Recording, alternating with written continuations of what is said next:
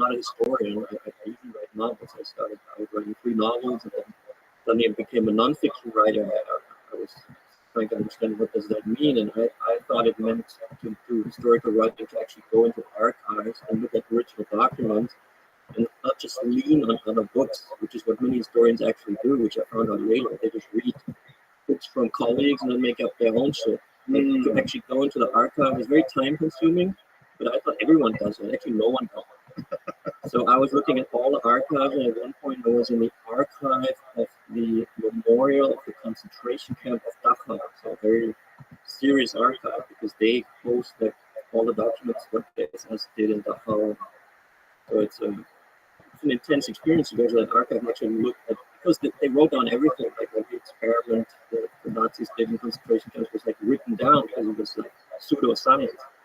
So I found documents while I was researching Blitz relating to tests with psychoactive substances, and that was not what I expected, because the Nazis have been enthusiastic about methamphetamine, but that was the first time I saw like something that related Nazis and psychedelics. And I thought that's quite strange. That's quite interesting, obviously.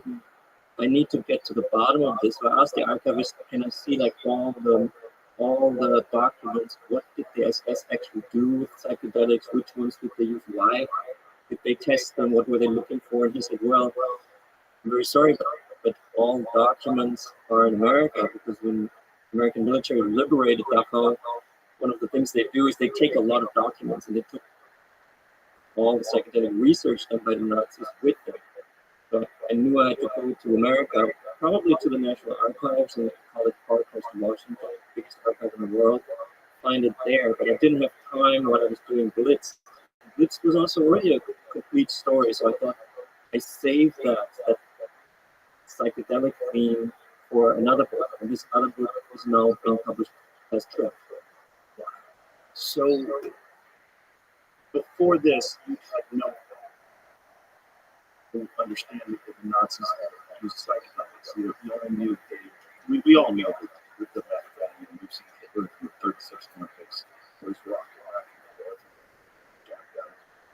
I mean, the joke about Blitz is that I was actually the first one to write about it. I mean, now we all know about it.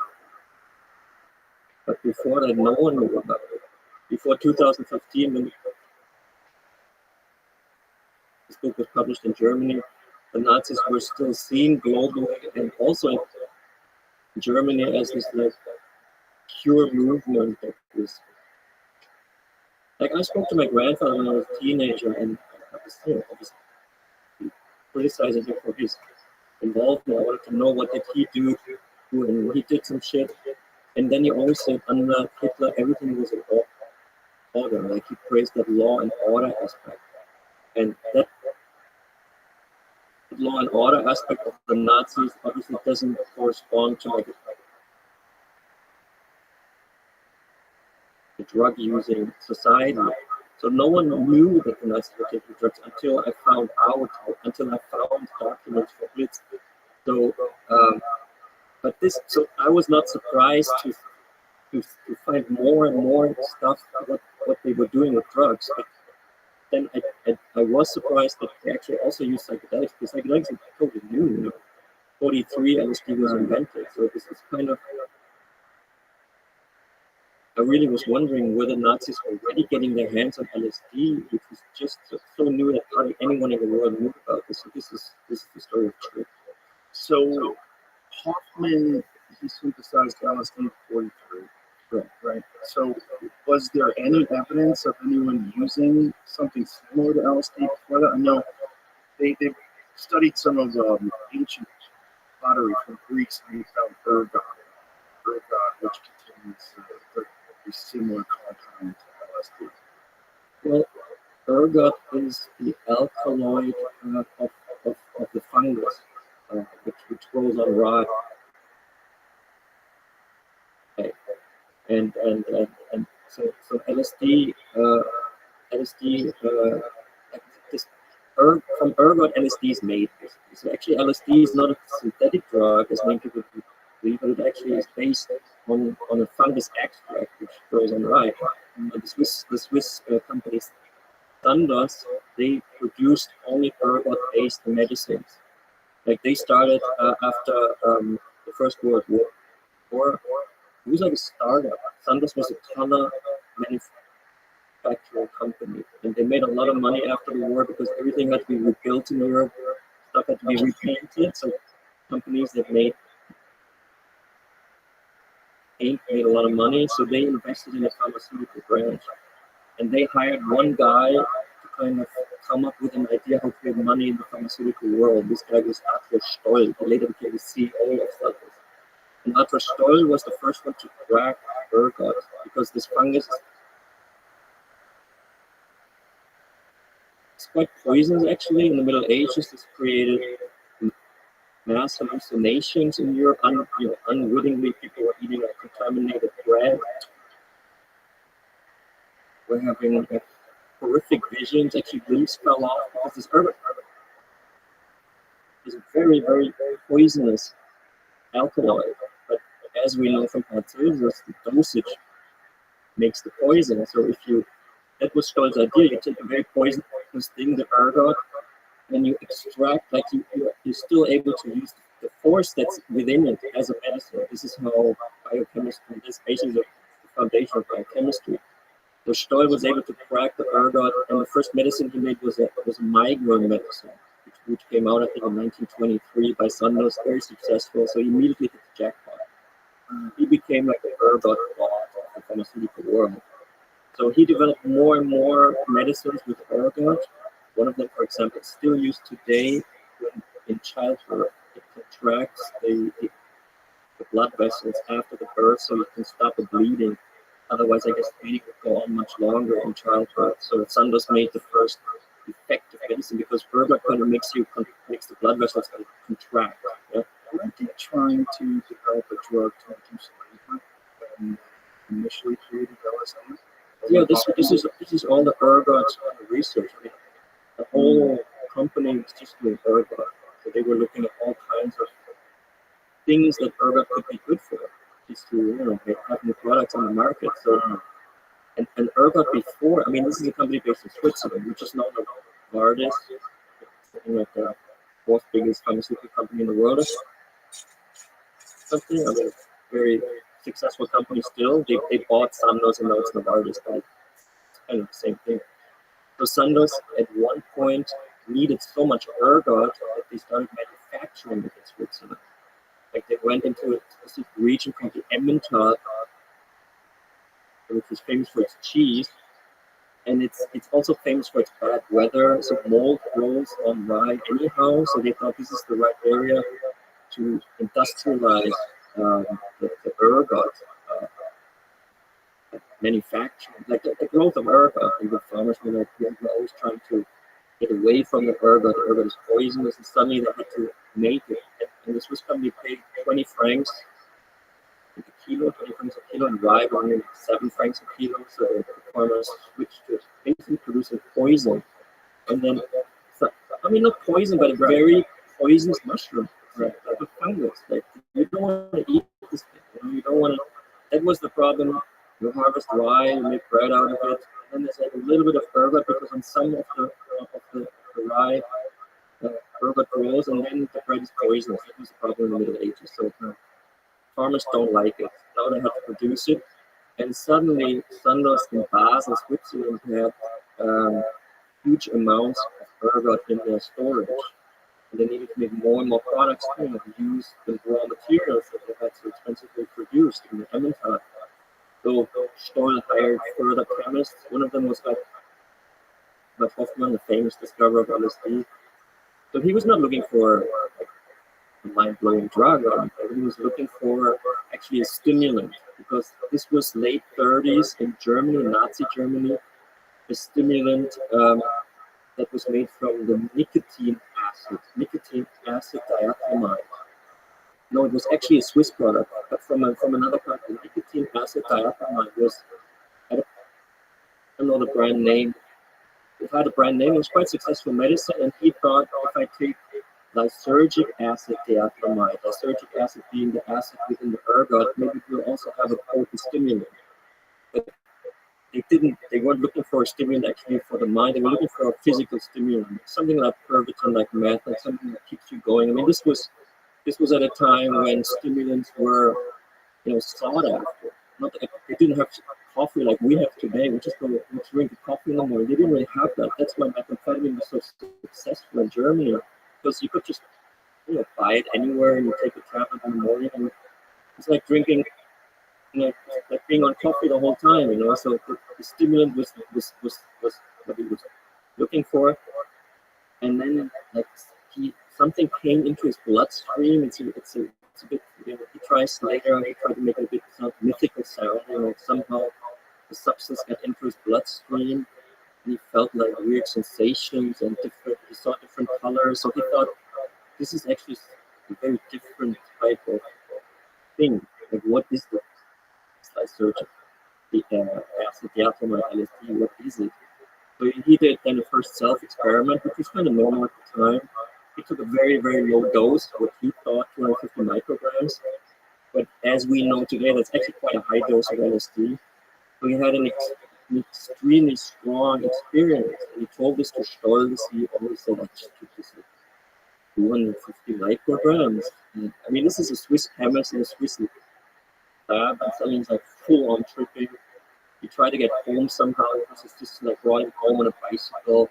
He was at his house and the walls started collapsing onto him. And the doctor came and said to his doctor, I think I'm going mad. I'm poisoned myself. I don't know what's going on.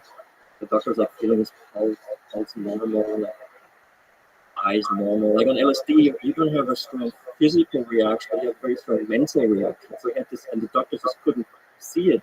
And before actually Hoffman had tested LSD on mice and Sanders, and the mice also didn't show anything because they didn't like run around excitedly. Like if you give the mice cocaine, or like you can see the difference. But if you give them LSD, you can't see it because you can't get into their mind. Maybe they don't even have a trip because they don't have a conscious like us. But certainly on humans, it works very potently. And so he communicated this with the CEO, and the CEO was like, I don't believe you. I think you made a mistake with the dosage, and they repeated it.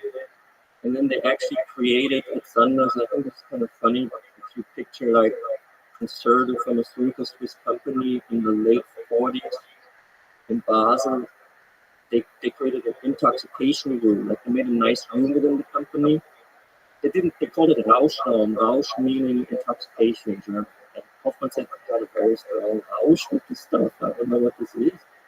So they invited like secretaries and bookkeepers and chemists and people working in the cafeteria. They all could come into this room and take LSD.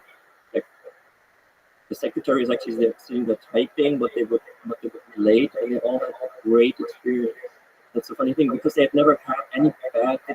Today, when we take LSD, we have so much discourse about LSD in our mind automatically. They didn't have that. They just took strangely named substances like LSD 25 or 50 micrograms.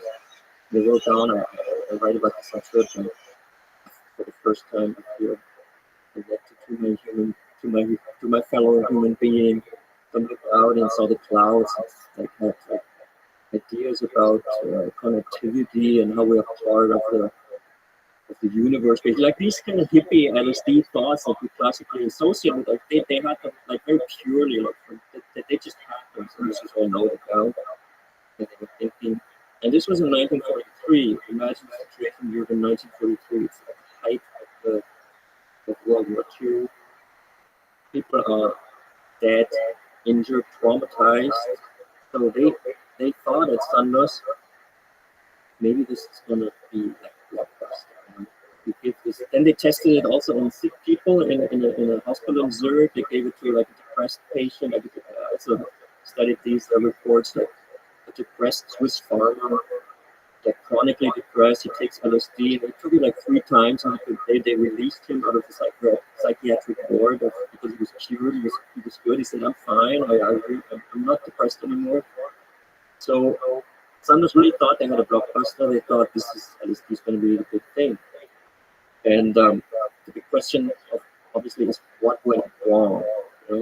that is what interested me in trip. What happened? Because also why I researched LSD, and I had been interested in LSD for a long time, but then I decided to write a book and I researched it, and I found a study by a company called Eleusis, which is an American company, their name referring obviously to the Greek ritual, and they had done low dosage tests with LSD on Alzheimer patients, and they found that the very same receptors that Alzheimer degenerates and kills, these receptors are being stimulated by LSD. So their study, which I then discussed with a leading Alzheimer researcher in Germany, he also was looking at this white paper.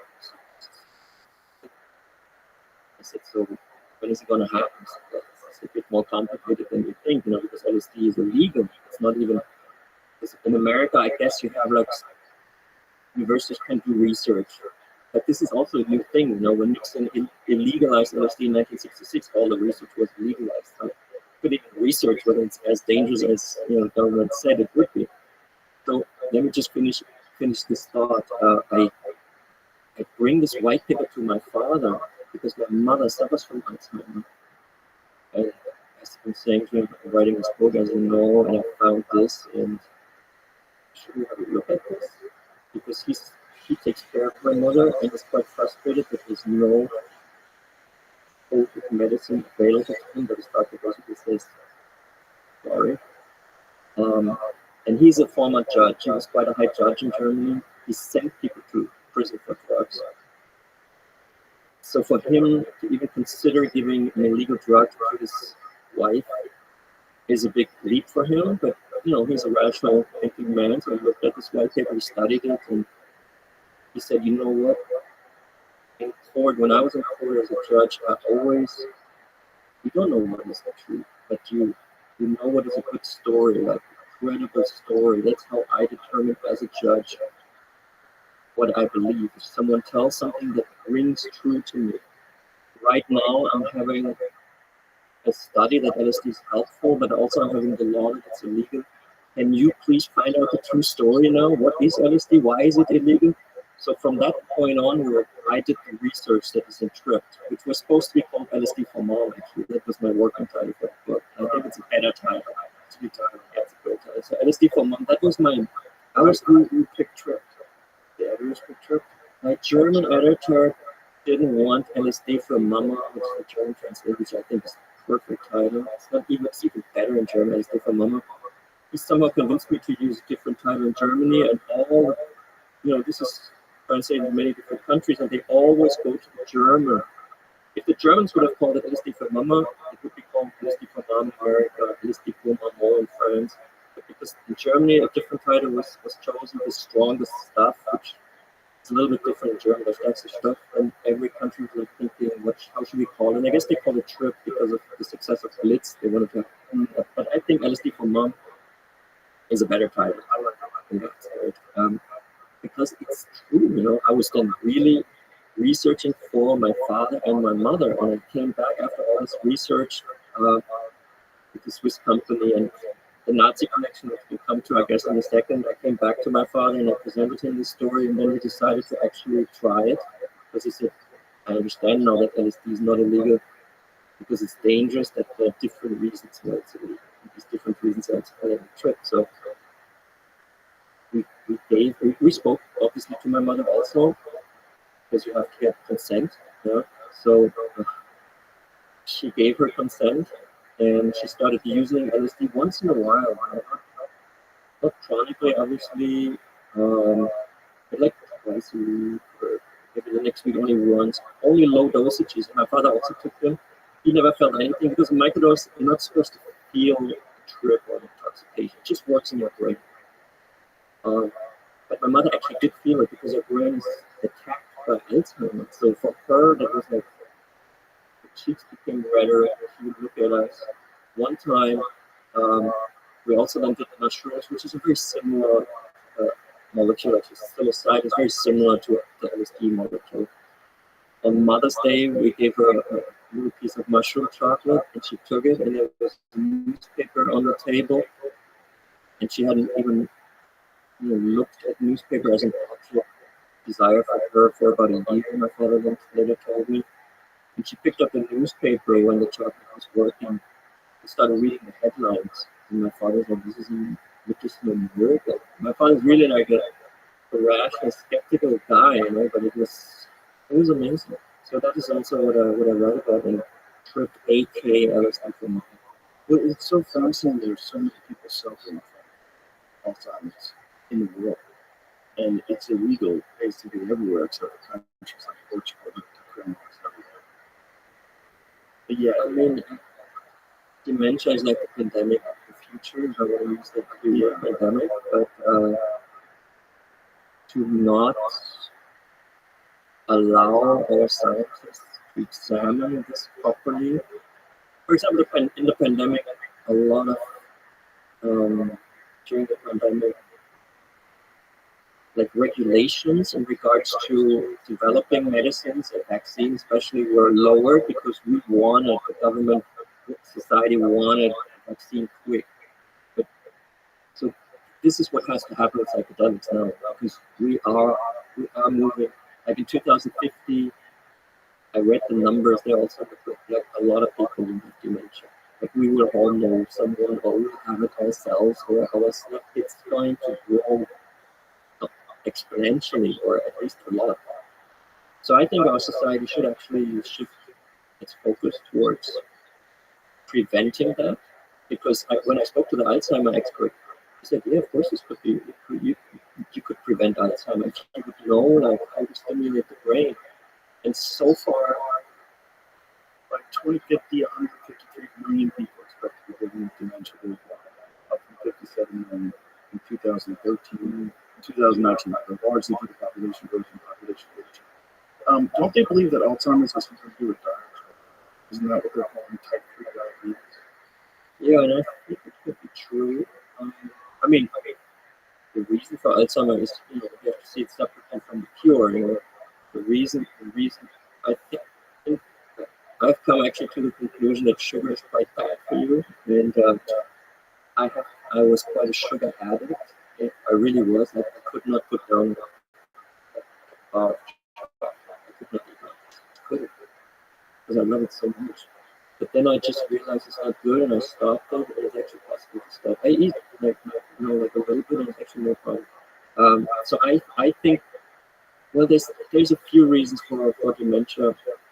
One is also um, the so-called neuroinflammation of the brain, and that could be caused obviously by sugar, by imbalances in the sugar diet, I think. And the inflammation of the brain, and that is scientifically proven, is being decreased if you take psychedelics. If you take psychedelics, every time you take psychedelics, your neuroinflammation goes down. So that is something that needs to be examined. Like maybe we should all take maybe once a week a low dosage of, let's say, LSD or psilocybin. Maybe we could prevent like 50% of dementia. I mean, I think it's quite plausible, and I think not to look into it is not very smart by society, because the costs of dementia, and human costs, my father suffers quite a bit. My mother, obviously, she has the disease, she suffers, family suffers. Someone in the family has Alzheimer's, the whole family suffers. And of course, our medical system is very expensive to treat dementia, like put them in homes and stuff. So I think we're making a big mistake by not examining it. Absolutely. Well, it's just a stunning amount of people we talk to all the, at least anecdotal evidence of positive benefits of some of these things, particularly with the microdose usage. Well, it's just not the focus of politicians. Like, to legalize drugs has not become a very popular meme among politicians in the 20th century. This is also what I examined in church. I kind of look at where did it actually start? Where does this prohibitionist approach come from? Because it's kind of weird. As a child, I watched Star Trek. It was a American TV show, even on German television. It's called Raumschiff Enterprise in German. That's Spaceship Enterprise. And I was always very touched by the beginning when they say, "All they go where no man has gone before." Like that was for me the American, like the Western philosophy. To always transcend where you are, and that is that totally contradicts our prohibitionist policies. Um, it's like a chemical wall that the government is setting up in our brain, saying like you can go this much with stimulating your brain, but you're not allowed to go further. Like you're not allowed to use LSD, which does stimulate the H2TA receptors. You're not. I think it's contradicts the Western philosophy, and actually also I think contradicts the idea of democracy, which I always was taught for. I grew up in a small town in West Germany, which was actually occupied by American forces, so I was very much connecting with American culture early on, and I always associate Western culture with freedom and transcendence and boldly going where no man has gone before. That is for me the strength of the West, and that is this is for example what Islam offers. Islam says you're not allowed to intoxicate.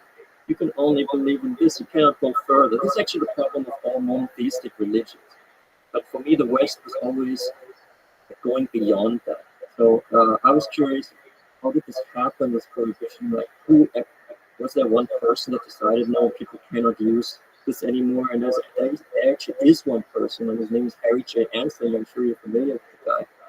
So I for this trip, I also went to the Harry J. Ansley archives at Penn State University, which was quite interesting because you can see in the archive, in the way that it smells and what he collected and the letters he wrote and the language he used.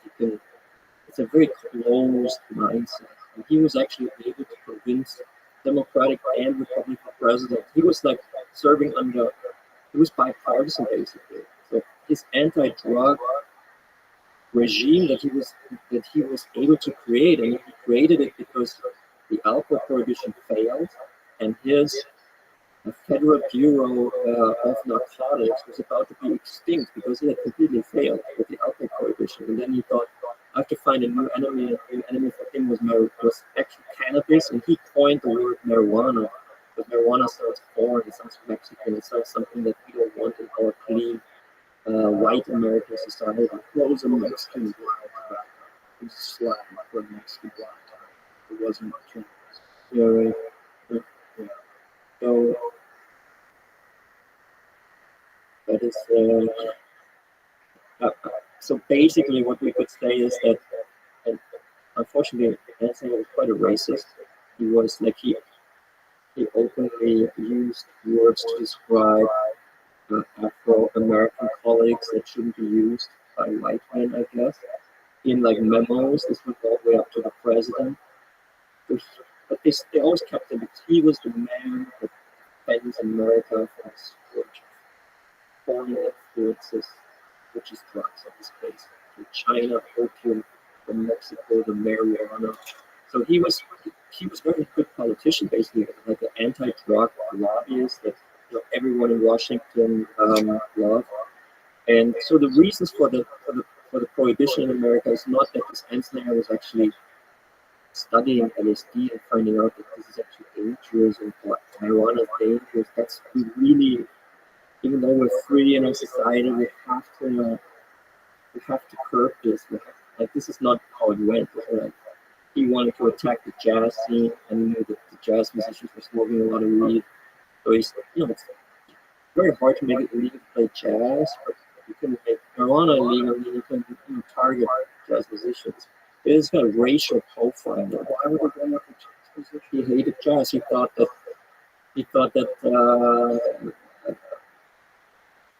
think I think it's a sexual thing actually. Because he actually said once, when black men smoke reefer, we think they're as good as white men when they're going to sleep with women or something like that. That was kind of the world that he was So was it living because the jazz musicians were on stage and Yeah, people they loved were them, cool. they were cool? And So they were only cool because they smoked the weed, that gave them that diabolical power over the audience. They get to move. So if you take the weed away from them, they're gonna be like boring people. So that guy really did a lot of damage in my mind to the American society. it's just funny years later we're still doing it. And also in conjunction with his union with William Randolph Hearst. Yeah. William Randolph Hearst, who had Hearst Publications, had a vested financial interest in keeping marijuana illegal or making marijuana illegal because of hemp, right? The story of the decorticator. Yeah, you talk about the root now. Decorticator was a device that was manufactured. It was created in the early 1930s, and it was on the cover of Popular Science magazine. And they called it hemp, the billion-dollar crop of the future. So because hemp was a very difficult plant to take the fiber and convert it into paper and convert it into textiles, things like that. They used slave labor for the most part until the cotton gin came along. When the cotton gin came along, it became more effective to use cotton than to use hemp. It was easier. Then in the early 1930s, they came out with the decorticator. The decorticator was this machine. See if we could get a version of it. So the decorticator allowed them to effectively, that's the decorticator. So this machine, they would run the hemp stalks through it, and it would break them down far more economically, much easier, more effectively than the way they would do it by hand previously. So hemp, the new billion-dollar crop. So hemp, so find the cover of that. So hemp was a far more effective paper. It's much more durable. But if you take hemp, break it to tear. In fact, the earliest drafts of the Declaration of Independence is a billion-dollar crop. So this was Popular Science magazine. And William Randolph Hearst didn't just own Hearst Publications, he also owned paper mills. So he had thousands and thousands of acres of trees and forests that they were converting into paper.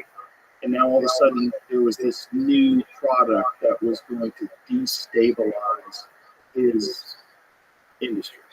And so, exactly. So when they made marijuana illegal, a lot of the people that were voting on it didn't even understand they were making cannabis. They didn't understand that it was the same thing. They didn't understand that it was the same literal textile that created cannabis. All the great works, like if you look at Leonardo da Vinci's paintings, it's on hemp, it's on canvas, it's on cannabis paper, it's on a very durable form of paper. Have you ever touched cannabis paper, hemp paper? It's crazy. It's really hard to tear. My friend Todd McCormick, he's a early grower in Los Angeles where marijuana was medically legal. We wound up going to jail because in federal court couldn't say that it was for medical purposes. They just prosecuted him based on the fact that he was a drug dealer instead of someone who was legally in the state of California growing medical marijuana. He had a stalk on his table of hemp. I don't know if you've ever felt a hemp stalk or picked one up. It is crazy. It's like just you pick it up. It feels like nothing, but it's hard, like oak. But it's not heavy. It's very strange. It's like an alien plant. Very, very weird. So that stuff converts incredibly to clothing. You can make building materials out of it. There's a thing called hempcrete that is this incredibly effective building material that you can make houses out of hemp. And it's incredibly sustainable because if you have an acre of trees, if you chop down that acre of trees and make paper out of it, it takes forever to grow enough trees in that acre to grow them to the point where you can harvest them and make paper out of them. Cannabis, if you're growing hemp, if you grow hemp stalks in the same field, you got new hemp in a few months. And now you have paper again. And so William Randolph Hearst demonized cannabis for the particular interest that he had with paper, with his paper mills, and to stop the hemp industry. I mean, they were quite close. Yeah. Anslinger and First. And in his publications, the word marijuana was for the first time Mm-hmm. publicized. So And with a they work racial hand in element to hand. it. They said that blacks and Mexicans were smoking this new drug and raping white people. Right. Right. And then the Reefer Madness movies, which are fantastic pieces of propaganda. They're absolutely hilarious. If you watch them today, especially knowing what we know about marijuana, like these people were just crazy. It was more meth like than it was, they were depicting, right? Absolutely. So Anslinger, 90 years ago, the propaganda that it pushed out into society, the way that infected people like a mind virus, the effects of that still today. When people find out that you have taken marijuana or that you regularly enjoy marijuana, people freak out. They're like, what are you doing? Oh my God, you're out there taking drugs. This person's on antidepressants, and they drink alcohol, smoke cigarettes, take Xanax. Like, there's sanctioned drugs that are far worse for you. It's not a drug-free society. Yeah, I talked about this sugar thing that I stopped. And that actually made me realize that we as humans take drugs every day. Like every human takes drugs every day. I'm drinking coffee, I was little nicotine pouches. Yeah. Which is interesting, that we don't acknowledge that. We think, like, people who are against drugs, they kind of vote, they kind of say we stand for a sober society, but it never is a sober society. No. We just have some legalized drugs and some drugs that are illegalized. My friends that are in Alcoholics Anonymous, they drink cigarettes, drink coffee, smoke cigarettes. They're all doing a drug. They're just doing a drug that doesn't completely destroy their life. I mean, I thought about this having written Lipscomb trip both on drugs and history. I'm now trying to come up with a larger narrative. And I mean, in your podcast, a lot has been talked about this kind of hate theory, right? Yes.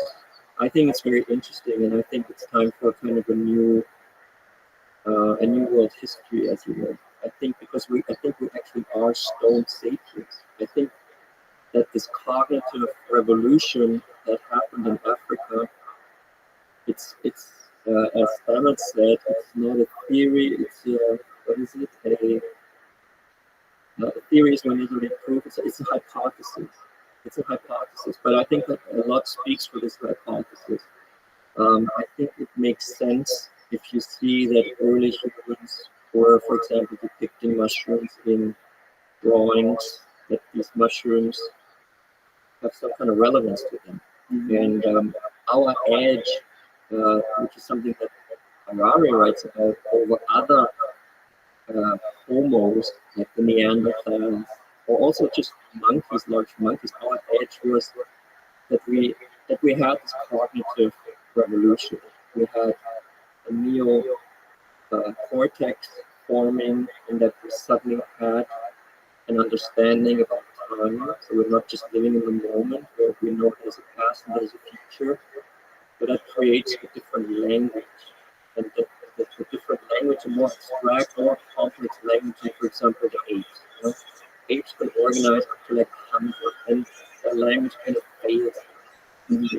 But humans suddenly, not suddenly, I mean, this is over long periods of time, but develop a language that enabled them to form larger groups. That's how they became dominant, also dominant over other Homo species like the Neanderthals. And we know today that they had these plants at their availability, so it makes sense to imagine that actually we found, maybe it was a mushroom, maybe it was iboga, which is something still used in African societies, which now is not yet being examined as a new psychoactive drug. It could be a mixture, or some groups could have had this, others could have had that, but it seems to be pretty clear that like the founding moment of our race is actually this transcendence. Like suddenly we realize this moment where I'm in is not all, there's more. Like there's a future, there's a past. That is what transcendence is. So we are basically, that's why I call our species we're stone sapiens. Like we were stone from the start. So drugs, which transferred into language, into also music, into rituals, because we wanted to keep the drug also secret from others who were not, from ape or Neanderthal. So rituals, they start existing, like a person who kind of has the drugs and hands them out. So this is at the beginning of our race, I think. And we were so powerful because we could develop a larger language than the ape could only organize up until 100. And now we have the problem, we poor stuffed sapiens, that we have created global problems, but we don't have a global narrative. Like we're falling into the Western camp with China. We don't have a global narrative. Like our narrative usually stops within the national context. Like there's the American narrative, there's the Western narrative, which also includes Europe. There's a German narrative, but there's no human global narrative. And that's what I tend to change with my book Stone Sapiens, which will be the next book and kind of conclude the trilogy of these, like how drugs and humans kind of symbiotic. Well, there's for lack of a better term, there's a consciousness that exists in mushrooms. There's something that you interact with, and we don't necessarily understand what's going on. But if you could imagine a lower primate interacting with a higher consciousness on a regular basis, and then adapting. This is the theory why the human brain size doubled over a period of 2 million years. And if you ever listen to Dennis McKenna describe this, Dennis McKenna describes it brilliantly because he's an actual scientist. And the way he explains the effects of psilocybin, the effects it would have on the mind in terms of developing language and just expanding our creativity, expanding our ability to see things. It makes better edge detection, makes you have better visual acuity, makes them more horny. They're more likely to breed, more community. There's also this potential for a type of, for lack of a better term, a type of mind. There's a type of consciousness expanding energy that happens that it seems to be connected in a way that we can't measure, where human beings interact with each other without words. Telepathy was exactly what they when they first found harmony. When they found some certain trees that were part of the components of ayahuasca, they tried to call it telepathy. But due to the rules of scientific nomenclature, that substance had already been identified. But the researchers that were taking this, we are experiencing these telepathic melts. There's something that's going on with these things, and we want to get to the bottom of it. Let's call it telepathy because it imparts a type of telepathy. Well, for sure, I became very interested in that question that you just articulated. What actually happens in the brain?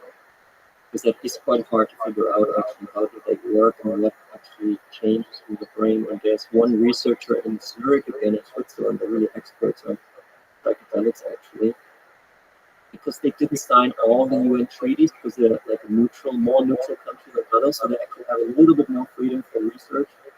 And there is a professor called Franz Vollenweider at the University in Zurich, and he was able to start in the early 90s, giving his patients psilocybin and LSD and DMT, and then he put them in, like, examined their brains in brain scanners and imaging, like high-tech imaging technology, and he found that actually that you can actually measure, or you can see the changes that happen in psychedelics. And what happens is that the so-called default mode network, that's a term that brain scientists use to describe what Freud would just would call the ego, like the center in our brain, like the boss in our brain, like the guy, I guess it would be, would have been in our brain that like says, no, I'm on the Joe Rogan podcast, and everything's cool, and I'm a writer, whatever, and you like this is like we have always this controlling force within us. Otherwise, we would go basically insane. Like, what's going on here? This is cool. Am I in danger?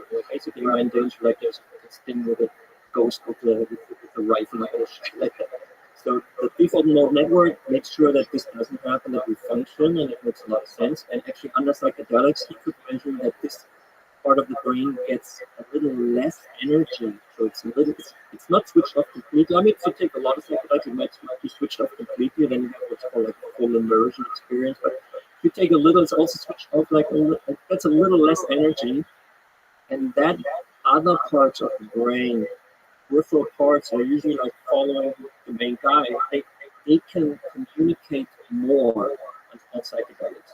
So what happens in your brain is actually a change in the brain chemistry. And what also happens is what is called the neuroplasticity is enhanced. Neuroplasticity is the term for basically the brain is not obviously like a fixed, like non-moving object like a fist or something. It's constantly kind of moving, you know. And neuroplasticity describes that ability to constantly adapt to the situation, be flexible, make new connections. That's neuroplasticity. And he could also measure that neuroplasticity is enhanced when you take psychedelics. That's why also it could become dangerous if it's enhanced too quickly and you're not experienced. You're not Joe Rogan experience. So we're all experienced. I hope you have an experienced audience. But if you're unexperienced, that could be too much. Then the stimulation of your brain or the change or disruption of your day-to-day way of thinking could be overwhelming. But if you handle it properly, it's actually that is I guess what's the beneficial aspect of the psychedelic experience. You enhance neuroplasticity in a way. I don't know if becoming smarter is the right term, because what is smart, what's intelligence, but it's the fact that neuroplasticity is enhanced, and because of this, kind of orthodox thought forms, like depressed people always think the same thing. Depression is a loop or loops in your brain, always this thing. LSD, especially psilocybin, they disrupt that, because other parts of the brain suddenly come into play, and the default mode network, which has this disease of depression, suddenly is not they're calling the shots anymore. That's why psychedelics have proven effective against depression. The first study that showed this clinical study was done in 2015, actually in America, Johns Hopkins University, that psilocybin helps against very severe depression and nothing else helps. So we know a little bit about what happens in the brain, but obviously the brain is still a black box. That's why so many scientists, when LSD came out in the late 40s and early 50s, especially in America, were enthusiastic. They thought finally we have a tool with which we can shine like a torch shining into the black box of the brain, because it works in such small quantities. There was actually a lot of hope in the beginning. That original enthusiasm by Sanders that I talked about, when they thought we have a game changer, we have a blockbuster, that everyone will become, will heal from LSD. That many scientists actually believe that. And the interesting question is, and we're like making a long circle of what went wrong. Why wasn't it developed into a medicine that you can get at your dispensary, like you can get cannabis products now, for example, in the state of California? Why? You can get them here too, which is good. Okay? You get them here, like I said, there's like different deltas. So we can get legal cannabis. Society is still very insecure when it comes to drugs, because we have been bombarded with the drugs are horrifically dangerous. This propaganda. When I was in high school, this is your brain on drugs. It was just say no. That's really. Everyone was just saying no. I was also in America, actually, in high school. I graduated from Flint Powers Catholic High School in Michigan, class of 88. And I had been taught, because I was sent from Germany and like a German exchange student, I was taught before, don't mix with the drug people. There will be drug people at the high school, and they will approach you and they will try to draw you, and then you won't get out again. And I wouldn't believe them. I mean, I was like, well, there 17. are people like that. It is true. Sure. If you fall into the opiate crowd, if you fall into a crowd of people that are weed, right? Well, weeds are very different, but the problem is the blanket term, right? The blanket term of drugs. Yeah, that's a big problem. Yeah, But also, if you fall into Like the a main no-brainer. crowd in high school, it's very possible that you'll fall into a crowd of ne'er-do-wells who will ruin their lives, and they just get high all day and they wake and bake, and if they abuse it. Just like you can abuse sugar, right? Just like you can abuse alcohol. I actually think that cannabis is a dangerous drug because it is quite addictive. Yeah, it Um, can be. Unlike LSD, LSD is not addictive. LSD is actually when like the guy who invented AA, he himself had made an LSD therapy and got away from alcohol using LSD, and he wanted to incorporate LSD therapy into the AA program, and then didn't do it because I guess there was pressure or whatever. We'll come to the pressure in a second. Um, so LSD is actually non-addictive drug. That's, for example, in Germany now we legalized cannabis. It's legal everywhere in the country. I think they should legalize LSD in that country. Cannabis is actually harder to use. I think it should be legal. You know, I think it's good that it's legal, but I think it's a little bit of a more problematic drug actually to legalize because it's also so easy to use. But to legalize LSD, which is like, I think it should be legalized all over the globe because I think it's a brain field. That's what I think after studying it, you know. But saying this sounds like completely outrageous, you know. LSD, like so many people are afraid of it. So I hope with Trip to take a little bit of the edge out, you know, to actually show where it comes from. And I would like to tell that story where it comes from. Yeah, from LSDs. Because that's the core story. Because when I had found these SS records that they had used, because you asked before, was there another psychedelic substance? Yes, there was mescaline. Mescaline was already kind of investigated by scientists since the 20s. There was a German scientist called Behringer. He was at the University of Heidelberg and he was really into mescaline and he was like doing it with his students, making tests on how does it change consciousness and what happens. So he was basically one of the pioneers of psychedelic research, you could say. So the Nazis knew about mescaline, and the Nazis wanted to find the truth drug. Hitler was a paranoid person. He always thought, it's actually true, that people are conspiring against him. There were quite a lot of assassination attempts on his life. He survived them all. But there were a lot of people who didn't like him. I mean, Germany was a totalitarian dictatorship, and most people supported Hitler, but there were also people who did not. You know, there were people in the resistance, even within, you know, the army, who thought he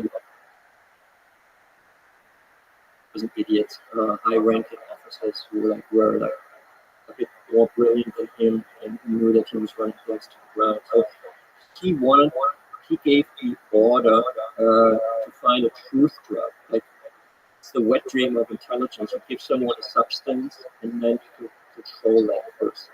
You can extract secrets from that person.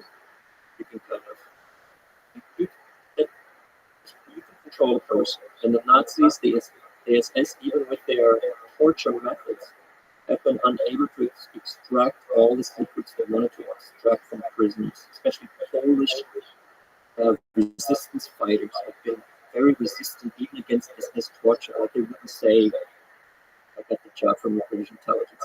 You know, they just really talk, even when you tortured them. So Hitler wanted this drug that would solve this problem.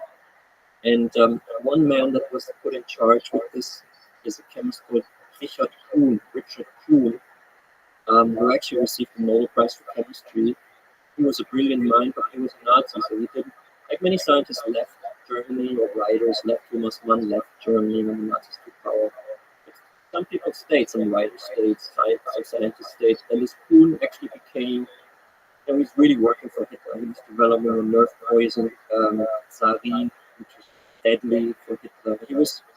And if you work for Hitler as a scientist, obviously you got all the grants you need, the money you needed.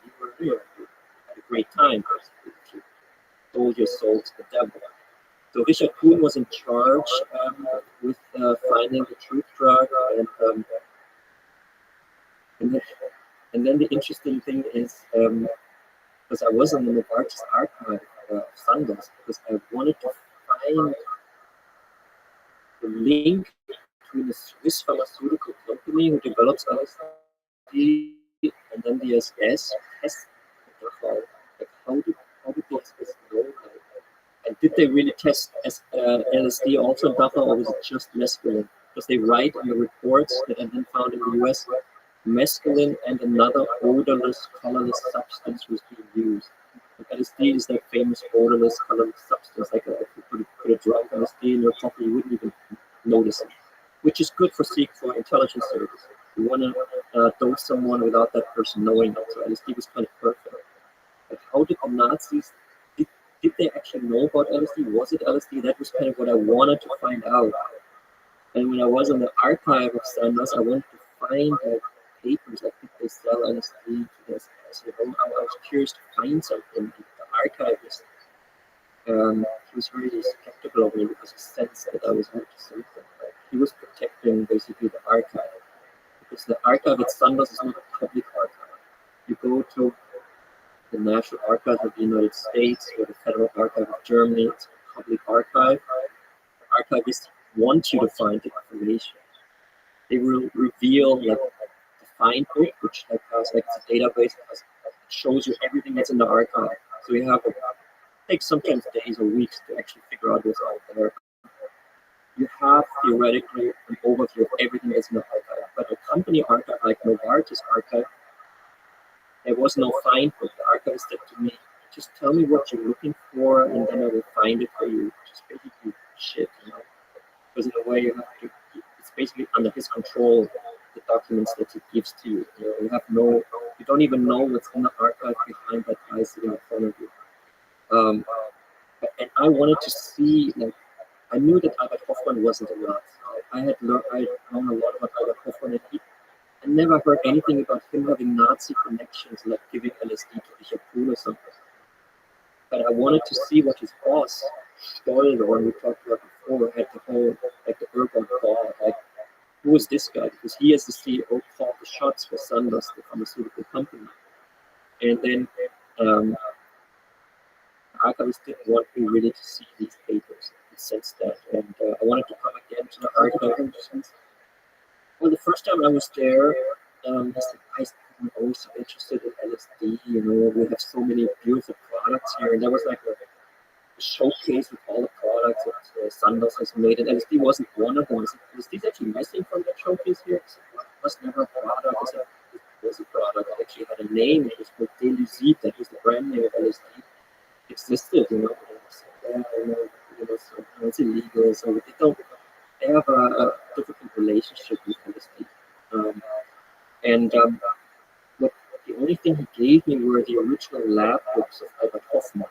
And it's very easy to flare, like it stuns you. Like, if you're interested in LSD, you see like the original lab book, you see like his handwriting when he for the first time takes LSD, and then it's handwriting like can't hold the pen anymore, and you see like this line on the page. That's exciting, But it's not new, People have seen that before. But so he kind of tricks you into like, you see that, you say, oh great, thank you, bye-bye, you go home. Then I was in the Swiss mountain. I was actually visiting a scientist that had researched this herb of producing in the Emmentaler. This guy on the mountain who showed me the former fields of Sandoz. And then I had the idea, I must go back to the archive and look at the papers of the CEO, because the CEO calls the shots. Why was the CEO able to turn this potential game changer into a lucrative medicine? What went wrong was probably on the CEO level of the company, not on the chemist level of the company. So I wrote an email to the archivist saying, I'm going to come back tomorrow and I want to look at the papers of the CEO. And then he wrote back to me, well, sorry, tomorrow I have too much work. I cannot come anymore, kind of like that. But I just showed up. I just showed up at the archive, open, and said, well, here, I don't have any time. And I said, well, I'm here, it's an archive, I can use it. And then I was sitting there and I was thinking, what can I do? And actually, at the time, I had some LSD with me because I was already getting it from my mother. I had it with me, and I said to him, somebody had an idea. I said to him, have you ever actually seen LSD? And he's like, in the Swiss, I was like, no, it's legal, I have not seen it. And I asked him, do you want to see it? He said, sure, I would like to see it. But where could I see it? No one has it anymore. And I said, well, here you go. This is LSD. And he's like, studying it. Quite interested. Like suddenly became interested. Like, oh, this is actually LSD. That's how it looks.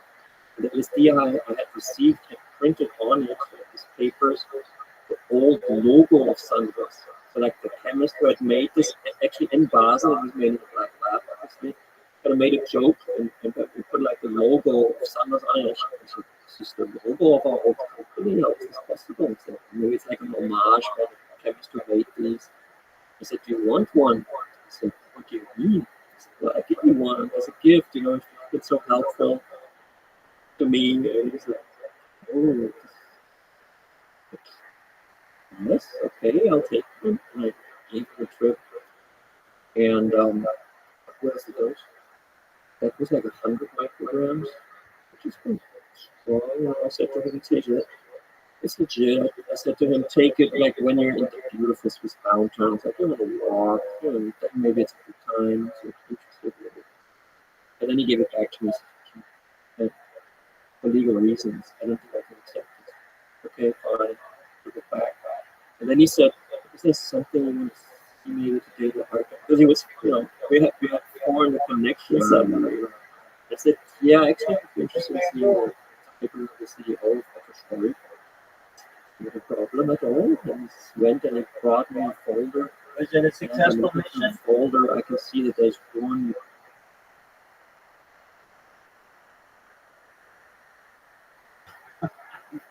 Wow. I thought I could guess.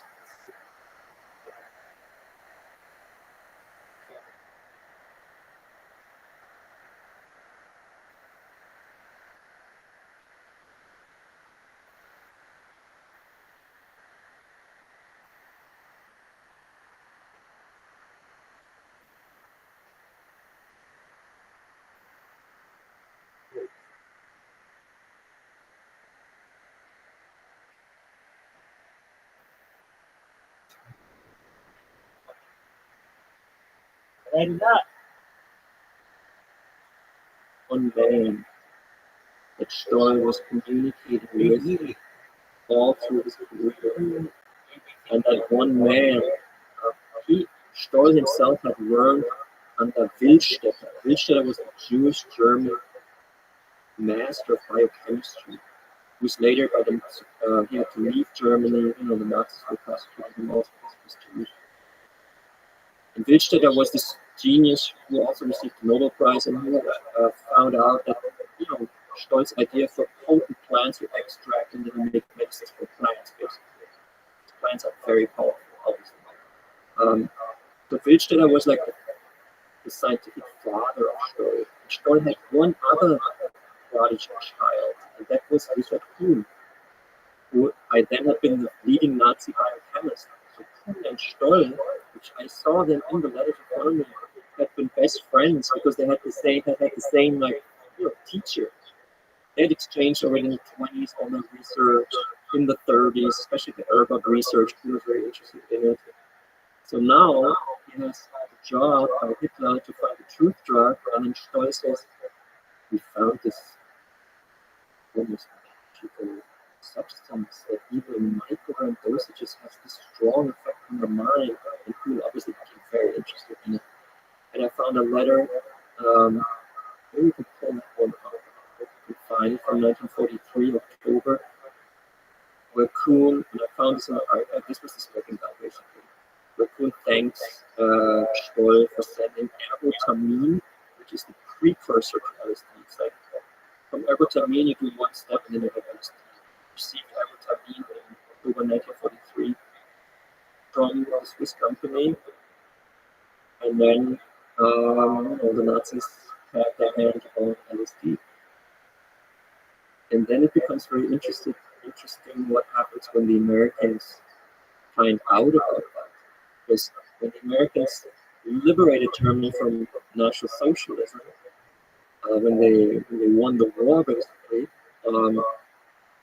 certain units had attached to them the so-called ALSOS unit, ALSOS. And the ALSOS unit was responsible for finding German nuclear scientists, interviewing them about their research for the nuclear bomb in Nazi Germany. Because Nazi Germany was also trying to develop a nuclear weapon.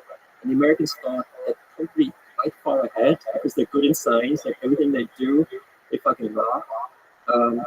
Which in this case actually probably wasn't true. I don't think the Nazis were so advanced. It's still a bit obscure, like how far the Nazis really were with nuclear technology.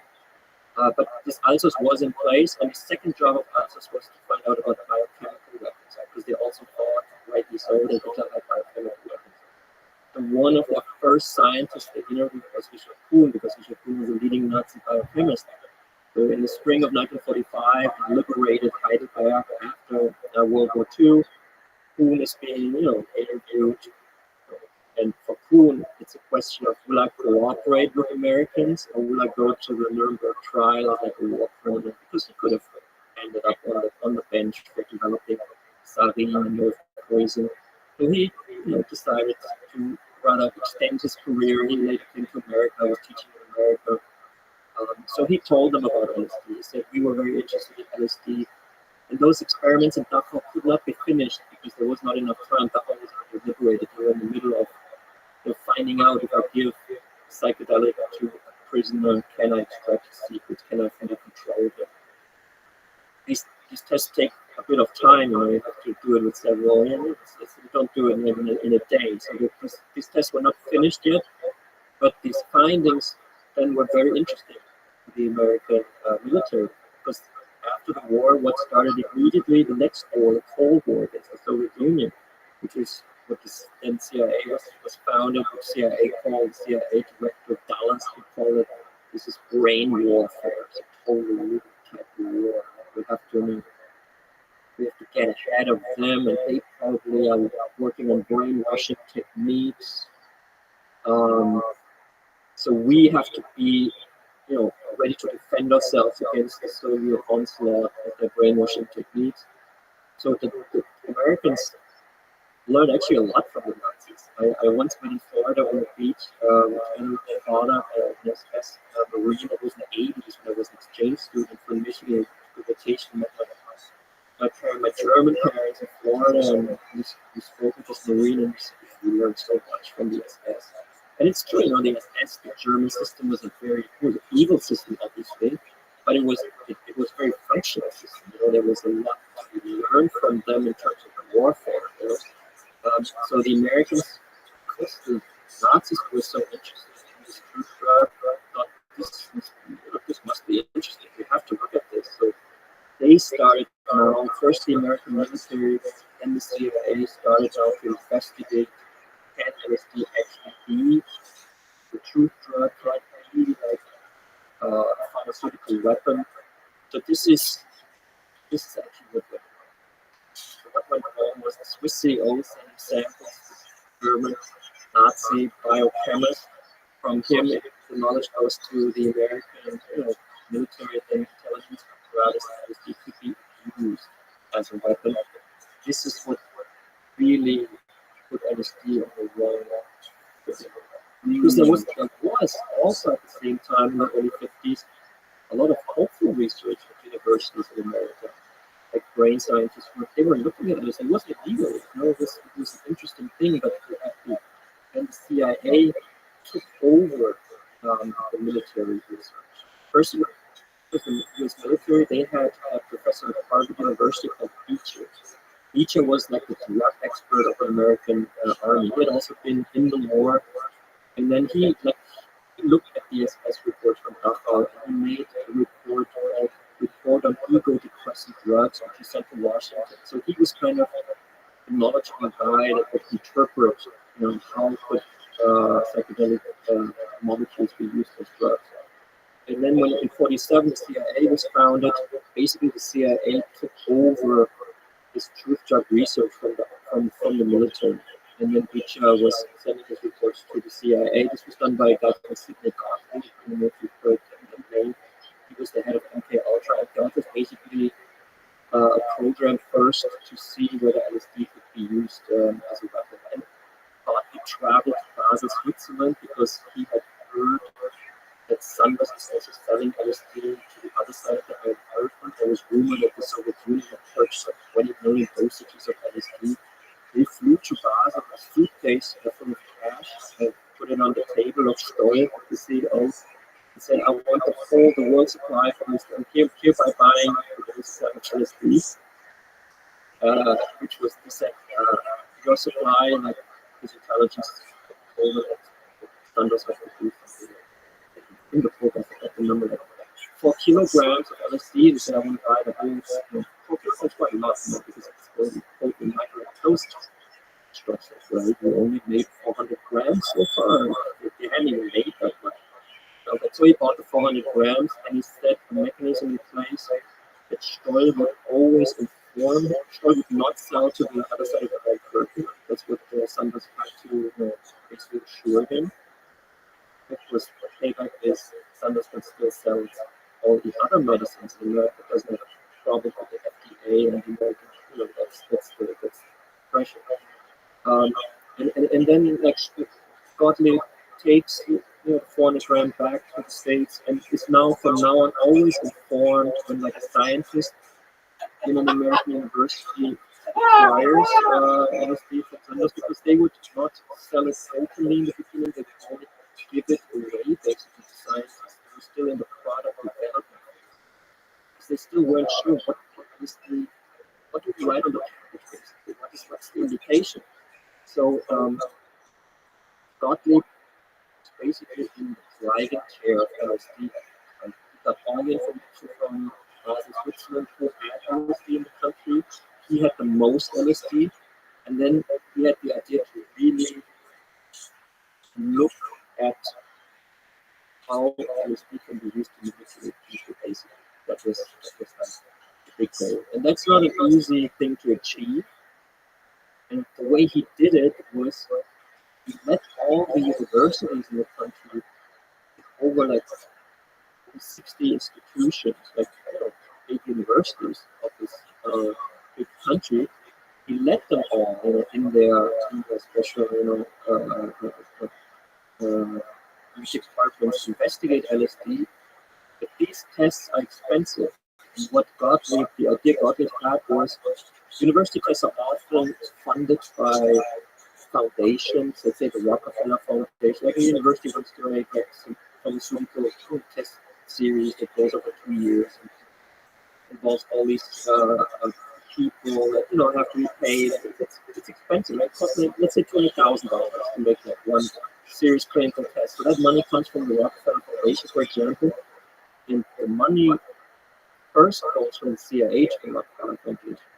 So he used not only the Rothschild Foundation, but also the Rockefeller Foundation, but other foundations as like go-between. So he gave them money, and they would finance research done in universities, which are supposed to be, I guess, neutral, like just trying to figure out like what is science.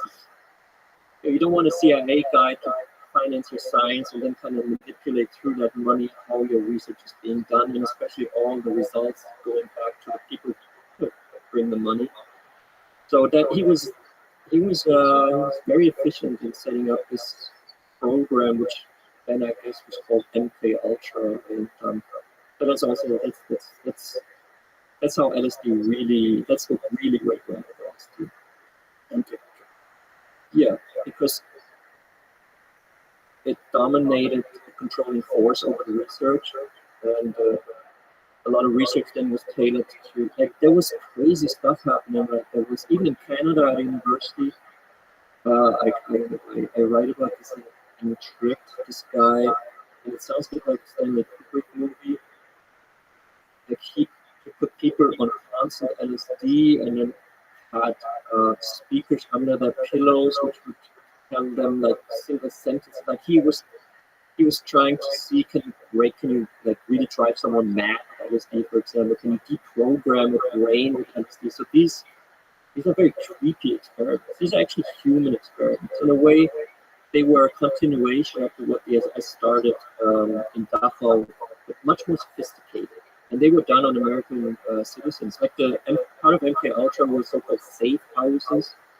The safe houses, there was one in the West Village in Manhattan, one on Telegraph Hill in San Francisco. And in these safe houses, people would be approached on the street or in bars in Manhattan, and invited to like a party, a couple of times to like have booze and and it was like a cool apartment, and but there was one large mirror, and behind the mirror set up an operative who was filming and listening in and recording, and then they checked like what happens to a person if they receive unwittingly dosage of LSD. So this quite unethical work. Interesting. They also do operation in Yeah, that's a telegraph.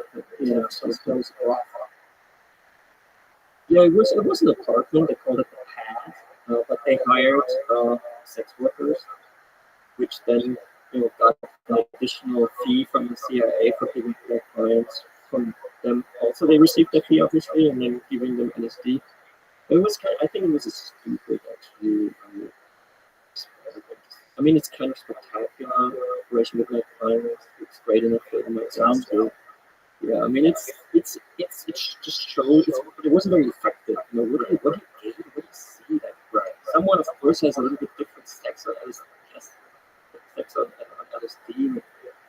It's kind of stupid. It never led anywhere. Basically, they got it wasted a lot of tax money, and it brought a lot of suffering to people who were subjected to these unethical tests, and it had no results. It's definitely not a good thing that they did. But if you put your mind into their perspective and trying to understand the effects of these drugs, they probably had limited resources.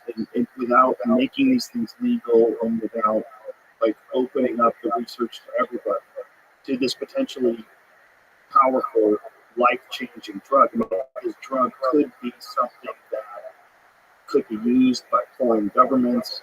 It could be used against us. So they're probably very secretive in their approach. I mean, we kind of had the benefit of 2020 hindsight because we're looking back. I mean, yes, it was a Cold War, and I think that they really believed that these threats from the Soviet Union, and there were threats from the Soviet Union, and brainwashing is a specialty of communism. So it's clear that they want to be. From his perspective, it makes sense. But it didn't help LSD to become a medicine because that was a time when there were no antidepressants yet developed, no antipsychotics. So I think LSD would have had a chance to actually become a very helpful medicine instead of being kind of an unhelpful weapon. It's never worked as a weapon. So Right. No, it's definitely unhelpful what they did. And I understand, but it went the wrong way, but it was also indicative of the kind of control that those people wanted over society and population, especially coming after World War II. There's a whole new order in the world. The United States emerges victorious, and then there's this clamoring for trying to figure out, okay, what is the enemy up to? What are these powerful tools that could be used against us? And some of them could be mind control. I mean, this is obviously at a time where Red Scare, right, the McCarthy era, they're worried about communism infiltrating our society.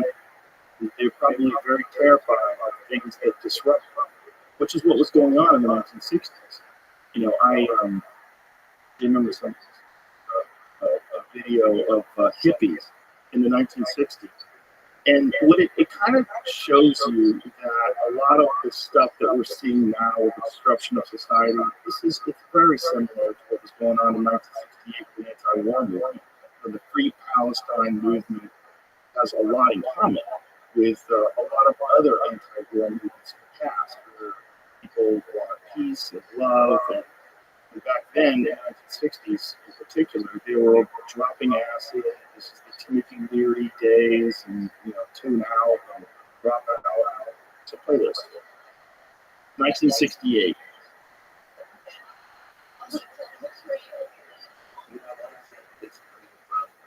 very rich classes.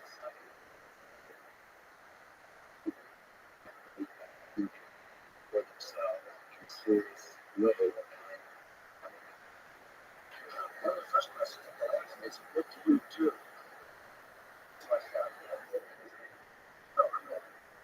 You work with life.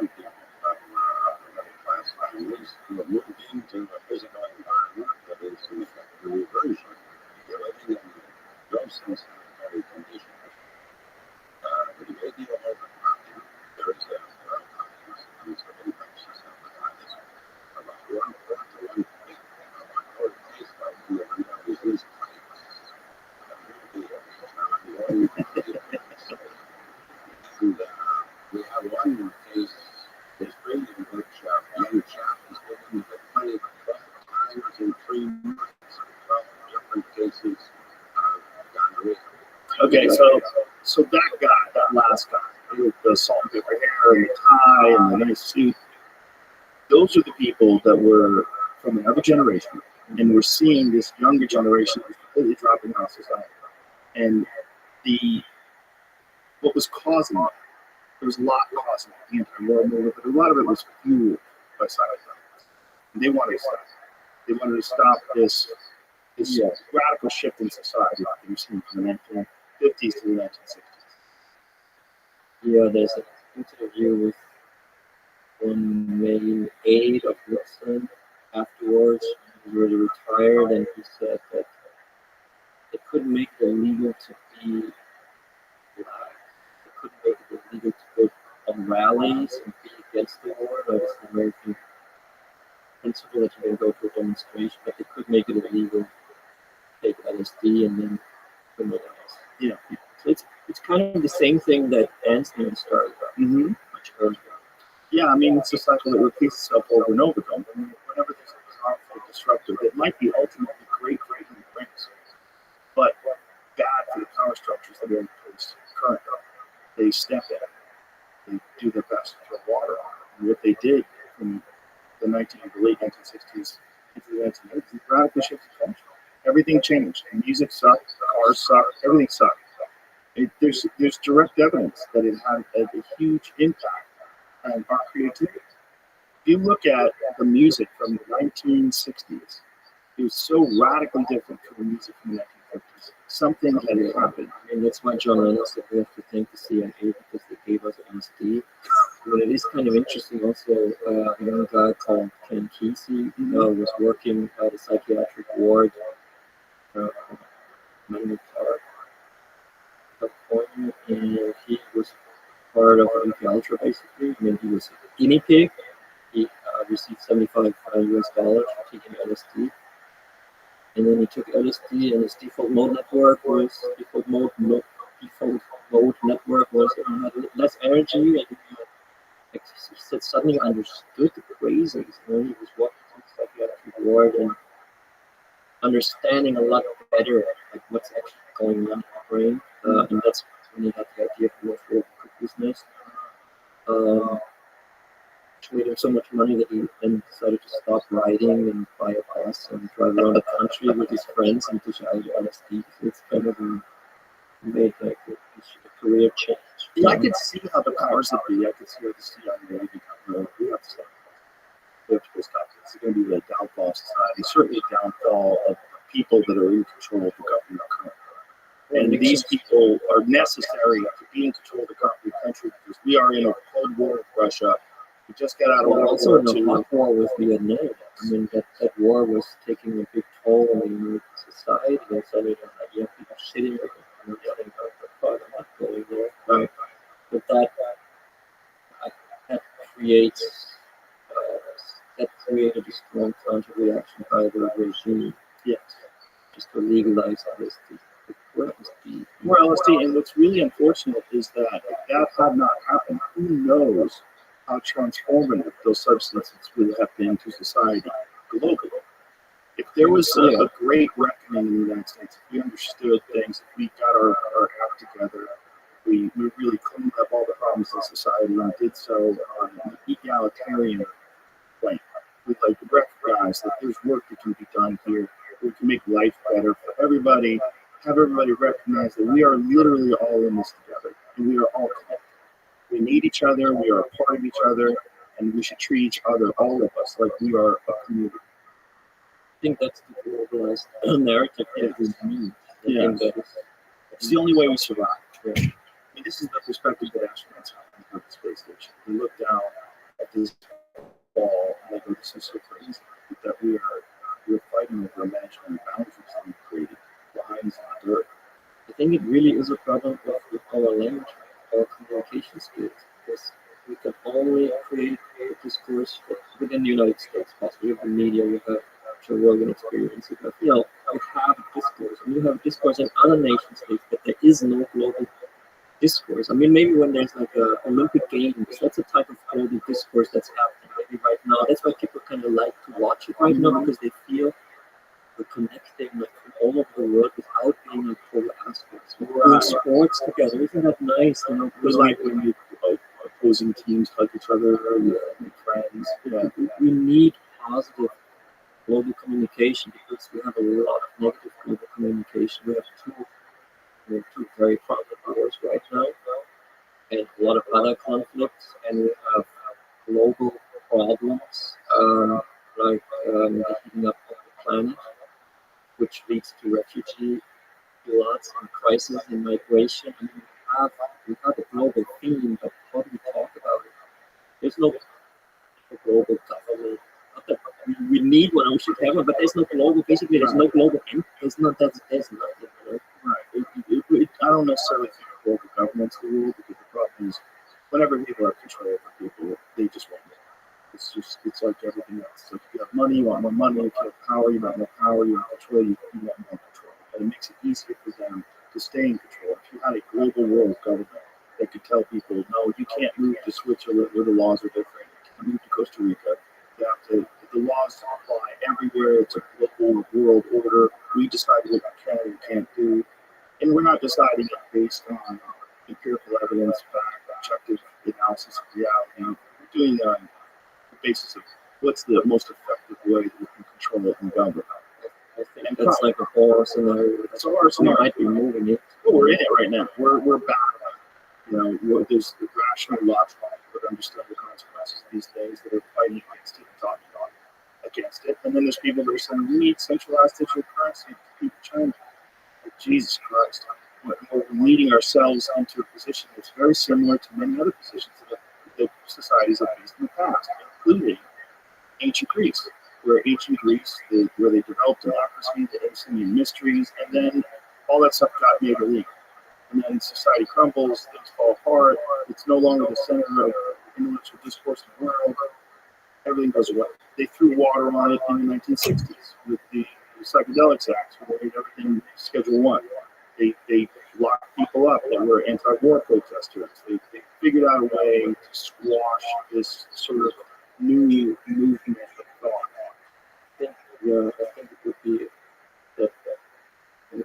a step into the future. Psychedelics would be legal and kind of look more towards, you know, because the psychedelics, like you said before, and humans are about transcendence.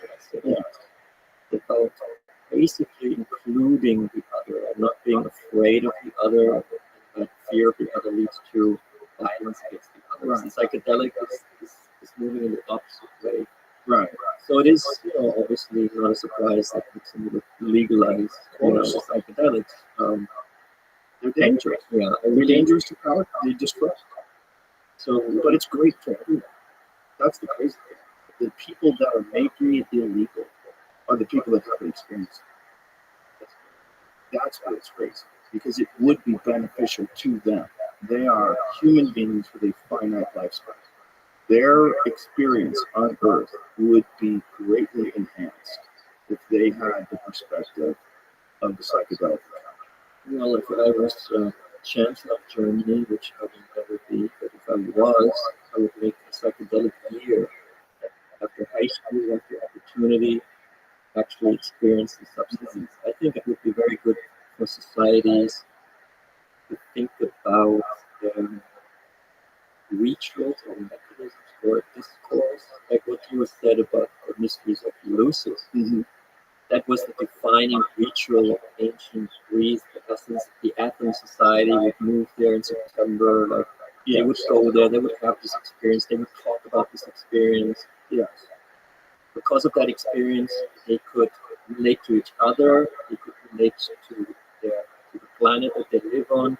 So that was a very healthy thing. And we today, because it's illegal, we don't have this. I don't know what. I mean, some things like Burning Man obviously are like attempts to create like ritualistic spaces. And I've never been there, and I heard it's kind of stupid because it's so expensive and kind of elitist. I don't know if that's true, but basically we need something. We need something. We need a legitimate structure because there's also a thing that is described called spiritual narcissism, where you you start doing these things and you think that you have all the answers, and then you have people that are the ones who speak to these groups of people, and they have all the knowledge, and we're all in this together. It's essentially a cult.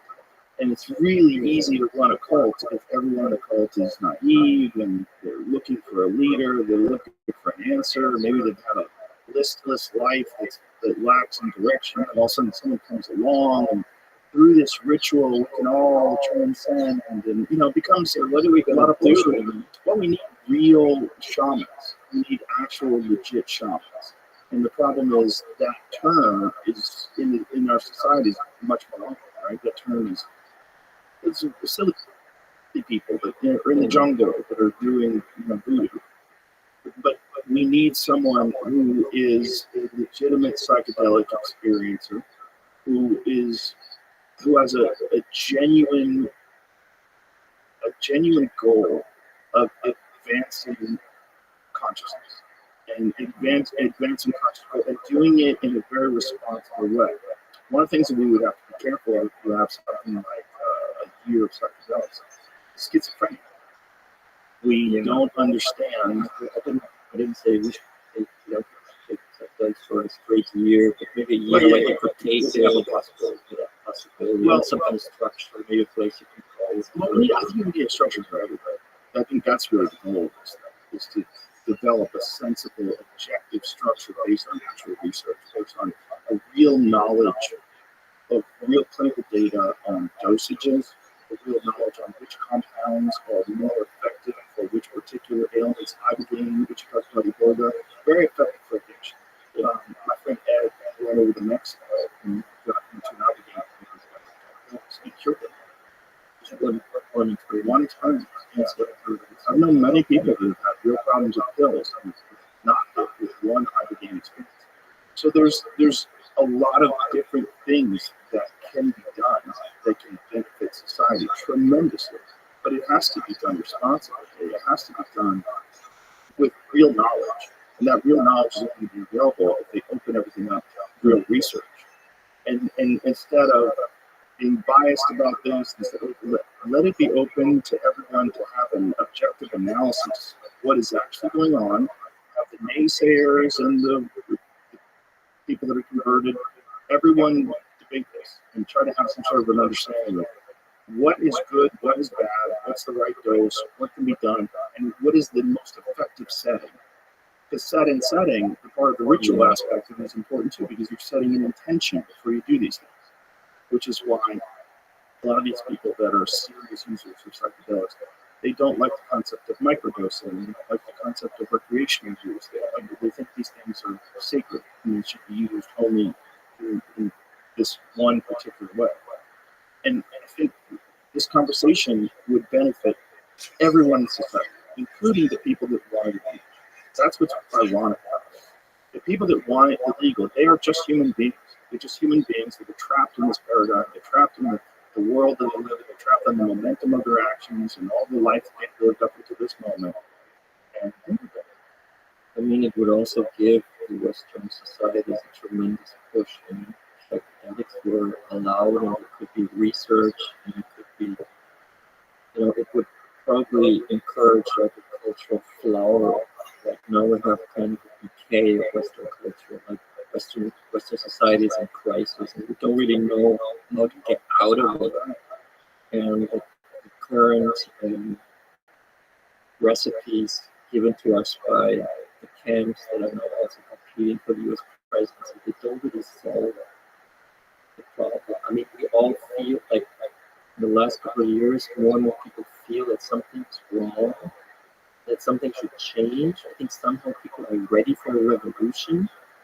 But no one knows exactly what kind of revolution it should be. So people who tapped into that are quite successful, even though they might not even provide what is actually needed to have that change. But we do need a change on a national level in Germany, in America, and other countries, as well as on a global level.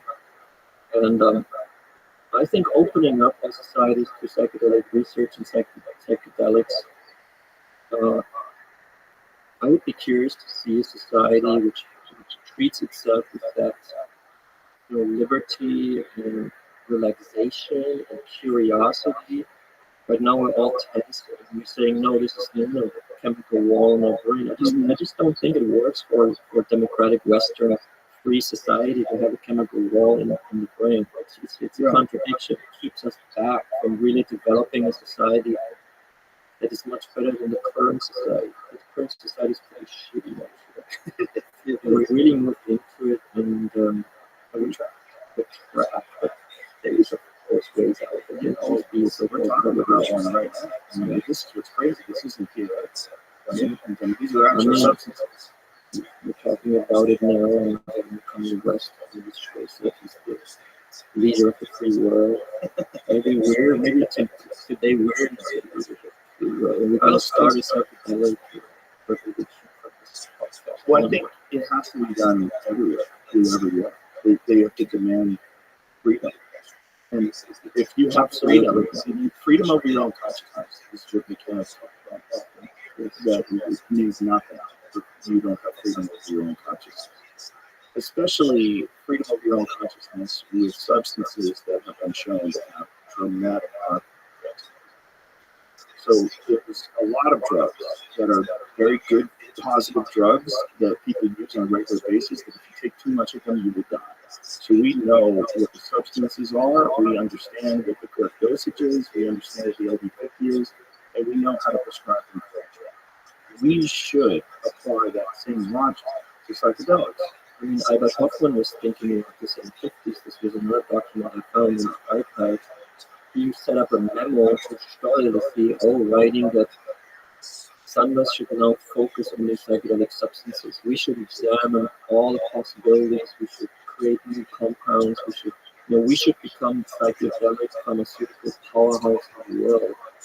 And that idea is really a great idea. It is great. And Steuer just said, because he had been visited by Sydney Bartlett, don't do. Well, it's guys like that guy in the suit and tie with the salt and pepper hair. It's no nonsense, Republican, right brain, controlling. I think it's also, these guys are a little bit of the past.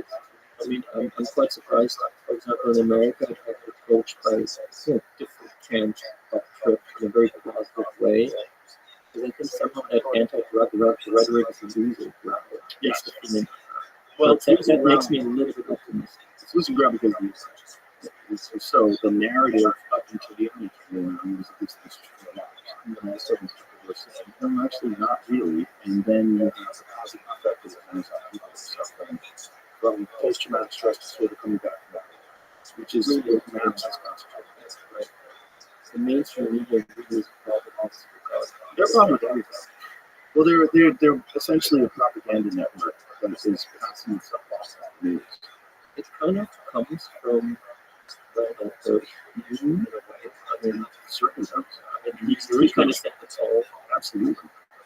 But I mean, I'm sure there were people doing that before. But you have control of the newspaper, and especially back then, there's publications, very few newspapers in the country, and especially those that are respected. You have control over that area. If you put something in the newspaper, people read it. They read that as that. Oh my God, this is what's happening. People today are far more stressed, particularly after that. I think the pandemic kind of shook things up to a point where it's much more difficult to pass out propaganda today than it was even just 4 years ago. I mean, that's why I was quite excited to come on this podcast and this experience, because I think we have actually created a space where free thought is possible, free communication. It's like a stage that you've created. I think it's actually quite an important art form that you have established here. I mean, it's not so easy to create like your own media that has a global reach. So, thank you. Thanks for having me. I think it made itself. Maybe, yeah. I think so. Because the concept is right.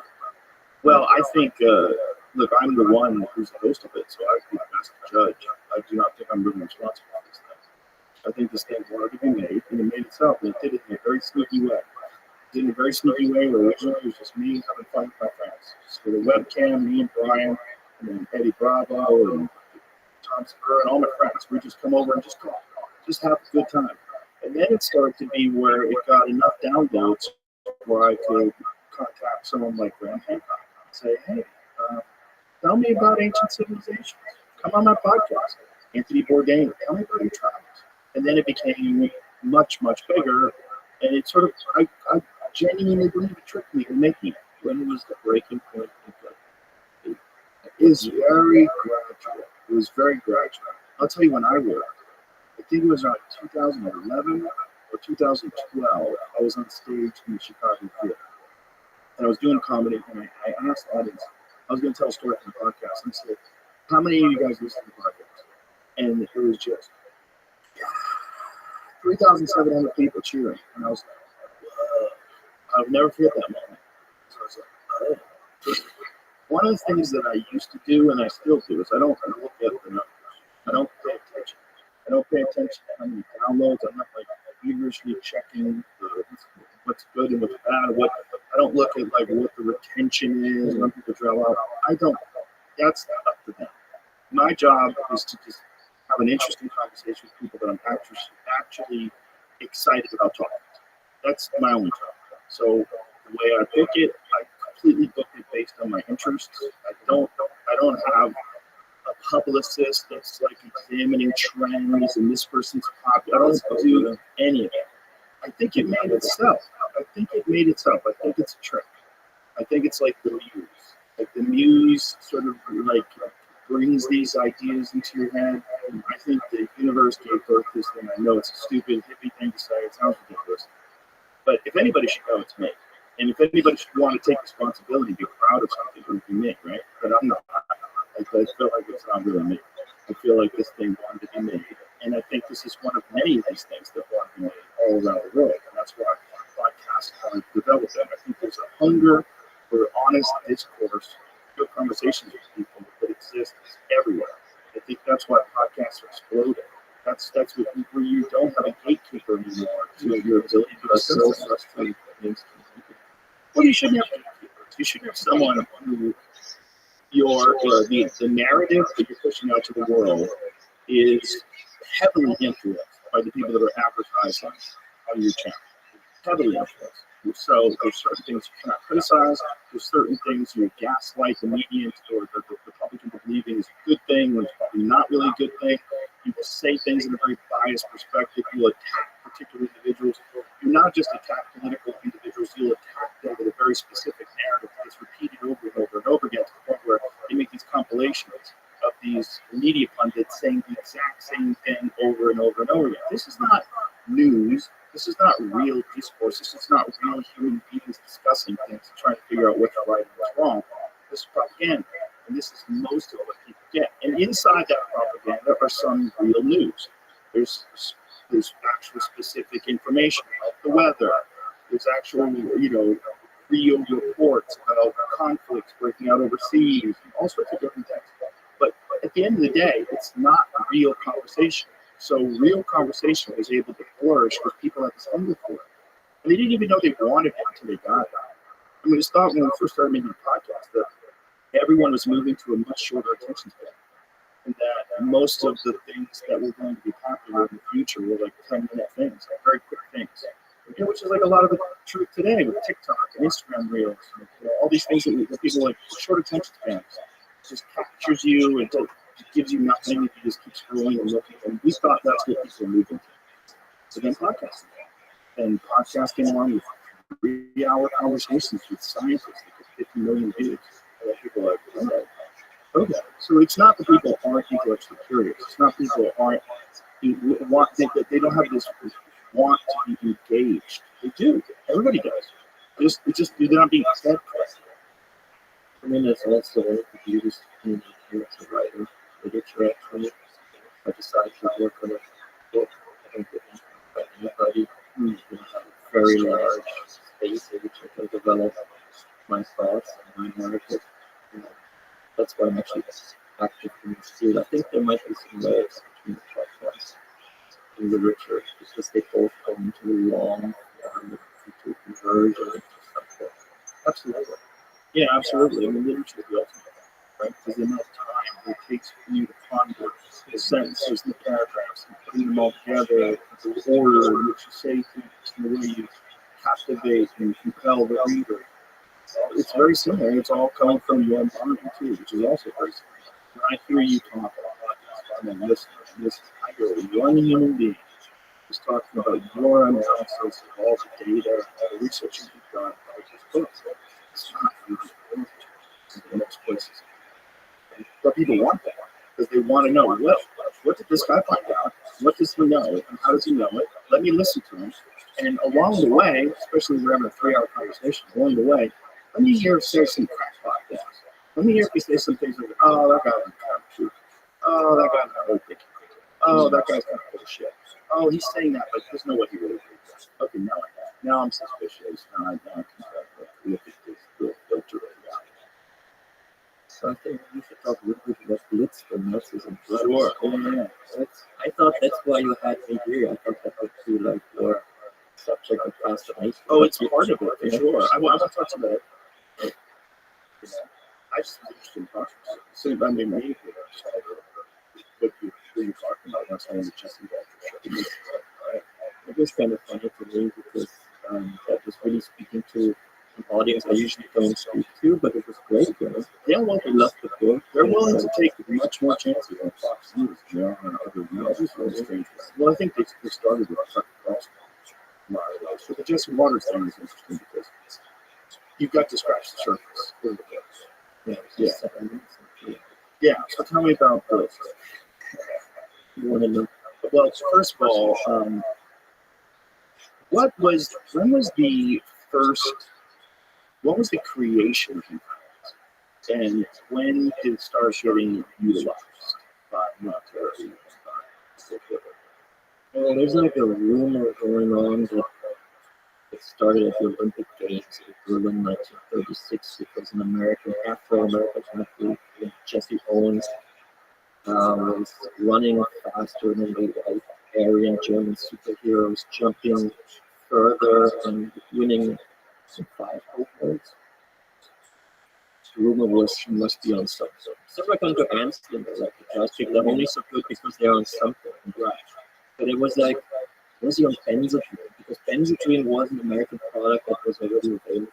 And it's basically speed. And there were no doping checks at these Olympics. I think they were the last Olympic Games without doping checks. You know? So you can basically take everything. But it's never, no one knows if Jesse, oh, he was just good, you know? So, but there was a guy called Theodor Temmler who was the head of the Temmler factory. And he said to his chemist, Rothschild, after the Olympic Games, we have to create a better amphetamine, better than the American amphetamine. This can never happen again. An Afro-Americans faster than the white guys. You know? So, and then Rothschild was the chemist's name. He did research about amphetamines, and he found that in Japan, a chemist called Nagai in 1917, quite a while ago actually. This was in 1936, so already 19 years earlier, a Japanese chemist had made methamphetamine. And methamphetamine is stronger than amphetamine. So also thought I'm going to make a new methamphetamine. So he found a new way of synthesizing meth. You know, there's different ways you can make meth, I guess. And he found a specific way that this Temmler company that patented. The patent was issued in Berlin in October 1937. And then they put it on the market in 1938. Methamphetamine became available. No one said it was like a drug or anything. It was just a new medicine. You didn't even need a prescription. You could just, like a child, could go to a pharmacy and say, I want 10 packages of methamphetamine, and it was cheap also, and you got it. It was branded as Pervitin. Pervitin, you say in German. So there's Pervitin. And Pervitin then became very fashionable. Look how I'm not this.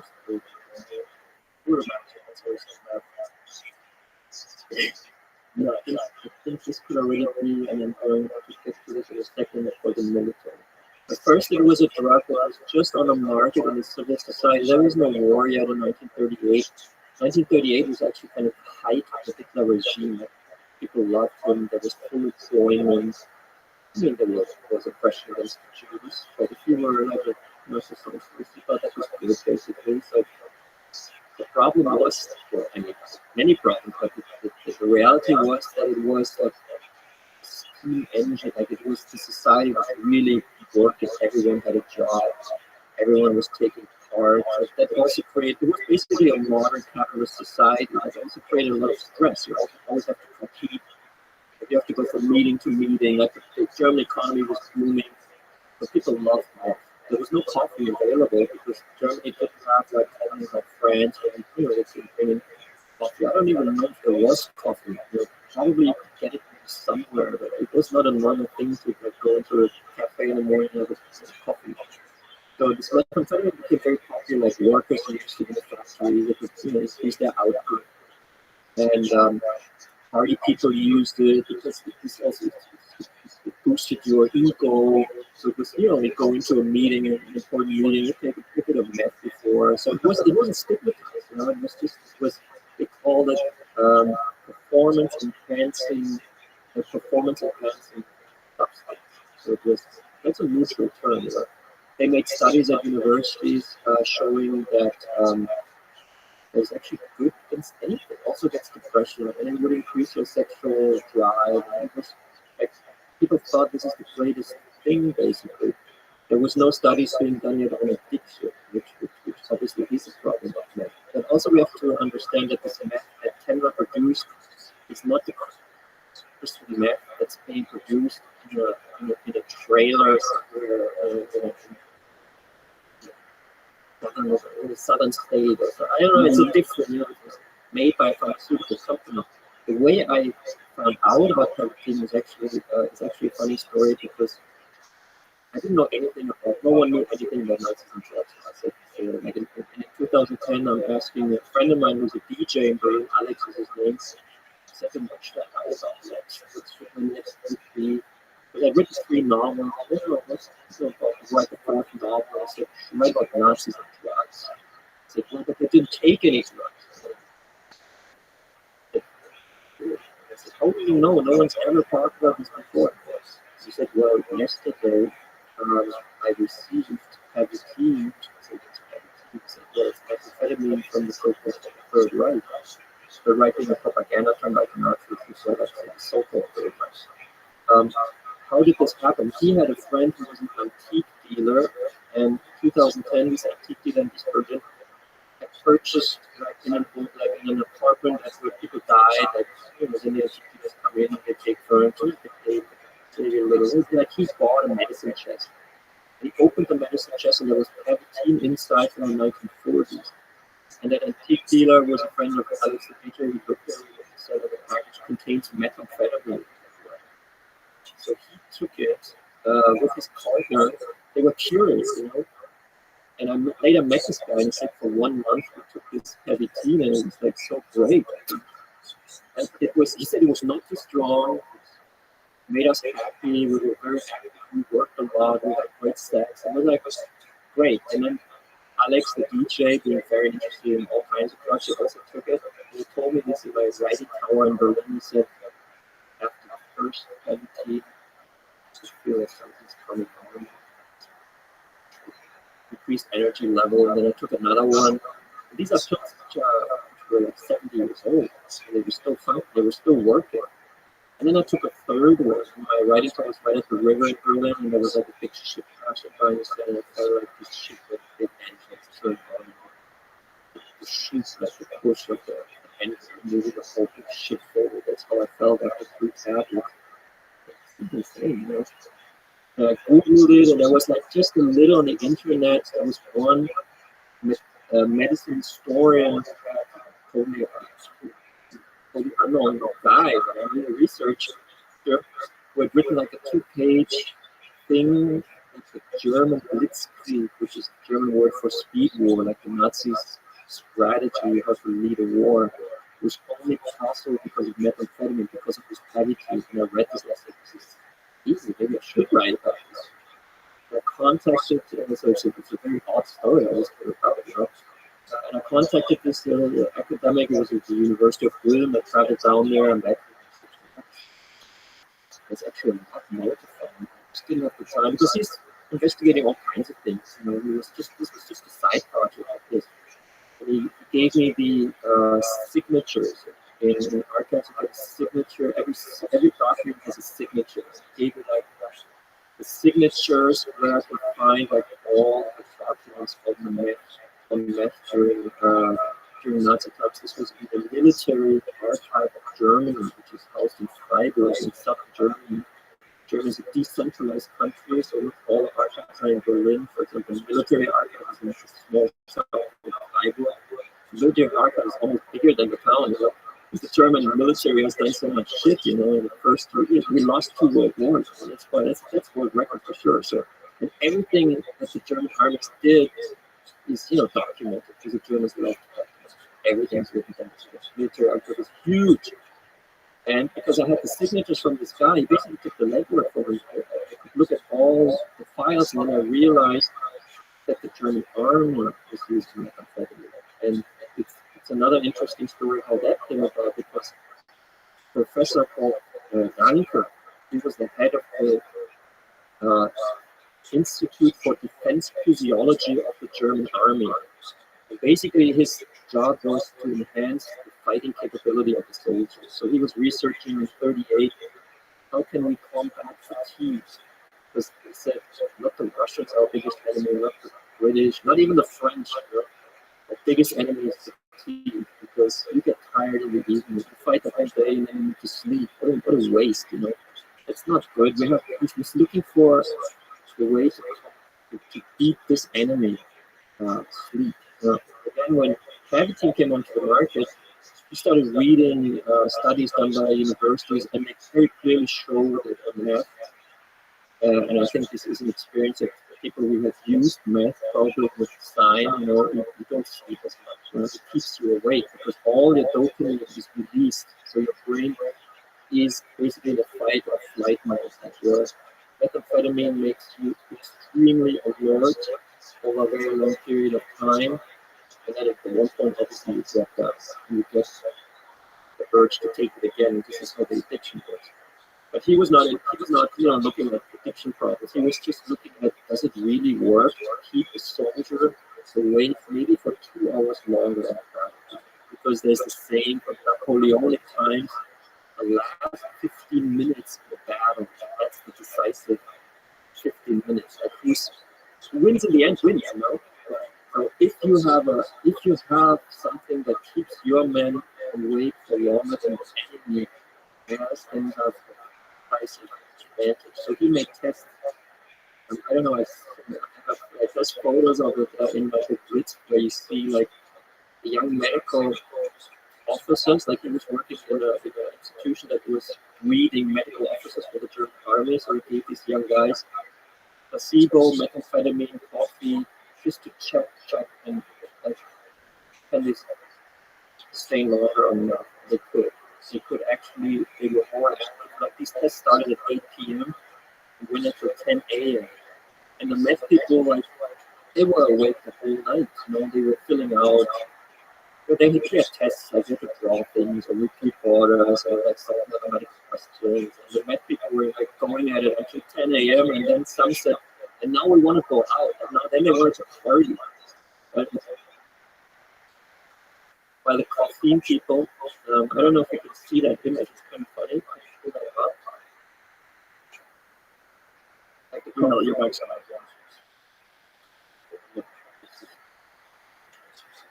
approach. Yeah, So these guys are all mixed up. well, you see like going up, maybe. You see like the S, you know, sleeping there. That's S means shine tabletta, which is placebo. To the left of him is a turpentine guy, who's quite happy. To the right of him is a benzodrine guy, that's the P. And that's another stimulant. That's the American stimulant, which is not as potent as methamphetamine. I mean, methamphetamine is more potent than amphetamine. It's like the Mercedes and bicycles. Okay. What is this sleep? There's a few more images where you get, this is like a taken 4:15 in the morning. This is 5:15 in the morning. Okay, go back into the 4:15.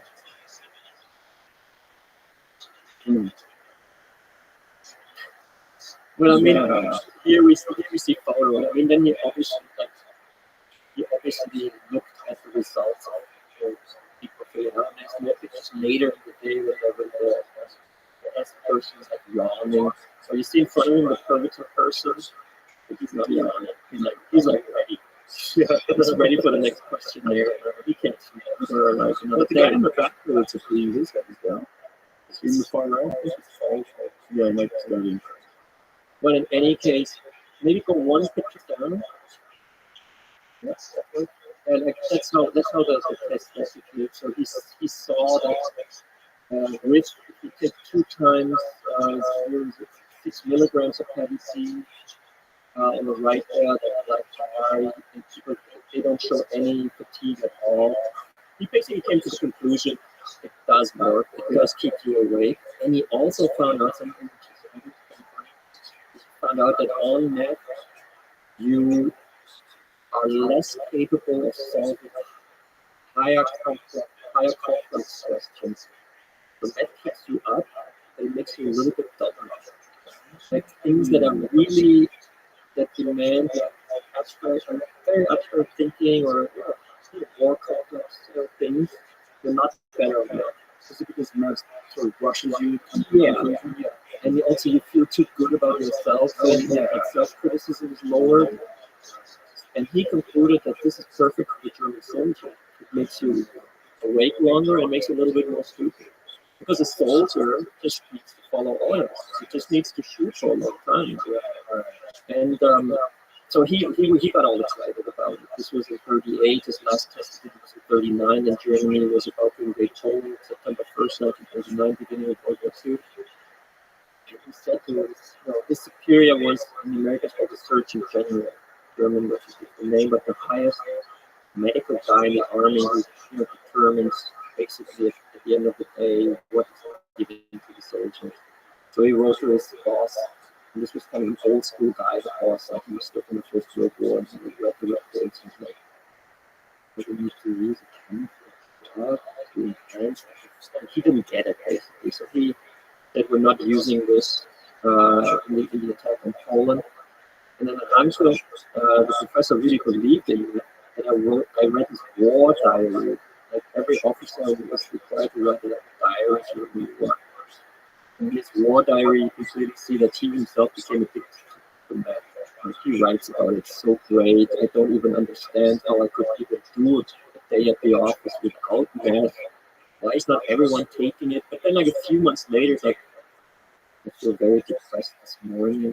Even the caffeine I'm using does not help me anymore against my depression. Like he didn't understand that this was actually the problem, that he was becoming addicted himself. And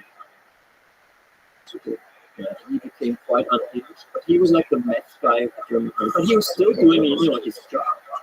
And he asked to be medical officers in the field in Poland. Poland was beaten by Germany in a few days. 17 days or something. It was a quick victory. Actually, quite surprising that it was so quick, but it happened so quick. And a lot of medical officers were back to that parenting is actually quite helpful. It says things like, and I've studied all these reports of Litson reports, including some of them in which like, it really helped our soldiers achieve their work. Their workload, which was basically killing or invading the foreign country. So Wang again was very excited, and he said to the Surgeon General, because then after the successful campaign against Poland, it was going against the West, France, old enemy of Germany, like we had had a war. 1865, Germany won, and then World War I, Germany lost, and now Hitler wanted like the revenge. Third one. We're going to win the third one.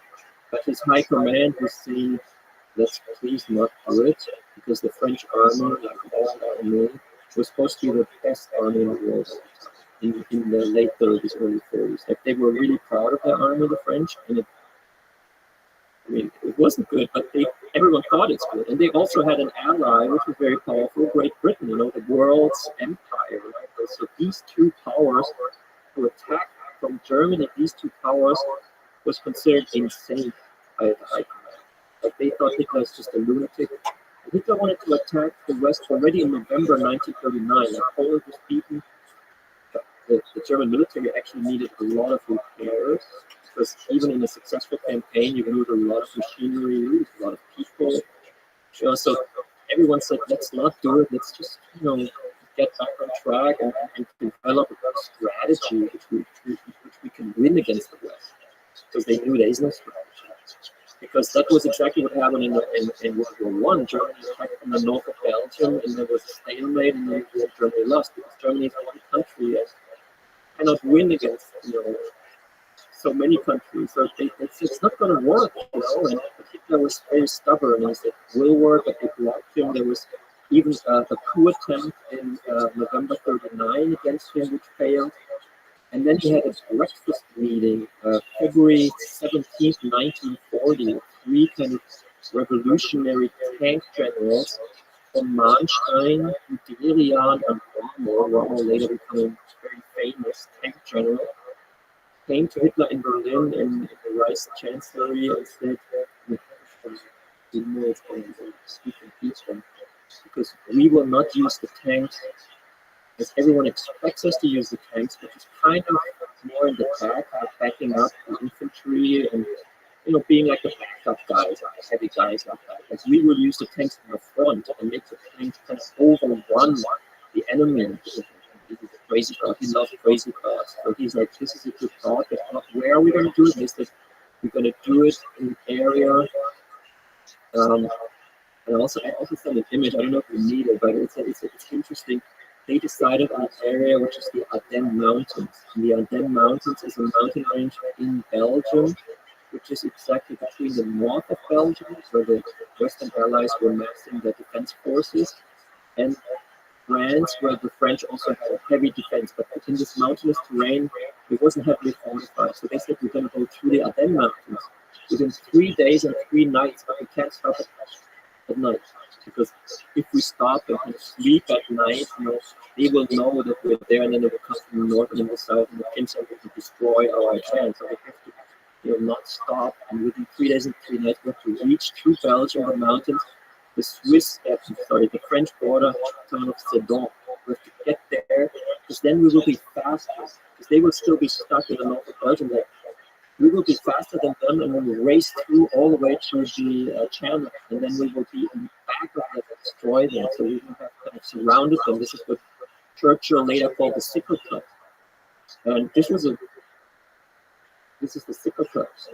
We see where they're going through, and kind of branch off to the north and to the south, and encircle the Allied forces there in the north and the French forces there in the south. Being further within enemy territory than the defender. It's a crazy plan, and the only problem is that the thing is not sleeping for 3 days and 3 nights. So they were not sure how to solve the problem, actually.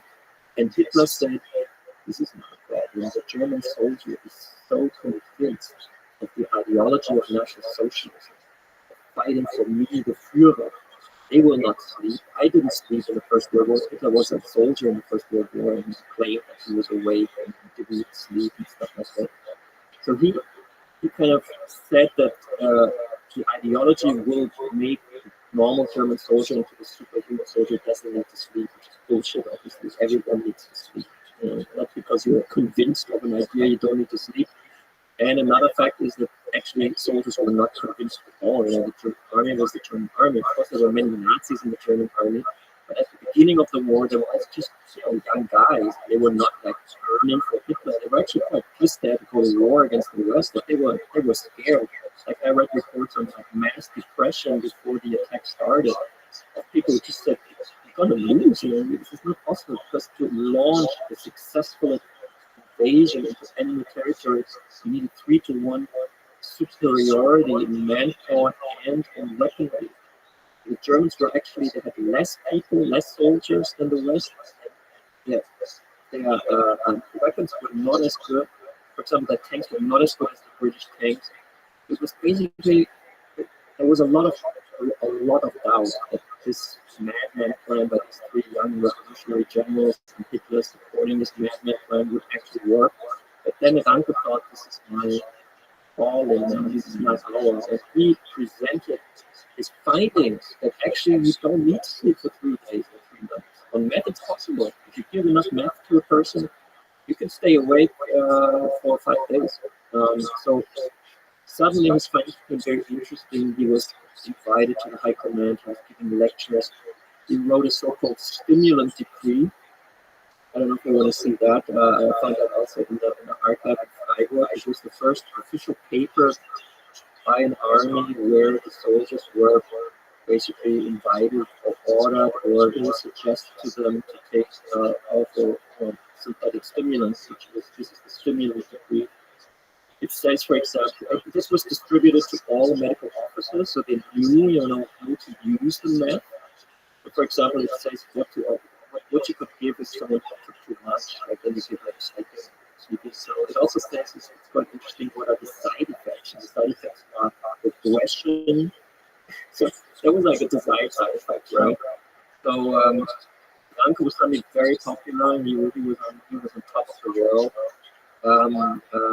There's another paper I found which shows how many dosages then the German army ordered from the Temmler company just before they attacked France. And this is 35 million dosages. So finding that document was also kind of fun. 35 minutes. Yeah. And so were they on a large dose of this when the soldiers? Well, it's interesting then to see how those 35 million dosages were being used, because they were used asymmetrically. They were handed out especially to the tanks groups, because the tanks were at the forefront and these tanks could not stop. So everyone in these tanks was basically high on prison like all the way through the advance. And there's reports by the French army that they simply could not understand their opponents anymore. Like they didn't sleep. They just chased through. They behaved like madmen. Basically, Rommel was seen at one point totally high on meth, like standing in the tank. Like the lid was open. He was standing there. They were racing at night through a French village where the French army had camped because they needed to sleep. Because it's kind of, I guess, funny. I don't know if funny is the right word, but France also had sort of not a stimulant decree, but they had the rule that in a war situation, and this had been beneficial in World War I, each French soldier has the right to drink 3/4 of a liter of red wine per day. So when France was attacked by Germany, I think it was 17,000 trucks with red wine drove from the French wine regions to the front lines and distributed the red wine. So the French guys were like drinking red wine, which is mood enhancing, but it does make you tired, especially 3/4 of a liter. So the Germans were messed up, and the French were like kind of drowsy. So that's that scene with Rommel I described. He's standing in the open lid of the tank, going through this village at night, and left and right the French soldiers were sleeping, basically. Fires the tank left and right, and he runs over people, and it's like a complete madman. And then the French got scared. They got very scared, and they based their defenses collapsed. Germany beat France in a few days. Big labor. In First World War, Germany had been fighting, like they had been fighting 4 years, like moving like a meter a day and the next day back. And this time, because of the methamphetamine charging through, and Hitler was in Paris in June. That's the story of the Blitz, or of 8. Isn't it encouraging for such? I mean, I do get talks now in school. Yeah, but no historians touch the subject. I spoke to for this book. I collaborated. I had advice from a leading German historian, an elderly gentleman who passed away, Mommsen, like the leading German historian of National Socialism. Really cool guy. I met him. I showed him my findings from the archives. He's like, we historians have no clue. Like we never. It has to enter your mind. This might have a relevance. Historians are very square people, at least used to be very square people. And National Socialism is such a serious topic out-of-the-box thinking is not really encouraged within the academia. At least, and me being an historian, I could think out of the box. So Yeah. he said this is the missing puzzle piece that we need to know to understand what actually went down in World War II. So he was very much behind it, wrote a preface to the German edition also. So it was interesting to communicate with him, obviously about it, because he helped me also put things into perspective. Because also one thing he said was, don't argument in a normal causal way. Like, it's kind of flippant to say the Blitzkrieg was only possible because of methamphetamine. It's methamphetamine played a huge role, and I examined that with a huge role. I think it was probably one of the decisive factors, but many factors in a war, many factors come together. So So you can't stay awake for 3 days, none of it works. yeah, You know, what we're talking about, very, very different. if you want to make cement, you have to have water. And I mean, it's not about it. If you look at it from a military standpoint, it actually makes a lot of sense. That the problem in Germany, Nazi Germany, they then had was that the army was so crazy about meth, and also the Air Force. They were using, giving it to pilots in the Luft, in the air battle against Great Britain. It was like decisive air battle in the late 1940, after France had been beaten by Germany, conquered. Then it was Germany against Great Britain. There was a lot of fighting in the air between the Royal Air Force and the German Luftwaffe. And the German Luftwaffe was methed up to because they had less pilots. Kamikaze pilots, right? That's a good one. Or suicide pilots. We've talked about that before. Japanese factory workers also use methamphetamine. I mean, Japan was an ally. They were part of the evil Axis. So Japan had knowledge that methamphetamine was successfully used in the European theater of this war, so they used it also in the kamikaze pilots against American and English ships and stuff.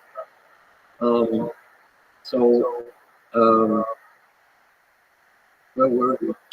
So the effect of meth on the soldiers, and also the effectiveness of it during the Blitzkrieg, but then also the Japanese pilots.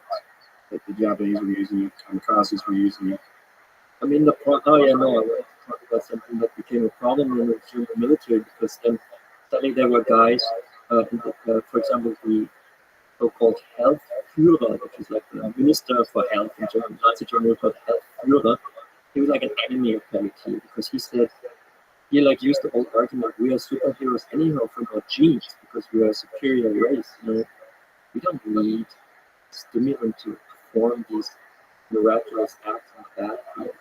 But he wanted the army to stop the methamphetamine. And I studied all the letters going back and forth from the high command and the Ministry of Health, and the army basically said, we're not stopping this. We're a modern army. We're using modern means to, achieve our goals. So this actually shows that Hitler is full of shit when he says you just need to install the right ideology in people, and then they are they're motivated. It's actually Nazi Germany was a very modern system that was using this to their advantage, and the army was a modern war machine. They used it very effectively, and that's why also other than the armies who learned about this, it took them a while. The British needed quite a while to understand what was going on, but there was at one point a headline in America in a British newspaper: when does Churchill also use victory in the form of a pill?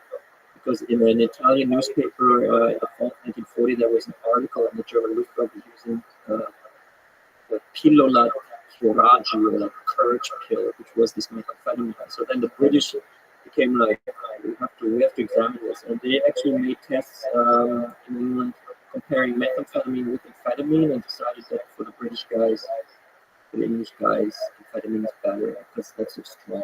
The Nazis always take the strongest, the British were a little bit more hesitant, and it is actually a smart choice, because methamphetamine does burn you out. Obviously, it's an addictive drug that's not healthy. And amphetamine is also not healthy, but it's not as it doesn't make you as edgy, so you could take it over a longer period of time. But methamphetamine really burns you out. I spoke in my research for Blitz with one medical officer that was still alive that had served in World War II for the German army in Stalingrad actually. He was in Stalingrad and he still had Pervitin and he gave it to like these guys that were like freezing to death, being killed by the Red Army. And he said it didn't work anymore, but it just gave us like another day of artificial energy. So methamphetamine is in a long war, it's very problematic. In a short war, it actually works. That's why after the October 7th attack of Hamas in Israel, I was interviewed by Haaretz, which is the leading Israeli newspaper, because there was rumor that also these combatants or these terrorists, or whatever you want to call them, had used Captagon, which is another form of meth. It's a brand name that's very popular actually in the Middle East. And I had found a paper from April last year, so April 23, was a report, you can find it online by some newspaper, that a large shipment of Captagon was seized at the Gaza border, actually by Hamas border forces, who claimed that actually Israel was smuggling this into Gaza to kind of corrupt the Gaza youth. I don't know if that's true. It was just what Hamas said. But for sure, there was Captagon in the Gaza Strip, and I'm totally convinced that people used it when they attacked Israel. And that is not the only case. When the terrorist attacks in Paris happened, they found amphetamines. It's $1 billion worth of It is rumored that the Assad regime in Syria is actually behind large-scale manufacturing of Captagon at the moment. That's how they get them on. Because Captagon is like the cocaine of the poor man. 13 tons. It's The being Dubai police yeah. uncovered 13 tons of the drug. It's got hidden in the doors and wooden panels. So Captagon is Wow. And Captagon has a similar effect to methamphetamine? Is it yeah, like a it's very simple. Very similar molecule. But that's very strong. Well, it makes sense that would be very effective in times of war, especially for short campaigns. I had a reading in LA from Blitz, and afterwards a special Navy SEAL approached me in the audience. And he was not on the team that killed Osama bin Laden, but he was like on a parallel team. He knew a lot about it. He did stuff like that. Mm-hmm. And he said before they go into an operation like that, an operation that requires them to stay awake for, let's say, 50 hours, not only stay awake, but to stay very alert for 50 hours, it's obvious that you use amphetamine. It doesn't matter if you burn out later, you just take a week off. So the Nazis invented methamphetamine for war. The idea, by Rothschild, to use it for war purposes. And it has been copied already in the Korean War. American pilots were on amphetamines. Like, amphetamines are like a staple now of armies and of terrorist groups, freedom fighters, or whatever. Because it also lowers. This was what Lanka also found out. It lowers your fear level. So when you're on meth, you're less afraid. It lowers your level of thinking. Like, you're not as inhibited. Like, you would rather kill someone in a brutal way than you would sober, because it's very hard actually to kill another human being. It's just very stressful, and we don't really want to do it. But studies found that on meth, you're more likely, it's easier for you to do it. So it's really the Nazis are pioneer. How similar is that to the effects of Adderall? Adderall is obviously amphetamine, and there's, I think, somewhere in the neighborhood of 39 million prescriptions in a recent year. It's another one of these contradictions. We make drugs are illegal, but Adderall is legal, which is basically it is amphetamine. So it's just like a certain type of amphetamine.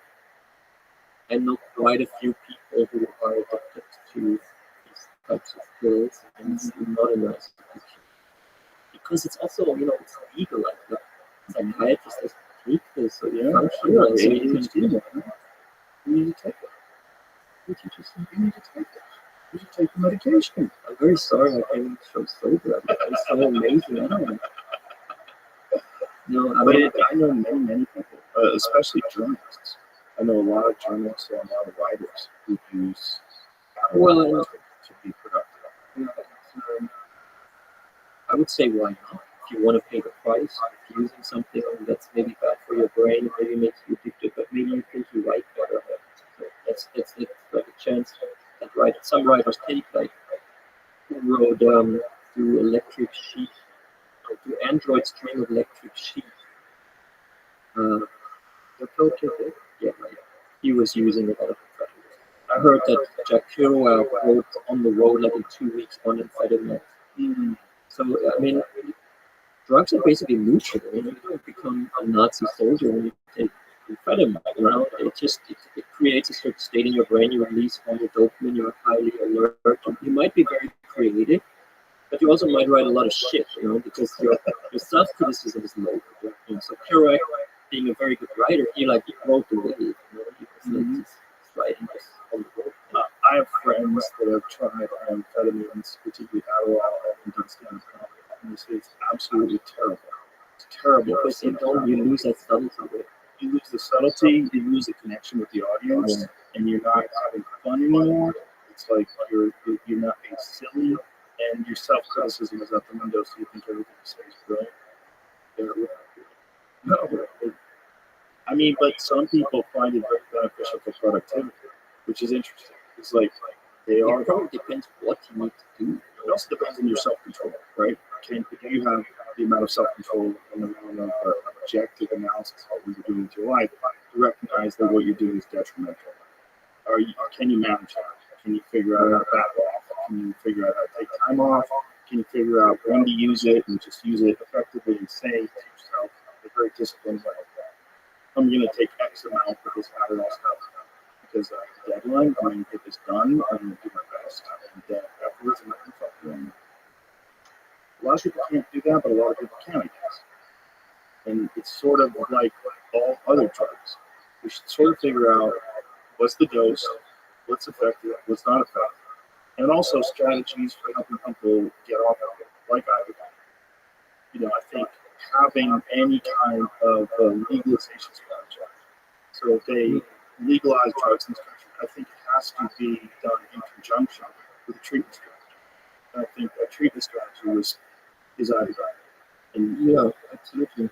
I mean, the psychedelics do get you off other drugs. Yes. It's a fact. Also, DMT gets you off other drugs. So they work against addiction. So that old scare of, some drugs are like you take one drug and then you take the next drug until in the end you land with heroin. That's kind of stupid, because if you take LSD, you're not going to land with heroin. And if you take Ibogaine, for sure, also. Well, marijuana is the gateway drug. I think alcohol is that's the real. Because alcohol lowers your inhibitions, it lowers your judgment, and then all of a sudden you're like, I'll try that. Yeah, and then there's also people take cocaine when they drink too much alcohol to wake up.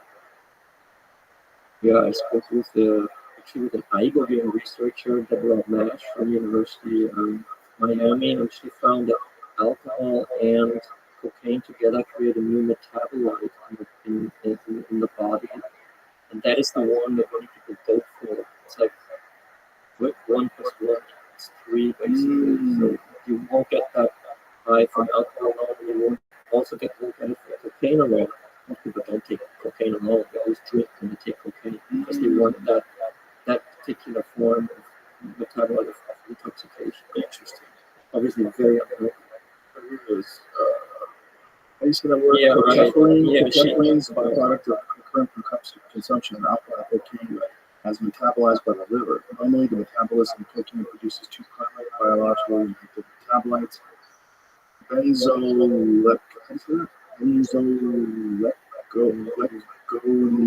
benzolecamine and econine, methyl ester. Well, that's a big factor too, right? Like how it's metabolized by the liver. There's a difference between eating cannabis and smoking it. Right? So 11-hydroxy metabolite, which is created by the liver, which is 5 times more psychoactive than THC. There's a lot of factors, thing is, like, we don't know. It's kind of crazy. Your book and your work is what's really illuminating the effect this had on one of the most historically significant events in human history, which is World War II. Yeah, I thought that was quite strange. I mean, I went on with my research I wanted to expand and I wanted to look at Hitler also. I was going to ask you about this before you get to that. If methamphetamine was created after the 1936 games, what was Hitler on during the 1936 games? When you see him rocking back and forth and he's tripping, was he doing cocaine? What was he on? I mean, I studied the notes of his doctor's personal physician, Theodore Morell, was kind of a celebrity doctor in Berlin before he met Hitler. Like, he was famous for treating diseases that don't exist. So he gave mood-enhancing shots, injections, and he was also a vitamin pioneer. That he believed in vitamins, and at the time vitamins were kind of unknown. So if he thought if you inject someone with like such and such injectable with like vitamin C, that would be like a mood enhancing effect, and actually that's true. So he cured Hitler's photographer, Bertus Hoffmann, of a sexual transmitted disease in '36, and then Hoffmann said, "I have to bring you to a special patient." And then there was a spaghetti dinner with Morell and Hitler. And Hitler was complaining of bloating problems. He had digestion problems. And Morell, who was like an alternative doctor, gave him like vitamins and a probiotic, which was also new at the time, and he was cured. And he appointed Morell as his personal physician. They became kind of best friends. They were like, Hitler spent more time with Morell than anyone else, all the way up to the end. So Morell's notes are very interesting to study because he was like one of these German nerds that wrote everything down. And I went to another federal archive in Germany and I checked out all the papers of Morell. And I could see that basically no one had looked at these papers. Like, Hitler's the most examined person in the world. Like, the most literature about one person is actually about Hitler, but no one. I remember the last time someone checked out these notes, I could see it in the record of the archive. It was like in 1986, and then someone in 1961. So I was like the fourth person to look at this. So it's kind of crazy because Morell describes like in detail like what he gives to Hitler, and that's why I'm a little bit surprised by this famous video of him. Like, I think maybe it's a fake. I don't know, because in '36, up until from '36 when they met, Morell was with him at the Olympic Games until '41.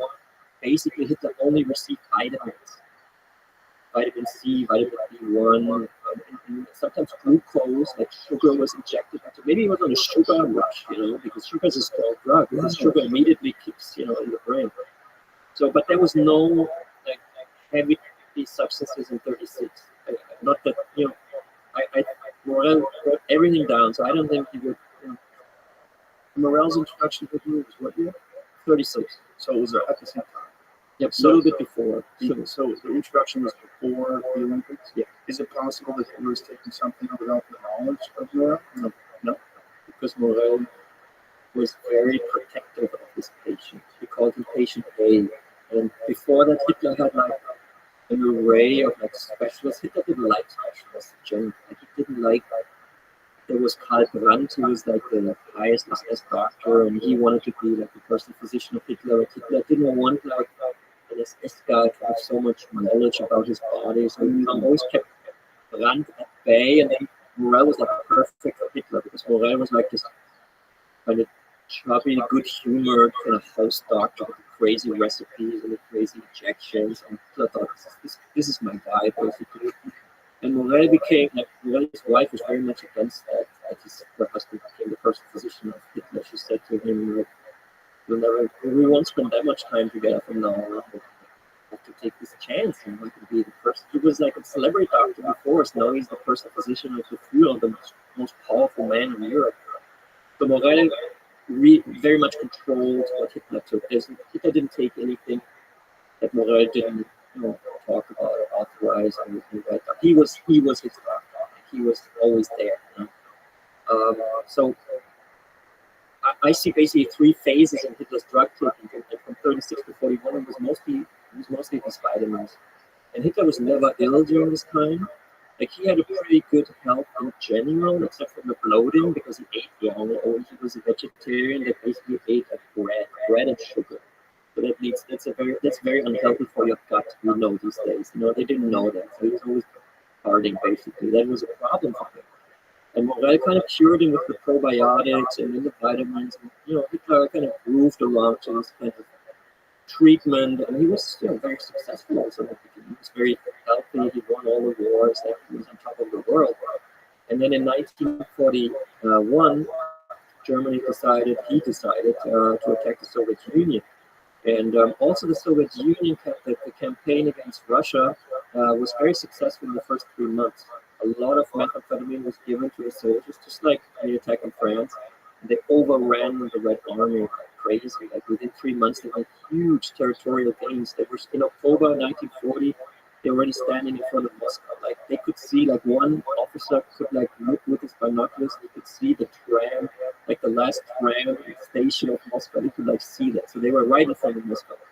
And the thing was, what happened was in August 41, like in the middle of the campaign started June 21st, 1941.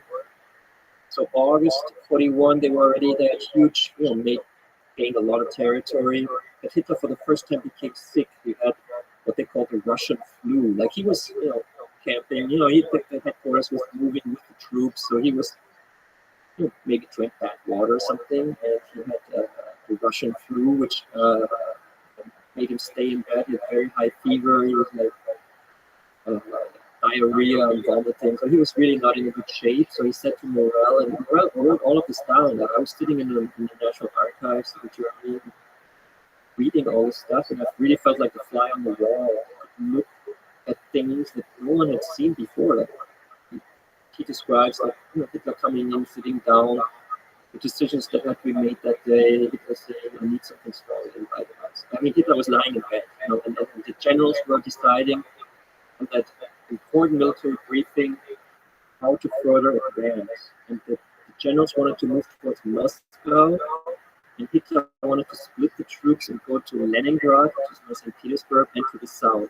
He had a different strategy. And so he wanted to be at that briefing, and he said to Morel, "I need something stronger than vitamins." And Morel gave him for the first time a very strong opioid, which was called Dolantin, which was a German product. And that opioid, is different. It's a different ballgame than vitamins. He got an injection of a very potent opioid, and he gets up from the bed, he goes to the military briefing, he can call the shots, troops will be separated. High command was like, but he's the leader, so he decides. And from that moment on, we can see in the notes of Morel that Hitler's drug consumption actually changes, that he becomes more and more interested in potent substances. And from 41 to 43, Morel experiences a lot with also animal hormones. Like when Germany invades the Ukraine and has the whole territory of the Ukraine, Morel gets the monopoly for all the organs of all the slaughtered animals in all of the slaughterhouses in Ukraine. It's like an order that I found, like an official paper.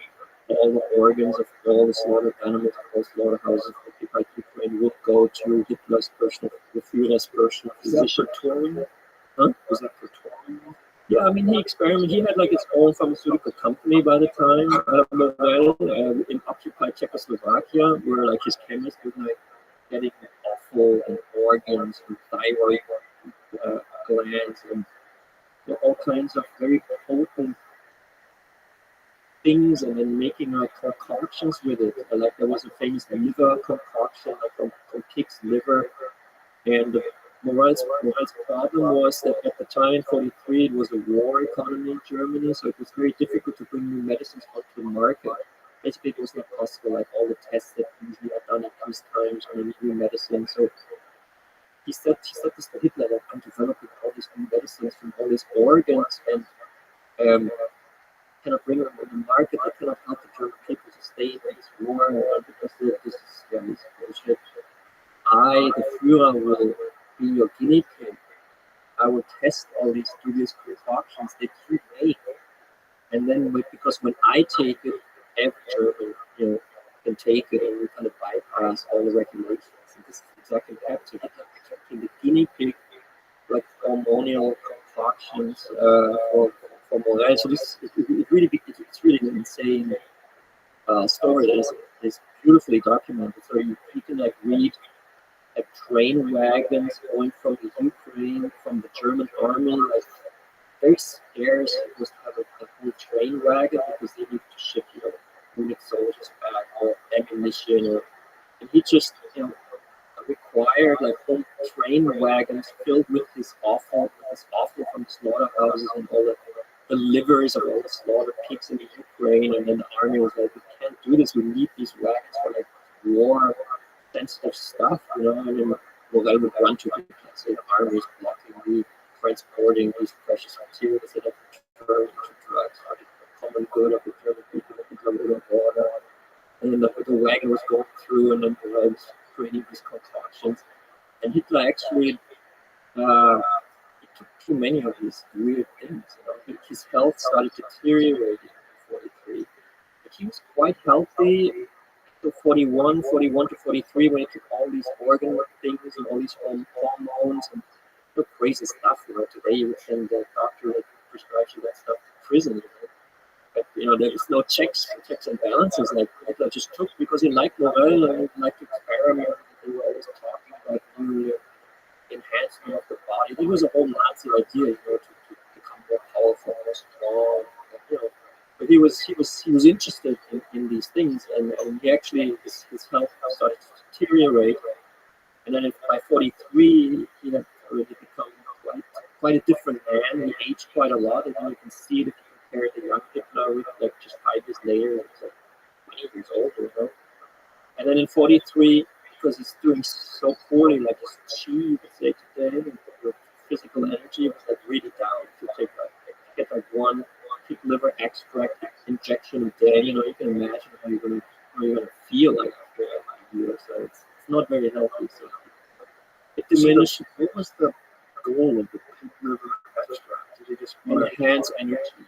Like they then gave it to the German soldiers. Like they drank this stuff because it's liver is always like filled with like nutrients, I guess. So that's why some people think, and I probably agree, that it's healthy to eat like liver.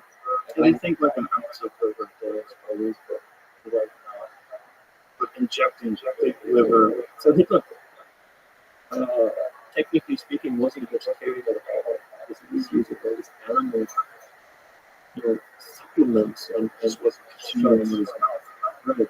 Right. So, do you know the famous story about Hitler meeting Mussolini when Mussolini wanted to get out of the war? Yeah. I write about that in the Blitz because that is the first time Hitler was quite depressed before the meeting and felt betrayed because Mussolini wanted to leave the war effort. This was in July 1943. Mussolini said, this is not working, or you'd rather get out. Hey, is that fine with you? We just leave the Axis now? And he was like, no, it's not fine. So he was very nervous before that meeting, and he was in a villa in Italy, and he asked Morel again for something stronger, and then Morel, for the first time, presented what then would become Hitler's favorite drug, and it was a German drug called Rothschild. And it's quite interesting. Rothschild was made by the Merck company, which is still a pharmaceutical giant today. And it's an opioid. It's an opioid that makes you, if you inject it intravenously, quite euphoric, but also quite calm. You're not crazy. If you're on Rothschild intravenously, you think you're like on top of the world. You feel so great. And Hitler loved this drug. Like he got it injected for the meeting with Mussolini. On the way to the plane, he asked for another injection. He loved it so much. And then people who were at the meeting in his villa said that Hitler was just talking about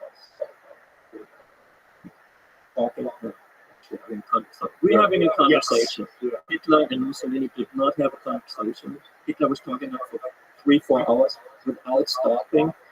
Mussolini became very sweaty and aides came in and handed him papers that Rome was being bombed the very minute, but he couldn't get out. Like Hitler was very dominant in the room, very, very dominant in the room.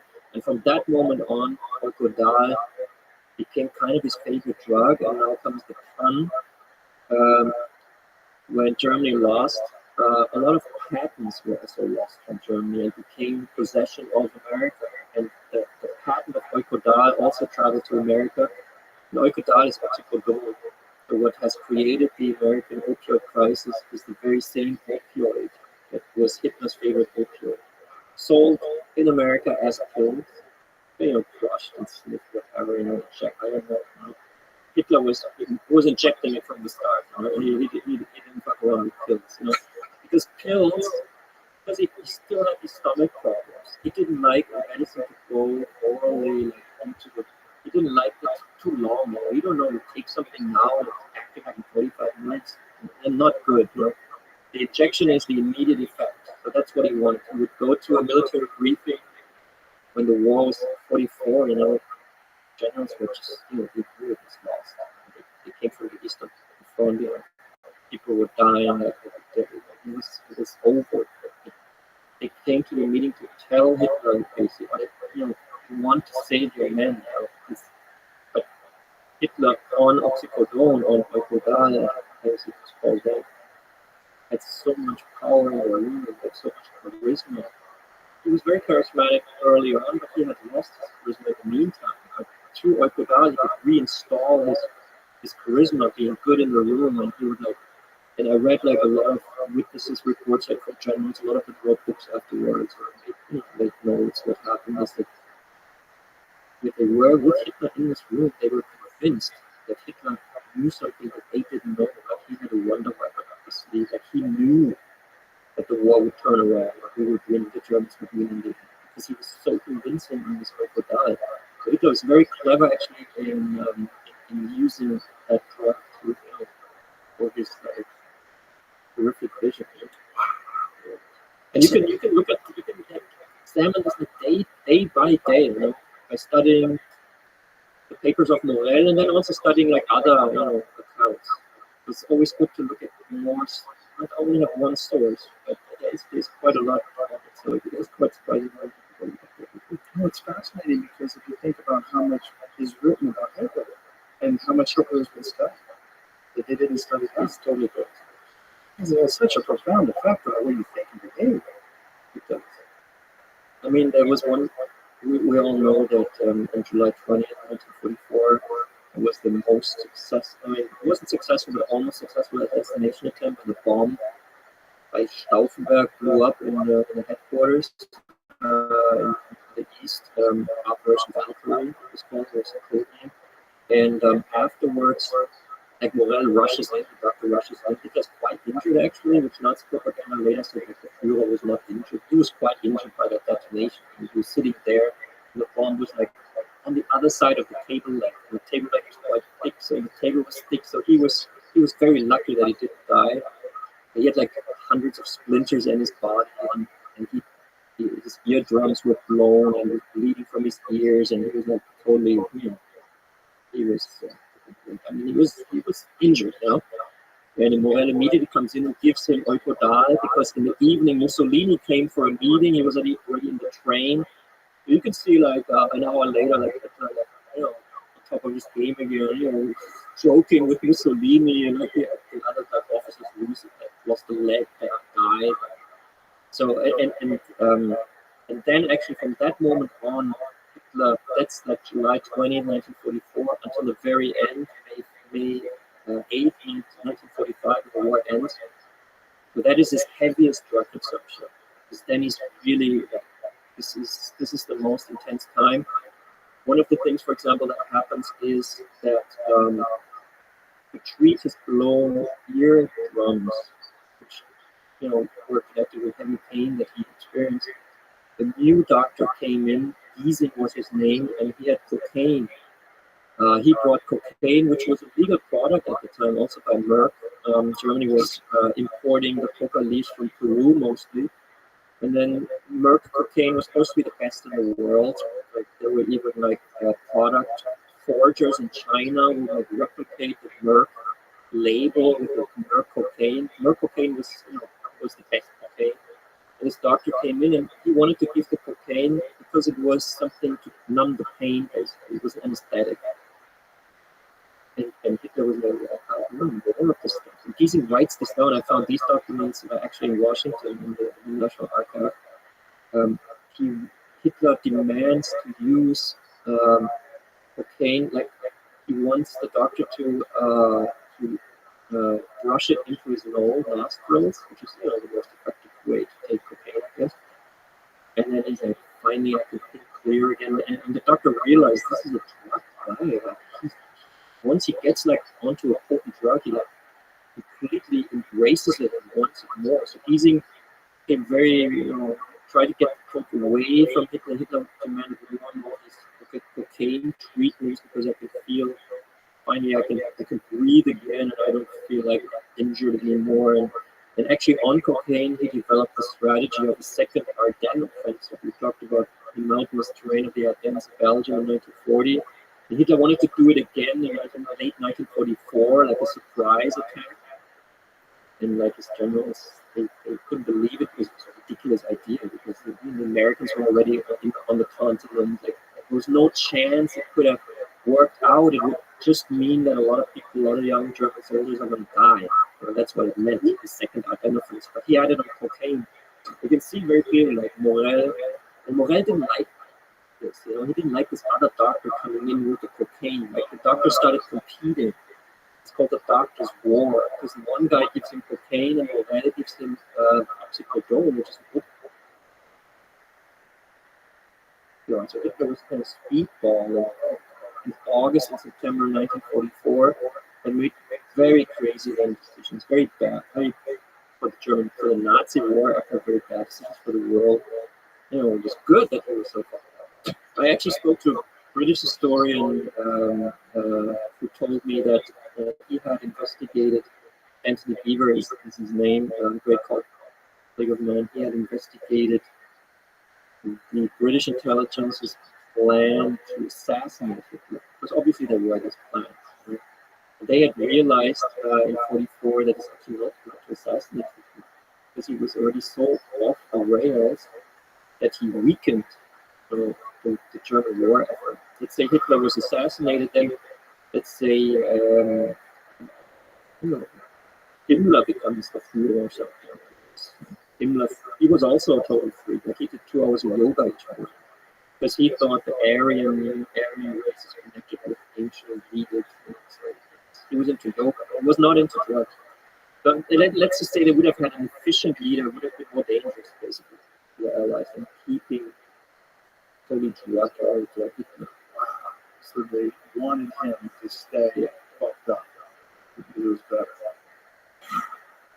They actually did not bomb pharmaceutical companies until like in December 1944, British bombers bombed the Merck company, and then Rothschild could not be made anymore. And actually Hitler then moves to the bunker and he doesn't have Rothschild anymore, which was his drug of choice. He received it every other day in a very high dosage, 20 milligrams intravenously of the most potent opioid. So he became a junkie, he became addicted to this. So then when he moves to the bunker in the end phase of the war, just before that the Merck production site had been bombed, we were supplying it, Morel doesn't have it anymore. And that creates quite a friction between patient A, as Morel called Hitler, and the doctor, because the doctor basically made him hooked on a substance, and suddenly it's like the one mistake of the dealer shouldn't make the client hooked, and then you can't supply anymore. And also no one else could supply. Hitler couldn't go somewhere else. There's a report by Morel driving on a motorcycle to bombed out Berlin like February, March 45, like going from pharmacy to pharmacy trying asking, do you still have like a supply of Alcohol? So the situation became, Hitler lost World War II, which was not good for him, but he also was on withdrawal, heavy withdrawal from opioids, which made him feel like shit. So that leads to the complete degeneration of the character. So that's that third right, probably. still, it all happened, and it's kind of ironic that it happens when he's in full withdrawal. Yeah. I mean, the only drug really that he had left in the end was harmine. We spoke about harmine. Like I studied like what Morel still had, like in his back, basically. Like looked at the bottom of his back and still had harmine, so he had harmine to Hitler. Hitler was, I don't know what harmine does to you if you just take it singularly, but it's that's the thing. And sugar. Hitler more and more demanded because sugar does actually give you a little high. I mean, it does. Even if you're in the bunker losing World War II, you still kind of crave that sugar high. But at the time, they had to crumble the cake for him because he couldn't. Like he was shaking so much from the withdrawal. He took it with a spoon and kind of put it in his mouth. Wow. It's in Blitz we find like a new biography in a way of Hitler, a more accurate one. Wasn't there recorded instances about JFK? Didn't he have a doctor who would prescribe some sort of narcotic stuff as well? JFK is a very interesting case. He had chronic pain, and there is reports that he used also methamphetamine. Also, he had depression. So he had a kind of a Dr. Feelgood. And one time I found a connection, but I couldn't research more about it. That this Dr. Feelgood of JFK actually had studied what Morel had given to Hitler. But it's, you probably don't even need to study Morel. That's what's out there. So JFK, I think, received quite a lot of medications. That's why it's interesting. What I wrote about in Trip is his possible LSD experience. I don't know if you're familiar with that. Yeah, you talking about just Yeah, I mean, unfortunately, there's only one source for it, and we always have to be skeptical if there's only one source. There's two sources, it's much better. But one source, and it's actually Timothy Leary's autobiography. He describes, and I don't think he makes it up. I have no reason to believe that he makes it up. He describes how a woman called Mary Pinchot visits him at Harvard, telling him, because he was known as he was still employed by Harvard. He was, the LSD guy, basically. If you wanted to know about LSD, you would ask Leary. He had done the most research. And also, some of the research is very good, very interesting. So she went to him. She was like a socialite in Washington. Mary Pinchot, she had been married to a CIA guy, but they had been divorced. It was probably too, left for him. She was like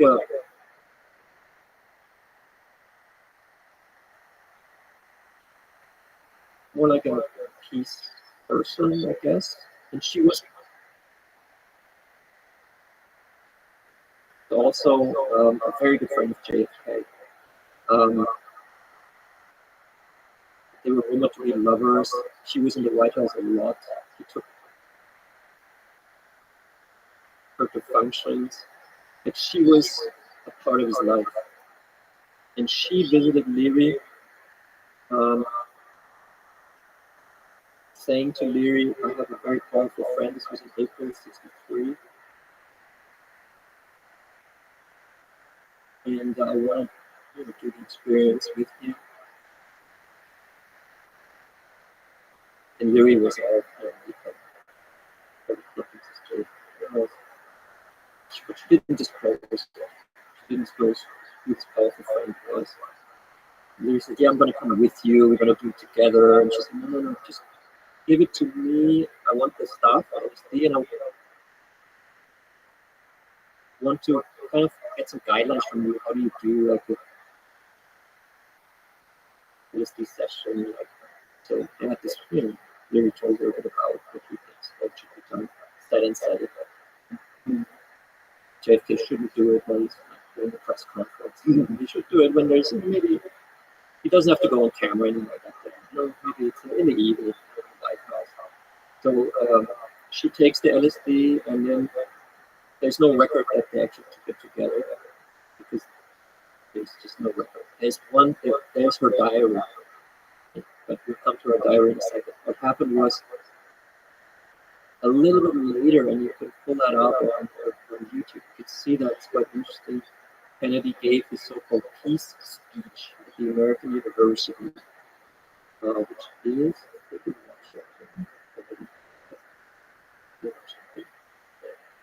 and in this peace speech, it's kind of funny actually to see him, because we have to understand that JFK was quite a hawk. Like, he was really a cold blood eye. Like, he was a Democrat. Like, the Democrats, they're all for war, and they're like, it's confrontation. We have to be safe. We have to protect the country. We have serious, arms race. That was his thing. He was not different than other presidents. But in this peace speech that he gave a few weeks after Mary Control received the LSD from Leary, he has a completely different agenda. He sounds like basically like a hippie. It's like a very presidential, giving speech from these students, nice day, give presidents coming speech, and he talks about we all live on this planet together. Even the Russians, we all care for children, and we all in this together, and basically shift course. Like he says that this arms race is kind of ridiculous. It just burns resources, and we must come to a different understanding. And then he gets killed like a few months later. But that is just, those are the facts, I think I'll leave it at the facts. So, fact also is that American Cho was shot in the head a few weeks or months after the assassination of JFK. And that day of her death, she was jogging in Washington, close to her apartment. There was a breaking into her apartment, and her diary was taken. So maybe that's the source actually that links JFK to LSD, and maybe JFK was eventually killed because he took LSD and changed his mind. But maybe he just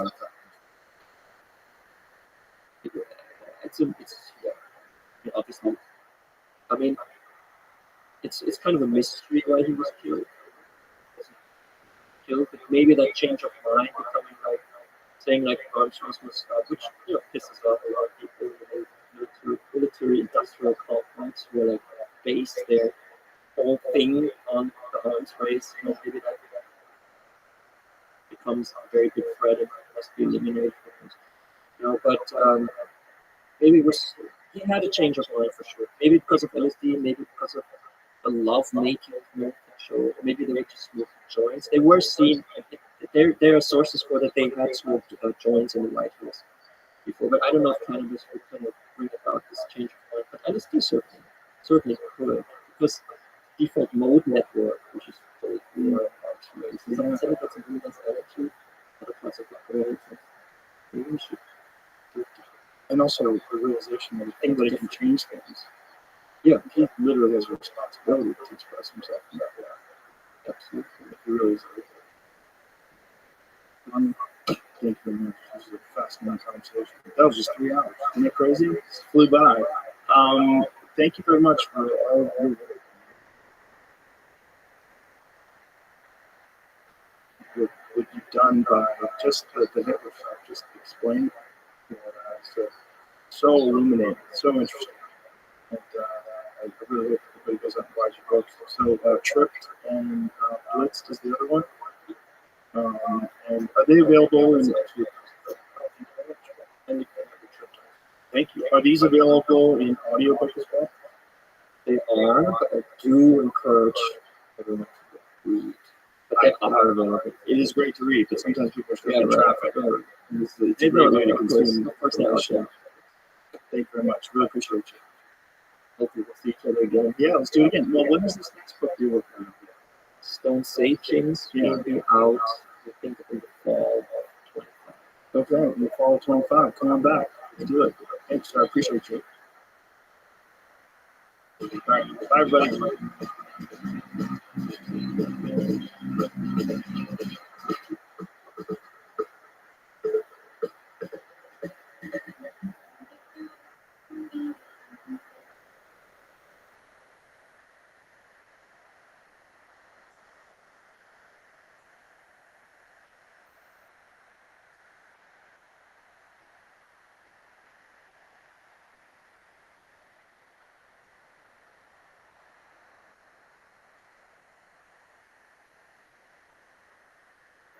Good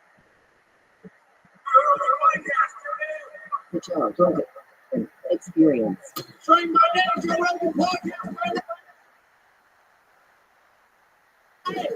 Yeah.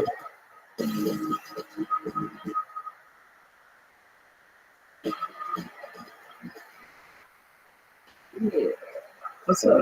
Let's see. So We were just talking about eating pigeons. So I was in Europe and I had a pigeon, and it's a red meat. Wait, pigeons are red meat? Yeah, it's red. And they serve it very rare. Yeah. wait. I know. Wait. First of all, eating a pigeon is just, that's different. But you're telling me that it's red meat and they serve it red. Yeah, it's rare. But it's quite I was in a stun too. And the chef basically brought us out food, right? We didn't order off the menu, just brought us out food. And when the pigeon came, it looks red. Like, it looks almost like you're eating a piece of steak. It's like before you prep it, like this is not what I would expect being getting served. But there's a bunch of different birds that have red meat, like ostrich. Ostrich is red meat. I didn't know that either. Yeah, I used to get ostrich burgers at Fuddruckers. And Fuddruckers went under, unfortunately. You know what? I think I did have an ostrich burger at Fuddruckers like years ago. Yeah, it's the shit. It's very good. Yeah. So wait, what's the word again? How do you say squab? That's what they call it. Okay, so but this guy just said it was pigeon. It's like breast. It's just pigeon breast. It's like a red meat. It does look kind of juicy. Like when you see a pigeon, they're pretty red. They're pretty jacked up. But imagine what's good. Well, this conversation started out there because that's what it looks like. Oh, yeah, okay, that's standing up crane. Now look at that. Doesn't that look like beef? Yeah, it looks like beef. They call them ribeyes in the sky. That's the same thing. Wow. It's delicious. I don't know, but it's supposed to be insane delicious. Wow. Okay. It's a big one. That's interesting. Yeah. So we were talking about animals that have been modified, and we were looking at Carl, and they were like, how crazy is that? Human, over thousands of years, altered by select breeding and created that thing. It's kind of nuts. Yeah, I mean, thanks for all this topic. This is kind of weird. There was one night that's crazy, like YouTube spying. And there was some guy who was just making creation. Like, he used human. He was just cross-fertilizing shit. Oh, God. Yeah, it was the craziest thing ever. I don't know you, right? I don't know what we call it. But he was, like, making these creatures, and then they were, like, living in his jars. That's what he was slowly growing. And one of them had this crazy little eye. And it was the weirdest shit I've ever seen, which then led me down going the spiral where it's like, apparently, there are people around the world who are, like, do like breed like goat race with like human. And like it's just weird, man. There's a whole other surprise. There's a whole other the Russians were trying to do that in World War I or World War II. Which World War was it? So the Russians were trying to make a hybrid of humans/chimpanzee. And the idea was to get a super violent psycho human, and you don't have to worry about Russians dying. You have this fucking creation. Because Russians were dying by the millions. World War I. Unbelievably completed. So hybridization of animals is famous for controversial attempts to create a human-ape hybrid by inseminating 3 female chimpanzees with human sperm. Yeah, it's wild. Yeah, bro. They were trying wild shit. They're trying to make something so that they can send it off to war. Do we have? If it succeeds? We don't know. It's like, hey, where are these things going? Or where are the test subjects? Like, what the hell? Listen, we both agree. For sure, there's a clone out there, right? It has to be, right? They must have tried that. They've done it with sheep. They do it. You can get your dog clone. You can get Carl's clone. Yeah. If you get Carl's clone, I want want compared to two. Because Carl is just amazing. Yeah, Carl. Yeah, the bricks, right? I feel like it's like 25 grams. Oh yeah, yeah. But I think it's a lot of money, but they can do it. But I mean, the whole Dolly the sheep thing, like when that was the first animal playground, I think there was a bunch of failed attempts. So, what is the odds that it comes out exactly like your dog? It might be all fucked up. Yeah, it's psychotic. It might have no soul. You don't know. Yeah, right? I mean, it looked like your dog, but who knows? Around, real creepy. Yeah. It's like the very dark, like satanic version of your dog or something. Yeah. Remember Pet Cemetery? Yeah, dude. Yeah, you bury the pet, and the pet comes back, but now it's still tiny of them, and now it's evil. Oh, I'm not just thinking about that. It freaks me out. But that, I think that, I don't know how I got that title. How you go down some YouTube rabbit holes, man. Yeah, I've gone down some serious YouTube rabbit holes. Yeah, I was at like 4 hours once researching this theory about Neanderthals. That this guy, there's one dude that thought that Neanderthals, we have this idea of Neanderthals, they look just like us, okay? And he thinks no, he thinks they probably look more like gorillas, and they probably were covered in hair, and they were probably able to see at night, and they were probably super violent, and they might hunt us. And so he had this whole theory about like these super predator, chimpanzee-looking Neanderthals. That sounds like crazy, crazy, but most likely not correct. Most people, the real anthropologists, this lady stuff is no. We know someone with red hair, but red hair could be like orangutans, red hair, but they have giant eyeballs. They're just very different with us, but close enough that we expect us. Yeah, I gotta see this. I mean, like, this type of stuff is super interesting. Like, it's hard for me to get into, like, fantasy books and stuff like that. YouTube videos on, like, this Neanderthal, like, kind of theory or whatever. I spent so much time just going down rabbit holes. Brain pickles. I don't know if it's me to be a bad person. It just fucks up your thought process, right? It's like driving down the street and it'll make for good conversation. I always have like things I can fill up in general. Yeah, because there's always stuff in there. It's nice to have the friends that kind of are on the same little like. Pick up some of the weak shit so you know. And I have friends who go too far. There's any problem. He's good. He's so deep. He's so deep. The CIA, MK Ultra, like the deepest of the deep. Yeah, he's in that shit all day long. And my friend Kurt Metzger, he's the worst. I call him just like he knows everything about every conspiracy that's ever happened. He knows all the people that were involved and stuff like that. Like, oh my god, you get me. It freaks you out. I can only imagine. You're like, okay, stop. It's too much. Yeah. Especially today. It's just like seems like the world could fucking explode at any minute. What the hell is living in this? Yeah, that's why I guess it's better to just kind of you gotta stop too. Like, yeah. What we consume, like what information we want to let into our brains. There's what's it, Ogden Levinovich, is that the guy on the podcast? He's a great phrase. We have processed foods, bad for you, ultra processed food. This is processed food. Yeah, that's the way he described it. It's like, it's a junk food for your brain. It's like so you're eating snacks instead of like taking a meal. That's so crazy. It reminds me, I don't know why, it's kind of off subject, but the comedian Ryan Choi? Yes. So he had a really, really funny part in his most recent stand-up video. And he talked a lot about social media, internet, this country, everything. But he said one thing, he said something about it's very common. I'll die for my country. I'll die. And it's like, how about read a book for your country? He's like, how about that? And it was funny coming from him. But I mean, that's I guess what brought that up is process information. Right? We have a lot of fast, info where somebody can give you up a video really quick and put it out there, and it's the first thing we see, so we believe it.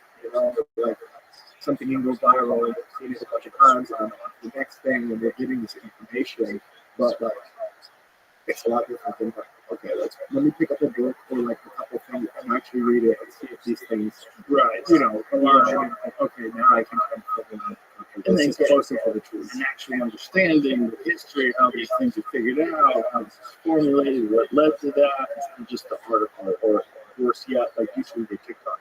Yeah, exactly. Yeah, how many people are educated on TikTok today? Everybody. It's a lot. I really firmly believe that it's like shifting the way people think about things in a negative direction. Yeah. I used to poo-poo it. I used to think, it's the algorithm, whatever. So now I'm like, it's definitely fucking up the country, 100%. And I think China's doing it on purpose. I think it's brilliant. Yeah, I mean, I've heard that. I definitely don't have the capacity to figure out if it's like the truth or not. But I did hear that. That's kind of crazy. So their TikTok's very different than ours. That's what I heard. Like, it's like all like science and positive stuff, and martial art inspiration, martial art, science achievements, and ours is just like academics, Reddit shit. Very crazy stuff. More people get shot on Instagram Reels. And it counts on even follow, right? So it's like Instagram knows I don't watch fucked up things, so they're showing me like failed carjacking attempts, all kinds of stuff. People get run over by trucks every day. I created a TikTok actually because my wife was in it and she's like, they have like shopping or something else. I was like, let me just download it real quick. So I downloaded it and like through the first day, it started feeding me these like these pages that were like homeless people in like Arizona and California that were just like hooked on fentanyl, and I was like, what the hell? And they get deep into their stories. Guys got everywhere. Like, how long have you been out here? And I'm sitting here watching this. Like 20 minutes goes by, and I'm like, am I depressed? Why do I feel like the weight of the world is on my shoulders right now? And I realized, like, holy shit! Like, I'm literally here in my living room watching like drug addicts on the street, like they waste their lives away. Meanwhile, you were living the life that they could only dream of. If you take a young guy before his life goes sideways and say, what do you want to do with it? It's like, if I could just wave a magic wand, I could like be badass fight in the UFC, all fucking jacked, young, strong, one of the top contenders up and coming. You're depressed. Yeah. Looking at people that you don't even know. It's crazy, dude.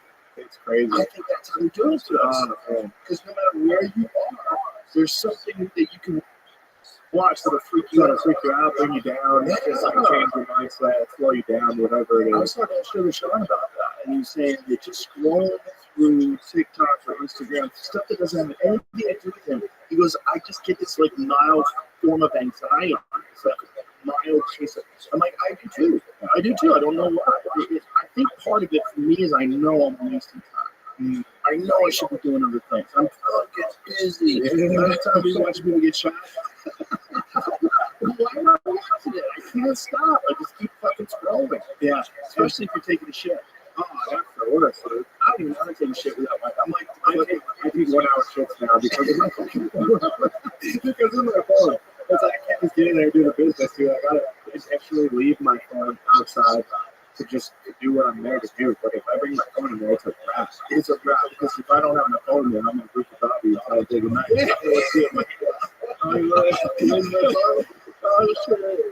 What percentage of people take a shit with their phone now? 99.9. Guys, men, 100%. Yeah. It's how I find out half the things that are going on in my life. You know, one thing that works the shit out of me though, if you're gonna take shit in a public place, like for instance, like the PI, right? If I'm at the UFC PI, just gotta work out whatever. I got to take shit.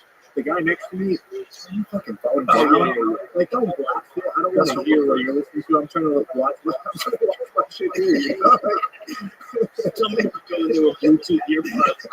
Tell me to listen to that's when you know you're a degenerate. You put your earpods in and you take your shit. That's when you know. You've gone too far down the rabbit hole. Have you fucked around with any of that AR stuff that's goggles?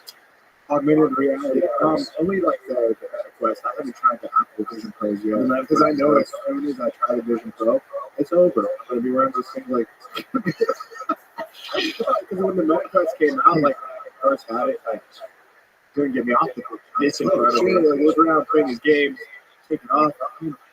Wow, it's really great. But yeah, I know if I were to get the Apple Vision Pro, it'd be over because there's just so many cool things. What did I see recently? There were some things they were using AI. This woman was talking to her deceased daughter. Her young daughter died, and AI recreated her daughter. And with these goggles on, these VR goggles, she was having a conversation with her daughter. I like vaguely remember seeing something like that. Oh yeah, this is it. This is so crazy. This is so crazy. Yeah, I mean, seeing her deceased daughter and try to touch her. Oh my God. This is like what we were talking about the phone, right? Like just putting ourselves through like this depression and stuff. Like, dude, this is crazy. This is like this. She can't even touch her, so she's like reaching out like she wants to touch her. Yeah, she's crying. Oh, She's just, yeah, she probably feels something. yeah. Oh my God!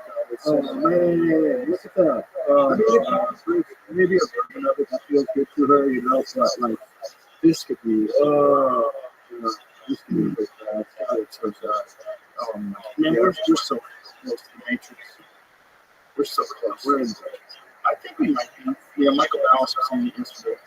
He thinks it is a simulation. Elon said the chances of it not being a simulation are 1 in billions. Yeah, he thinks it's 100% simulation. There's too many things that there's too many coincidences, right? Like even I might sound like an idiot for saying something like I know you think about like you think about like the Simpsons, dude. Right. Like you see those like Simpsons theories and shit. It's like, come on, like this is too accurate. They called everything like this is years ago. You know, like these episodes came out years ago. How are things like this aligning? How these, you know, matching? It's weird. It is really weird. It's really weird. It's weird. Why is us being in simulation any stranger than reality itself? Just the universe itself. Just the fact that we are one planet of 9 in this one solar system that is one of hundreds of billions of solar systems in this galaxy, and that this galaxy is one of hundreds of billions of galaxies in the universe. The whole thing is so crazy. The idea that we're in some sort of a program, why is that crazy? Like everything about us is crazy. Subatomic particles are crazy. The way our body is designed is crazy. Yeah. The fact that you can make a car out of a wolf is fucking crazy. All of it's crazy. Yeah. I mean, even listening to you right now, as you were kind of breaking down how pretty much insignificant we are, I just kind of like everything starting zero, and I was like, oh no. Get out of this. No, but we are significant and insignificant at the same time. Yeah. I don't think we're in value.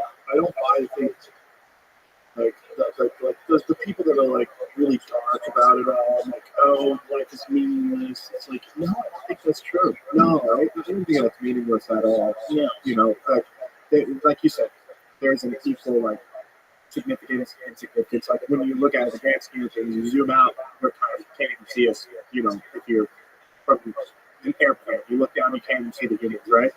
So that makes us feel a little bit small, but like I don't know, something about us inside how we feel, how we see things, the power that we have in numbers, right? Like the intelligence that we have to create things like AI and laser beams and all that stuff. Like, I mean, that's pretty insignificant. We're very small.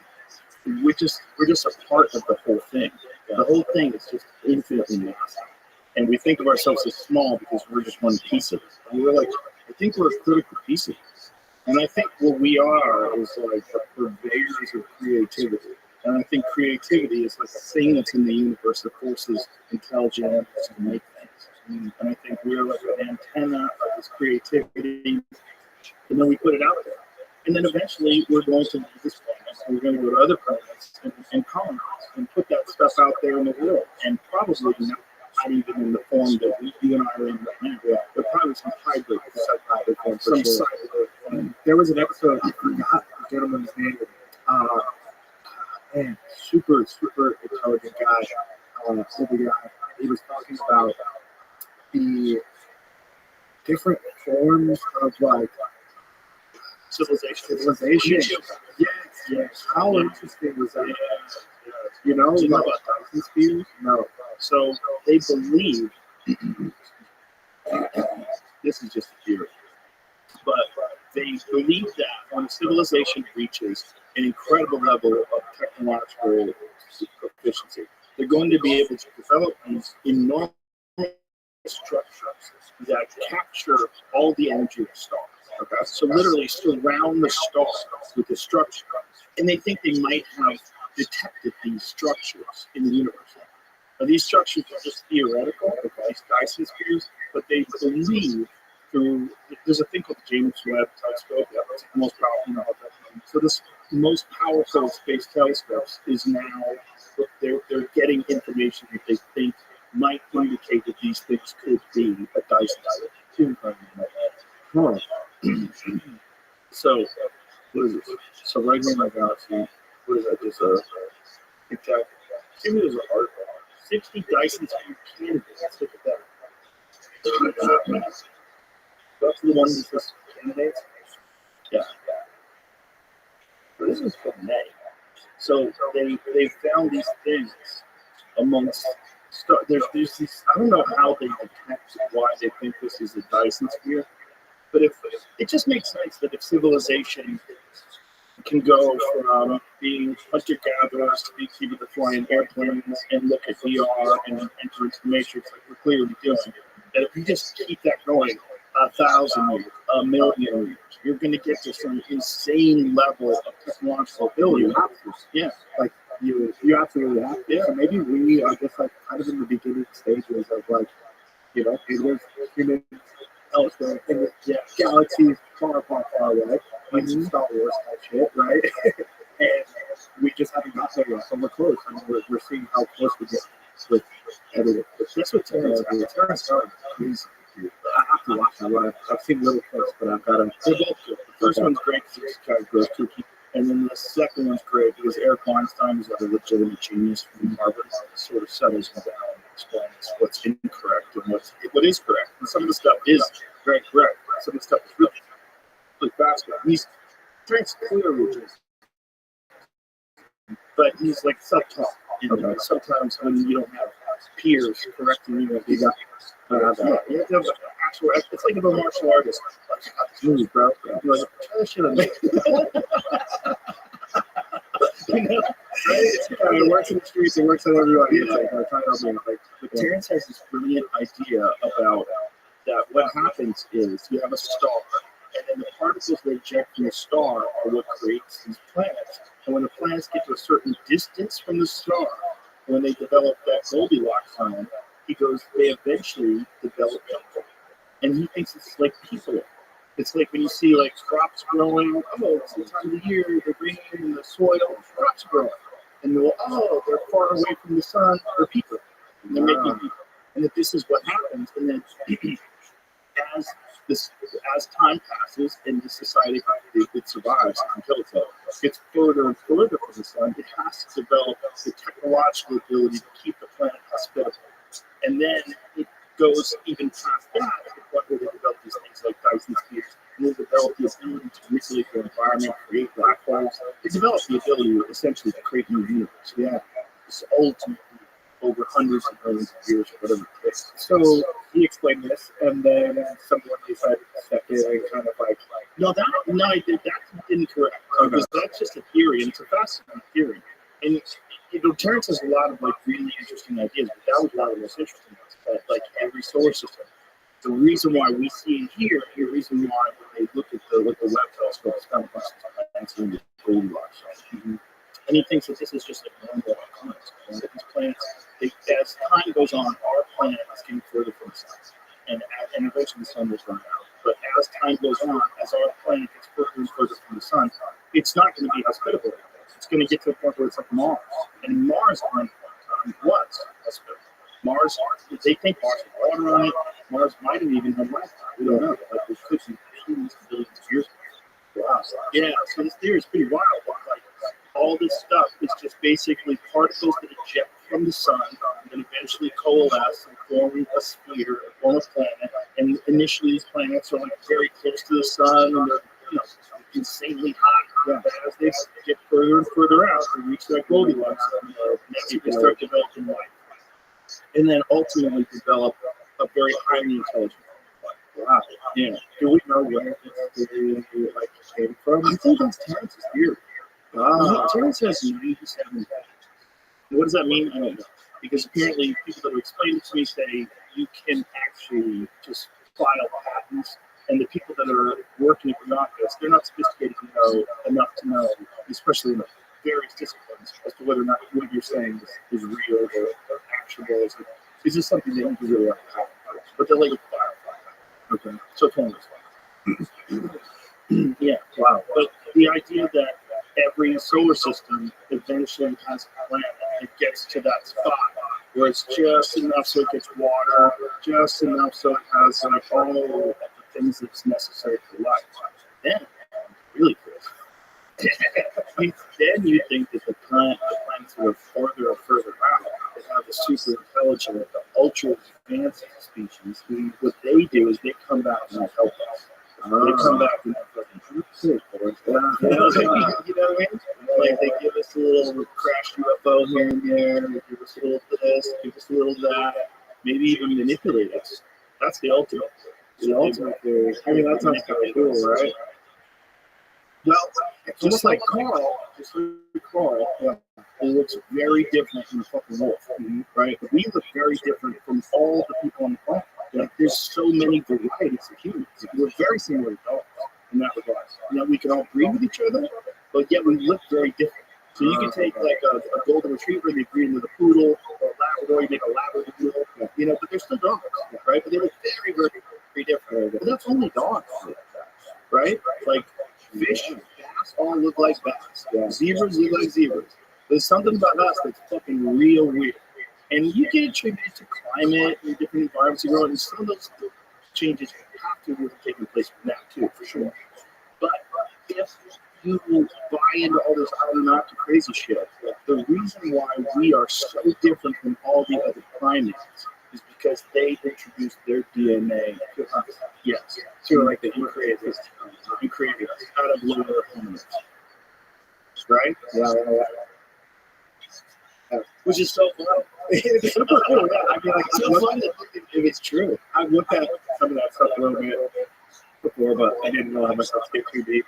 Yeah, you can get deep on that. But yeah, definitely interesting, like, perspective and like way it's like kind of break down humanity. Well, we are a mystery. We are the ones who created this theory of evolution and the fossil record and all those things, but the thing that created it is the biggest mystery, the human brain. The human brain doubled in size over a period of 2 million years, and apparently it's the biggest mystery in the entire fossil record. They have no idea what that is. Is it still growing, or it's just growing slow? Another 2 million years from now, it might double again. Yeah, I wonder if there's a record of like, how to just the slightest record of growing. Right, first 500 years ago, right, as it continues, increase. I feel like the average brain size of everybody today, like, how far back do you have really good records of brain size? Yeah, I go back to like Kenny's. Probably nothing earlier. I mean, I'm sure there's been anatomy records that go further than that. Probably maybe the 30s or 40s. Like, when did they start studying the size and weights of human brains? I wonder. I mean, but it makes actually. I'm making notes right now. Like, Terrence Howard, like, I gotta look into this guy more. All I know is like Terrence, like, I think he's a great actor. Yeah, super. He's a great actor, but I mean, I think he's even more interesting as a thinker. But the way he responded, I think, showed a lot of character. The way he responded to Eric Weinstein correcting him and stuff, because it didn't. you know, he kind of tried to argue his point, but he didn't get upset. He didn't get emotional about it. He didn't get attached to his ideas. It showed. He's a brilliant guy that doesn't have all the information, but he's brilliant. But there's a giant difference between being a brilliant person and being a person that has information. There's a lot of brilliant people that don't have any information. Yeah. You know, which is why, like, there's people like I firmly believe that to be great at athletics, it takes a kind of intelligence, and you're not measuring it in an IQ, but to pretend that someone is like a Wayne Gretzky, he's not some kind of a genius, you know, or a Federer or an elite MMA fighter. You have to be a kind of a genius, because you're navigating this most difficult of world with microsecond decisions get made. Training, instinct, discipline, the will to carve out this existence, and all those things. You have to have a fucking truly exceptional mind to be able to do those things. I agree 100%. Anybody that's doing things at just like a really high level, or like they're doing things differently, they're like the number 1, 2, or 3 In anything. in anything. Yeah, there's definitely. And if you're focusing at physics, well, everybody thinks you're a genius. But if you're focusing on hockey, people don't think you're a genius. Or if you're focusing on chess, maybe people think you're a genius. But if you're focusing on jiu-jitsu, maybe they don't think you're a genius. Yeah. And it's kind of interesting. Yeah. But I think they're all geniuses. So I think for sure. I think every one of those people, if they had a physical capability, because obviously some people unfortunately have terrible genetics, and they're just never going to be as good. But if you have the physical ability, that's only like a little tiny piece of it. Yeah. The real piece is the mental part of navigating, not just the training, but the improving, and then the ability to execute under pressure. Under pressure, you gotta have the mental side to even drive the physical side, right? You can be a physical specimen. How I'm built, right? Like, but I don't know nothing about football, so it's not like I have to coach. You know, I have to develop some type of. You have to train. I have to train. For things. I have to do all these things. Like, you look like you can play football. That's what I'm saying. I look like I can play football, but it's not wired that way, right? So I have to do a lot to make that happen. And then, obviously, there's a lot of football players that look like a beast, but if you get them in their cage, they have no idea what to do. We've seen it. It's so crazy. We've seen it. We've seen guys that, like, you know, they're badasses, but there's a difference between being a badass versus a trained fighter. It's just a whole different world. And it requires not just physical work. It requires a kind of brilliance. And just because Terrence doesn't have that information, he's a brilliant guy. If he had that information, he'd be even more brilliant. He'd be more relatable to all these other brilliant people. That's really interesting. I want to look at Terrence Howard now, actually. Like, this is fun. Yeah, I like this. I want to explore like the side that you're explaining to me. I would have never really known, but I like to see its fights. I like to, just hear this guy out. Well, I had a reporter tell me about years ago, and then I watched YouTube videos, and one of them comes at Oxford talking about that. See, like, that's so cool. What the hell? Yeah, what the hell? Crazy. The whole thing is crazy. But it's just, we should be inspired. There's a lot of interesting people out there in this world. Yeah, a lot of people that have some great ways of looking at things and inspiring stories. So we think about like what they've done, how they've done it. It really fuels us. It's one of the reasons why we like sports where we're not even participating in it. It's so inspirational. Yeah.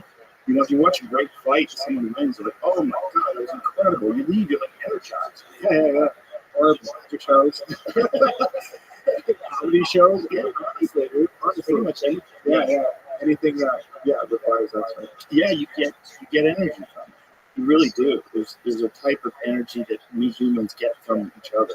And I think that kind of energy that we get from each other doing things, that also, it's beneficial to us, like evolutionarily, because I think it promotes more work. It promotes things getting done. It actually fuels things getting done. So, like, similar to, like, are you watching the Olympics right now, though? Bro, I watched that fucking transgender woman boxer, female boxing. What the fuck are you people doing? What? Oh, dude. I haven't seen much. Every bar or whatever, anything that's happening right now, I've been traveling, so I see, like, Olympics coming. Right? But one thing that I've noticed, like, it's so weird. It's like the Hunger Games.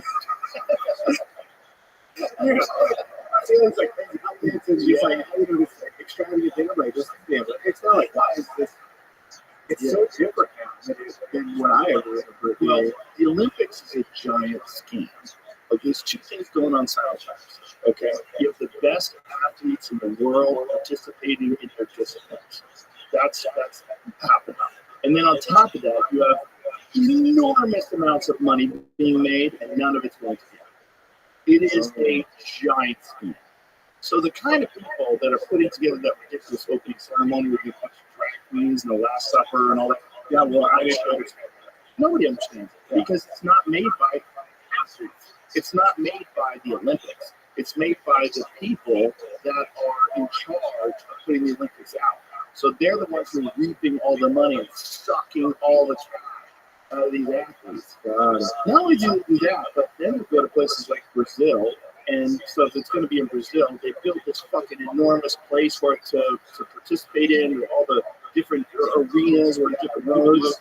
And then so and then all the people there who were poor are like, hey, where the fuck did this money come from? And why didn't you just spend it on the community? Why did you do this? Why did you do this for volleyball? Like, is volleyball that fucking important that you didn't really use that money to like help people? Yeah. That sucks. The money they make is astronomical. The Olympics makes billions and billions of money, television revenue and advertising revenue, and they don't get any of it. So it just goes to like they just ball it. Yeah, and these are the crazy people that are putting on the Last Supper with transsexuals. That's what they're doing. Was this a Last Supper? Yeah, I saw it was something else like it was something like the Greek nonsense. That was they tried to say that after the fact. The lady who was playing Jesus literally said she was Olympic Jesus. She was joking around about being Olympic Jesus because she was in the same position Jesus was in the Last Supper. She had the halo behind her head. They're being artsy. They're being fun, but it's not the place for it. You're pushing this weird agenda in this place where people are already getting fucked over, right? The whole Olympics is just people getting fucked over. Yeah, I mean, if you're the best athletes in the world representing your country, at the highest level, possibly, humanly possible, for one, you should be getting compensated. Shit, you know what I mean? You should be getting compensated. Yeah. And I think that there should be something that's more focused on the extravagance of like this moment. The athletes waiting so long to be able to do this. It should be more athletes. It's not so much a show. They're not some wacky dude get a hold of the fucking reins and he decided to do this. That's what it was. Literally what it is. It's literally what it is. And he just decided this is true. This is the actual person who put it together. That is who he is. Oh, really? Yeah. Oh, yeah, I know who the guy is. Okay. He's getting paid as it is. The whole thing's fucking insane, but my point is the whole Olympics are insane. They're robbing people. They're robbing athletes. No one is tuning in. There's not billions of people all over the world tuning in just to see a bunch of transsexuals pretend to be Jesus in the disciples. That's not why they're tuning in. They're tuning in to see who's going to win the 100 meter dash. Who's going to win this? Who's going to win that? Who's going to win the sprint? Who's going to win whatever the fucking event is? Who's going to win boxing? That's what people tune in. And those people that have dedicated their entire lives to wrestle in the Olympic Games, they're not getting a fucking scratch of that. That's so crazy. It's nuts. Oh, man. So it's nuts. There's nothing to do. Like, nobody can do anything about that. It's just pure chaos. Well, at one point in time, there was probably no money in the Olympics because there was no television, right? So at one point in time, the Olympics was just about the best athletes in the world competing against the other athletes. The best athletes in the world. It was for national pride. You bring gold medal, you have a fucking parade when you get back home. It was great. It was probably, I don't know what the original, like the one where Hitler was in the 1936 Olympics and he's fucking jacked up on meth and he's rocking back and forth. You seen that one? No, dude. You're putting me on so much. You're putting me on so much. Yeah, I got a guy coming on tomorrow who actually talk about drugs and the Nazis, like all this crazy drugs to each other. All kinds of stuff. All kinds of stuff. They were getting free drugs. Yeah. They were doing free drugs. And there was no just say no back then. Everybody's like, what does this do? Keep you up for days? Let's go. Yeah. So Hitler at the Munich Olympics is like, he's on that and he's rocking back and forth. He's just amphetamine out, fucking coke up, just rocking back and forth while everybody's watching the Olympics. Show it to the thing. Yeah,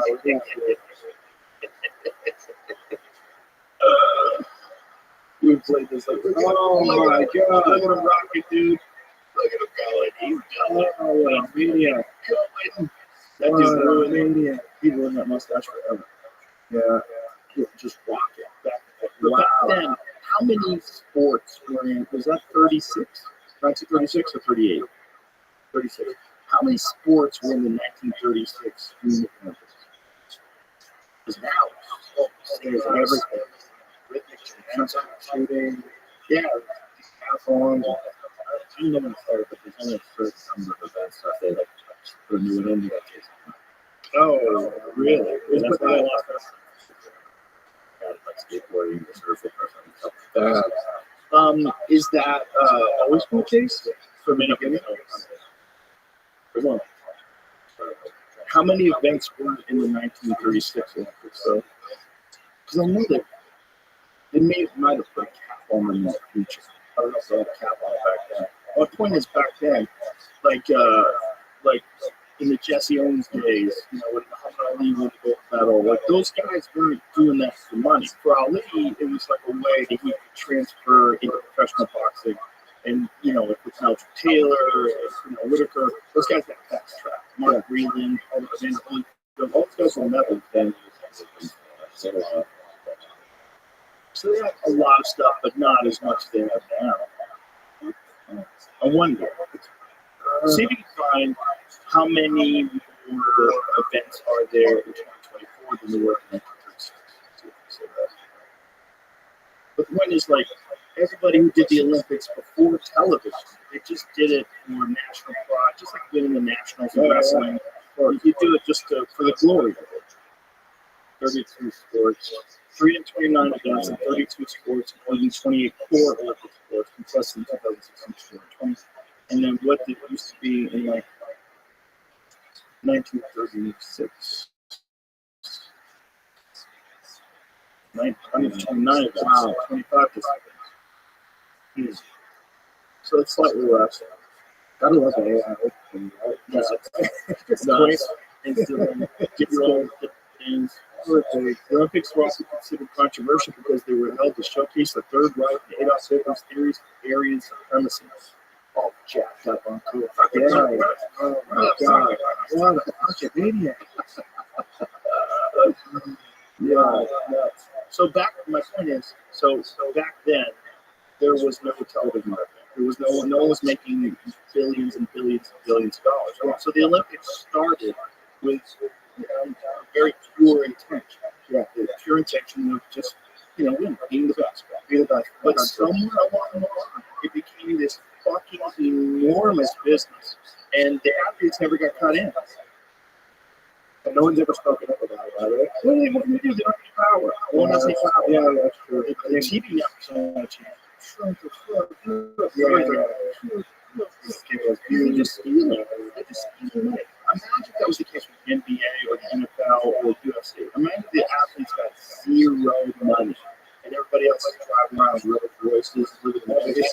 I mean, crazy. Yeah, you guys are fighting for the world. Yeah, I don't think glory. No, represent your country. We've done studies. It shows that when people fight for money, they don't fight that hard. So, what? That's the Olympics. They're boxing for $0. They're punching each other in the face as hard as they can for $0. And this woman today got punched in the face by a man. Yeah. They let a transgender, there's apparently at least two transgender boxers that are fighting in women's boxing. I don't understand. You can't understand because you're not retarded. That's something wrong with you to understand it. You think that makes sense. All you have to do is say you're a woman, but you're not. I say I'm a werewolf, but when the moon comes out, I say a person. Yeah, you're like, this is not real. I want to understand, but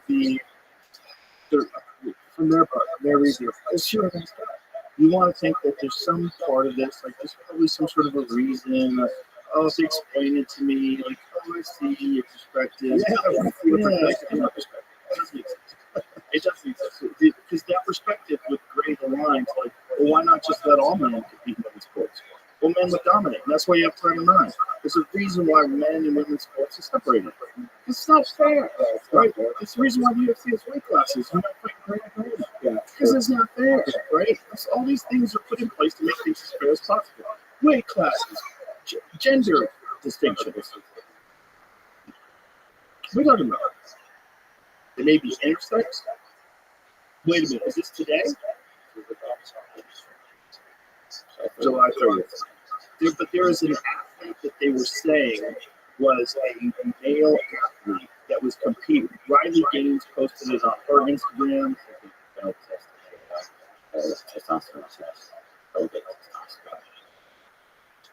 does that mean? So they took testosterone. Is it exogenous? Why are they calling these person transgender? Are they female to male? Like they're trying to transition to male? Is that what they're saying? What? Okay. What article is this? Outsports. What is outsports? But hold on. What is outsports? What is that? What is the? What, yeah, it's always. Yeah, it is. So this might be biased. Google transgender boxer. And what does it say? They'll fight in Paris. Yeah, but here it says this is the person. Algeria's named I don't know for that. Taiwan's Lin Yu Ting were disqualified from last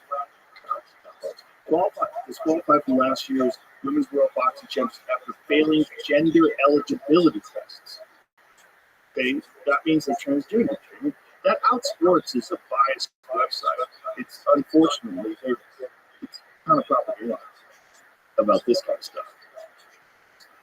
All right, scroll it up again. So it says, yeah, the person that has the XY chromosome. The boxer's chromosome test came back as XY. So that's a male. Well, at the time of these qualifications, based on DNA tests, we identified a number of athletes who tried to trick their colleges into posing as women. The association's president, Umar Kremlev, told Russia's TASS news agency at the time, according to the results of the test, it was proved that they have XY chromosomes. Such athletes were excluded from competition. So I don't think Outsports is being honest about this particular thing, because there's outrage all over the place about this one particular person that they're talking there that did test for an XY chromosome. That's amazing. I know it sounds horrible to misgender someone and all that good stuff. All that's great until you want to fight women or even compete against women. It's just cut the shit. Let's cut the shit. When it comes to competition, I guess, yeah, there's a level of like, it's just unfair, or it can be. Also, we're denying things. Right? Yeah, we both know what sandbagging is. Sandbagging has always happened. You would get in all sports. I remember when I was a kid, there was a kid that we were in Little League Baseball. And there was a kid that was 15, he was trying to say he was 13. This motherfucker. He threw a heat, he had a crazy fastball and everything. How old is this fucking kid? Little League, or like 80 to 89. Oh, trans boxer, Hershey, games for gold medal. Okay, so this one you're being honest about. Right, but they're not being honest about that. Competes as he competes in the women's boxing division. Wait a minute. What is that about? Why are they saying he then? This is the other. See, they're saying himself in his nation. So this is a trans female to male competing in women's boxing. Because they're saying him. So Out would not be calling this person a male if this person identified as female. But they're competing in women's boxing. So that just means they're juicing up. They're just cyborging their way. This thing. He proudly proclaims he's never taken testosterone on his social media accounts. Okay, so he just says that he's a man? So he's transgender just by saying that he's not doing any hormone replacement. Knowing his strong stance against discrimination he puts during competition. So this is just a woman that says that they're a man and competes with women. That's different. That's very different, especially if this person's not taking testosterone. It's very different. but the other one has XY chromosome. That's a boy. Congratulations. There's a lot. That's a lot. That's a lot to take in. That's a lot from outside my brain to even process. Well, it shouldn't be about ideologies. It should be about biology. It's about biology determines whether or not someone's male or female. It shouldn't be like you just decide. Like this article is nonsense too. Because you're saying he competes as in women's boxing. Well, why? Why would he compete in women's boxing? Yeah. If he thinks he's a man, go compete with the men. Yeah, it's sad. It's and what I mean by that, it's sad because it is it's hard to stay like politically correct, right? It's impossible. It's like even now, I'm like, how do I? You get what I mean? Like without getting completely like, I don't know what to say. I don't know. But that's the trick. Yeah. The trick is getting you so confused by it all that you can't even discuss it. Yeah.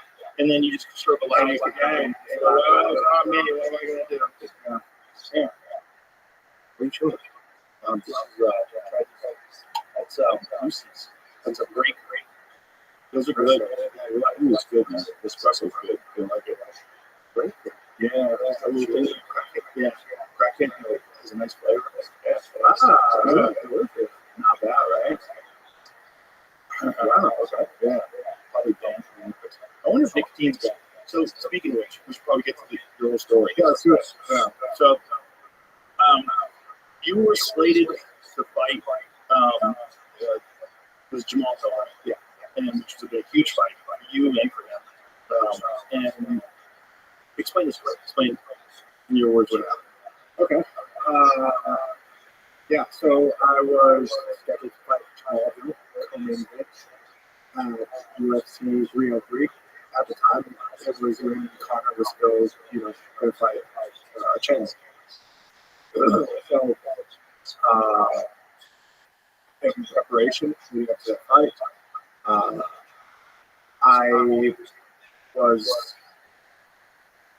how do I even say this? I was working with a company who I outsourced, take care of my supplements and stuff. Like, hey, I don't have the time to necessarily pick what's right for me.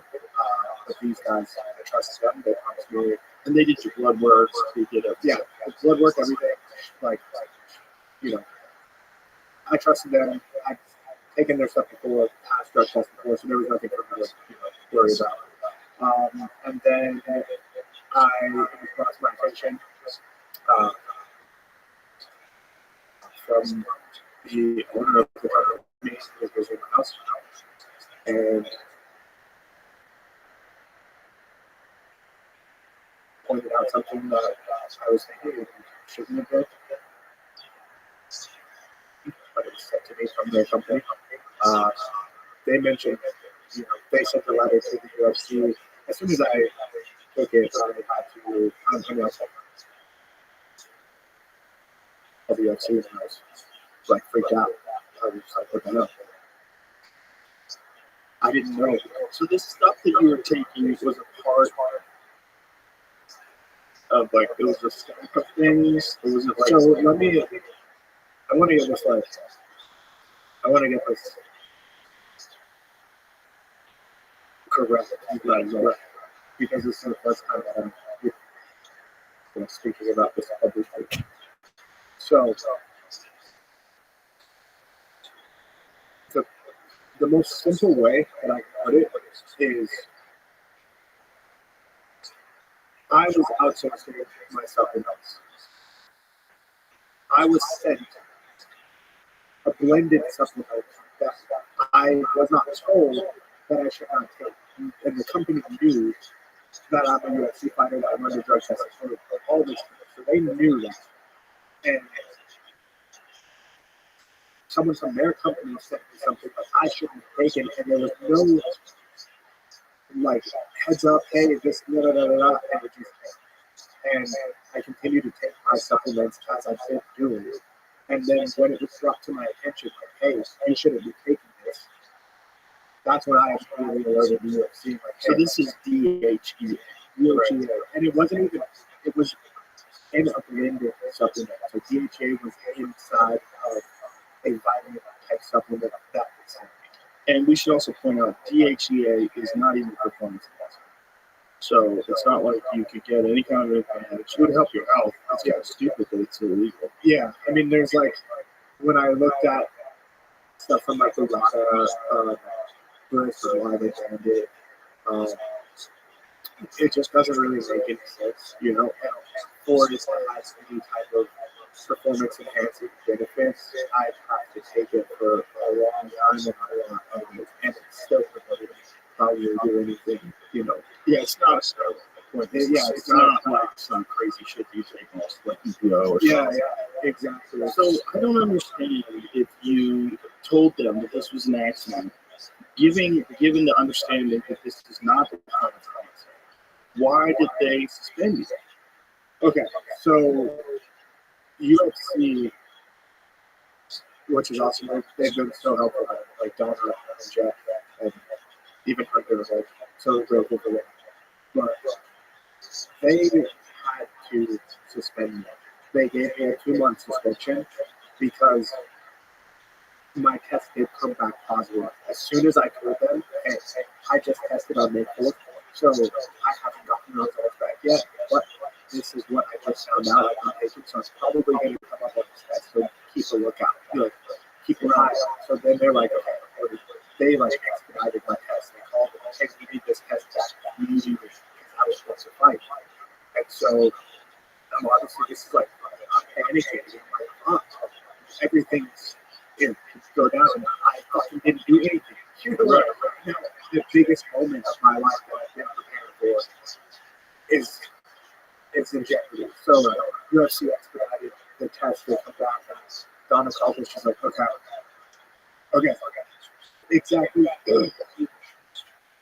what you stated did show up on the test. So we have to issue you some type of suspension for a failed drug test. So they just gave me 2 months. But that's completely separate from the Nevada State Athletic Commission. Oh, so that's the situation. So what are they trying to do? So I'm still suspended under Nevada State, but they still haven't given me the time yet, specifically. So yet today was supposed to be another hearing. But as far as I know right now, it's going to be somewhere in 9 months. Jesus Christ. For DHA, and crazy, so crazy. So UFC is they're trying to help, and we're trying to get this like on gas, like being penalized for reporting, self-reporting. Self-reporting something is not even, and that's not even my fault, right? You get what I mean? Like, I didn't intentionally do this, right? So, like, it's just, it's a really, really rough time running days. It's hard for me to really kind of like keep it together, especially like you were saying, like I was scheduled to fight Jamal. I'm at a career right now, and I feel like I'm really damn close, but now I don't know what the hell's going on. I was being held up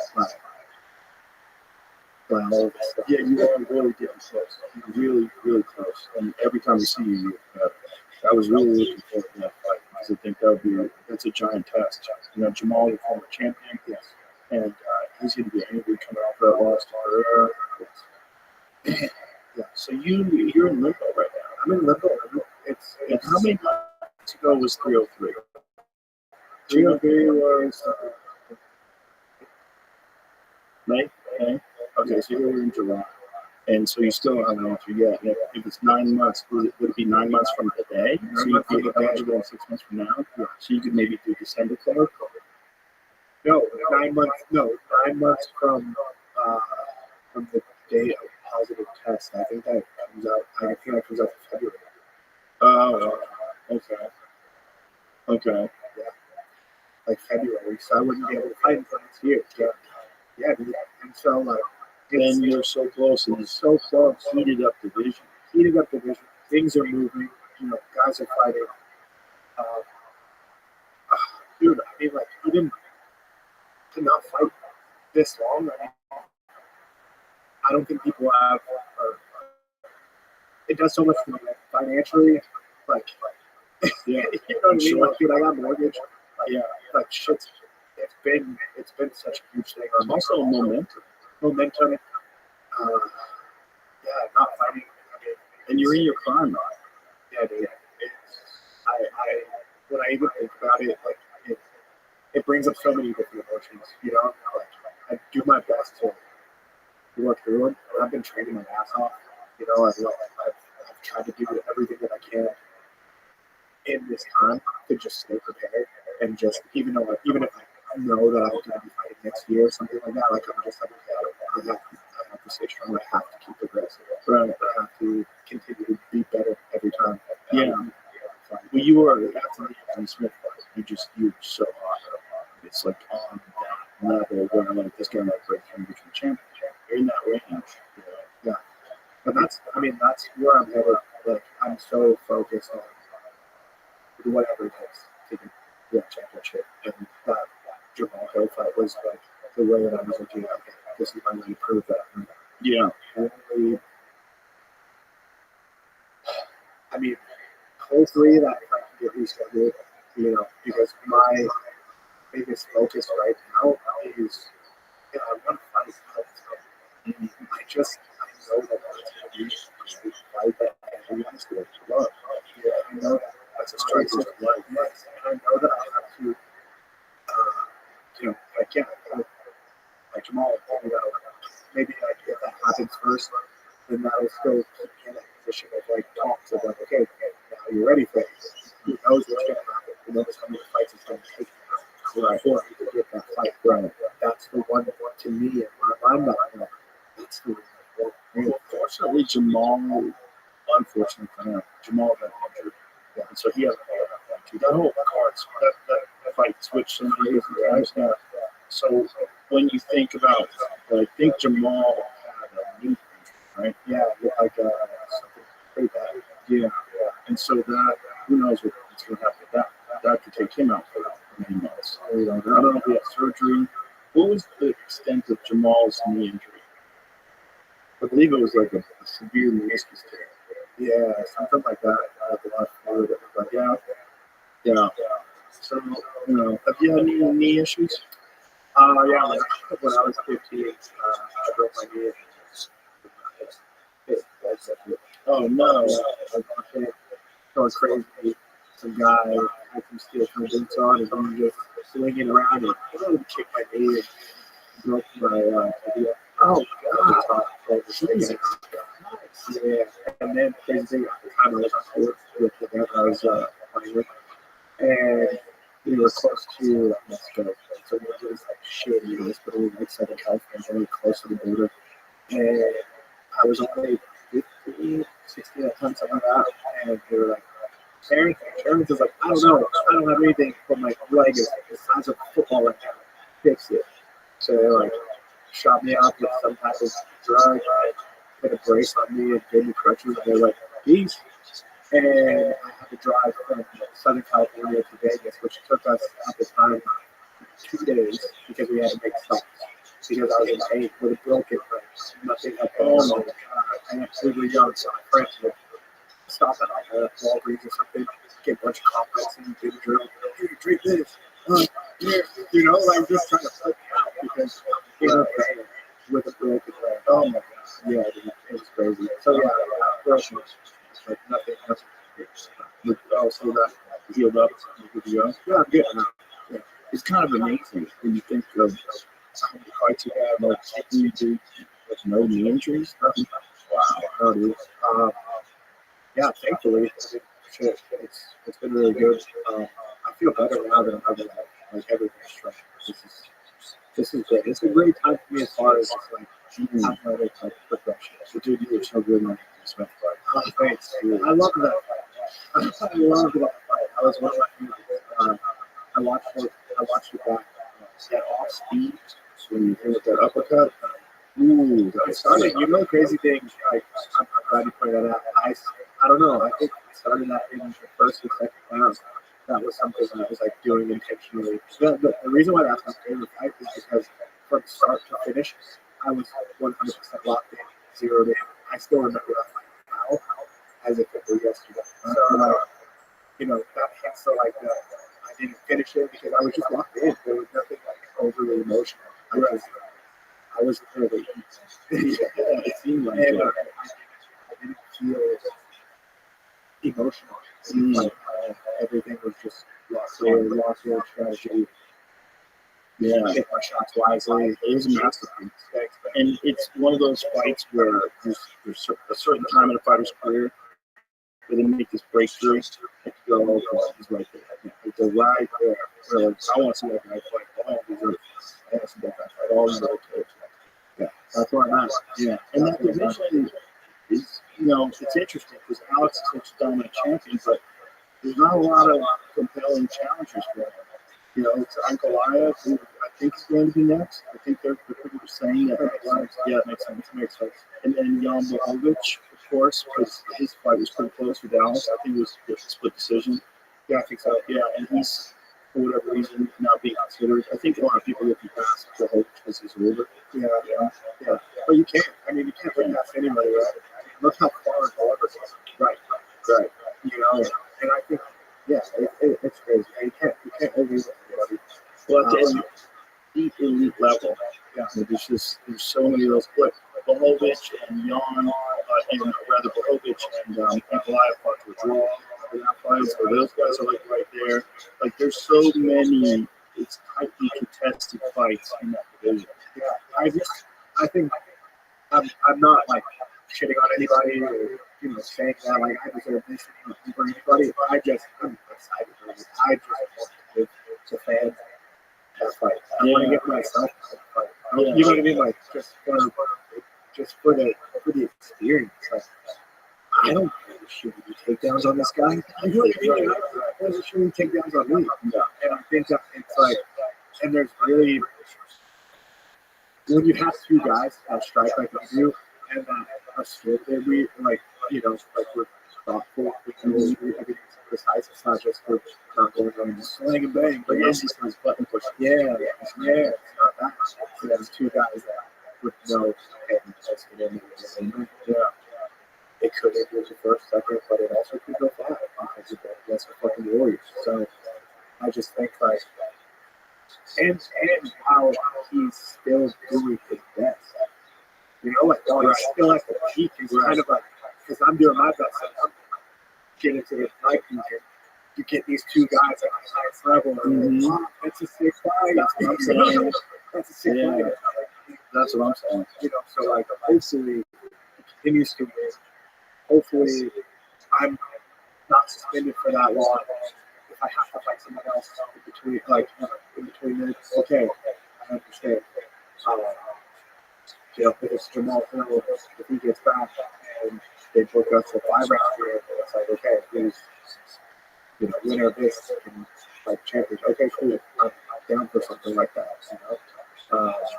But yeah, they got to work that out. Who's the head of the varsity athletic commission? Jeff. Is it Jeff? Jeff's really good. Yeah, seems like it. Yeah. I don't know how much today he has and how things get sorted out. Yeah, but he's martial artist. Yeah. So he's a lot of those guys are. I went. So I thought that was supposed to have my hearing. I can see what I call it. Last month I showed up and I said, but they allow public comments like type so the public can come to the hearing. So I came and I saw these guys and I'm like, oh, I know all of you. In my mind, I thought it was like some crazy thing, So I showed up and I looked around the room and everybody's sitting around this table and it's bored. I was like, oh, I see every single last one of you every fight. Right, so I started trying to come through it.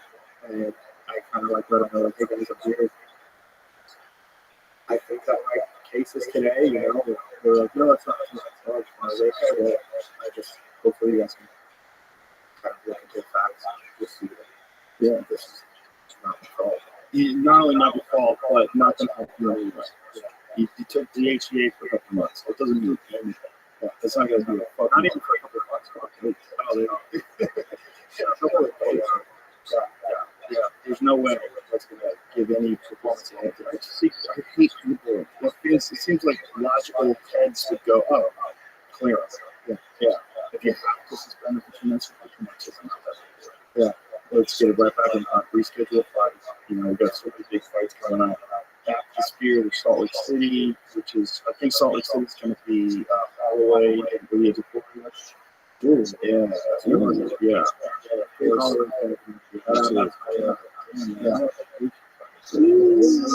there. It was crazy. The way that, when people do like the right, this was like the fucking atomic bomb.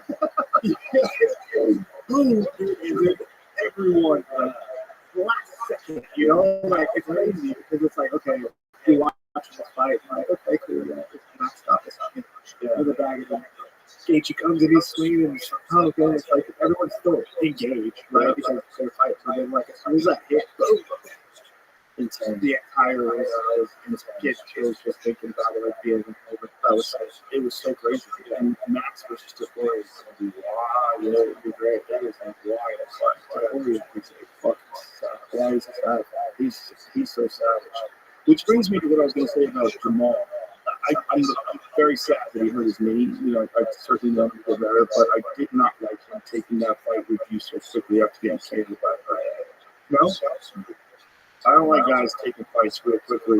I mean, I like it for you, but I don't like it for him. I don't think it's smart. I think you feel okay. I don't think you're okay. And I think that's Volkanovski. I think I KO'd by Islam. And then a couple months later, he fights Ilya. It's not unconscious. Yeah. That's real. You've been stopped before. You know what it's like. It's like you're not quite right for a long time after. Yeah, I don't know, man. Like, when it happened, and when somebody called me and told me that this was the situation, that was a lot of the fans' response and people around. They're like, dude, what's wrong with these guys? Like, honestly, my response to that is just being kind of right. It's true. You know what I mean? Like, whatever he chooses to do, that's on him. Yep.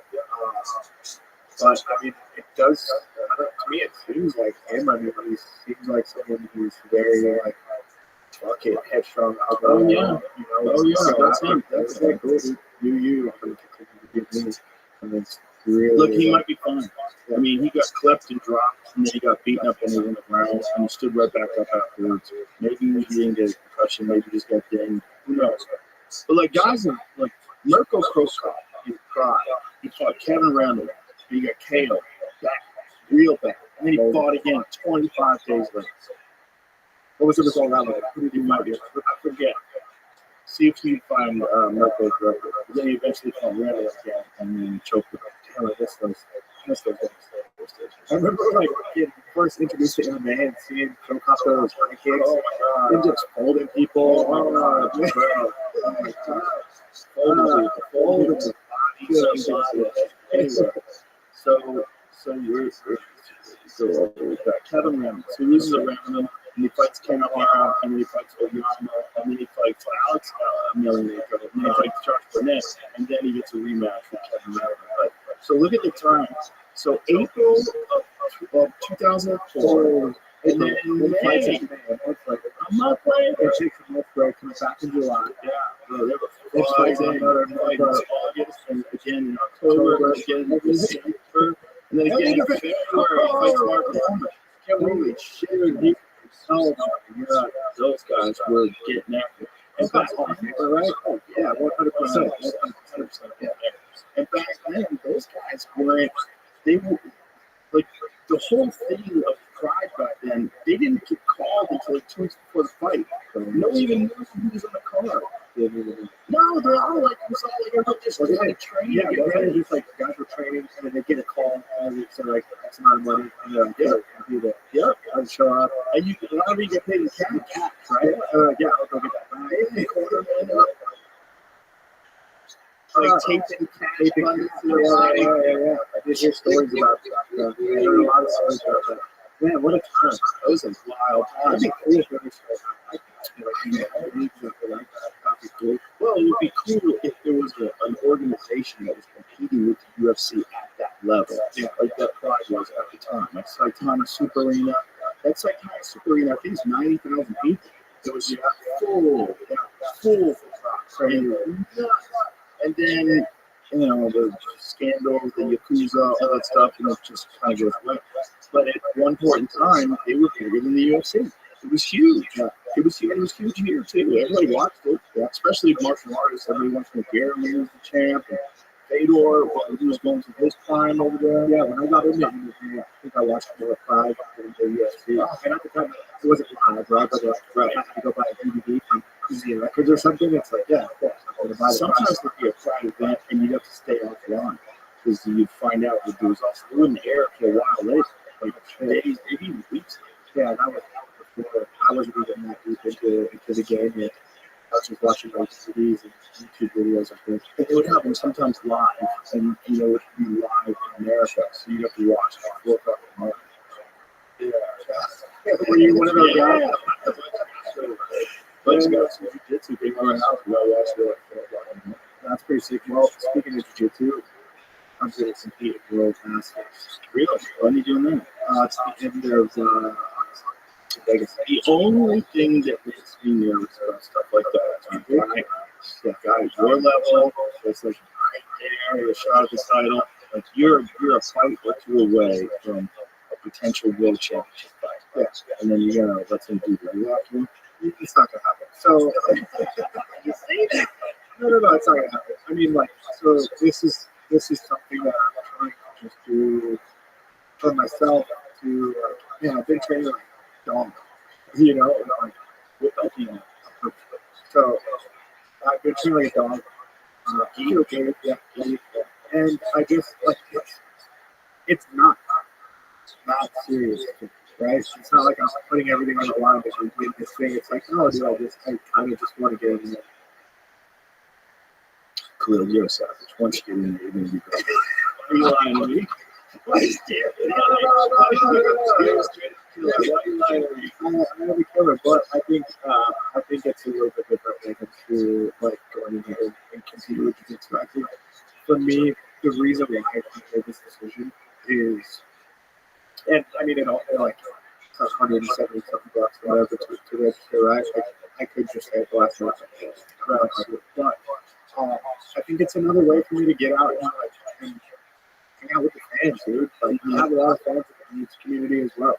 There's a lot of friends in that community. And I go to Worlds every year and hang out. And sometimes I get the itch, man, it'd be cool to just, you know, pop in here and have 3 matches, 4 matches a day, whatever. So that's kind of more my approach. I just want to get there, kind of connect with people. Yeah, I'll throw my key, but I'm not going to get in here. If something's, you know, if someone's got my leg,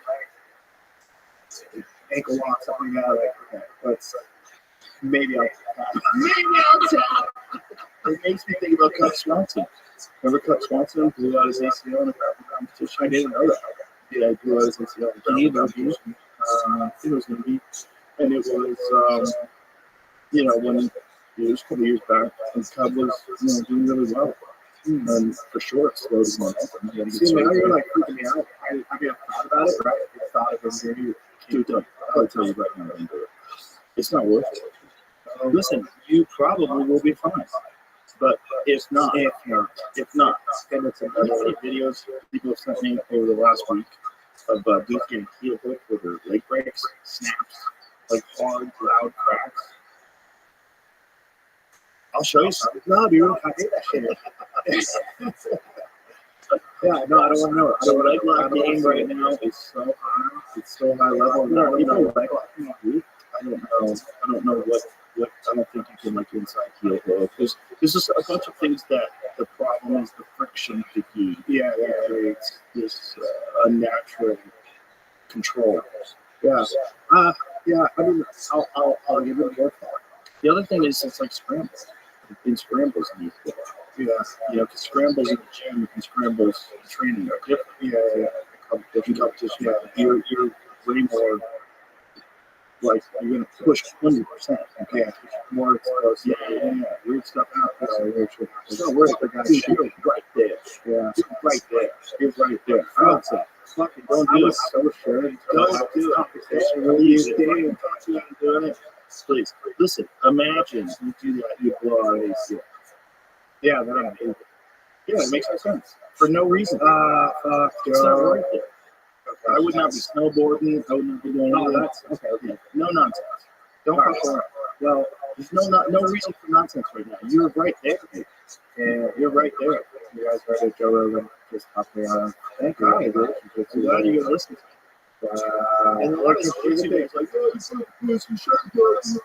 No, but here's the thing, like, I would hate to have this conversation with you, and you get so like confident and passionate about it. You don't do it, and then something did happen, and then, well, I'd hate to even try now because I put it in your head. I don't want that to be in your head. I want to do it. Maybe I'll talk to you again.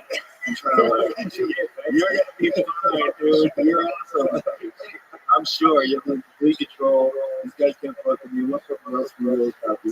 Yeah, but I've been trying to stay active. It's crazy that you say like we're in shit because I picked up skiing last year. And yeah, super natural. Everything was beautiful, of course. But thankfully, I picked it up at the winter, so I only got like 3 months in. But I did hit some black diamond runs and this one that was like the guy told me, oh, this will be one that they do in the Olympics. I was like, okay, cool. I'll try it. Did really well. But outside of that, like, play other golf. But golf is good. Yeah. Not gonna get hurt doing golf. Not gonna get hurt doing that. So I'll just stick to that. President Trump is 80 years old. Wow, 80. Yeah, right? Oh, no, that was a scary. No, that's actually one thing that I found out about skiing too, because here's the thing. Yeah, skiing, anything like that could be dangerous. But when I was out there, I didn't see anybody over the age of 40 on a snowboard. Right. But I saw guys 8 years old skiing. Yeah, you know, and I'm like, okay, I want to pick up things that I can do for a long time. I want to be active, you know, like ever since I made the change, it became a fighter and all these things that my life changed. And I want to stay active. I think that's very important to like stay active as long as you can. And so I picked up some hobbies because I am an extreme guy.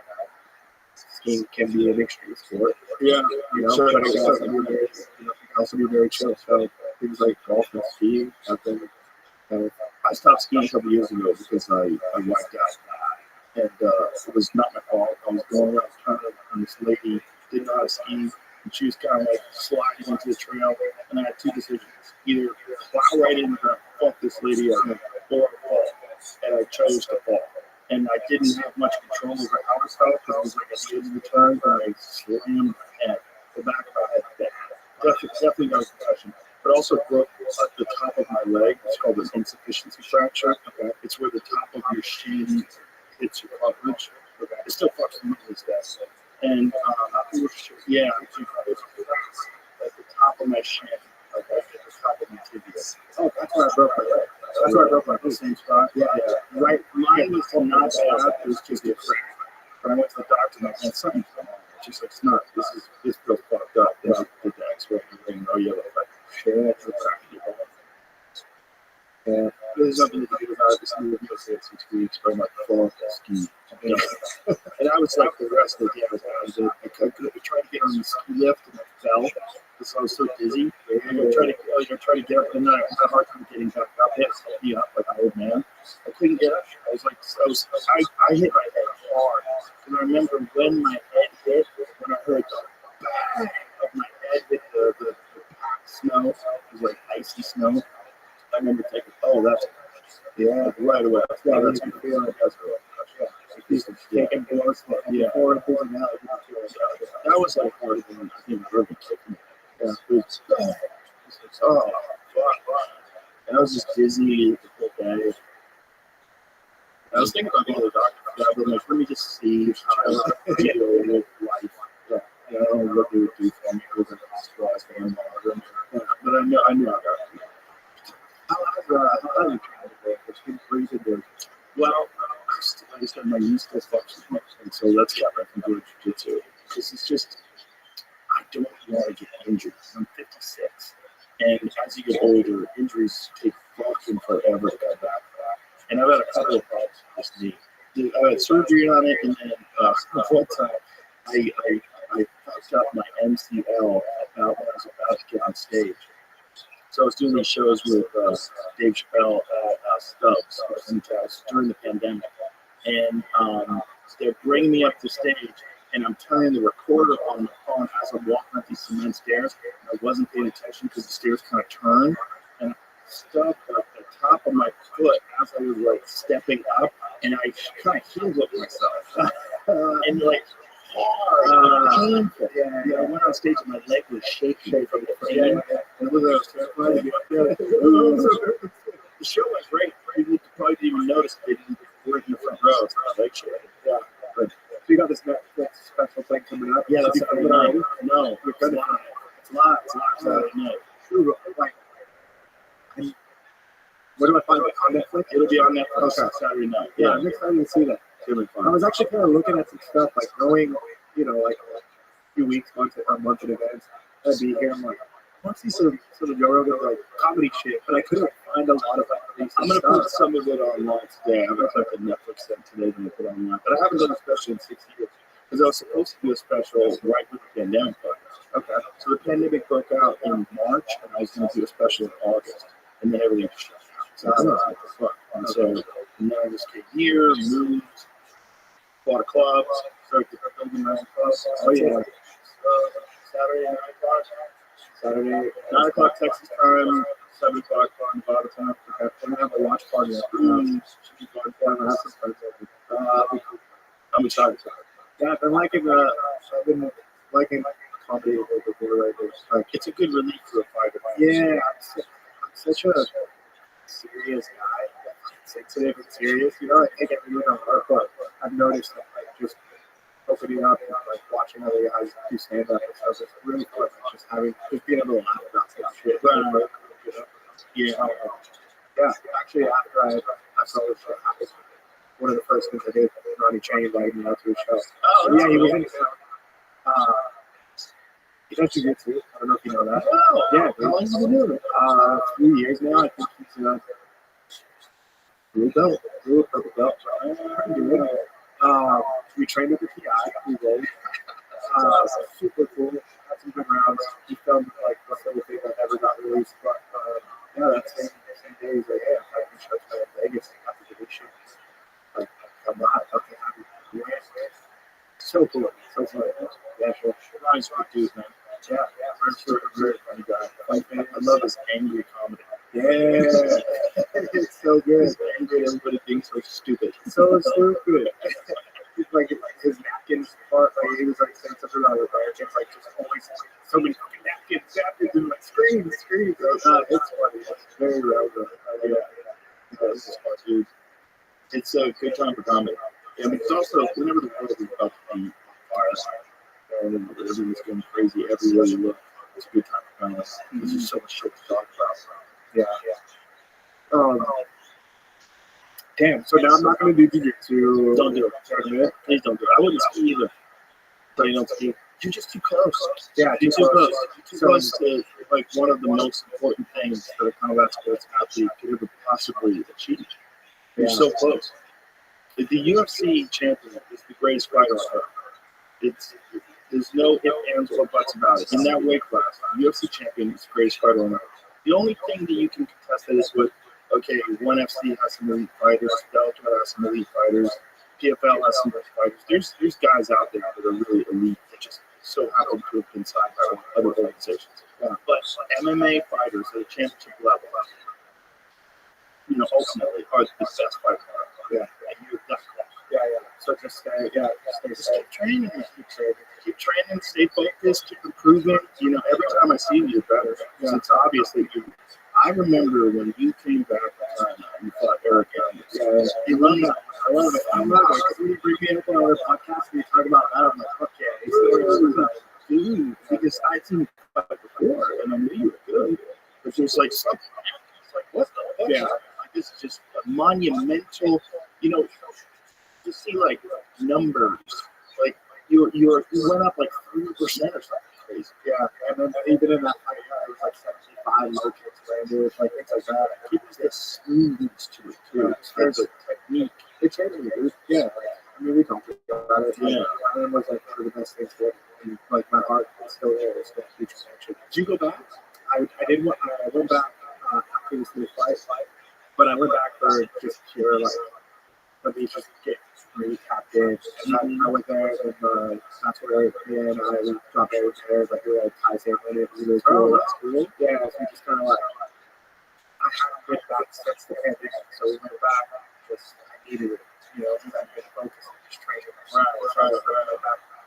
Because it feels more like That's wild. a lot of people move there just needs some cheese in it. I mean, everybody's there now. Yeah. Everybody's there now. So, yeah, it's very cool. I still stay active in that area. I think I'm working on some big stuff. I'm very excited for because doing fighting. Because I know it's a better version of me, right? Like, Yeah. I don't know. Maybe it's like as I get older and just like that's where I'm at in my life. The mentorship that I've made towards training and Well, I think you've had some moments in the past where you weren't like fully locked in. yeah, And then, but you've always come back from those and been locked in the next one. yeah. You know, so I think now you realize, like, hey, this is it. This is the push for forward. I think I don't know if a lot of people realize that. I've pretty much got a high career in UFC. When I got into the fight, I had 3 professional fights. That's crazy. Yeah, I got the ultimate fight career. I have all my fights for myself. After the weight. And then this fight, my heavyweight season comes up, and I'm like, okay, I'll try that. Make the weight. Made it.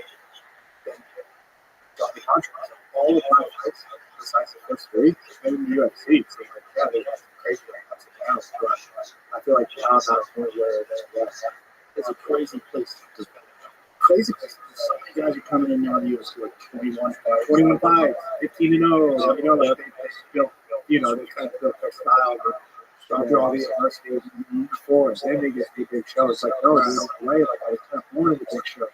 And you know, like as soon as I got into it, Dana was hyped because of my title performances. So he started throwing me on my car, you know, like, you know, I'm on the big show. Like Dana's already all the shit. And then Gokhan Saki fight. And then, you know, like That was things, a huge yeah, dude. So That was a huge one. yeah, so Gokhan had so much hype for me. yeah, so much, you know, Glory champion, K1. yeah. Gokhan was a legend. Yeah, so it's been kind of cool to finally get to that spot where like I feel good, you know, like I feel good. I'm confident in what I can do now. I know exactly where I'm going. It's not like I'm put in and put out. Like, you know, I got one thing that I'm focused on, and that's being a champion. Well, the work showed, and then really did. I mean, but this trajectory that you're on showed that you're on a good level. Yeah, yeah, for sure. You know, one thing that's kind of crazy that helped me for the preparation for that fight, because he took it last week, 10 days notice. I was scheduled to fight another guy. He got in the meeting like a week before or something like that. But I did a lot of shooting for that fight. For the shooting, and not transfer perspective, because I'm not a guns guy. And shooting, yeah. And it just changed a lot. Well, what? You know, we were talking about earlier how like brilliance and like physical ability and like yeah, I was never that. I got promoted, so at a young age, I just kind of had this like weird relationship with guns. And yeah, I have guns. But I made that decision to go and like actually learn from a guy who was you know, had a lot of expertise. I really did know that we spent hours of him just explaining to me certain things, you know, that's it, you know, different situations, his mentality, so I'm taking all this information, processing and then finally start to shoot. And the power that I felt coming on, you know, just like the accuracy that I felt like shooting air, the understanding of like different caliber of bullets, made me start to then formulate how to strike, like, you know, like, giving away secrets. But, so, even though the ask my hand is going to fight my left hand, I have a different hand. That's the execution for the fucking so like, that's how I was kind of processing everything. So every time I look in my left hand, I'm thinking of the sound and feels of the ASMR.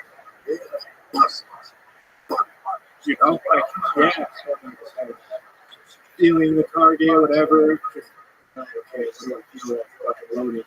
Okay, so, you know, like I'm just thinking about every time I shot the gun, every time I shot the pistol.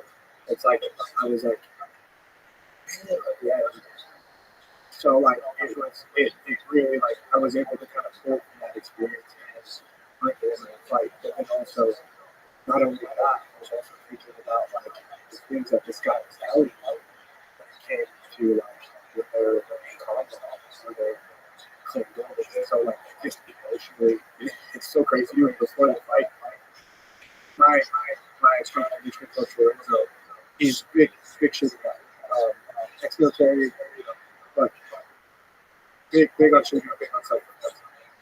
And the day of the fight, I'm obviously just in his zone, and I'm sitting in the living room because I stay with him during camp. So we just do it that way. I'm sitting in the living room, kind of shifting back and forth because I have so much energy.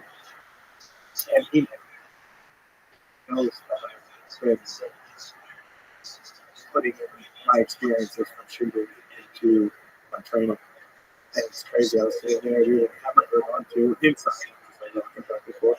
And he comes in and just fucking sets it here on 15 right there on my left. Oh, wow. Oh, wow. Just walking back. You know, and we drive to the Apex house and I'm, wow. Thanks for the whole 3 hours of time. In my head, even as we're walking around. In the first round, I kept saying that in my head. Just fucking, dude, it's crazy. That's an interesting visualization too, because you think about it, like that's really how you want your strikes to land. You want them to be almost instantaneous from the time you pull the trigger, from the time you pull the trigger. And you, like, what's your word? The right hand wasn't even. It was like I wasn't looking at it like that. It was kind of more really, yeah, when you find it, but I'd say that when I did throw the jab, it was probably everything for that. Like, was my 5.6. So even my jab, I do have pretty clean jabs. But I wanted it to land straight and accurate and my thoughts. And so it wasn't like, you know, shot. Every precision. You know what I mean? Like, not a lot of yeah. Sting, like, just like that. It's interesting to visualize it that way. You know, because, you know, sometimes you see guys throwing punches at a lower level and you see them like grit, swing, and everything's wide and hoping it lands. Yeah. I was very intentional with every movement, every strike in that fight. So far, that's my favorite one. Before that, it was Commanders because it was like, oh, got to do some Muay Thai. But this one, I still got to do some, you know, hostile type of stuff as soon as I got posture training on that side of the world. It's like, oh, let's do things like that, you know. So that was cool. But I think the weapon kind of mentality for me was nice. That's interesting. Yeah. That's a great way to think about it, really. You know, it's a great way to visualize like the instantaneous response. Yeah. But that's me, dude. Every time, every fight, something different. Like that's the art side of it for really much women. You know, that's how I'm able to see it. That's how I'm able to grow. It's more than fighting. It's more than ego. It's more than like experience. You know, like that to me, like fuck it. Like that's why it's kind of hard for me too to like position myself in the right way, like build the fan base and like have the income and stuff like that. And things that people that could potentially have. Right. I'm more of an artist because I'm using. You know, I need it. Like, I'm naturally an artist, so I need to find ways to, like, how do I test this. So every fight's different because I'm just trying to find a different way to express myself and what molecules and how I feel. You know, that comes out in fights. Art really, it is the right term, and people call it martial arts. And, you know, people that argue and think it's not art. It's an art, so people will understand it. And because when you watch one person on a beautiful combination, that's art. That's like, oh, it's pretty. Yeah, oh, it's pretty. Yeah. You watch someone land something good, it's like, that's pretty. Yeah. You know, and I don't see a lot of it as much anymore. I think that's why I've been watching fights for different reasons nowadays. You know, like I'm watching like heavyweights fights, watching heavyweights fights, and I'm just trying to see like, okay, what's kind of the common theme, what's everybody kind of working on. But that's why I used to like to watch Anderson and Leota. It was just a different time. They were bringing this kind of like fresh new look and you know, this different thing. But Anderson really was oh yeah, when he landed that front kick to Vitor's face, like that was beautiful. He's a beautiful. And it's just the timing involved in that, and then just the expression, just knowing it, stepping up. Yeah. Have you thought about going to I have. Well, I mean, right now, like under 230, over 240. So I'm like, I float in between the 230. So you're not even like, no. I'm probably one of the shorter ones. Yeah, for sure. And I thought about that way. I've done that sustain thing at the PI, and my body was like dense, like no water, bone and muscles, 186. So yeah, you said yes. So yeah, so I've done it at the beginning of my career. In the amateur days, I did fight at 85, but it was hell. And so now I like to use it. Yeah, it was great. Yeah, I like to try it. I think we should be doing the weight classes. I really do. I think we should be on 10 pounds. Yeah, and then that's nice. Look at boxing. There's a reason why there's a 147 and a 154 and a 160. It's because there really is a difference between a legitimate in their prime 154 and a 160. It's just that's how it should be. And when you get a gap like 85 to 205, that's crazy.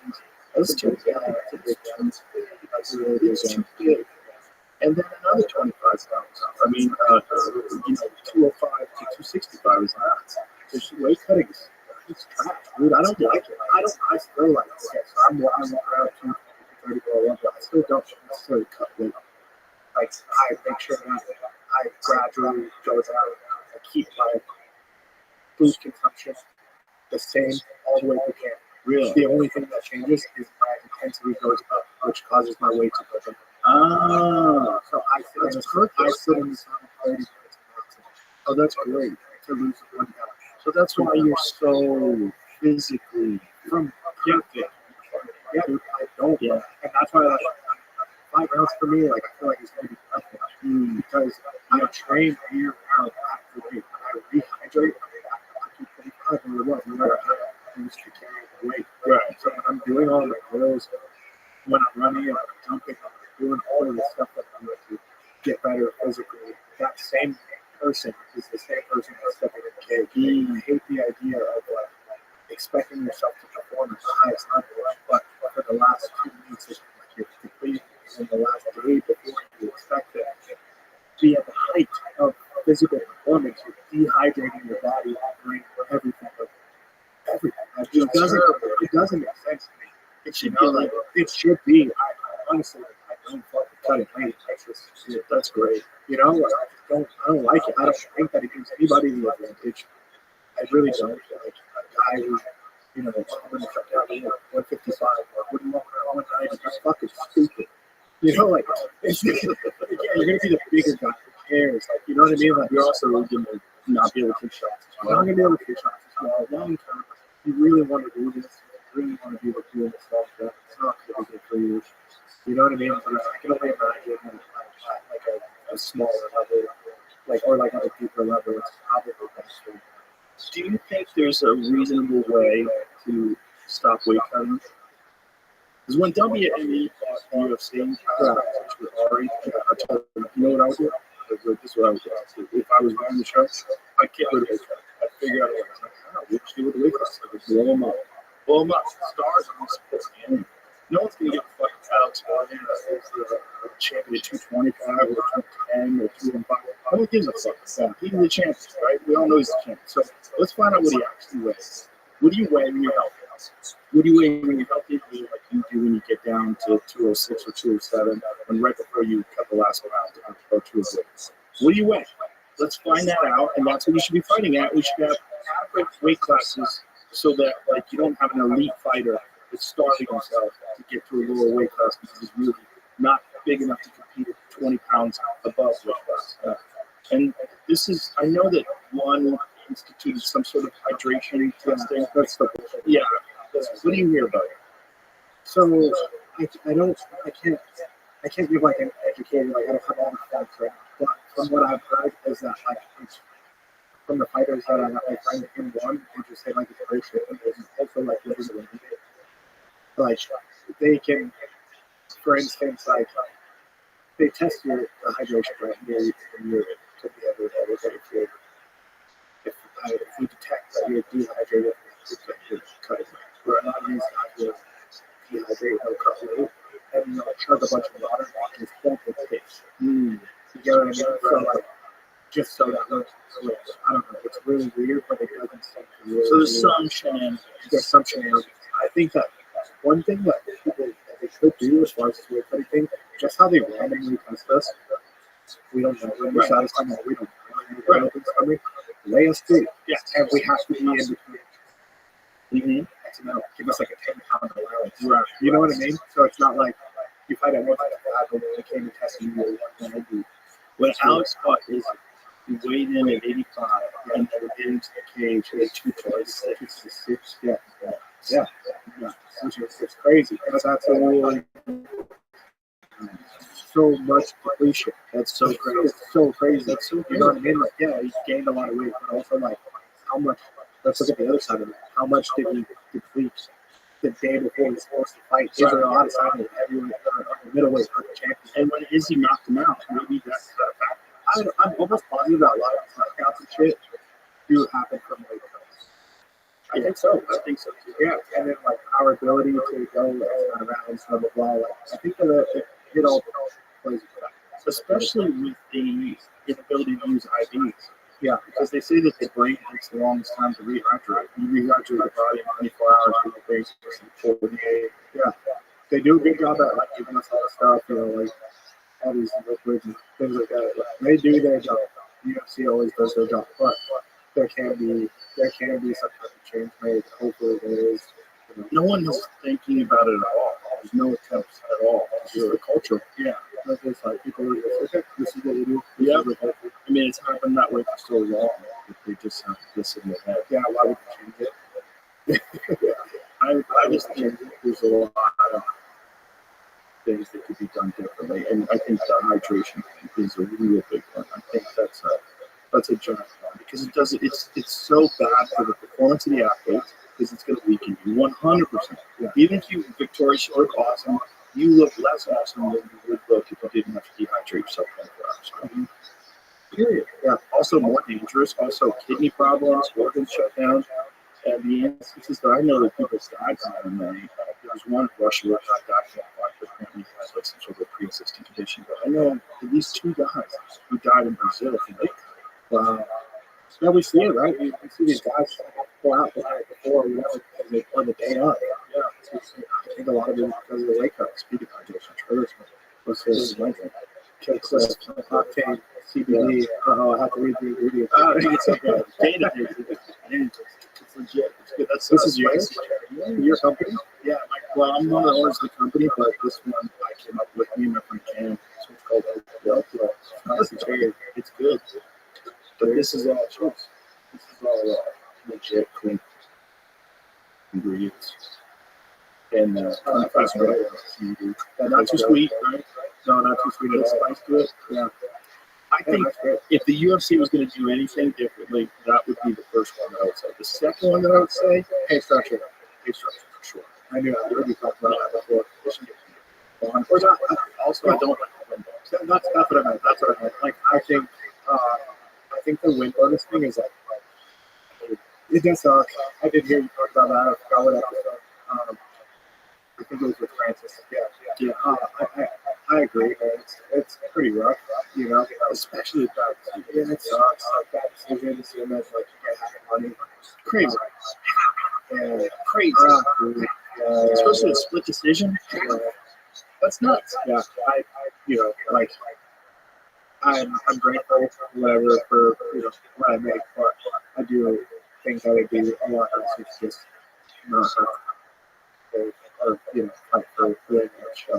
The other thing that we need to do, and I really think this could be done, cover the tips. There's no reason why these fingers need to be exposed. Okay, so I've been testing. It's been pretty cool. I've been the guy testing all the gloves, like with Empress at the UFC. One of the slight changes that they've made is the padding in the glove provides a little bit more curvature.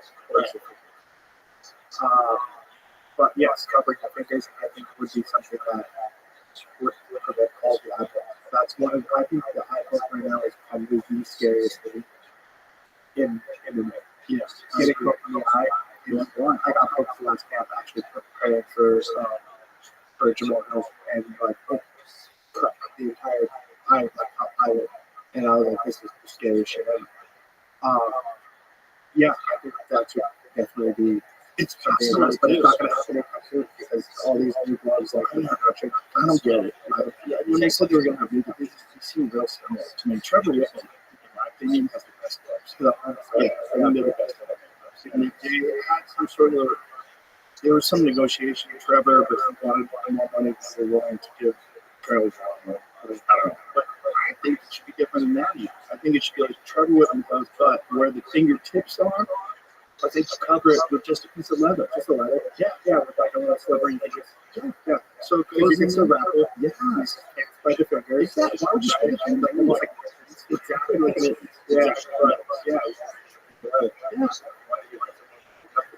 Then you still have to worry about the thumb.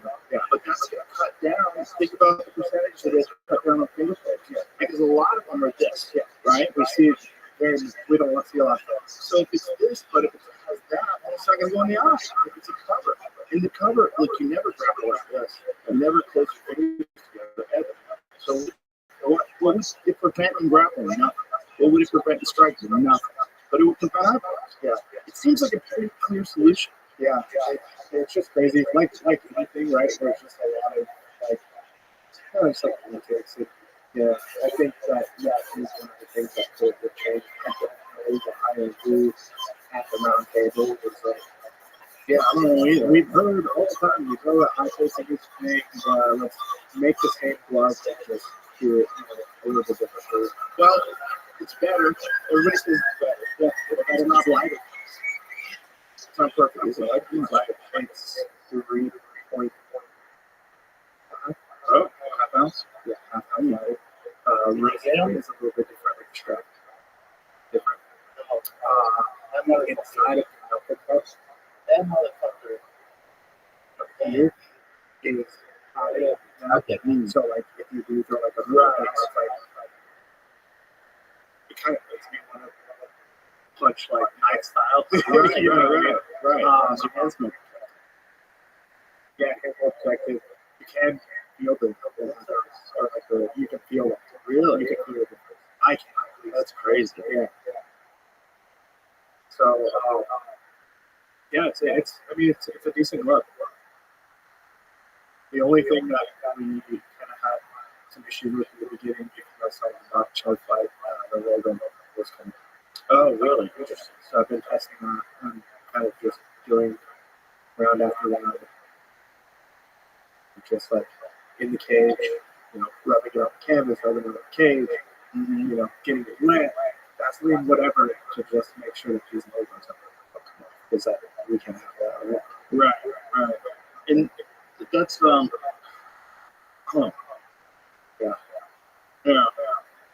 But they look cool. The gold ones are cool. The contender ones are really cool. Yeah, but the gold ones are cool. The gold ones are so cool. Yeah. It is. That's the contender one, the baby blue. Yeah, that's pretty sick. It reminds me of the Pride. Pride gloves are really Pride gloves also curved more. Yeah. They curved more, and you saw very few eye pokes in Pride. Yeah. Some of the eye is some. Yeah, they were good. They were good gloves. But we'll see, man. We'll see. You know, hopefully, probably 5 years. I don't know how long it will change, but I know it took a long ass time. I don't even know if it's different, honestly. I think they're just going to keep it this way. But, I mean, how many fights get stopped because of eye pokes? I mean, look, the rematch with Bilal Muhammad and Leon Edwards, they had a rematch because Bilal got eye poked in the first fight. Real bad. you know, one thing that I did want to mention too is I had this discussion with a friend. You know, when these remember like the Dover fight, you cut. You know, there was a fight before too, like some guy, like the eye was just like hanging, like your eyebrow was just hanging by itself. One thing that would be cool is when these moments happen, and when these doctors come in to check, obviously as fighters, we're gonna want to keep going amongst the rest. We gotta get in the show, but we need that right? But it'd be nice if they like brought a coach as well to be able to kind of help call the shots, not just the doctor. You know what I mean? Like, I think that having coaches in your corner is a very important thing for many reasons, right? Because keep us in line, give us advice, what we're doing, things that we see. But I think there are times where like some people should have that coach that's like, dude, right, enough. Especially if you care about the longevity of riding. I don't think that there's enough coaches in the sport that are like showing this kind of level of like care, concern for their players. One thing that I appreciate about my coaches and my corner who done with this, they want you to learn. They don't want to fucking do it. Right. You know, they don't want you to it. Right. You gotta be this and healthy so that you can continue to live a good life. Right. This isn't the only thing. Right. You know. Wow, that's a good perspective. So, like, when you're done, you're in 30. Yeah, man, you have. Yeah, if you're lucky, you have 60 more years of life.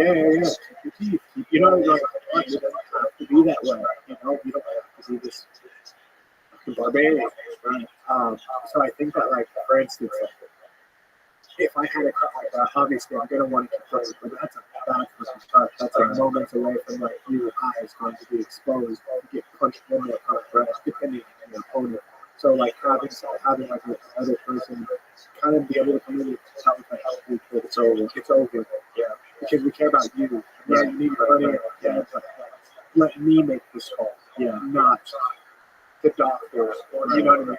Or the coach can be like, hey, like there's a minute left, tell the doctor, we fucking got it. You know what I mean? Right. Allow the coach. I think it would be like that makes sense. But they're not professionals. There's a lot of lines. Yeah. Well, it's also you go to different athletic commissions have different standards, right? New York is notoriously rough. They stop things quicker. They stop weight cuts quicker. You know, New York has had a bunch of different issues with people cutting weight. That's where Hamza missed weight by 8 pounds. They stopped him from cutting weight. Oh, is it New York? I don't know if that was New York. New York was definitely Max Holloway. And Max Holloway was supposed to fight Khabib. And I think the last minute, they pulled him out of the weight cut. And they said, you can't do it. Because Max, he wasn't supposed to be fighting at all. That was where Tony Ferguson blew his knee out. Damn, I didn't know it was I made that decision. Yes, the commission UFC, but that was the early days of the UFC being in Madison Square Garden as well. It was, you know, you got to realize New York. They kept MMA out of New York forever, and then the guy who kept it out went out going to jail for corruption. Shock, crazy. But yeah, that was a weight cut issue. Max was supposed to be fighting Khabib, which was oh my God, yeah. Especially now watching Max. Now Max is another one. Like people, because Max lost to Volkanovski, you know, people just sort of wrote Max off and said, "Oh, Max passed his prime." Nope, Max better than ever. Do you think that we as UFC fighters should be able to like fight in like more like boxing or Muay Thai type shit, like outside of the UFC? Well, it depends. You know, if it's a guy like you, I would say no. You're too close. Okay. But if it's a guy who's like coming up in the UFC and he gets you're only fighting him once every 6 months anyway, and he gets a possible Muay Thai fight, if that guy blows his knee out, that's on him. You know, that's his decision. He wants to stay active and do these other things as well, sure. But once you become like super close, and also super valuable, like you're a star. And in the UFC, there's only a few guys like you that are not just stars, but win in spectacular fashion. Right? That's like, I'm like, no. And look at Conor. Like, it completely derailed Conor's career. Sure, he made $100 million fighting for him. Sure, he made him a huge star. I'm sure he would do it all over again. He could do it again. But the reality is, you go back to the Conor that beat Eddie Alvarez. The Conor, I mean, the Conor was a motherfucker. He was a motherfucker, dude. I watched that finishing combination again today. Eddie Alvarez. Yeah, Me too. Eddie's punch slow comes. motion. Yeah, it's the fucking algorithm. He got his eyes wide. Look, the punch comes to his nose. Look at this punch is so nice. Oh my god, right behind the ear. It's a perfect punch. It just rocks like you did. Look at that, Tiny. man. You didn't even break eye contact. He's still looking at it. And then the right hook. Look at it. Oh my goodness. Oh my goodness. Yeah. It's It's so crazy that got back to me on my way. Yeah, Like, it's I crazy. just Well, this has been going around today. Yeah, I'm so smooth. Look at that. I'm even smoother than Yeah, I wish that was true. Same, dude. Yeah, I I wish that was- was true. But I mean, maybe it is. Maybe it is, and we just need to see him fight again. You know, it's been a couple of years. I really hope so. I hope I'd love to be able to still get the feeling of seeing Conor do amazing shit. You know? And by the way, I fully support him pulling out of that. Yeah. No, it's crazy. Like, people say, oh, like, whatever. It's people that are talking shit. But, like, dude, you stub your toe and you're crying about it for 5 minutes. So imagine having a broken toe. Yeah. You know, like, it's not. Yeah. But meanwhile, when Alex fought Jamal, What was it?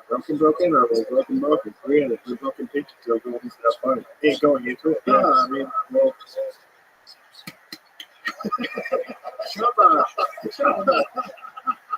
Shama. Hey, I mean, hey. Shama. That's all I can say to that. Ready to go. Yeah. Yeah. Oh my God. I see the value in training. 100%. It's like, I never, okay, when I started this, I started MMA, I had a dream. I had a dream of meeting Anderson Silva. And that dream came true. Like, I just had a feeling, I had a dream, and he just got something. I just want to be involved with him. Met him, lived with him, was in his wedding, you know, like all that stuff. I'm like, okay, cool.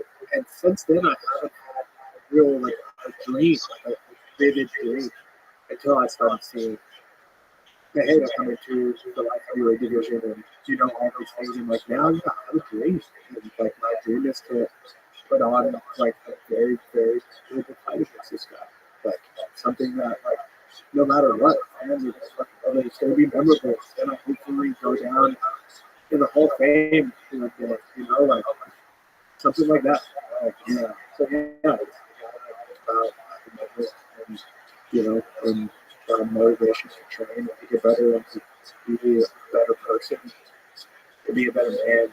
It's like, I'm fucking grateful for you guys in a way. You know what I mean? Like, it's not a disrespect. It's more of like, fuck yeah, thank you for giving me something to like wake up for. I mean, Right, for being so dominant. yeah, That's the thing about when you have an incredible champion. It really does make everyone inspired. It makes people rock. It makes you good. Did you ever watch Vladitov fight in Glory? No. Artem Vladitov is the last guy to beat Alex in Glory. And he's nasty. He's this Russian kickboxer. He's really, really fucking good. Yeah. Those kickboxers. Yeah. Glory is the most, in my opinion, it's the most underrated and underappreciated of all the combat sports. because the level that those guys are fighting at is so high. Yeah, I remember when I listened to you, when you episode with your brother, you talked about second doing it. Yeah, I trained with him a little bit when I was living in Europe. And I walked into his gym, Joe, not even I knew how to train like twice. And I was like, I can't, I'm not fucking good for this. Really? Like, I was still young.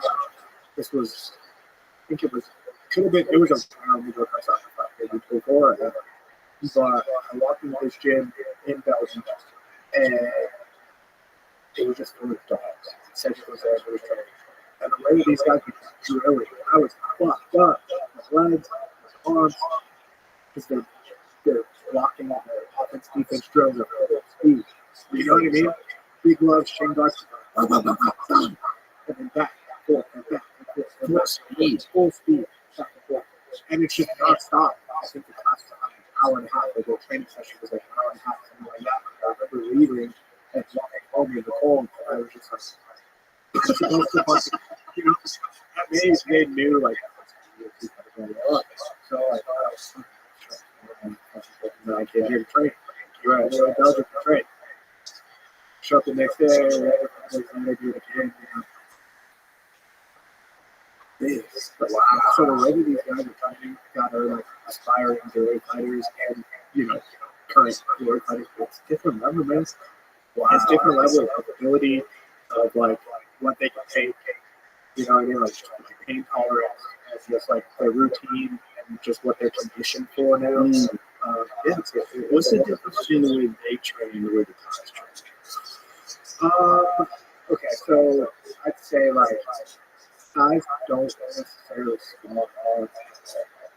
I don't know of a place that I haven't seen guys that pull off small. It's very lighthearted and more like skill and things like that. A lot more bad work, a lot more attention to balance and defense. And then on the pad, it's a lot less combinations. Like, it's not real. So that's very, very interesting. Like it's American. I see these guys who are teaching me how to do second punch combinations just because it's punching and kicking and throwing and doing all those doesn't make it like that. You know what I mean? Like, it's not the same. So how do they hold pads over there? So like for instance, like when I was training, my trainer, it's like it's more of like he's drawing out what he kind of wants to see from me based off of my position and like how I'm standing and what I'm saying. So he'll have his distance and he'll kind of sometimes won't even really tell me what to do. He'll just kind of like insinuate like body kick. Boom. And then however I land, maybe he'll hold the right side. And then however I land like that, maybe he'll hold it. And then maybe he'll hold the leg kick. And it kind of depends on like where am I at. Right. You know, like what's my position? I'm like, okay, jab, cut, look, low kick, no. It's more based off of the fighter. How did you fight it flow? Right. You know what I mean? So like in my distance, if he's like telling me, if he's just like my trainer didn't speak English at all. I had to kind of like learn with him. So he would just be like kind of like doing this, like okay, slow down, relax, calm. So I was like, okay, relax, and then he'll quickly like and then have a kick, boom, two, relax, punch, boom, elbow, boom. It's just kind of calling out each reaction, not this like 8-punch combo, 4-punch combo. Okay, it's just a lot more instinct. It's a lot more stay calm, stay relaxed, and when you attack, I don't want to see that you're about to attack. I need to come quick and I need to go right back to our side. Yeah, I need to go right back to a relaxed position. You know. And so do you feel like this kind of pad will be more applicable for an actual fight? Like the I think so. I mean, like, especially if you want to kick or punch or do anything at like a full power. Because I do notice that like from the Thai pad work, that's where you practice your power. That's where the bag, it's more power. Right. It's less like boxing is more focused on this. You know, really do power on hits. But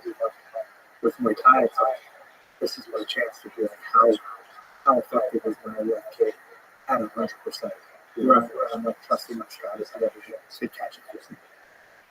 So I prefer it. I really prefer the true martial art of time because it's when you kind of understand it and you kind of learn it from just different traditions and different lineages. It's like you can pick up on things and you're like, okay, now this is I can fucking do it.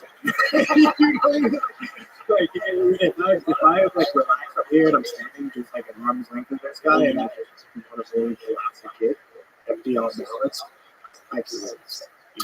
You also were telling me that they changed the way you were kicking. Yeah. So everyone has their own way. It's like if you go to a jiu-jitsu school and like in armbar or armbar, people have different ways of like setting it up for more effective to get it. The biggest thing that kind of helped me was for one, like a lot of people when they can't, they lean back and kind of count it down that way.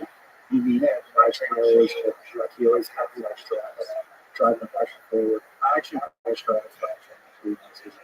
side note. I was like, damn, dude, fucking to show some stuff to everybody. Anyway, he was showing me like next time. Yeah. Yeah, I saw it. It's probably way better now than like great. yeah. But kind of like this more like forward projection. So like all of my weight and plus the kick moving forward versus standing stationary lifting going back. Right. Like going like a no tilting. The turning of the hips, like kicking with the shin, not the foot. Like so, there's a lot of little details that go into like making these things happen. And also the speed of the kick. Like a lot of the problem that I see in MMA for sure is that like the kick's coming from far away. Right. Because there's just so much. Just to get your leg out, you should just be able to fucking do it and still be as powerful as effective. Yeah, you were saying something about the smoothness. They taught you how to relax more when you're throwing kicks. You have to relax. Like the kicks, the leg is the heaviest limb on the body, and just like if you want to knock someone out, you don't want to hit them first. You have to relax. It's got to be swift. So it's kind of like in order to lift your leg, throw it at a full speed, and for it to be active, you got to be relaxed. You have to. And how much of that is like when you're training? How much of your training and working out technique is kicking the back? How much of it is kicking pads? How much of it is kicking the air? Okay, so I kick the bag a lot.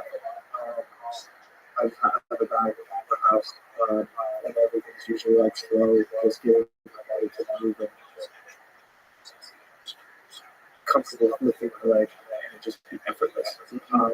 Just the technique. Yeah, just the technique and like the flow and the feeling. And when you're home, how much warm up do you do? It kind of is my warm up. So yeah, I do it lightly until my team picks up and until so I'll start off really slow. Of course, like the video, it's like I put my routine. It's like I put on this music, like high country. Oh, let me see.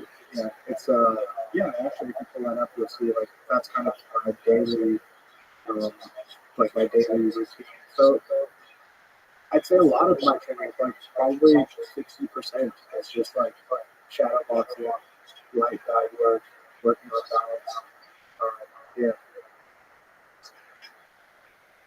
So just So see, like, what are you listening to? Put it on. That's like the class line. Time users, yeah. So try not, like, even here, I'm trying not to lean my head back and try to keep more of like a station, like a straight up and down posture while doing the kick. It's very hard, but it's like as you practice it, it only makes the kicks a little bit more effective. So this is at your house. Yeah, this is 130. So you just set the stuff up. Yeah, just, set you just stuff touch up. them up. Yeah, just touch because like I need to know that I can touch it like before I want to blast it. And so that's how you warm up. You warm up just I can do that until I end up like sweating hard. Until I feel like okay, I've done this motion enough to where now I can release out of the beam. So I can just fucking. Do you do a lot of stretching? Yeah, I spend probably 3 to 4 hours a day straight. Wow. Really? Holy shit. It's like one of my hobbies. I love it. Like, if I'm not, okay, so when I wake up in the morning, I'll say like sparring, say I have sparring at 11:30. I get to the gym by 9 and I'm stretching for 2 hours. Wow. I use Olympic rings. I love stretching on Olympic rings. I'll put them like, hang them at like a nice height and I'll put my arms through and just like kind of here. And then I'm like flexing down and it kind of helps elongate the spine. Oh. Practicing decompressing. I'll put in my elbow here and I'll kind of like do like a iron cross. I do a lot of just different like cut stretches and I do them every single day. And I just want to make sure that like my body feels as free as possible. I hate tightness. My lower back's so tired right now. I hate, you know, like, that's just one of the oh, I got some shit I could show you for that. Yeah. This is cool shit. So yeah, like I say a lot of time in the day is like stretching. That's crazy. 3 to 4 hours. 3 to 4 hours a day. That's not like sometimes it's 2 hours and I go train with you later, like an hour before I go to bed. But yeah, a lot of my time, maybe watch stretching. It kind of makes sense though when you think about how free you are when you're fighting. Like everything is so fast. You have to be loose to do that. See, I've talked to guys who aren't flexible. Like I was trying to explain, I was trying to show someone some guard technique. The guy was fighting me, I don't know. And I was like, so when you're in this position here, I was showing him how to use a rubber guard. I'm like, so I'm in control here. And he's like, I can't get my leg up right there. I'm like, what do you mean you can't get your leg up right there? So he's like, I don't have any flexibility. I'm like, do you stretch? Yeah. He's like, no.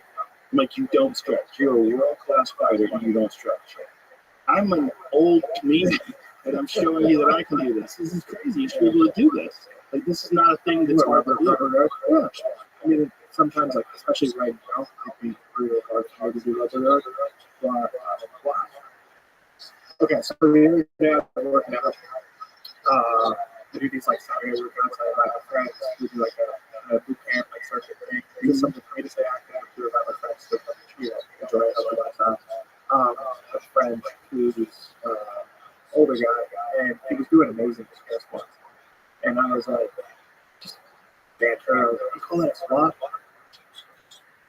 Anybody in their right mind would know, like, yeah, this is a good fucking squat, you know? But for some reason, I don't know what's going on that day, me personally. And he was like, what? You're the worst fucking squats in here. You fucking, and he was like, blowing me, and I was like, whoa, dude. Didn't know we were going that route. But since you want to fucking, you know what I mean? Since you want to test the waters. And then I just started fucking air squats. Plus out like 88 squats. I got my asshole in position. You know what I mean? It's like full speed. And then I was kind of like, I'm up the wrong way, so I just went hard, but I wasn't really thinking about posture or technique or anything. I kind of pushed my back a little bit. And then that wasn't the end of the workout. We still had to go and burn 1,000 calories on the assault bike. Oh, no. So then I hop on the bike and full blast, you know, like, and it kept hurting, and I was like, until these guys hurt, I was just like a dog, you know, I get that. And by the end of the workout, I couldn't put the oh, wow. So my lower back. And then the day after, I have to swing the golf ball. Jamie has one of these things out there. Yeah, simulating. Jamie's nuts. He's out there all the time. Yeah. That would definitely be the rubber guard. But normally you can do it, right? Yeah. Normally, you should be able to do it. Yeah. But it's like if you're on your back, it's a, regardless of what people think, it's a very effective technique. Yeah. And I've put people in, and I'm like, get out. Yeah. I mean, what you do, try to get out. I'm not on the topic of rubber guard, but after we're done with this, I'm going to show you this 6-week thing I'm working on. Oh, okay. It's like, it's really cool. I'm going to show it to you, and then we'll see you do it in the fight. Like, holy shit. Oh, all right. Yeah. It's unseen, unheard of, and it's a mixture of, like, what I've learned, like, some Muay Thai concepts, and, like Muay Thai concepts and, like, methods. With whatever my jiu-jitsu, because I train with a guy who's a black belt under David. And so a lot of like jiu-jitsu stuff that I'm like learning from him. especially for my mentality and my Taekwondo style. So in my off time, I'm stretching and just my artistic mind. I was like, wow, got it. Oh, wow, that's a good idea. It's nice. And how much time have you spent boxing? I haven't boxed a lot. Yeah, I'd say like my pad work, like my MMA pad work is a lot of hands.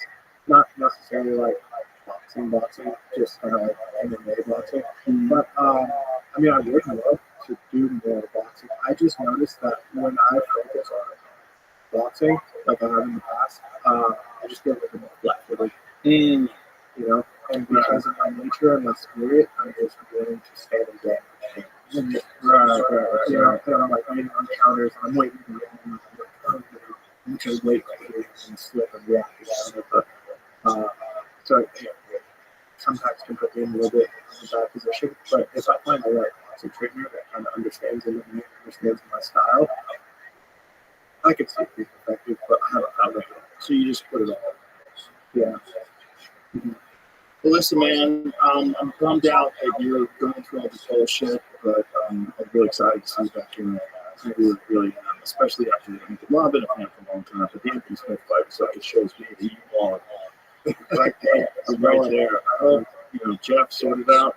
Everybody in Nevada Athletic Commission sorted out. And hopefully you can call me next week too, right? Oh, I hope so. Yeah, I hope so. Really do. It's always great talking, buddy. And tell everybody your Instagram, social media, where people can find you. Find me on Instagram, Khalil Roundtrip. That's my first and last name. That's all I got right now. Working on a website. Oh, really? Yeah. I want to work on a website and just get a little bit more, get some more content, you know, interact with like fans and stuff in a whole different way. Possibly, you know, start to provide more videos. Just some more interaction. So all that's process, but for now, we should get my script. Yeah, that's good. All right, let's go to the gym. I'm sure you guys see it. Bye, everybody.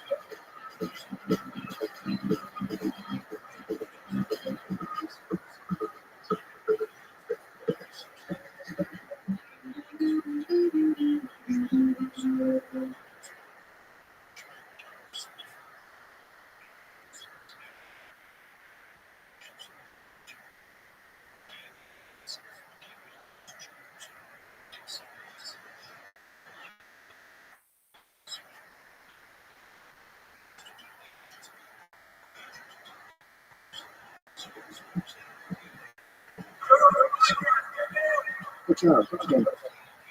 Experience. Train my neck to run podcast right now. Okay.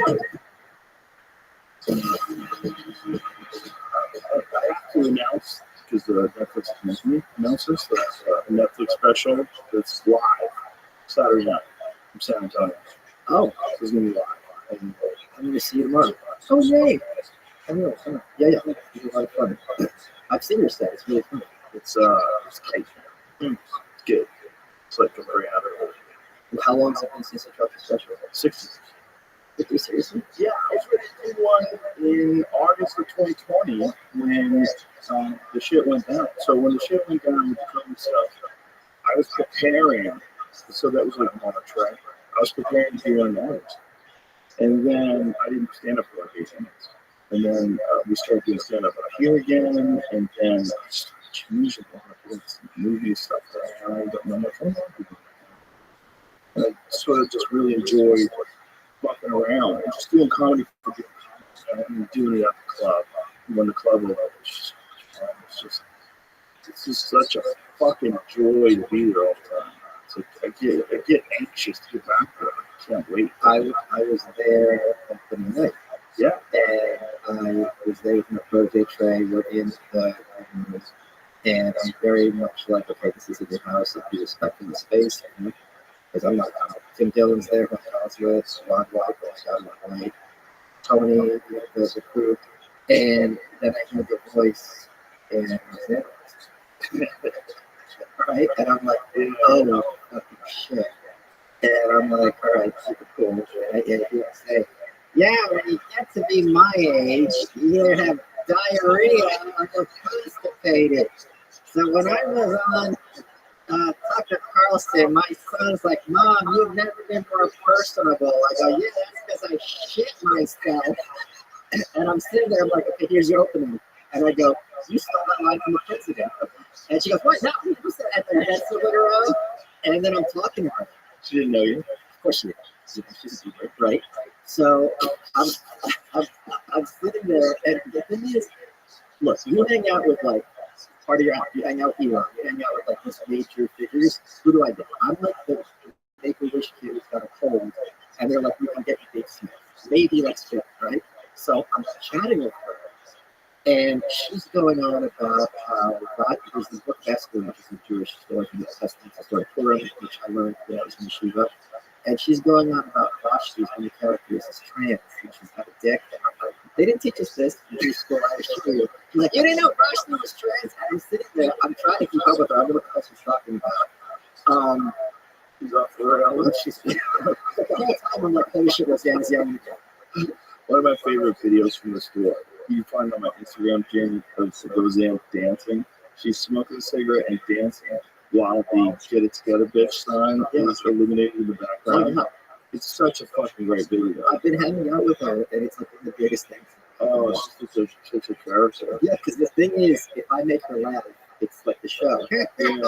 But if I don't make her laugh and she yells at me, well, Roseanne's yelling at me, which is also weird. She believes some crazy stuff, but she's open to be like informed.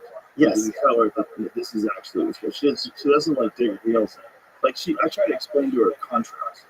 Yeah. That they probably do spray things in the air. Sure. It probably does happen. But that's not what you're seeing all the time. What you're seeing all the time is a hot jet engine that's counting condensation. It literally creates clouds. It's a physical effect recreated over and over and over again.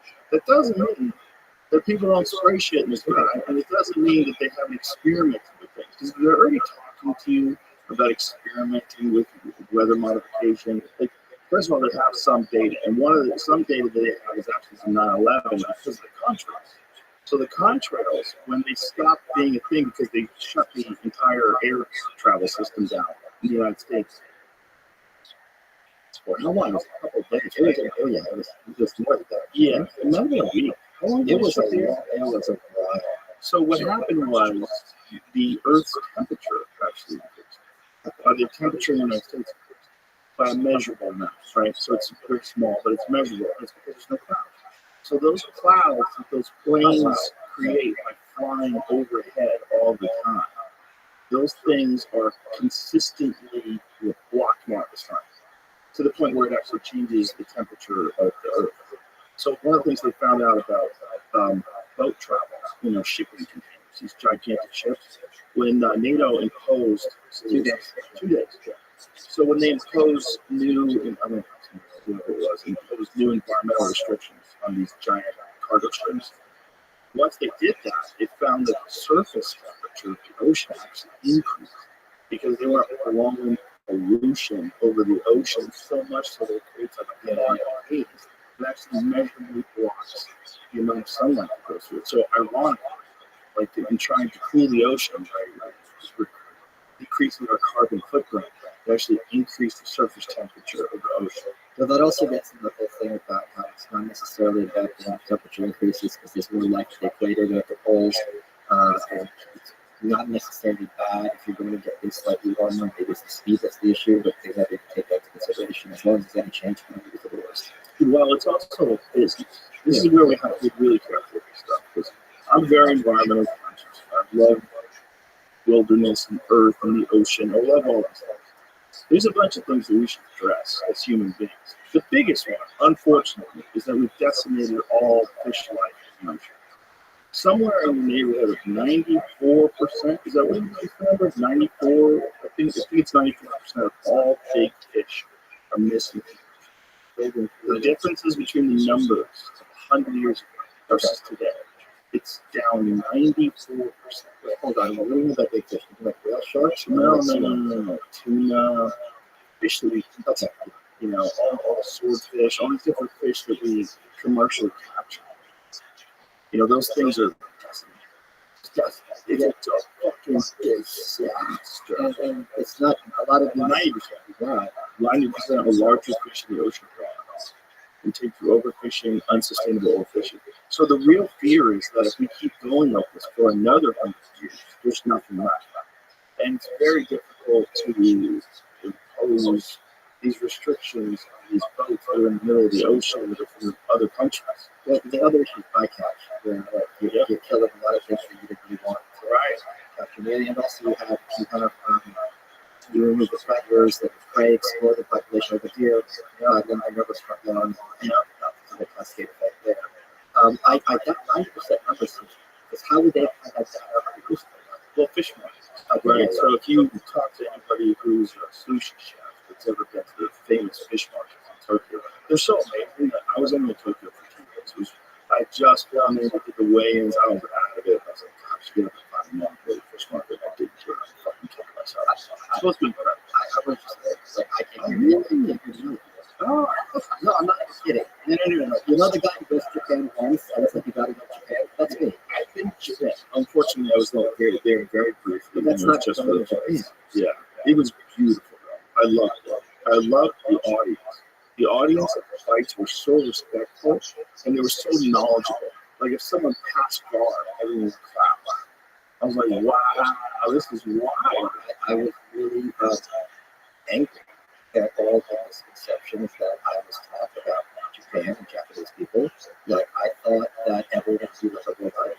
They were great sense of humor, very friendly, and the thing that they have here that we don't have here is that everyone really takes pride in it. And like you see that just regular stores and things like that, restaurants, like they love their country. Do you know who Sakuraba is? Isn't he a fighter? Yes, legendary fighter. He used to smoke cigarettes and drink constantly, and he beat everybody. He's like one of the greatest. He's an incredible fighter. And mostly fought people way bigger than him. Way bigger. He fought a lot of absolute killers. And he is like one of the funniest guys. Like in all combat sports. He's always like got this great sense of humor. He's always joking around with people. There's always videos of him joking around with fighters. He's a sweetheart of a guy. He's Japanese. Yeah, I went to Mazuma, which is this little port town. And it looked like something out of Lovecraft because it's a little declining. So you go down the main street all the way to the ocean, and everything's for the sea around. Everything is closed all over because that's like the world's only deep sea brand.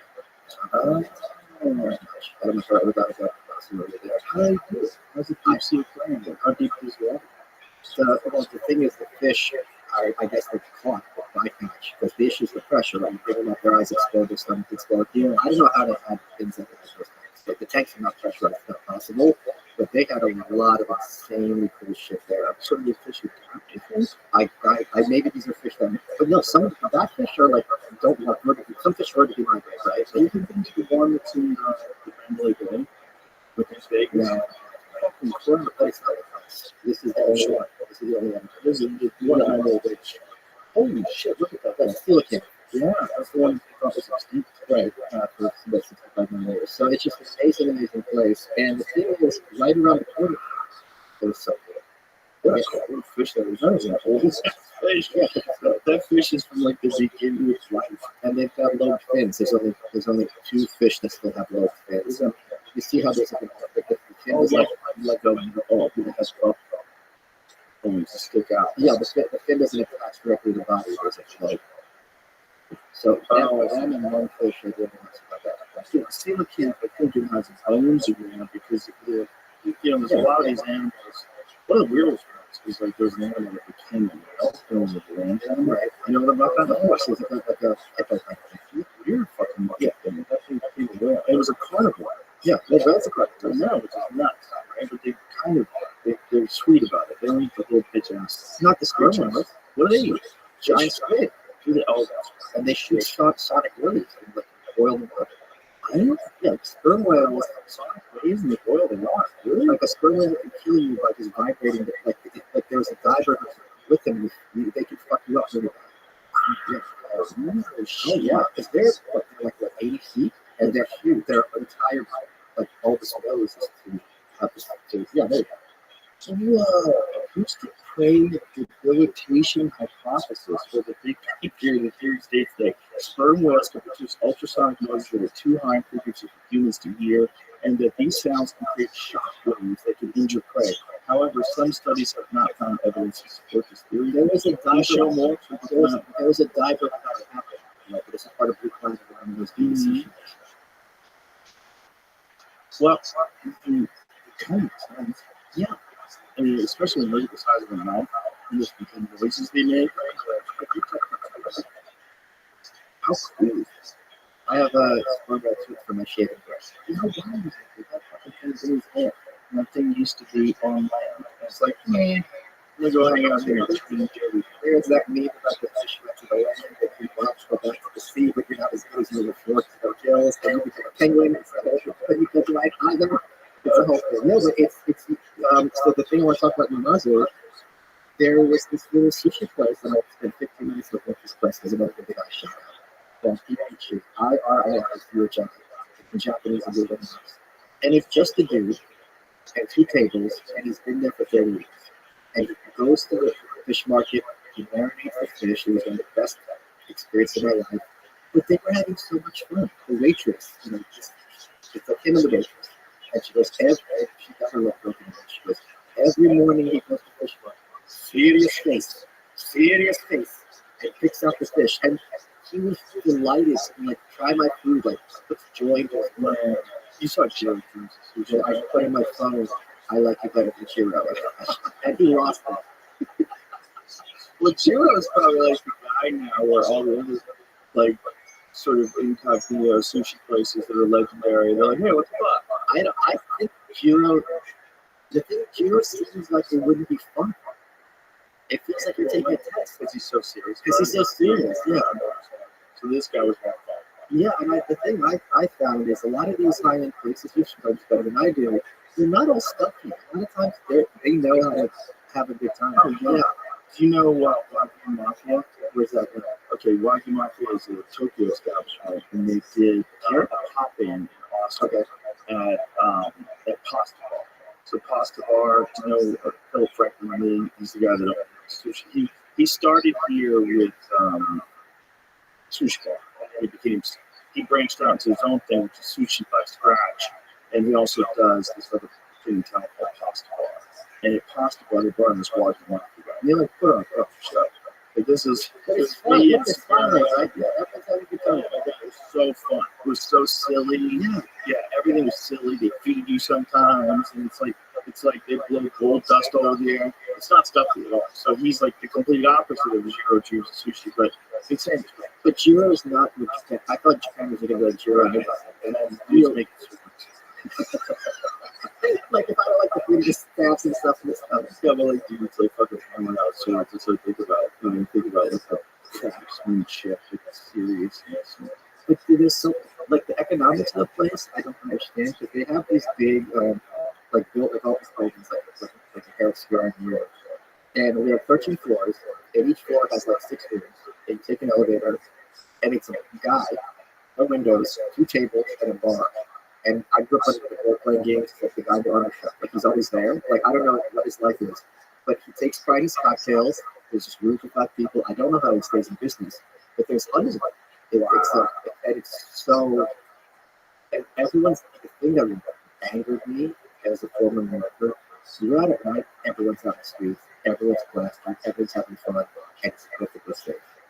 So when you look at New York and San Fran, LA, this is completely on purpose. Like it does not have to be this way. It was such a great time. Is it on purpose or is it neglect that no one steps in to correct?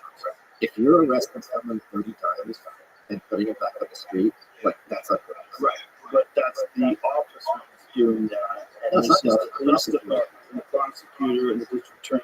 But then there's the politicians that are like in control of these areas, and then there's the tone that these areas have that's being controlled by the district attorney, Yes. by how they prosecute, Yes. and all of this is all very, very good. Yes. So that part is the part. That's the part that made me like, Yes. Yes. It's not a court correcting law. At all. But I feel like at this stage, it's so pervasive. Like the places where this crime and violence are so bad, and they've been that way for so fucking long. Like it would take a monumental effort that we just aren't capable of doing. Like we don't have $175 billion to fix all. Oh, we just gave all that money more. Oh, we can fix it. Very easily. That's the dumbest part of the argument. And it's So not we a lot have of the resources. We have all these resources for all these other things. and it's a small percent of people causing problems with the Pareto effect. It's like 20% of people cause 80% of problems. So it's not like everyone else is criminal. No, it's a lot of collusion. Yes. A lot of people that do break things in cars and stuff like that. They get arrested all the time. There was that guy Jordan Ellie who like tried to kidnap a girl, punched her lady in the face for no reason, broke her elbow socket, and was killed on the subway by that. It's like you punch an old lady in the face that break her elbow socket for no reason once. That's a wrap. Yeah. That guy, he was prosecuted or he's been charged. Has he gone through the whole trial? I don't think he has at all. He should be mayor. So this is the guy that choked the guy. Yeah. Who said he got him in a rear naked choke that didn't let go. What was the guy that caused death? Did the guy have a heart attack? That's a good question. Because a lot of times, Rear naked's hard to trust him. You got to really have heart attack. you don't know what yeah. But you can have a heart attack if someone's choking. And you'll feel it. The guy who knows, you know it's something. You remember the Eric Gordon case? Of course, that one, yes. The only person who went to jail is the doctor. Oh, that's not crazy. Why do you go to jail? I don't remember what they got him for. But the cops had barely any consequences. The guy died for no reason.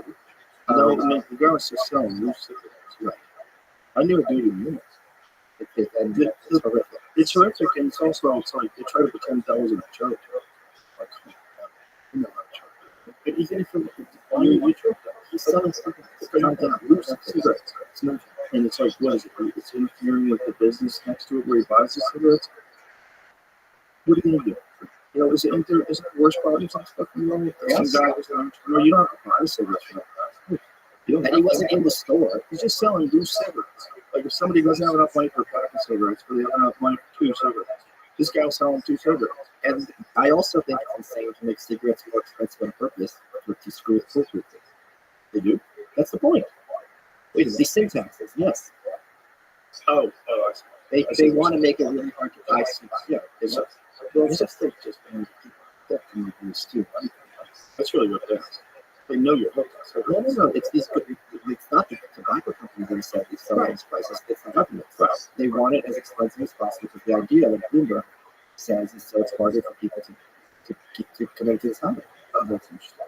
I think that's a nice excuse for we know they are going to keep buying cigarettes. I don't think it's an excuse at all. This is the guy who can't think of. Do you think he banned big dogs because of insurance companies? No, I think he got a good notes because he's good at sushi and thinks he was best for everybody.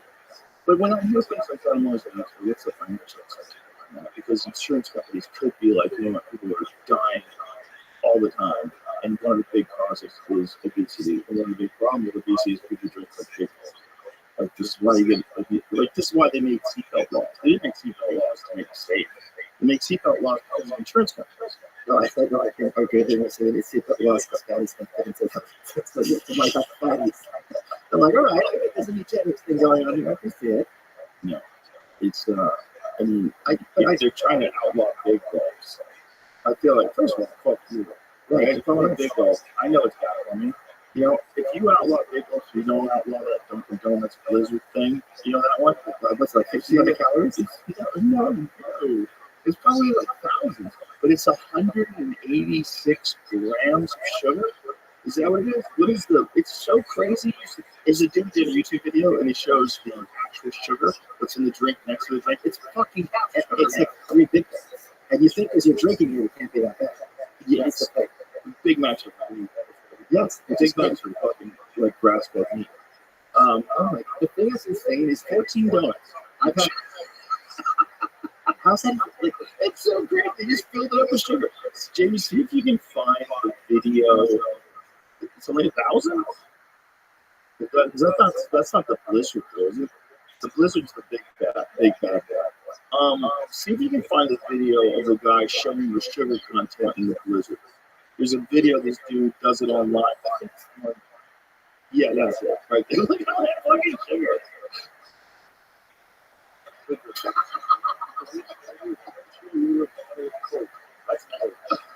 Look at all this sugar. Look, just imagine eating all that sugar in one session. Holy fuck, that's bad for you. It's just awful. And dude, if you don't eat that way all the time, like I had a milkshake, like a big ass chocolate milkshake. I don't know. And it was like I hit with a chunk last time. I'm like, oh god. Well, for me, I'm sweet tooth, but if I sometimes I might go on a binge and keep bags of cotton candy, I'm Why? a lot. It's a lot. You don't crash. No, I go to bed. If I'm binging, it's not for bed. Yeah, I don't binge anything. I've heard people say that, like eating a high carb meal before, like I've heard people talk about doing that. Eat a high carb meal so their insulin spikes and then just fucking crash out. I don't sleep issues, so I can back it up with you. It's a rough thing to have. I had honey sweets cereal, and the first ingredient is sugar. And I'm thinking to myself, like, how are these being held together? Because they don't look like sugar cubes. It looks like grains. How is that physically possible? Oh yeah, sugar bear is the name. It's so good. And then sugar golden crisp, honey, whatever it is. We used to eat Frosted Flakes and then you put sugar on the Frosted Flakes. I like a charm style. It's fucking good, man. It should be legal. And you mix it with your protein drinks. So that way you get protein. First of all, people need access to real food. But every now and then, a fucking blizzard from Dunkin' Donuts should be on the menu.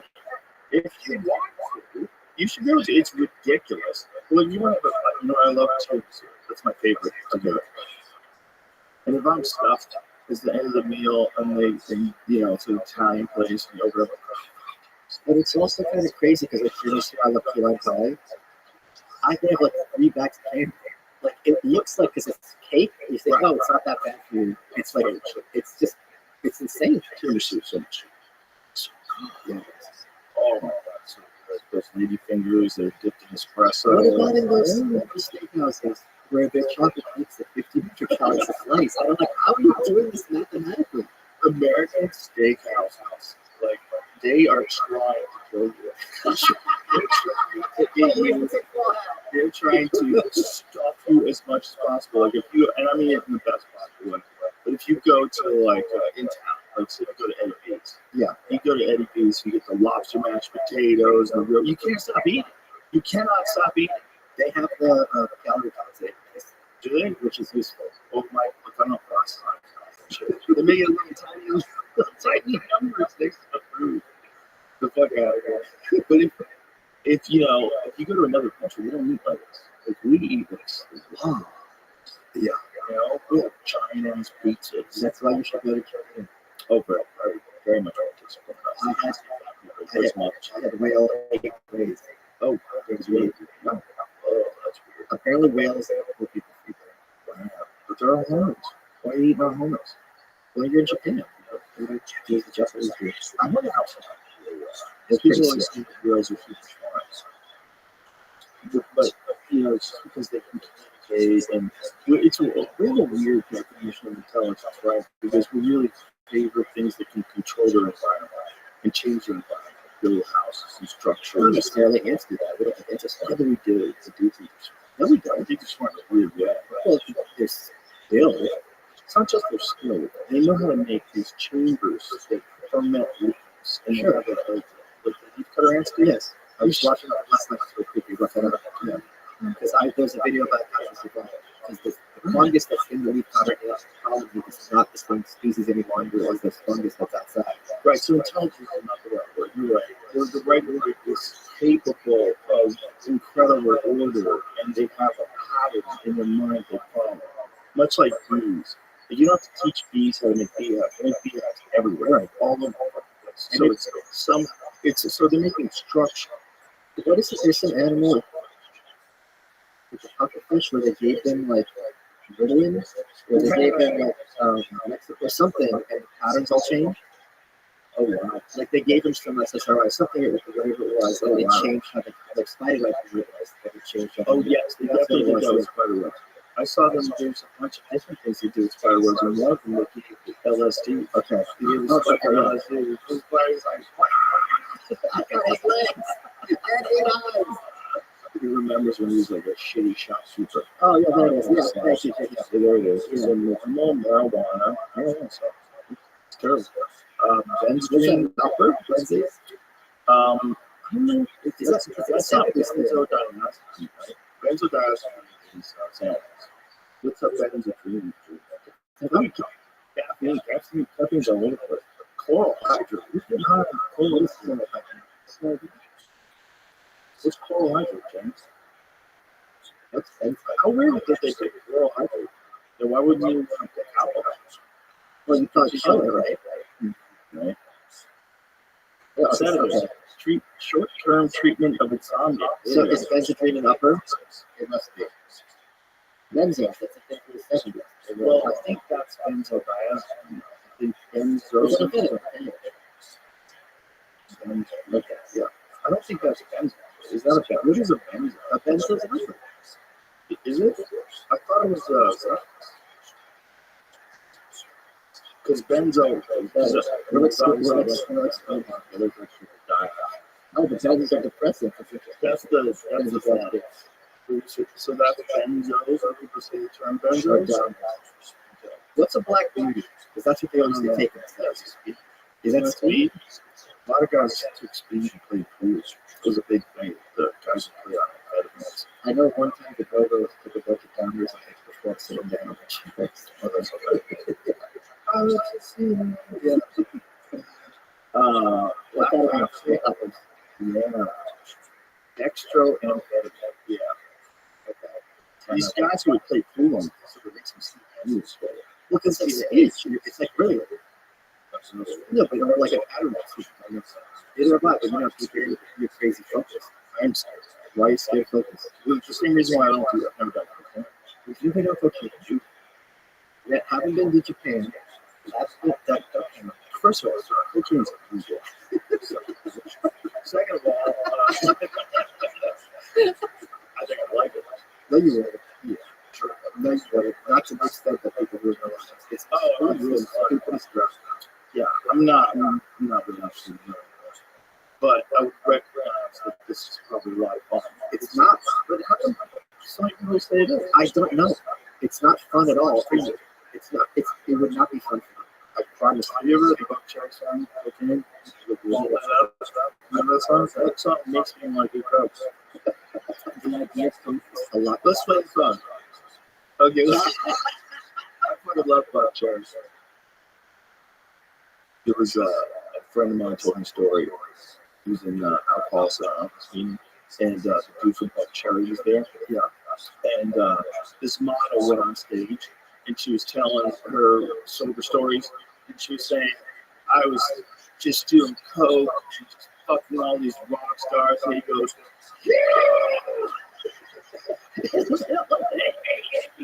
Now again, this is secondhand. I don't know if this is true, but I love these guys. Come on, that makes me want to do blow. I interviewed Belinda Carlisle from the Go-Go's because she was a cook, and I said, explain this because if it's a rock star who's a dude, he's having fun. Of course, he's with all these chicks. You're a girl. You're not having fun. If I'm not training for this, literally, what would you do? And she said, I would put my husband over, take the phone off the husband, close the blinds, and pace like an animal. And I go, that sounds like a lot of fun. She goes, oh yeah. So when I tell you, you're not gonna like it. It's like giving yourself a hit. Yeah. But some people love it. I know you well enough to tell you you're not going to like it. Good, thank you. It's not. I was going to try that, but Not even on a bucket list thing. nope. This is for the same reason why I want to try out. That's different. How do I do the That's probably because it's upside. yeah, Probably there's a lot of upside. Yeah. And you're like, oh shit. Anything Adderall helps you like understand. Helps you understand the brain better because you see yourself like, oh, this is how my brain's working and whatever. Okay, it's just like just reading people's charts, and I not. It's just not okay. expand on that. So Adderall helps you know how your brain's working. you know how like when you're in kind of altered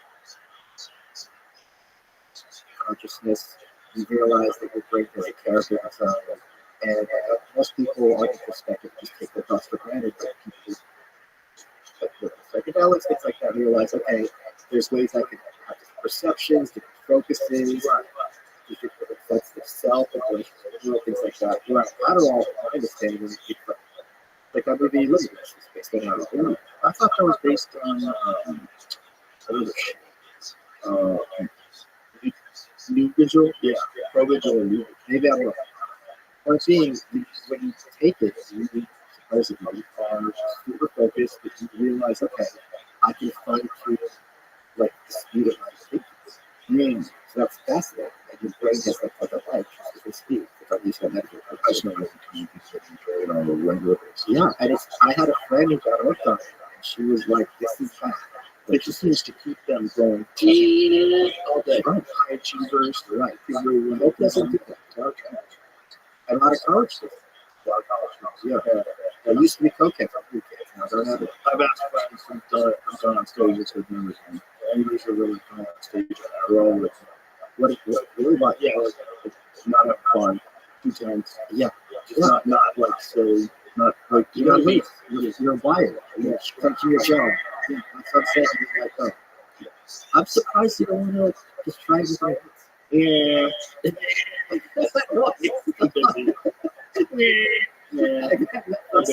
can't try everything once. You'll be trying too many things. And you have to recover and have responsibility. But I do think that having all these things illegal, or having most of it illegal, is a fucking travesty. I agree with you as an anarchist, but then what happened in Portland, or wherever Seattle it was a real problem. Yeah, but that also coincided with terrible leadership, where the mayor was saying when they took over a giant swath of the city that it was the summer of love. Remember that crazy shit? Those people are retarded. That whole fucking philosophy up there is so stupid. It's a suicide club. It's they legitimately are going to destroy the society. And they're all like, yay, they'll be waving their fucking pride flags as the city sinks into the ocean. They're out of their fucking minds. So you can't look at that place and say, this is what happens when you make drugs legal. No, that's what happens when you make drugs legal in a place run by maniacs. A place run by people who think it's fine to have tents everywhere and give people money to shoot up and give them clean needles and give them money every month to stay homeless. I hear you, but my point is, you and I both know a lot of people who are like waiting for psychedelics, right? And if psychedelics become fully legal and corporations take over, there's going to be consequences.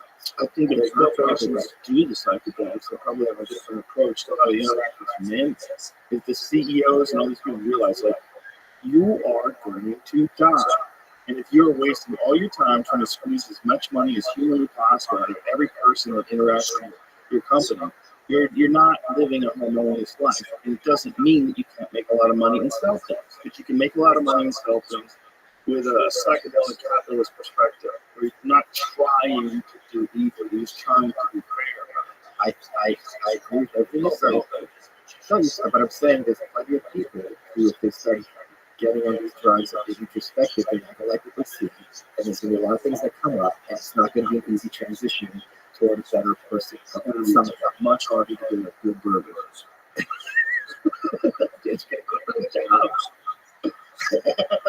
I'm talking about like these corporate people. I understand. And also like even the corporate people. Like look what they did with Housewives and all the speed to do. Oh yeah, that's they like too much. Yeah, but they were told this is a diet. Oh, they better that or without it. Like they'll only have a few options to do that. I don't think so. Others will help. Remember the Rothschild song? I mean, they stopped doing the batteries in 67. They were doing the batteries for 50 fucking years. They did it through Rosemary Clooney. Didn't they do it because she was promiscuous? And also she was kind of a slut. And the thing with the lobotomy, did you know this? You have to give on the person's purchase. So she had to count backwards, and then she stopped being able to talk. And then they pretended she's on sabbatical for 3 years. And then they did the Special Olympics because they felt bad. People even think it's illegal. It's like that thing that they would do for people. I love the idea. it's just so insane that like there's no precision. You're stabbing them at hip and hoping you hit the right spot. It's hard to think. I think you're going to look at that the same way the way they look at that sex change kids in the future. Yes. Oh yes. We're going to be looking at this. Munchausen's like that. Also, there's clearly like on it is like a mind virus. I mean, that term mind virus, it sounds like you shouldn't say that because a virus doesn't exist in the mind. It's a different kind of thing than an actual biological virus. Ideas, the same thing. It really does. ideas go viral. Yeah, they do. That's Right? the thing. Right. It's the ideas go viral. And Right. the thing is, when you and I were kids, as dinosaurs, every girl, 90% had an eating disorder. She was like, our body's changing, unwanted attention, have that sense of control. It was very common. A lot of people didn't grow out of it. Most of them did. Now, if you're uncomfortable with your body, you're shifted down in this direction. In such cases, and it's really. Karen Markowitz is a journalist. She's neighbor of mine. She said a majority of kids in the darkest class who identify as very. So she's like, I'm not going to Florida. It's so strange. Strange since the word. And the thing is, because the eating disorders you can get over. Right. This is going to cause permanent damage. Did you see what this evil demon from the LA Times? There was a little girl in Chloe Cole who was a detransitioner, and they had this whole piece on her, and she's become beloved by the right. It's like, this is someone telling the real person. She's not unique. Telling a story about like I wasn't able to make these decisions, and I'm fucked for life. I'm never gonna have sexual pleasure, and my body's changed, and I regret this enormously, and I thought I wanted this, and it's wrong. And it's like, oh, it's just a hatchet piece. I think it's got to go somewhere. Just so horrible. Could you imagine a ratio choice instead of the right that was promoting this? How the left would They're react? not used to it. It was like conversion therapy. This is their version. Right, so I'm praying the gay way. Yeah. But not as extreme in the sense of not doing surgery on people, especially on children. Oh my gosh. But imagine if that was the right, if the right perspective was akin to Iran's perspective. So in Iran, a very high number of transsexuals by law because it's illegal to get. And now imagine if that was going on with the right here. There's no, you can't be gay, but you can be trans. You can become a woman. Also, and so they're encouraging it and then profiting off of it and then shaming anyone that detransitions like that person. Imagine if that was all being done by the right. Yeah, people would think it's so fucking evil. The thing that's also crazy is that everyone who questions their gender is trans. No one just has issues with their gender.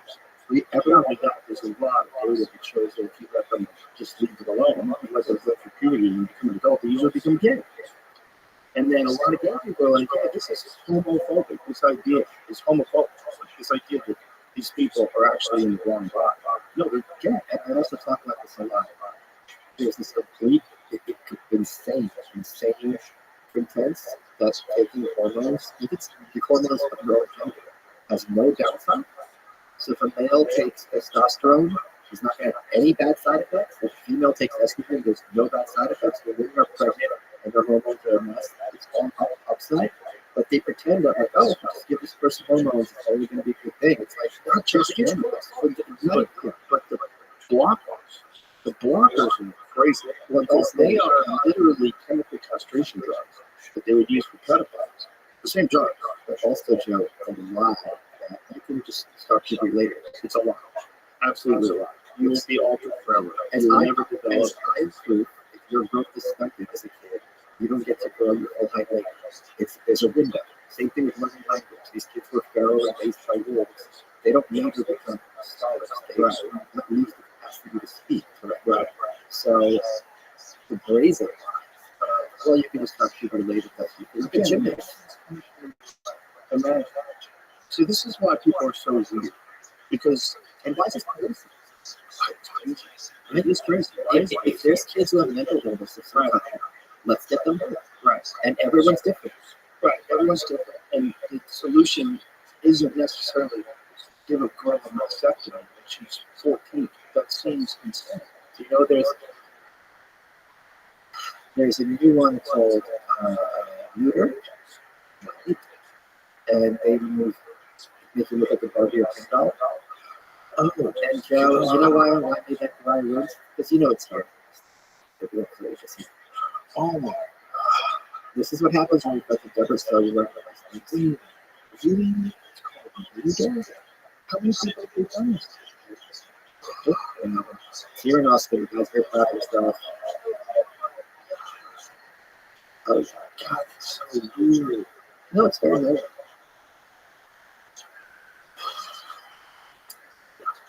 Jesus. Yep. So this is like when you go to a business class and you're looking at pictures. This is us. This is us. It's just we're very fortunate to be in the middle of it and watching it all play out. There's that meme of Jesus. What's that about his It's flying again. Oh, that's funny. I saw Send the Asteroid. I saw it the other day. I guess it's lunch for those. What the fuck? It's when you're dealing with ladies and gaslight. Well, it all bothers me, the fragility of the human mind. You know, that we're, so everybody forever was like, Kamala Harris is the worst vice president. She's the least popular vice president of all time.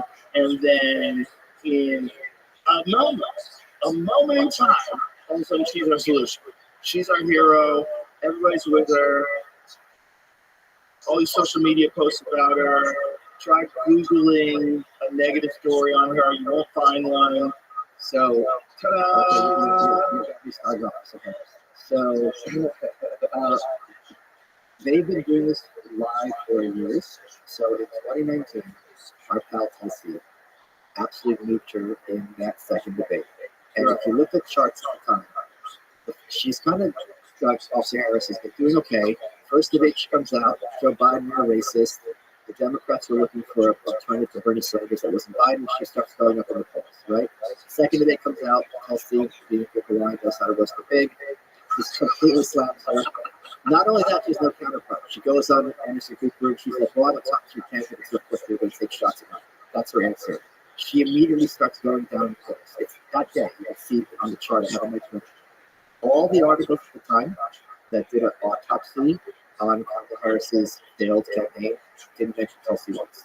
Yeah. It was BBC, LA Times, Reuters, New Yorker. A guy from the Washington Post just did a piece looking back on the campaign, didn't mention Tulsi either. They completely pretend it didn't happen. Well, it just shows you that what they're looking for is not what they say they're looking for. Because she is a strong woman. She is a person who served overseas twice. She in America, so she got to see people blown up by the war. She was a congresswoman for 8 years. She is a person of color. She's everything you want. All those things you want. And yeah, you don't want. Yeah. Well, she's also just not one that plays ball. There's a game that's being played. And if you're like, hey, you're not supposed to fucking move the ball. Like, oh, what is it? Like, get out of here. You're going to fuck up our game. It's not real democracy. It's controlled parties. Did you see that piece by Seymour Hersh that dropped over the weekend about Tennessee? Yeah. So explain to people what Seymour Hersh. I don't know if he's right, but seems to be right a lot. And he's right in those two pipelines, right? So what I was saying, and a lot of other people are saying, is the big issue is how do you get Biden? So here's Biden's case. He's like, look, I got Trump out of the White House last time. I'm only behind 2 or 3 points in the polls. Kamala's polling worse than me, 8 out of 10 polls. I've won these delegates. Why the hell should I back him? That's a very solid case. Jill, for the first time in her life, people care about her, she matters. As Hunter put it, I have here, she's a selfish, silly, entitled oh, yeah, we have text. And then all the public pressure, Biden. Nancy Pelosi's against it. I wouldn't want to fuck with her. I wouldn't want to fuck with Mitch McConnell. People don't mess around. And everyone said, or a lot of people said, they're going to have to replace. Because why else would he step down? He's earned it. The presidency, he's earned the nomination. But if there's ever a time to vote for 25th Amendment, would you be consistent on? Sure, but I don't think they. Hold on. Here's the thing. Let's talk about this. So Seymour Hersh, who's been on DC since the 60s, I believe he wrote The Dark Side of Camelot, if I'm not mistaken. He had a thing in his Substack that goes, Biden got the call, and it was Obama, Pelosi, folks to the House, Chuck Schumer, Majority Leader, Hakeem Jeffries, current House Minority Leader, the Democrats in the House, and they said, "We got Kamala on board to November 25th. If you don't drop the nomination, that's what's going to happen." The thing is, you said they're not about this. It's still perfect. Right, but I'm saying if there was a time that they were going to do that, this would be that time. It was that time 4 years ago. Right, But it's been that time. but clearly not. Right, more than ever before. Right, because it's deteriorating. No, it's deteriorating. I don't think he's got that much worse. Oh, he's got a lot worse. There's a video that compares from 2019 to 2024. There's a market difference. Yeah, but I don't think we can compare to 2022 and 2024. There's like a 2.5 hour compilation of the campaign in 2020 where you forget Obama's time. Yeah, that's true. He had those gaps back then, but they're constant. He's barely going on. I don't think he was fighting State of the Union. I think it's like something that He was a body rebel. that was like I walked here before the vibe. I saw that. It's on Scott Adams' Twitter. I saw that. I Alex Jones today. No, he's a lot taller. Yeah, No, he's physically tall. Yeah, and he walks way better. Like as someone who, like you watch Biden walk, he had a stiffness. They feel like death was coming for him. and before everyone knows, we've sat past the mask traps in the head go off. I think there should be more presidential crime doubles because one president almost got murdered. So if we have ways to keep them safe, let's use them. Okay, that's a good thing to say. We cover our aspect. And now here's another thing to say. In the interest of national security, like let's imagine a scenario where Biden is deathly ill and Kamala is not really capable of taking over as president right now. And there is, like, who's next? Speaker of the House. So Nancy Pelosi, that was it, Mike Johnson, right? So that would be him next. So that's a dangerous moment in terms of national security, even though everyone knows Biden's, really have problems. They're not actually running the show. I could see why they would want to use some body doubles for that. Of course, if the guy's in a hospital. But this guy, let's look at it. Because this guy, he don't walk like him. He's taller than him. It looks like he gained, like he went back in time 7 or 8 years. This is the weekend of Bernie's like people. Well, this is like the faster gaslighting of the propaganda. That's what it is. To show you that there's, what was it in 2000 and I forget what year it was, where I believe it was during the Obama administration. Look at the size of this guy. This is He's what I saw. so much bigger. Look how big he is. He's so much bigger than you. He's so much bigger. Like he gained a legitimate 6 inches. Look how tall he is. Look at this. Well, Jamie, She's wearing heels as well. Jamie, there's one of Scott Adams' Twitter. Oh, but let's No, watch. it's when he's walking to the helicopter. Let's watch this again. Yeah, let's have it. Yeah, let's have it. That's a similar one too. Where you see it one more time. Let's see Mark walk again. So like, look how much bigger he is than Joe. He towers over there. He didn't used to You can tower see over this there. look twice, but the other way. And also, if you look at her. She's wearing high heels. See, Oh, wow. see her high heels. Okay, and he's towering over her. That is a much taller person. So maybe they hooked him up with some fucking secret sauce that's going to keep him going. He'll be back. They would have the ability to go back, like biologically. Oh, wow. Oh, wow. Yeah. Giant Look, difference. hold on. Is that because she could be behind him? So No, that, listen, she also has high heels on there. no, but on the left, it could be that she's No. That's a difference. Look at those size difference of the torso. Them walking to the helicopter is the one where it looked really Go back to that. Look at the size differences in the torsos themselves, from the top of her shoulders Oh, to there's many buttons. Yeah, look at the white of the shirt. yes. Just look at the size difference. Look how much longer that human is on the left. And they fight. Listen, they might have some wild shit that brings you back from the dead. Like medical science is getting like there's some people out there working on some wild stuff, but maybe they just fucking jolted them off with some Wolverine. Wall Street is going to make you taller. Here's the thing. In the same way in the 60s, if you sat on the show and stuff like that, she's gay, people would yell at you, like, this MC or something like that. Right. People right now would be like, it's impossible. Why would they do body jump? No, I don't think they would do. I don't think they would do. You don't think so? No. You don't think there's a lot of people listening right now that think you're crazy? My parents. Like regular people, You're no. very sorry for this show. I think I checked it. But if they did, they're boomers. They're full on. They're full on. Listen to this. You gotta keep Trump out of the White House. What you're seeing right here, it really looks like a different person. we saying? Because it actually does look like a different person. We're not making something up, okay? I don't do that. I don't pretend. I don't lie. I'm not a type of person who looks stuff like that and like have a propaganda thing I'm trying to push. Like when people say, this version of Joe Biden is the best version ever. Intellectually, I'm telling you, he's on point. That's not real, right? I don't do that.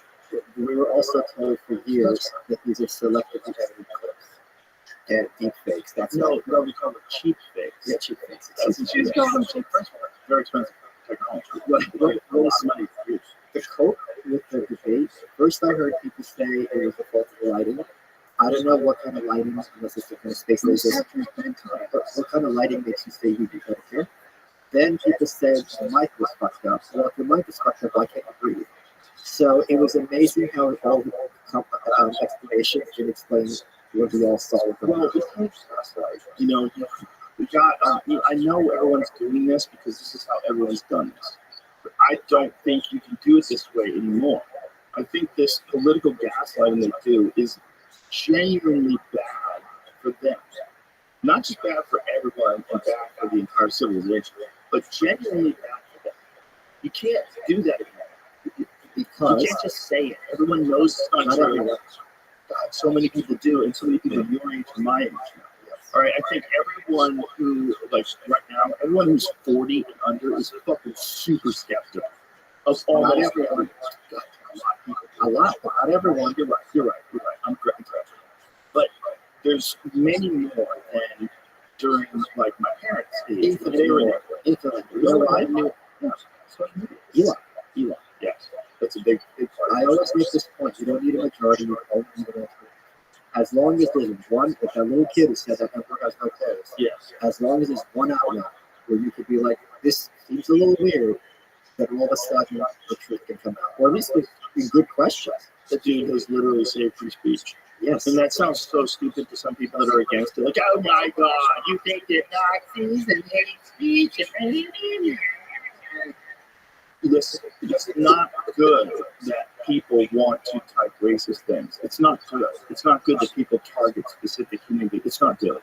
It's also not good if you don't know those people exist, and if people can't counter those people in those comments, and if people can't highlight how egregious some of the things they're saying are, how awful some of the things they're saying are, and also get real information, like what's really going on in Venezuela, what's really going on in El Salvador, what's everywhere. And I'm also sitting here as a Jewish person who went to Jewish school to tell you that the idea that you can criticize George fucking Soros is a brilliant thing because it's anti-Semitic. Well, that's the thing, right? What do you think? There's a guy who's a Mossad agent who talks about this, like what they would do if they found out there was a journalist that was saying Israel's this. You label him an anti-Semite. Yeah, but the point is they don't use anti-Semitism, they use racism, they use homophobia. We're sitting right now with George Soros. You know, what I'm saying is that for George Soros to be anti-Semitic, right. If you're going after Officer Harris, who's either racist or sexist or ableist. Right. So they would use it. Yeah, she's a retard. She's literally retarded.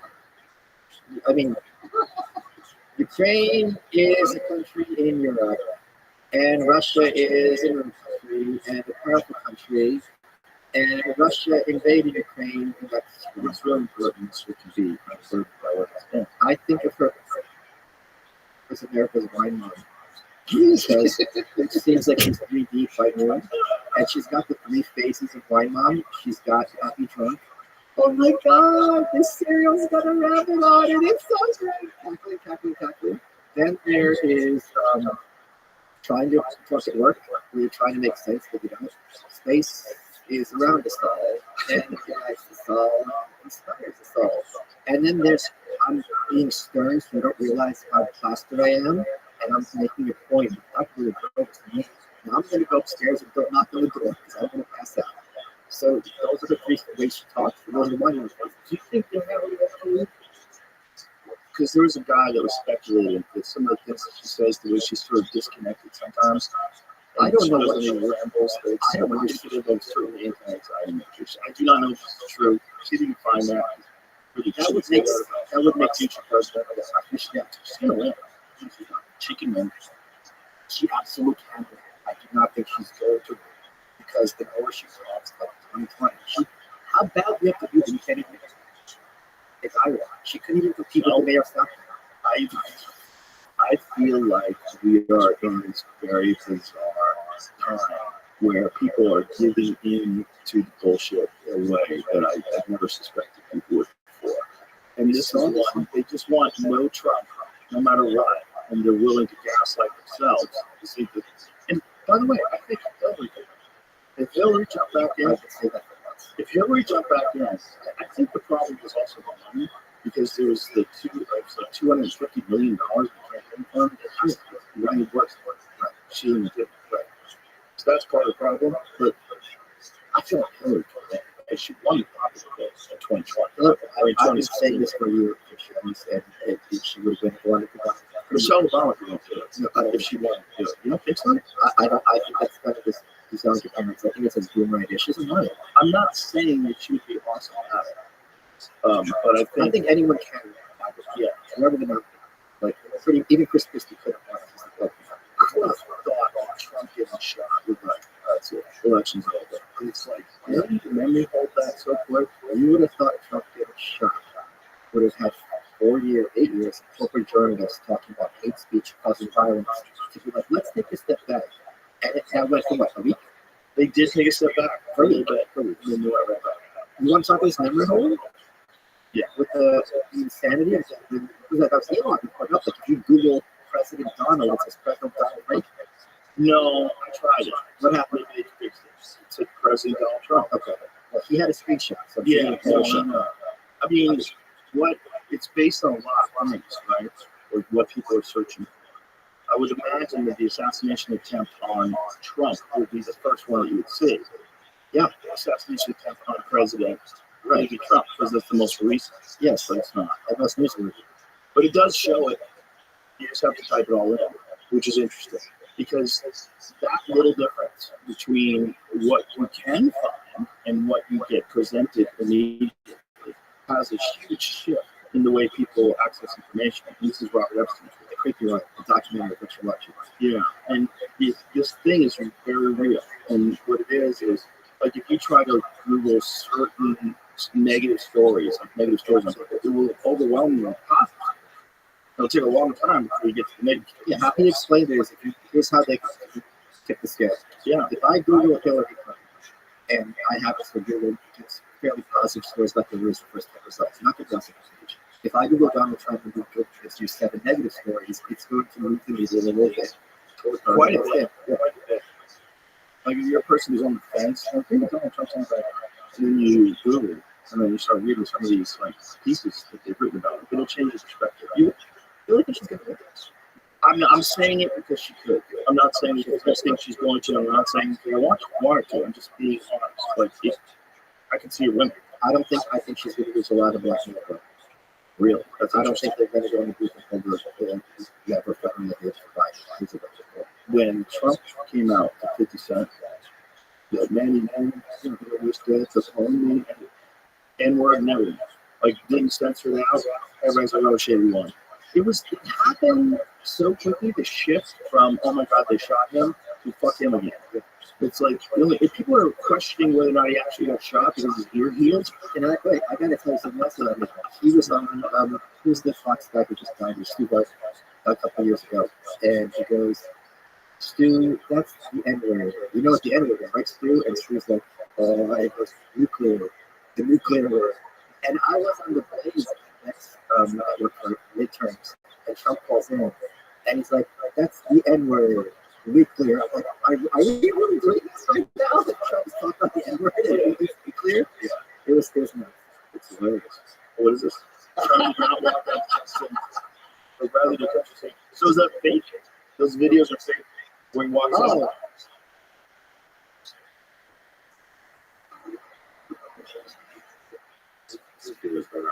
Oh, wait, no, closed it? Wait, no, I thought the guy was saying it in disbelief.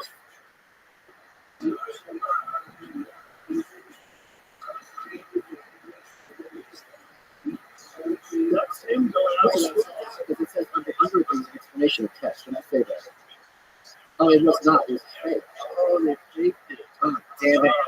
Now we know he should do that. So he definitely should have came out to that. Oh my God, it would have been this 50 Cent was tweeting.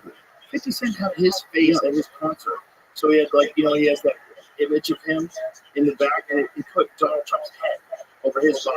But do you know what? Maybe there's a big sea change because even 3 years ago, if you had said Trump kind of sucks, I don't really like him, he would be president or a Trump supporter. Because unless you say he's the worst thing African American Trump supporter, right? So from Rick Zuckerberg to go and be like this guy was kind of a badass, and that was awesome. And not that I think you feel safe to say that and have any negative consequences. That's a big deal in terms of the conversation. Well, I do not think that Mark Zuckerberg, from my interactions with him, was very comfortable with the FBI telling them to suppress. Now, let's talk about this because there's a lot of people who I don't blame them. There's, oh, boo-hoo, you're forced to do it, but he's happy to do it. So you were saying that he actually, it was like, well, he brought it up. I mean, when I asked him what they did, he told the whole story. He didn't try to hide from it at all. And he said they basically reduced its the ability to spread. Right. You could post it, you could read it, you could interact with it, but they reduced its reach. Right. By like 50% or something like that, or whatever the number was, which I don't understand how you do that. What do you do it? I don't know. Let that go. You can understand because if you on Facebook, which It's recommended. no, I'm not on Facebook for this reason. Your feed, I don't see all my friends' posts. Right. So if they just have to post 50% less, it's very easy to do. Right. I think that's Instagram as well. Yes. Stay company. Same sort of deal. Yeah. Yeah. I mean, you see that with people. That's what child now. Right. It's good to go for people to see your shit. Right. They do that on purpose. Of course they do, and it can't be by accident. No, it's a real thing. I don't know if he's comfortable with the government telling them to do something that turned out to be an actual true story. Is that what he said? No. I mean, I have to imagine him saying that that's one of the most badass things I've ever seen. Because he's got a reasonable perspective. Because it was one of the most badass things. Whether you love Donald Trump or not, let's pretend he's from another country, you have no stake in the game. That guy almost getting shot, raising his fist up like that. And there's so many fucking weird things about that story. But the story, the assassination itself, everyone should be really uncomfortable with the fact that happened and not like saying, you can get shot. Yeah, You're missing the whole point. I tweeted that. I go, I wish the White House would because this is what's there about climate change. Because this would be a big deal. Like, whoa. Like, this can never happen again.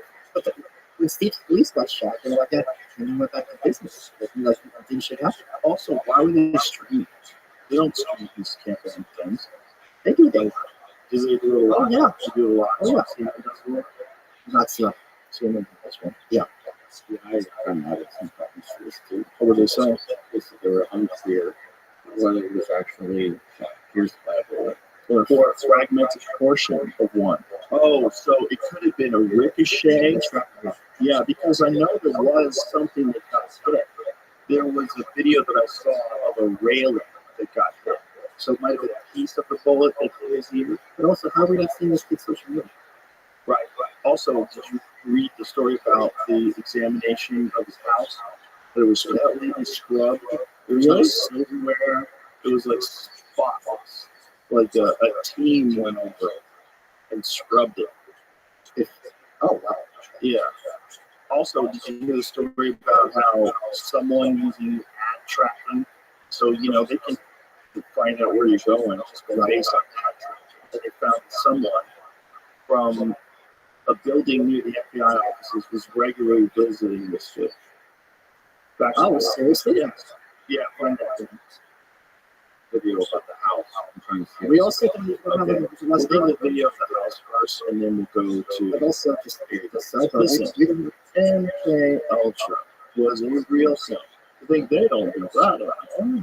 Come on. I believe we had people participated in that securing of it, so assets that we provided. Mr. Chairman, can I tell you something?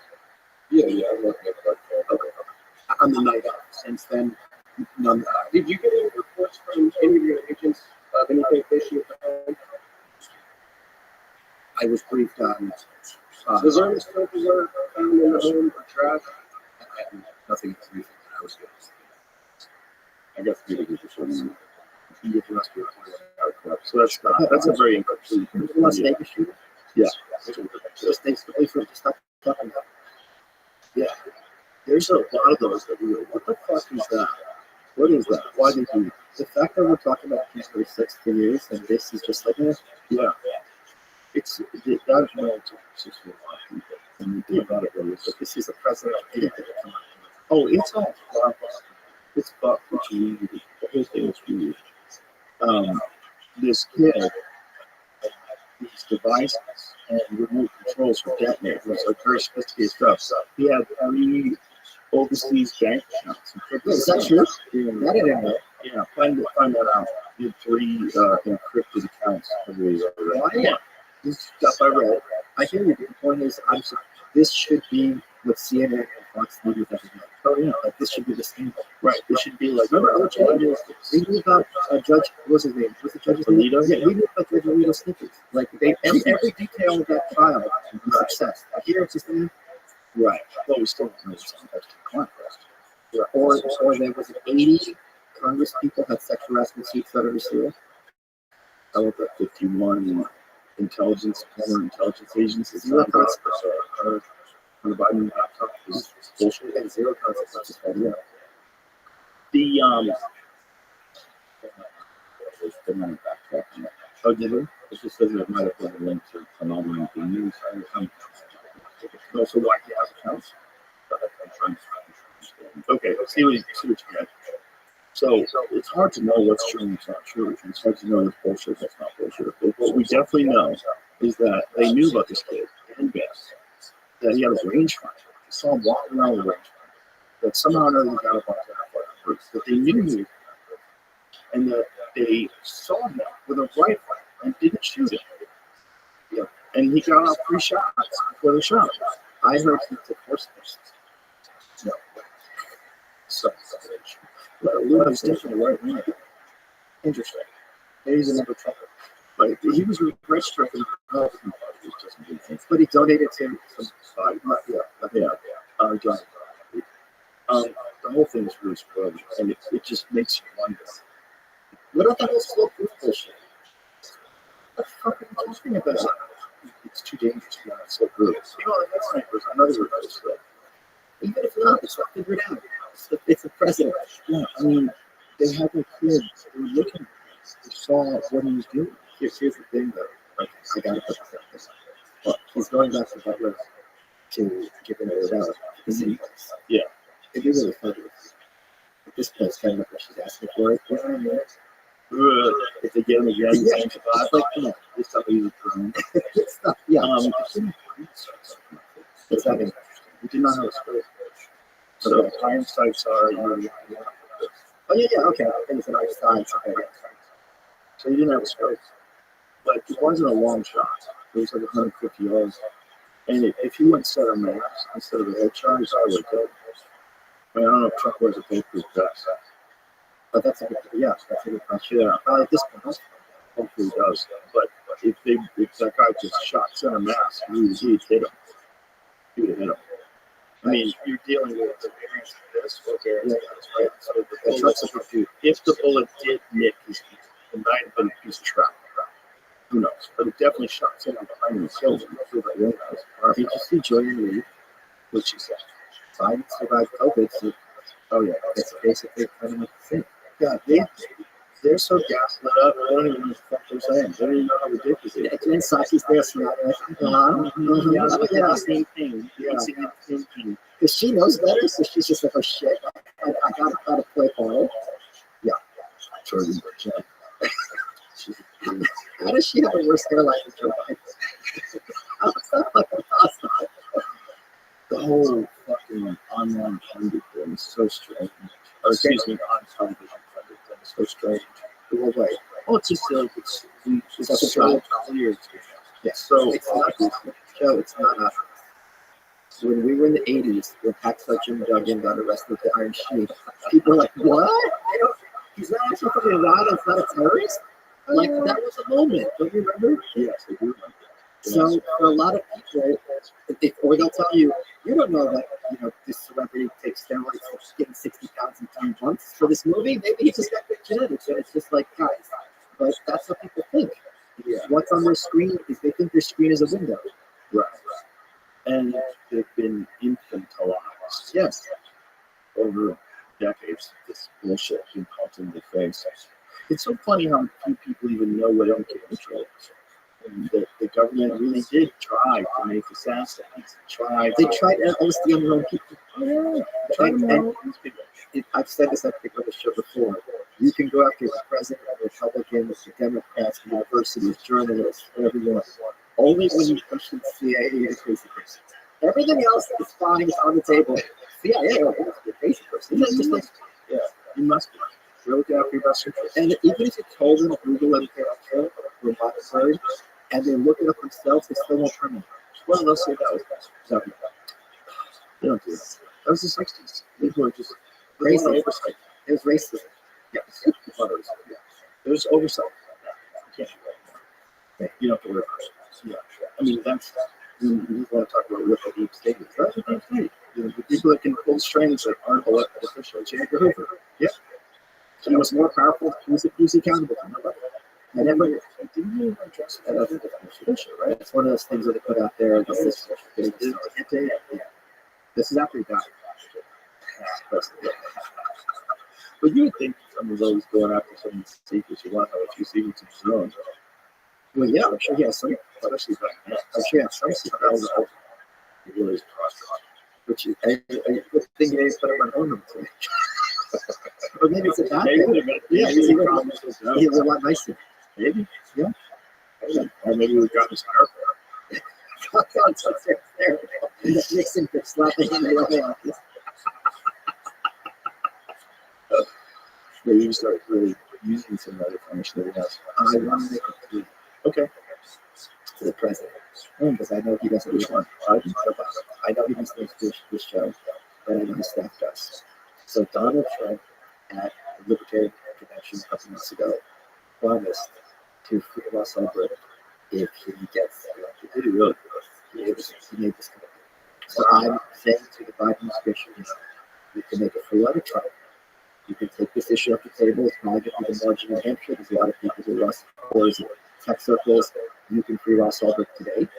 You got Julian Assange out of jail with a lot of institutional opposition. You don't one has institutional opposition to Ross. Yep.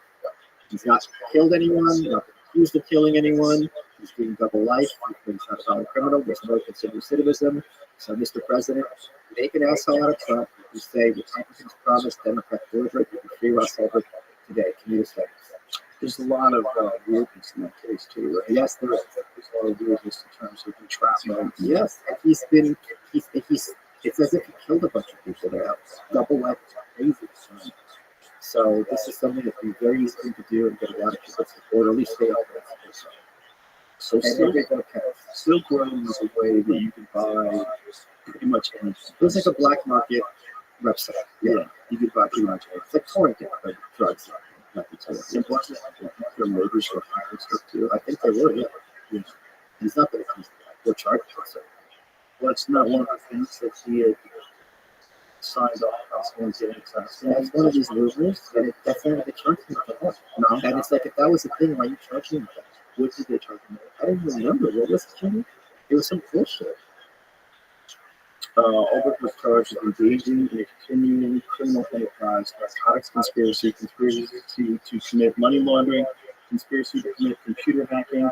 On August 21st, 2014, a superseding indictment added 3 additional charges. On November 2015, Ulbricht was convicted on all counts after a jury trial that had taken place in January 2015. So double life is 40 years. Plus possibly parole. 2 life sentences plus 4 years. 9 years he's been in jail. So just in case science comes along, we have to keep them all after. Ulbricht is also ordered to pay about $183 million in restitution based on total sales of illegal drugs and counterfeit IDs through Silk Road. Wow, that's crazy. So even if he gets out, he's got to pay $183 million in restitution. I'm not sure. Holy fuck. They dropped it. They Federal dropped it. prosecutors allege that Ulbricht had paid $730,000 in order to hire deals targeting at least 5 people, allegedly because they threatened to reveal Silk Road enterprise. Prosecutors believe no contracted killing actually occurred. He was not charged. was not charged in this trial in New York federal court with murder for hire, but evidence was introduced at trial supporting the allegations. The district court found a preponderance of the evidence that Albright did commission the murders. So it seems like he did commission them. The evidence that Albright had commissioned murders was considered by the judge in sentencing Albright to life and was a factor in the Second Circuit's decision to uphold the sentence. Wasn't charged. Right. Was being there. It's crazy though that they don't charge him with it, but they use it as a consideration. That is kind of crazy. That is crazy. Are you allowed to do that? Apparently, if you have the evidence for that, put it up and let him be tried for it. And I got to tell you, I don't think that's going to get you trouble life in any other case. And is he like a music teacher now? He teaches people how to read. Yeah. He's like a model person. You know, this idea of like you want to have total freedom and you're going to just circumvent the system and do it online. I just want to squash that and put as much water on that fire as humanly possible. And the point's been made. Yeah. So he's served his time, Mr. President. Please let him out right now. Why do you have one fundraiser box? I wanted to give you this is for Cabinet Radio Schedule. The movie? Yeah, that's what it is. Ah, that's a fun movie. I have these rooms in my bedroom, obviously. Oh, so you put them here for your vibe? Yeah. Oh, no. Really? Yeah. So, Is it? why do you have fundraiser box? Because it goes well with the other. Is it functional? No, but this one is. This one. What is that? Yeah, careful though. It's not cheap. Where's it good? Oh, it moves around. And did it open? Careful, you don't want to open the door. All right, so how does this work? Well, you're just doing it. Yeah, then doorways open. Oh, good. You don't do that. Yeah. Imagine if like some live shot goes down. Sometimes you open up the door. I think it'd be like a fucking malice. The thing that they open up the fucking door. Yeah, they always are. Yes, You these say everything. will not get the commission. Yeah, that's it. And it's like a conjuring type deal. Well, he was a lord of what bondage and pain. He's a sinner. Cabin was fun. I love that fucking movie. It was a lot of fun. That's Josh Whedon. That's really Yeah. It was like a love letter. Sigourney Weaver was excellent. I don't want to spoil it, but Sigourney Weaver was she's superb. It's also like it straddles the line between silly and actually scary. It's Does really well. it's like it's a really cool thing. Yeah, Like you watch it, like okay, this guy's talking to me through the screen. Like it's like yeah, it's like you have to love horror movies to really love because it. there's so many Easter eggs. You got to sit down and be like, hey, who's this? Who's that? Like, oh, he's a Cenobite. That's what that reference is. Yeah. Fun. Yeah. So that's why you brought these things, just to That's what I'm so you always have that in front of you when you work. No, it's in my bedroom. Right where you sleep. That's nice. So when you rest your head, you put that on one side. Another Is nightstand. it Another nightstand. the same nightstand or The same nightstand. is that the one you stare at? Or you close your eyes? When you say your spells.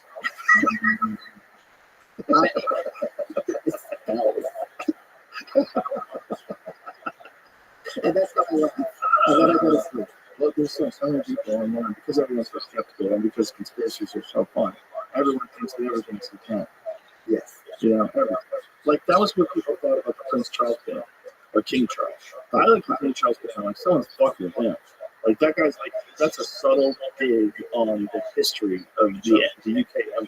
It looked like it was something at a hot tub. It looks crazy. Yeah. But like people try to find like Baphomet in there. You know, turn it upside down. You know how you knew the guy was fucking in there? Because he left his sausage fingers in there. You know how he's got really fucked up in this? He does? Wait, Jamie, pull up King Charles' hands. It's insane. Oh, they're like inflamed. They're like sausage. It's like in that movie with Everything Everywhere All at Once. Yeah. Yeah. Jesus. Yeah, you think? Jesus Christ, it's so inflamed. Yeah. God, it's so unhealthy. What's wrong with his hands? Yeah. Oh, sausage fingers. Let's scroll up some little bit. They didn't even show it. They didn't show a picture of him. You see the hand. Oh, it's fairly okay. A little swollen. What causes swelling? Caused by a variety of things. Like support the stress symptoms with your birthday. Do you show his hands down there? Yeah, there you go. Okay, right there. That was great. That was great. That looks like you would never get in there. First of all, I feel bad for Camilla. I can't feel this. you're gonna think they still do it? Yes, they do. They've got it. They're all perfect. You think so? The royal family, they're all perfect. Oh, this is such a thing with like aristocracy. That's why they're not having sex with kids because they like it. They're having sex with kids so they can. Yeah, aristocracy. So What's it? Prince Philip was on the Philip? No, not Prince Philip. Andrew. He was buddies with Epstein. He got all those receipts, and then when they caught him, he goes, "Well, I don't sweat." Yeah, he said, "I was at the Falklands and I caught the thing, and now I don't sweat anymore." So there you go. But look this up, Jamie. I'm not making this statement. That was his excuse. There was some weird thing about like the story can't be true because I was yeah. Oh, one of the Duke of York's claims in his Newsnight interview was that he cannot physically sweat. Let's find out, bro. Let's put that bitch on song and see if he's lying. Yeah, so there you go. Continue to go. Described dancing with you and you profusely sweating, and that she went on to have the bath. And I told you before, it was just like sweating because I have a medical condition, which I don't sweat, or I didn't sweat at the time. That was We can get sick of him saying this because it sounds so crazy. didn't sweat at the time because I suffered what I would describe as an overdose of adrenaline in the Falklands War when I was shot at. Oh, that's a divert.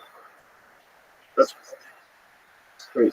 You are around your city guys all the time because your adrenaline speakers are because they're like in life and death situation. Yeah, They don't sweat. This isn't a thing. right. But there is a medical condition. The guy who does that sculpture out there, the sea monster, Yeah. he can't sweat. It's really bad. He lives in the Falklands? No. He just has a real condition. Also, Yeah, but that's the thing. But that's not something you develop. well, I don't know. You can't develop with getting shot because they're almost what Trump gets with him. It's using for air happens between both views. I'm not. You're sweating. I'm sweating right now. It's so simple to find out this is true, though. Let's get interesting. You say that, sir. We have a sauna at 195 degrees. Just turn up the air. Okay, physician Dr. James Cameron wrote in the Atlantic at the time, in case the dubiousness of this claim is not already evident from its context, nested in a sea of dubious claims, this is a dubious claim. Okay, there are people who cannot sweat, or who sweat very little, such a propensity to appear cool and collected while everyone else is flushed and damp has been attributed to the inviolably high status of the enviably high status throughout his career. Thank you. But the medical condition of not producing sweat, okay, this is the stuff that Anhydrosis, yeah. Anhydrosis. Extremely undesirable. The function is vitally important with the body down. My favorite guy does Kill Tony and shit. He has that too. So the two guys I know, both guys named Scott, oddly enough.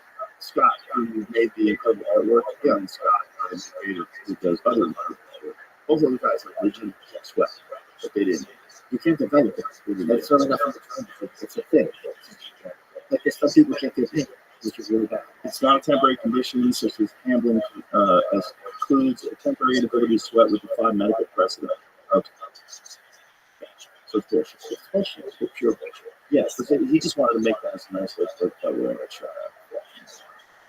I can remember that girl I was shot. Yeah. But I I also sleeping with shadows. They're not going to put fights in line fire. He was like that dude from NBC. Brian, Williams. yeah. What about Hillary? Yeah, she was on too. Sarah was on the sniper fight. Yeah, the first lady's been on the sniper fight. Yeah. Yeah, that was a weird one, right? Yes, weird. Yeah, the first lady's going to the last game. Just going to let people take shots at her. Well, they picked the Trump, so they did it. Saying you can't sweat is so crazy because they could find out so easy if you sweat. Like, it's not like a difficult thing. Well, sir, did you say in this one? But it's also like maybe she got. Let's pretend. Let's just take it at face value. She could have gotten that aspect to square one. Doesn't mean you're right there with her. It's like she was misreading the sweater. She just thinks you're strong. She said she was strong. Last week she gave a dramatic description of her arrival in Boston 12 years ago. Recounted a landing under sniper. That she had to duck and run. Okay. She said, so if I misspoke, that was just a mistake. He's a I've said a lie. lot of things, millions of words a day. So if I misspoke, that was just a misstatement. So if I make an incantation that summons Beelzebub, and he rises from the crack in the earth, Well, you got the that was just a misstatement. I say millions of words a day. If you put a million chimpanzees for a million years for typewriters, they'll make it works. Why would Beelzebub come from a crack in the earth? You know he's a Lord this high.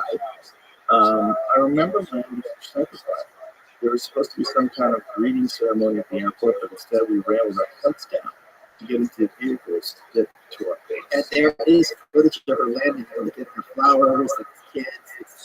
It's not like it was a video. The old Clintons held their heads up and did not appear rushed.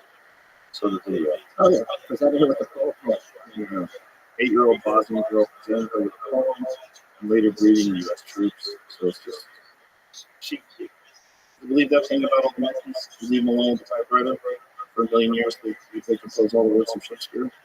Yeah, that's not definite. So what do you? I don't believe it. What do you mean? I think it's going to be all fucked up.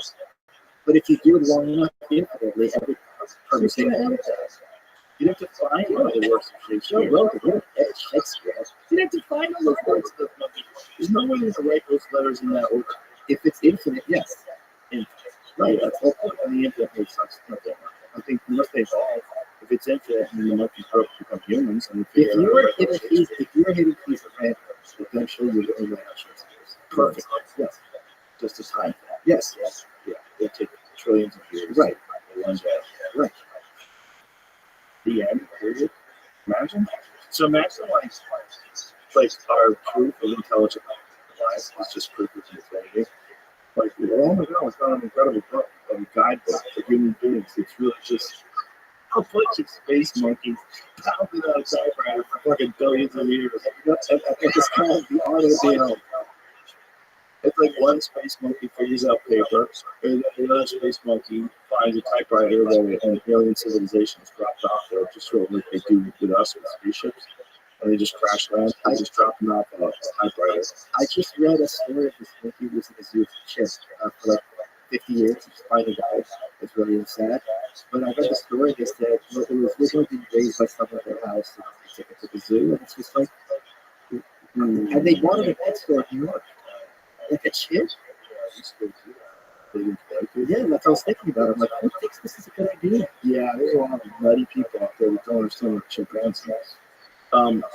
There's a piece recently, Jamie, where they were studying old videos of chimpanzees, and they believe that some chimpanzees are capable of human words. So you can find out. It's like a very new discovery. So they're examining some older videos, and they believe that some chimpanzees, old videos of chimpanzees suggest they're capable of speech. So these are some old videos that they have done. So a small team of speech specialists and psychologists in Sweden, UK, and Switzerland has found via study of old videos that at least 3 chimpanzees have learned to speak human words, suggesting that the animals are capable of learning this ability given the right circumstances. The work is published in the journal Scientific Reports. Isn't that wild? So someone will know how to say some words. Papa or cup, mama, papa or cup. But their work was discredited over the years as unethical because the chimp was taken from its natural mother. In this new effort, the research team wondered if the dismissal of these findings was done in the absence of attempts to duplicate their efforts. To find out that might have been the case, they searched for the video evidence of such attempts at training and found 3 videos showing evidence that chimpanzees can be taught to speak human words in a rudimentary way. Yeah, that's good.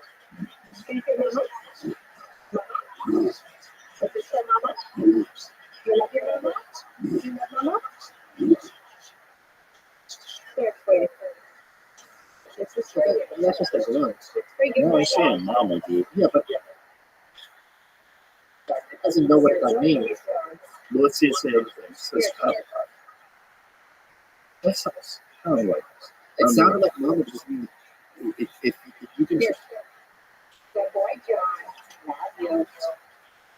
Love you, Johnny. Yes. Like that? Is it correct? You could teach huskies to say I love you too. I guess. That the chimp doesn't think that the owner is its mother. Right. It doesn't understand that. Right. It's just saying that. Yeah, absolutely. Right. So it's saying the noise. Right. It doesn't understand what it's saying. That is different. So they know that they teach gorilla sign language, right? Right, but the interesting thing about I think that might be overblown because my understanding is the gorillas never ask questions. Right. So it's always in response to a cue. And gorillas are extremely intelligent, it's not a dispute, but like, what are they actually, are they mimicking, doing what they want? Because I know that this was things like Coco called, if there was mad one, supposedly she was Coco Boy. Male, that's what she was teaching. Or ex-president. And yes, and Coco called her like a dirty toilet devil. And like, a gorilla doesn't know what a devil is. You can't teach a gorilla the concept of devil. That's not a word. Right. Yeah, that's ridiculous. It is interesting. So maybe they don't know how to express themselves, but they can crudely interact with ideas. So it's not as simple as maybe they don't even have a sense of self to the point where they can express themselves. Like I'm very sorry right now. I was doing these tricks for you. I don't like this. The other thing, this page anymore. the other thing that really blew my mind is they had a thing where they taught dogs. There's two pictures. Sometimes use the sign for devil as an insult. She also named the parrot Devil Tooth after initially being frightened of it. In the famous joke, the aristocrats told by Coco the gorilla, Coco says devil angry. He's a gorilla. Coco was a gorilla who mastered sign language and raised kittens. She died at the age of 56. You can't teach the concept of devil tooth. It's imagine just being trapped in a fucking building that's run by gorillas, and they tell you what to do, and they give you bananas, and they try to get you to lots of down, and like, oh my god, is there any fucking people around here?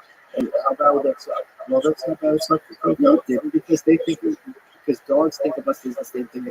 How do you know that Coco does? Maybe Coco would have been way more happy with a bunch of gorillas. Maybe. I would think so. Probably. Dogs are happy with dogs. Dogs are happy with people.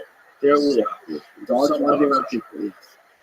So there's an experiment they ran, and I still don't understand what's going on in the dog's head, where they put up 3 pictures, and the dogs were trained. If you see a picture of a dog, you hit this left, or the dogs might hit the right, and get a treat. So they had some concept of dogs. Because it was like the whole dog and the dog's head or whatever. So if you have 2 pictures of what, like the shape of the cat, shape of the dog, or a cow, the same shape, right? But the dogs needed to choose dogs. And dogs look very different from each other. Right. So that was something that I thought really fascinating. Well, dogs know what a dog is versus like Marshall hates squirrels, tries to kill squirrels. Sure. But when he sees Carl, he knows absolutely, Carl's squirrel size, but Carl is a dog. Well, Carl's good. So when he's little, Okay, and he knew. how big was Carl when he was on? But that could be a smell thing. I think it probably That's got to is. be smell. The dogs do that smell. It's probably also the way the dog interacts with And the emotion. Yeah, there's a difference. The rose is quite small. Your shoes. But visually, how does it know that that's a dog? How's it gonna know the Martian never seen a French bulldog? How the fuck did he know? Something smell. Right. But I mean, he's probably like, what is this? This is a crazy thing. He knows little dogs. He does. And yeah, that's true. My older dog is a Chihuahua. So he's like been around little dogs. But they know that there's a difference between all kinds. Like I had to teach him that he can't kill chickens. So he's like, what are these things doing? You go, no. They are pets. I still don't trust Cobra. But he doesn't chase after them. You go out, but when he first saw him, he wanted to snap. I'm like, hey, no. These are our friends. Like, he's like, what the fuck am I talking about? That was not called the wild. Was it? Yeah, like the dog, like killed the chicken. The owner's like, don't do that, and the dog is safe around the liquor at that point and just showed us what the dog was. You can teach dogs to not do that. Yeah, of course. They just have to know that you would be very upset with them if they do it. When they get in there, they go, It's not just that they're upset, they know in group versus out group. So they want to be like this to protect the system they eat. yes, that's part of the story. Yeah. And he doesn't even know. So he's a good for short-term gratification. I went to the bathroom once, and I just got home and overpaid. door, let him outside, and I took a leak. And then as I closed the bathroom door and flushed, I screamed. I was like, dude, alive? They just got. Well, sometimes the dogs that when you live, they call it now like birds or whatever. I mean, these are 100 acres of golden retrievers. Are they really hunting? Yeah, they're perfect. I thought they Retrievers. That's what retrievers do. I thought they retrieved it after you killed it. Yes. Yeah, I mean, you use them to retrieve, but they go after animals too. Him, whatever. But they want to bring it to you. Oh yeah, Right. His instinct is to bring his fucking open up the bathroom door to stand there scrolling. Yeah, you got lunch. I don't know what to tell him. I mean, you can't bring it back to life. I'm not going to discourage you from this Did activity. you let him eat it? It's in your videos though. I couldn't just know. Because I've seen callers who are bought a while. Oh, that's true. Oh yeah, Started fucking freaking out. yeah, What the fuck did he say? yeah. I bought a mushroom called Rothschild. Is that true? Yeah, you want to. But I could do a really good dog.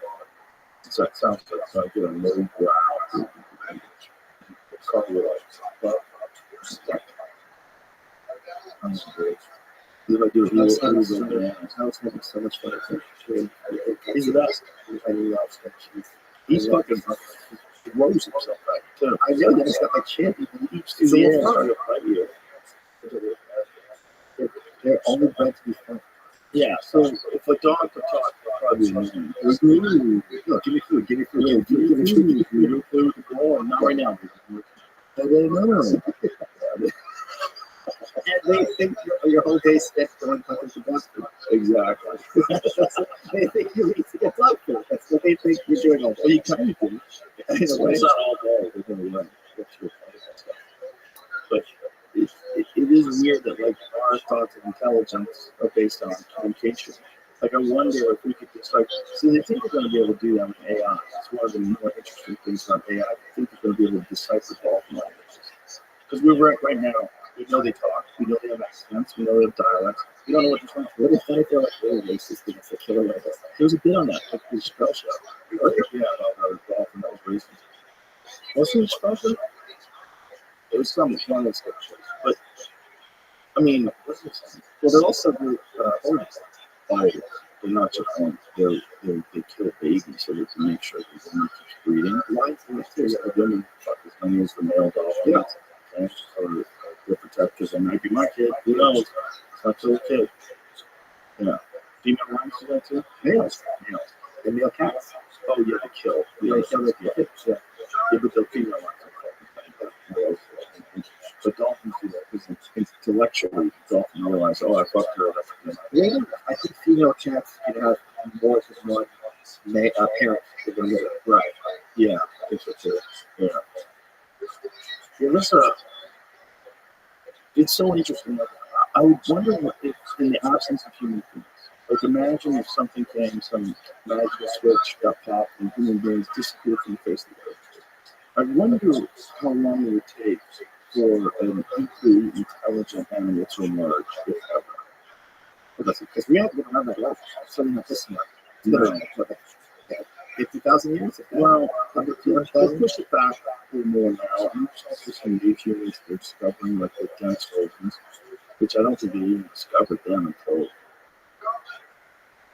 it's somewhere in the 2000s. And you know, we don't have a full fossil record of human species. If you find something 10 years ago, it's a new kind of human, which the dense oceans are. Like, who fucking knows how long we go back? But I think they think we go back in this form roughly a couple of years. It's not just nothing. And then the Neanderthals, they were a lot longer. They were around. Were they starting it? Not necessarily. We don't know. We know they're a lot stronger than us. And they ate primarily meat, and they were like much more rugged. I thought people got acquired DNA tested in one stage. Yeah, I don't know if that's true. That's interesting. I don't know if that's why either, because sometimes hybrids, even hybrid, that could be something along those lines, or it could be like maybe the ones that interbred with Neanderthals like have to become much more intelligent in order to overcome them. But we just assume that Neanderthals were brutal. The humans are really good too. The humans are brutal, and Neanderthals like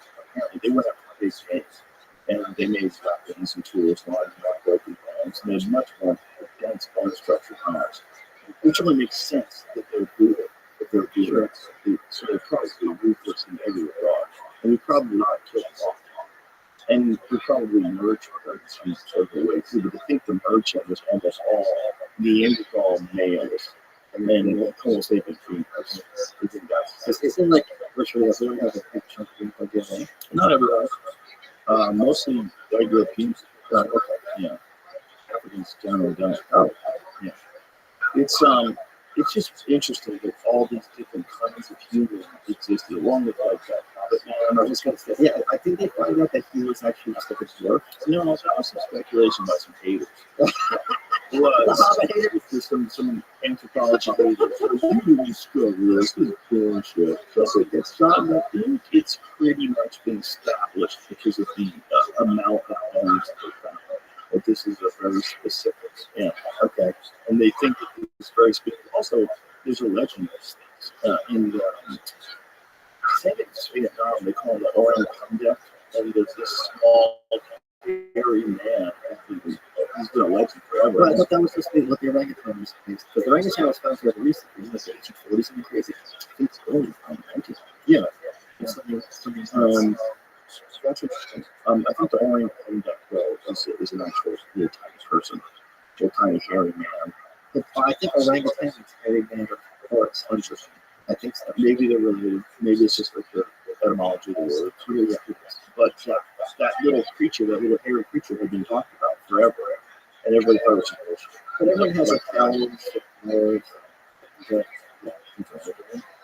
I have this big argument with my friend Jesse not that long ago because it is whenever here's the thing, you have every culture on earth having the same kind of myth. It's like it's got to be some starting point, but something's up to solve. Right. Yeah, and Forrest Washington, who's an actual biologist who studies wildlife, he actually has done a lot of work trying to find the Tasmanian tiger. Policy. From Australia, trying to find that. They're trying to I catch think it. someone else, I think they're in Kenya or something. I'm just looking for live versions of it. But whatever. He thinks it might be this old YouTube video of him describing it on this show. Dragon Tribe is really good. What does it mean by that? You know, obviously, flying giants. Some large lizard creature, some large, like probably terrifying predator that they existed. Maybe a whole look. We have crocodiles, right? Well, we have crocodiles all over. And who's watching this video? I'm getting this guy process now. But this video is about sightings in the 1800s of crocodiles in the Congo that might have been as many as 50 feet long. Yeah, but I mean, those measurements are so easy to kind of accept. You're scared for Sure, but they measured it up to the boat. Okay, and there's been a few of them. Like one of them they saw that it was about 40 feet. They know they found them. I think the biggest one was about 28 feet. It makes sense that those things, especially back then. Yeah, it was something like that. This is the drawing. Yeah, because some crocodiles keep growing in their lives. They're alive. They live forever. They live forever. So they had one that died of asphyxiation. He died in captivity. I think he was 28 years long, or 28 feet long. But what would a dragon, how would it be, like, there's no question it was giant reptiles in this world. So what is a dragon going to literally need? It's not going to wait, right? Who knows? I mean, it's not going to tear down all of this. Probably it's fine. No, it isn't. Right. But if you thought about the history of large reptiles on this planet, Look at the anaconda. yeah, That's no joke. that'll kill you just like Phil Rosalie told me he was in Congo or in the Amazon and wrapped his arms around him and he couldn't get his hands touched. Yeah, just like he was. He couldn't get his arms around it. Think of how big that is. Man. That's so insane. He couldn't touch his hands around a snake. Right. And we know that the megafauna of the group of extinction, so things used to be bigger. Yeah. There's also some sightings in the Congo back in the 1700s or the 1800s of enormous snakes. Snakes are like 100 feet. It's a huge snake. Isn't there a photograph that someone took of an enormous snake, an old photograph out of an airplane? And they also just recently made forest elephants. Forest elephants are different. Yeah, they just recently categorized them for species. And pygmy hippos. Oh yeah. People did think they were real. Oh, this Hitler doesn't live in the water. So this is the photo. Oh, but it's hard to figure out Yeah. scale. This is from, where is it from? What It's a one? fake. Oh, this is a fake. No, it's a fake. It's a crop photo of an anaconda, probably one close to 14 to 16 feet long, maybe 200 pounds. So this is someone answered it. Oh, so it's one of those, like also like the Loch Ness Monster, the famous photo that turned out to be real shit, and they showed it forever. So this is an old grainy photograph from 1950. So it's a fake. Yeah, it looks kind of fake. Now that I'm looking at it. I mean, it looks real, but we don't Look know at the it perspective. But no, the lines are too clean. The lines around it, like it's too defined. That's what it's like. The bottom of it, it's like way too defined. Like the snakes, the outline of it looks like someone drew it. Like it's a tattoo. It doesn't look like it. Like the ground underneath it, why would it have like shadows like that? And what else is thing is like the colossus squid, which is like the biggest invertebrate, was only discovered in like the 70s. The largest spider was only discovered in 1981. Well, some of those squids, those giant squids, they didn't get photographic evidence of them until fairly recently. Yeah, because they go deep. The sperm whales You see that new one that looks like a crab that they found underneath one of those? It's like a new species that they found under a oil rig. What do you mean? They have this deep camera under an oil rig. This fucking thing. Look at this. Oh, that's Look at that fucking relief. it's a squid. It's like crab-like tentacles. And they have the elbows. I don't know what they're for. Megapin. It's called. There's better footage of it. I mean, guys, if that was on another planet, there's a planet that was filled with empty water and found out it was like, we found your own planet. Yeah. It's amazing. It is, yeah. And they don't know why the fins are so deep. The wildest thing to me is octopi are so bizarre. They're not like anything else. They can change their texture and their color to exactly match what's below them. You know, they put them on like a cuttlefish too. They put them on like a checkerboard. They see what happens. Freak out. Yeah. It doesn't really work. Do you see they have robot cuttlefish now? The male cuttlefish cuttlefish. Whoa. And they change the gender. The male cuttlefish is a little sneaky, like male feminists. There's two. There's the alphas, and then once it passes female, and gets them on the side. Yeah, real male feminists. Yeah. They sneak in. Yes. They sneak into the women's room. Yeah, it's a bad business. Yeah. He's one of these shippers. He's like, oh, Biden's not really dementia, it's just the footage. Shit looks awesome. Are they? Yeah. Oh, but You should only take their opinion if you grow up a giant hill with them. they want to push them off. No, see, then you get tired and then you quit. Oh. What do you have how much is your opinion worthwhile, or how much are you just a weak person? And not just weak physically, weak of spirit. There's, Weak of will. it's a toxic, that's the real toxic masculinity. It's these types with the glasses. Oh, it's very toxic because it's the kind of masculinity that attacks stronger masculinity by default. There's no objective analysis of anything that's strong. There's no acknowledgement of certain merits. There's no like looking at the positive. It's only negative. Yes. It's negative. Which is gives rise to guys like Andrew Tate. You know, Yeah. they're like, fuck you. You just stick it in your face. Suck my dick. This was a lot of reasons to get Trump. It was just like, oh, I can't go outside. Fuck you, I am. Yeah. And what? This is the fear that people have of a lot of this, overreach. The government has in schools and all these different things. It's going to give rise to like a very hardcore conservative uprising. It's not even, I would call it right wing. It's not conservative. Right. Yeah, the radical right wing. Right. But that's the fear. It's that things always go left. If you go so far left, things are going to go so far right to right correct. It's going to be a movement. We've known this since time immemorial. And you tell kids you're not allowed to smoke. It's like, oh, now I get to smoke and be a badass. I can't have drink. I get to drink and be a badass. You tell them you can't have these ideas, they're like, oh, yeah, watch. Yeah, right. And it's radicalizing a lot of young people in the Czechoslovakia. Well, it's fascinating because out of rebellion comes some of the coolest shit sometimes. Out of rebellion comes some of the coolest ideas, coolest music, real rebellion. Yes. Resonates with you. It's just sad that you watch those dudes used to be rebels. Get old and you just get into performance. It's how you go get back to that. So, the real punk is going to the Pfizer stuff. Really get it. Oh, you scared to make that television?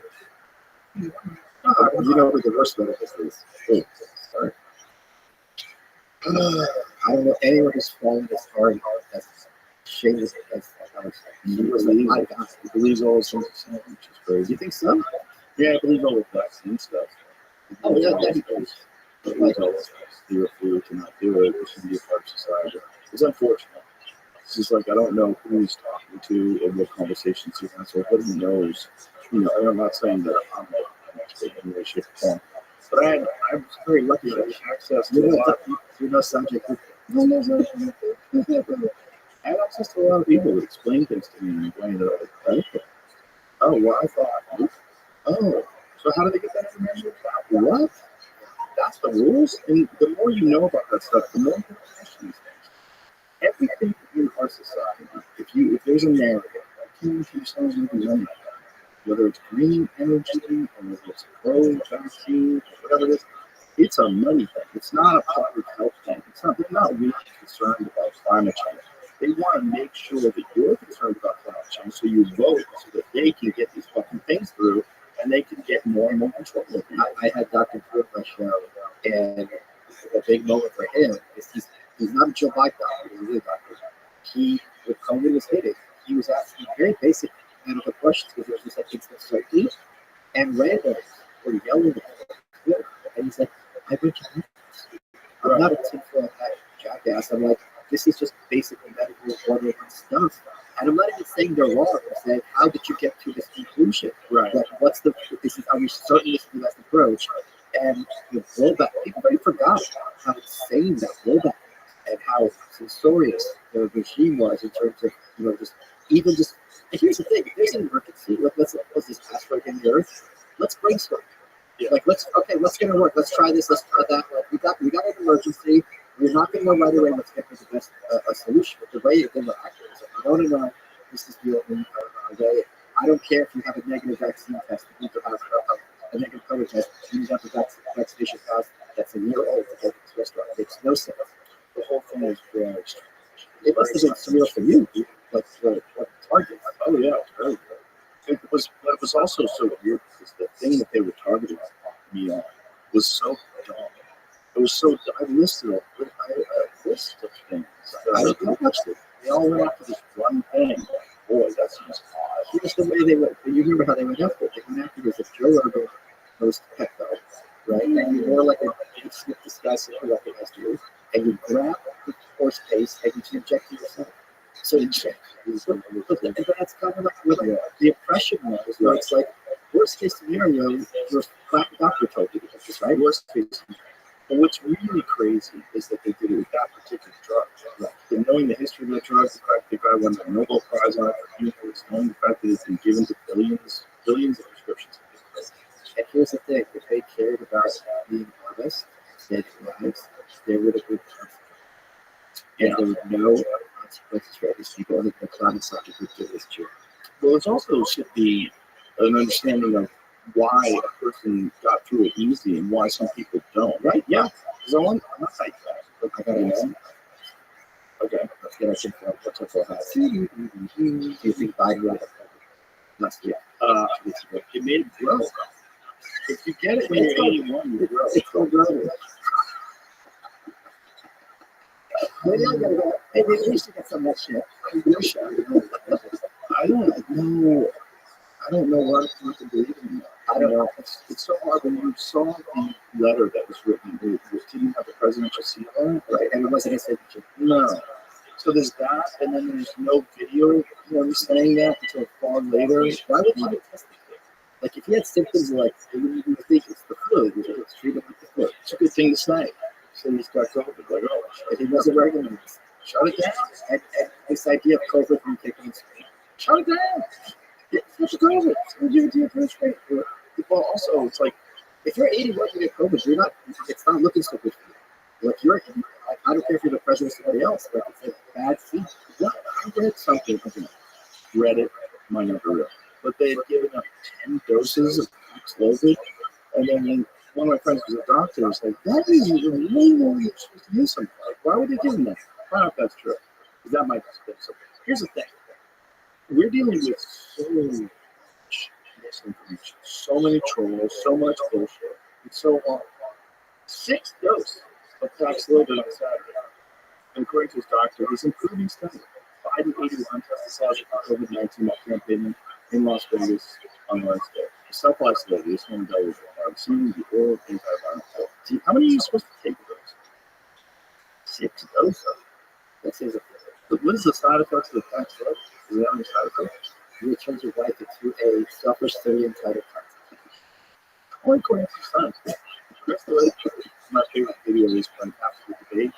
You answered all the questions. You did great, Joe. He's like, oh, yeah. We've all seen a guy like that. If you live long enough and you have grandparents or you have friends' grandparents, you're going to see someone like that. This is the end. And when she's talking to him and like she's got power for the first time, Yes, that's what I was saying. like Yeah. she's doing talking like speeches and stuff. Dude, She's up there talking. It was like misery. She was Kathy Bates. She's like, I got you my house. You're staying here. Here's the other thing that's funny. How badly do you have to fuck up a debate to lose your house and your job?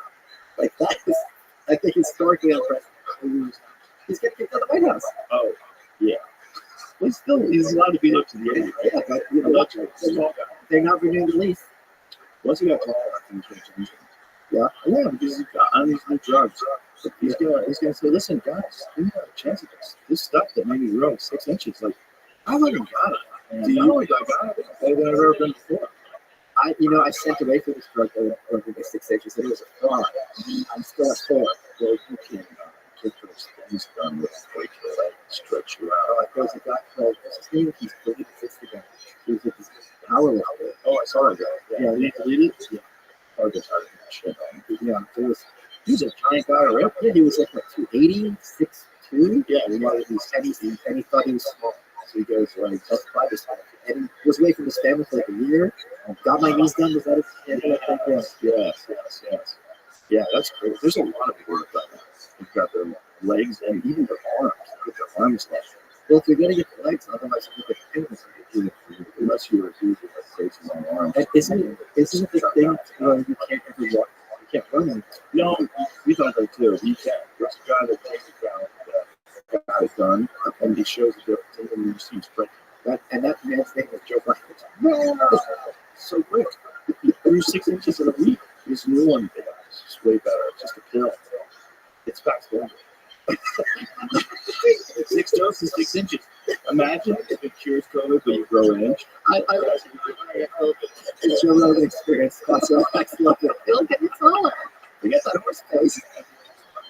5 centimeters, like sprayed on his ceiling. Become a freak. Like that guy, the famous guy from that guy from the 1970s? It was like a beautiful, handsome man, and then he kept injecting stuff into his face. Oh, yeah. So that's like Tom Segura. Me and Tom Segura sent each other the most horrific shit that we can find. I get boomer moves from you. Yeah. They are fun. I'm sitting here like Joe Rogan's just texting me up. I'll send you if I can get a smile on my face. I'm serious. I sent Tommy shit. We send each other so much shit. Our feed is just roasted.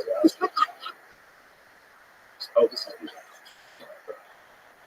the one of the best texts I was at, I got text from Jose said W2 up to question marks. And I thought, okay, she's a boomer. She sees something on the screen. She thinks I can see it too. And I'm like, what do you mean? She goes, you don't call me. Like, what's going on with you? Worry. all right, here it is.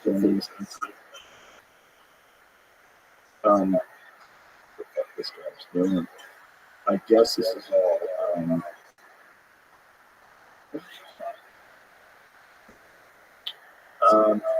I said, John. So this is what he put for. Oh, he's here. Okay. This starts out in 1969. This gorgeous man, a beautiful, handsome man. Then over time, homeboy goes crazy. Go full screen so you can see it. So 1980s, beautiful, handsome man. Now it's getting a little weird in 88. I think that's just age. That's 91. That's just age. Just age. Now, it's getting weird. Oh no, this is the beginning. Oh, I know this guy. 2004. Yeah. That gets crazy. Look at the chin. Something's going nuts. Now the cheeks. So he's trying to avoid the wrinkles, so he's turning his face into a fucking balloon. And I guess it's just body dysmorphia. Now 2010. But it gets real crazy. Youngstown's lips. 2013, it starts getting real crazy. Look at that, 2015. I mean, now it's just nuts. Now it looks like you get attacked by a something. Look at that. I mean, Jesus Christ, it gets worse. So the head keeps getting bigger. Look at 2019. I mean, that's just absolutely insane. Now, if that guy just let himself age, he would just be an old, good-looking guy. But instead, he went another, because that's a body dysmorphia, where people can't see it. Yeah, I had my dysmorphia. I got not facially, his body it's gone away. You know what stopped it? Well, I'm going to talk to you about this a little bit. A few things did it, but this was like the moment where I was never trying to see God. I was at Gold's, and there was a young dude there, early 20s, I'd say, who had striated goats. And I was like, wow, that's so cool. And then my brain said to myself, you were just at the Tesla factory at 2 in the morning with Joe Rogan, Elon Musk, and Jordan Peterson. And you go tell that kid that you think you're jealous of his striated goats, and he will look at you like you're a crazy person. And that was when I clicked, like, holy shit, this is fucking insane. No one cares about your fucking striated goats. Such a cool. No, they don't care. They don't fucking care. They think it's gross. Yes.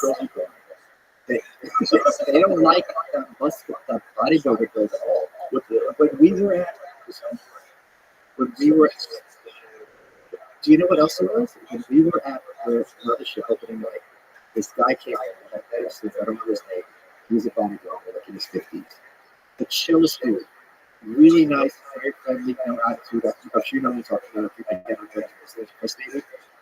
Immediately, everyone in the room was like, this guy's out here, outside.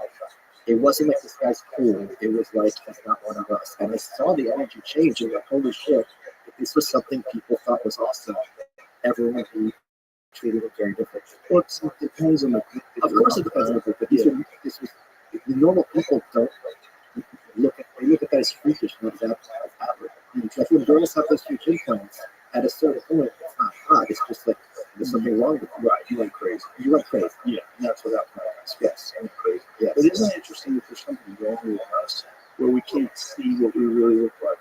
We can't perspective is very difficult to acquire when you realize that holy shit, my brain's not itself, it's very scary. Oh, it must be when you look in the mirror and you see your face, you're like, oh my God, I don't know, what does he see? Who knows? And I think once you've got to that point, like, what are you going to do? You're going to get it removed? Well, then it becomes your thing, right? Well, I don't know. You're got that guy. So, yeah. What's your name? Just like They're twins, so we're seeing maybe both. Oh, yeah, they both do it. They both have the same thing. They both have the same issue. what about Matt Gates? Oh, yeah, good eyebrows. Not just you got something with the cheek too. Oh, do you? Yes. Oopsies. Yeah, you can't do that if you're a public person, and also your eyebrows are like And a dude, 45-year-old housewife. it was from he looked like a real housewife. Yeah, with Miami. Yeah, She's got a frozen forehead. no, but cheek implants and I don't think fillers. Yeah, Yeah, those implants are fillers. It was something nuts. Isn't it crazy? I don't know what's Photoshop. Politician, like your wrinkles or the weather look in your face is actually good for your career. You don't think so? No. Oh, I think so. I think if you look at a guy like RFK, the voice is gone, but the way he looks, the fact that he's this like intelligent, worldly guy that's like seen a lot, had a lot of life. You don't want a smooth faced dude. Yeah, that's crazy. That is That's cheekbone stuff. Yeah, that's I think And the it's nose too. well, it's tough to tell because it's a different angle, but Yeah, that's so natural nose. you might be right.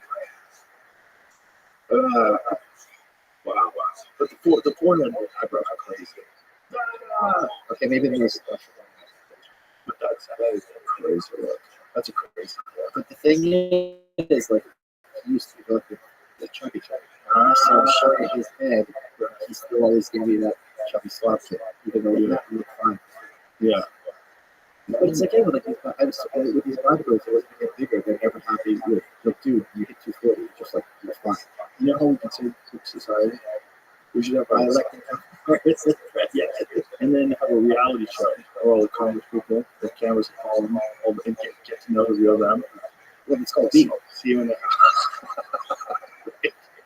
That's not reality. Julia Louis Dreyfus blocked me because she said, "No, go."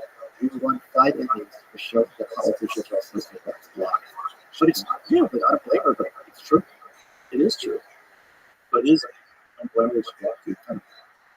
I block people very much. Like, Yes, black people. yes, of course. Well, I'm not going to be in. Right. They can disagree with me. That's fine. But if you're going to like gotcha games or block, That's Lex. Lex is blocking fool. Lex, he's worse than me. All my people, can you get Lex to block me? I'm like, You just watch positive interactions. Which is fine. I mean, but it's on the internet.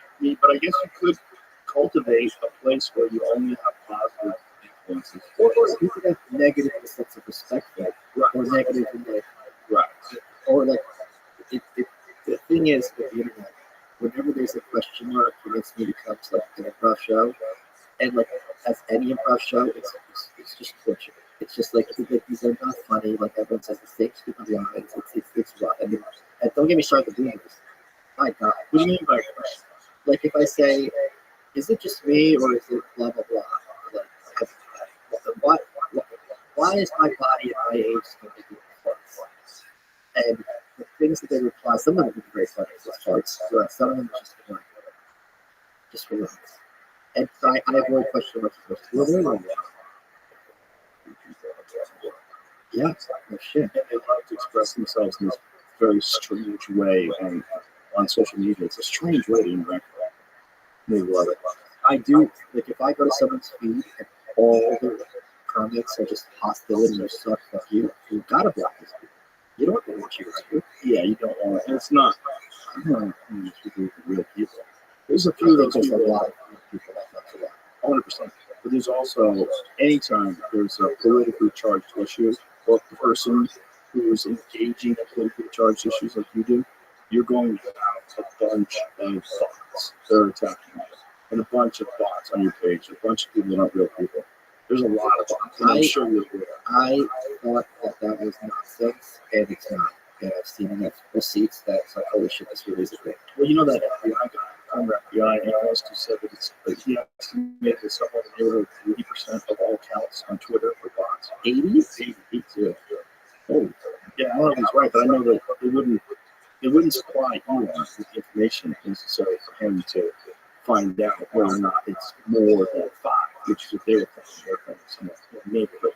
But you say that they based that on like 100 accounts, like a random one. Oh, okay. So let's do small sample size. But 80 still. FBI agent confirms Elon Musk has been undercounting accounts on Twitter by conducting his own research. So what his estimate was 80%. Is it sort of, yeah, they're right in the top. Oh, here we go. When I consider the volume and velocity of the automation proceeding today, the sophistication of bots that a given set of incentives is likely to attract, and the relative lack of countermeasures I saw in my own research, I can only come to one conclusion. All likelihood, more than 80% of Twitter accounts are actually bots. This, of course, is my opinion. But I mean, there's bots where, like, if you reply something, all the replies would be like, oh, check out Bitcoin, sure. But then there's also those more sophisticated bots. Yeah. Where, like, you're going to go out and try to figure out the buying markets, or you're like, actually, blah, blah, blah. Yeah, 100%. And I bet all the candidates use them. I mean, I bet it's legal right now. I mean, I don't know. I mean, it's essentially propaganda, right? But they have bots made up, people like Brooklyn Dad, and they're bots. Right. What's up, JoJo, whatever it is. So how does that work? Those people are paid? Yes. Who pays them? They see the DNC or the campaigns. We have the receipts. It's not just, by the way, it's not at all just the Democrats. It's Republican operatives as well. Let's make that very Oh, clear. 100%. I have a friend who has a Republican Instagram page, and who reached out to me to tell me that people contacted him, asking him to do videos. You know, he did those videos that paid money. They're like thousands of dollars. I want that. Like, give me that good. Like, You didn't get that good. I'm for sale. Oh, good. Yes, that's good to know, because I've been talking to some people, and I was going to breach this with you, but I'm glad you brought it up on your own. Perfect. How much do you charge to lie? Oh, lying I do for free. It costs money to tell the truth.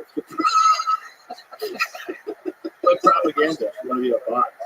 Like, who would you be about for? The Libertarians? God, No, not you. who would I be about here? Oh, you know what? Be black for? I don't know. I kind of like him. I like him. I used to think, why is I that donate to his campaign. I used to think, why is that guy for the studio? And then I realized, oh, you know, I have this fucking huge podcast and I wear hoodies. He wears hoodies. His whole point He's is my people.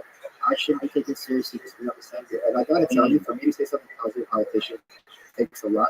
The barrier so low. For someone to go on public record and talk about his mental health problems, that could help a lot of people. And I thought it was very commendable to do that. Also, watching him bounce back from the stroke, I thought the dude was toast. Yes, multiple. Right? Because when you stumble with words that bad, you struggle with thinking that bad. But it was just post-stroke. But then here we are. What is it, like at least 2 years later? Yeah. 2 years after the stroke. 2022, Yeah. Seems fine and reasonable. And like saying a lot of stuff, and he's like, I'm a progressive. This is not what I stand No, for. he said I'm not a progressive. Right. He used to be. And He used to be what a progressive, what he thought. yes, he was the first one to tell Menendez to resign, and now Menendez is resigning. He moved from his own party, so I love him. By the way, Senator Federer, if you want to do anything really big with twins, I'm totally down. Do you think that guy would ever run for president? I hope so. See, he's a reasonable, like, He'd actual win, just like left-wing person. because He's reasonable. he's a moderate. Right. But if that guy like that, he would get close, like we would get close together. Well, Tulsi was only a congresswoman from Hawaii. She didn't have a big wrestler. She ran against Bernie was a guy, and she ran against the middle of Lawrence, who still got ticket base 3 ways. I think he'd have a great shot at one. I do now. But getting past the primary was tough because the machine, because he's not reliable. Biden was reliable. He's a party guy. I mean, we do speeches with him. Yeah, this guy. But is it outrageous? No. His whole point is we work for you. Yes. No, he's very reasonable. I'm shocked because I used to make fun of him. I used to think, like, this is so crazy that this guy can't talk and he's going to run for governor, and then he won. I was like, oh, that's... But he won against Dr. Oz, which is, well, you know, guys go out in front of Congress for making fake weight loss. But you don't go from supporting Jesse Smollett to being a Trump supporter. Right. So you're completely phony in the town. And what's even funnier is when Oprah came out, it was the night of the sweater. You just remember that. And he was supported. Yeah. Oh, yes, she did. But I mean, now, how many people that endorsed him back then and endorsed him now? Because outside of the... I don't think he got any endorsements. But I mean, how many people that were, like, okay with him? Or Yeah. still? You know, Yes. He's speaking the way he's speaking, and talking about the issues. You know what could make it happen? What? If Trump wins again, there's going to be a lot of soul searching in the Democratic Party about like where we lose track, that we're losing to who they perceive as the defense. And that would be an opportunity for someone like Fetterman, like Elizabeth Clinton, too, to be like, okay, I'm going to steer this party back to where America is, and we can put those jokes. Well, if they were going to do that, wouldn't they have done that in Trump's first term? So they ran fine. Well, they didn't do that for first start. First of all, Hillary got right for us. Second of all, they were too busy losing their minds strategically. This will be a little different. Maybe but after they ran with Biden, there was plenty of like young, enthusiastic people that could have ran. Yeah, but I think Biden, for them, knew he was safe. He's a safe Democratic vote. We know what he's going to say. He's going to play the party game, and he's kind of tried to test it. Also, he knows how Washington works. It's kind of like one of those things where And it's hard to hate him. It's hard to hate him because he's just a sad old man. It's gonna be a lot. It was a lot easier. I don't think it would have been as easy to put over Klobuchar or Buttigieg. They certainly don't want Sanders because he'd be at least king. yeah, they didn't. But I don't think Buttigieg worked here. So it's like Yeah, he's the kid. Like, you don't come from South Bend to Preston. First of all, he also raised. Here's another reason why I think she's in trouble up somewhere. Buttigieg raised more money. yeah, How they're just going to get the paper. No, I do, but my point is, how if when you're running president in 2020, can't raise as much money as a senator from California, Right. as the mayor of South Bend, Indiana, your Rolodex is not good. Right. But that is just trying to get to the primaries. Sure. But they do it for in there. Right. Shoehorn you right in. Which was always the fear when Biden was elected president. Yeah. Like, hey, it maybe happens. I don't think it's a given that people are going to write the checks for that they would have got for Is it said and done that she's going to be the candidate for president? It's not. She has enough delegates as of right now. But Harris raised 200 million. Now, do you know how that works? Though? Here's what's interesting about that. Do you know what AstroTurf is? Yes. Yeah. So explain to people how they do. Well, there's different ways to do AstroTurf. But one of the things they do is they attribute donations to people that didn't really donate. But it's not only that, it's that there's no question that a lot of these donors, like thanks to James Carville, who did redemption structures for many, many years, James Carville said, hold your donations if Biden's the nominee. That's the only question you have. And they did. The donations trickled to zero, and that's when Mrs. Pelosi and the others freaked out. Once they switch, they're ready to write those checks again. The question is, it's July. Are you going to be able to sustain this fundraising through November? And I don't know that she will, because she didn't last time. Okay. So One more thing. There's no question that whoever is the nominee of either party is going to get a fuck out of it. That's not in dispute. The question is she going to be as good as a Hillary? Who had the Rolodex, favors, my term, she had Wall Street, she had Wall Street, she had Hollywood, she had DC, she had everybody. Kamala Harris no one likes her. That's a big difference. But then people don't like Trump either. That's a big problem for him. So how could it work if they would get rid of her? How would that possibly happen? You mean publicly or privately? All the above. It seems like Privately, you have to sit down and say, here's what's going to happen. If you don't drop down yourselves, then we're going to do X, Y, Z. She could. Okay, I mean, who knows if they got her? Do you know the phone call she had with Obama? It was amazing. It was so candid. We definitely haven't planned it all. Yeah. Just they happen to have a camera of her while she got a phone call from Obama's. I am surprised how quickly they flipped the candidate without any pretense of having a competition. Well, I think they were feeling like they couldn't win. Right, but the point is, I'm shocked that they went immediately with her.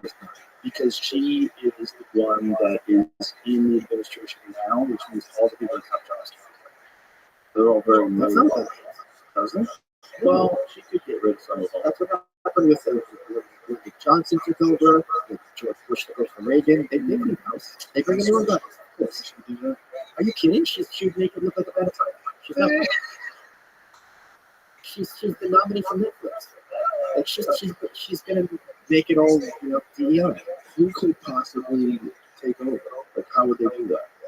They would have had to have forced her not to play, which would have been a very tough move.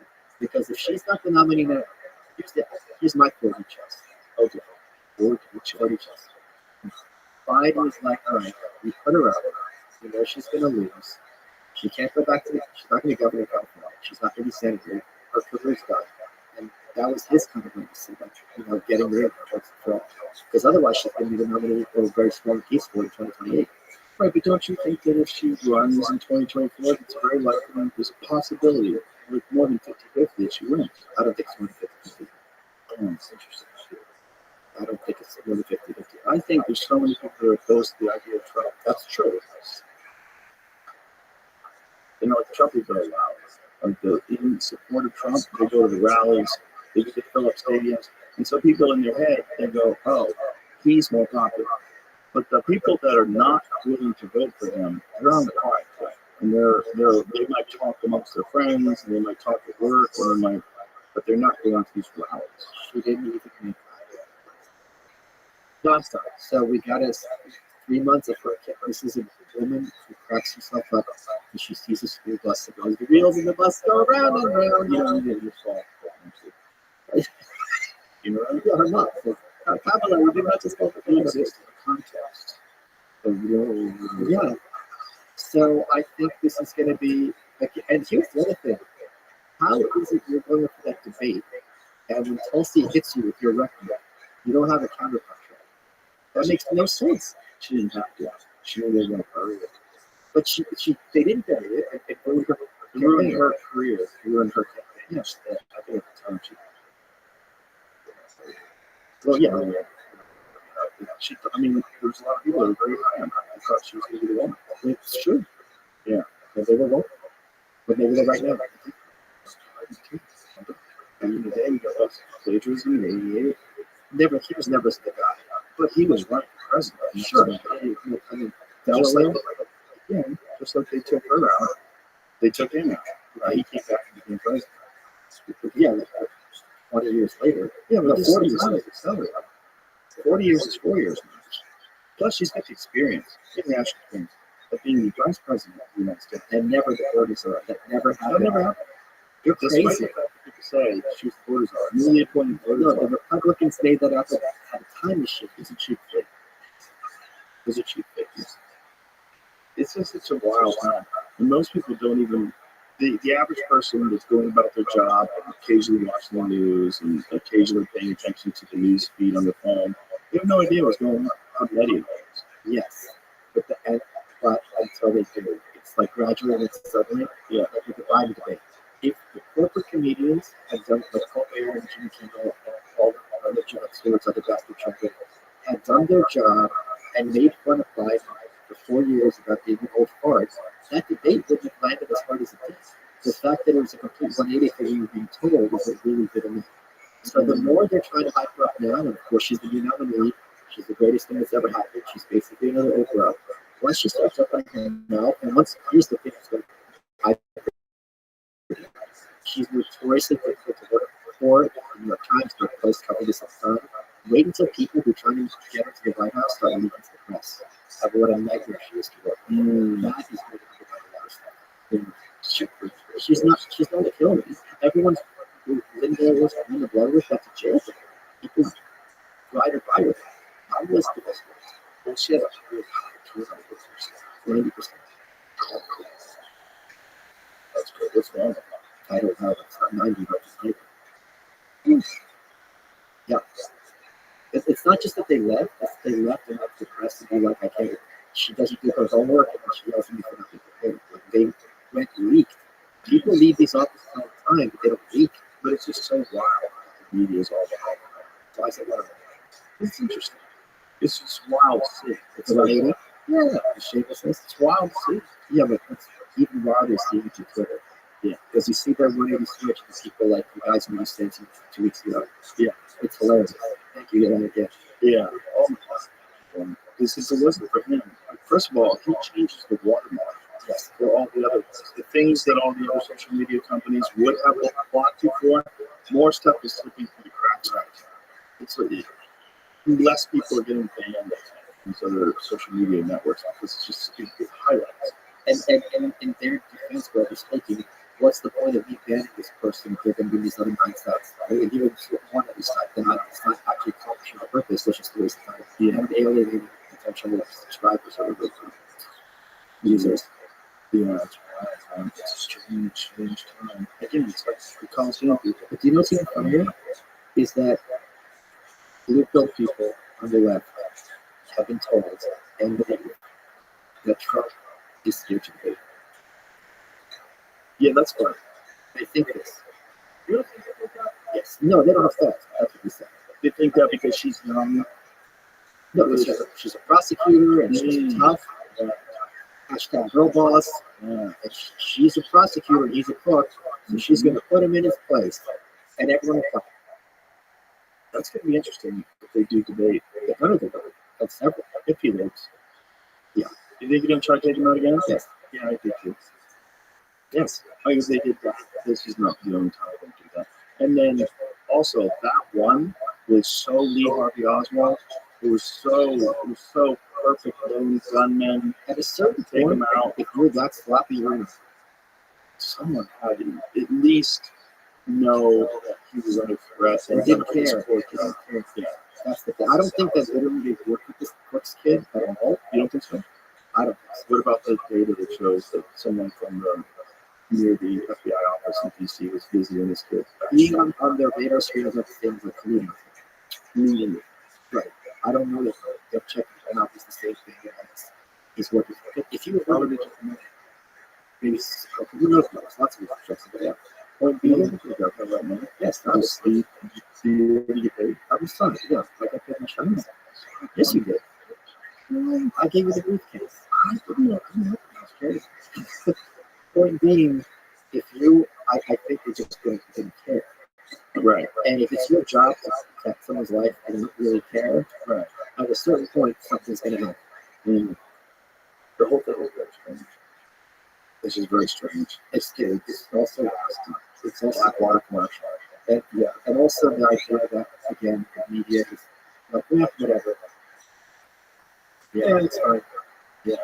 Well, it's also the news today. It's so rapid. It's like working on a assembly line. Like, you don't have time to check parts. You put that up around and have them come. And they were talking about the debate for this. Mm-hmm. And they were not talking about this, that they were talking about the debate. Do you think that they set him up? They knew Biden was compromised and they let him debate on purpose? No. Because they could have said no debate. No, because I think, first of all, I think again, he's fighting the state of the union. He probably has good days and bad days. And even the bad days are probably exceptionally bad.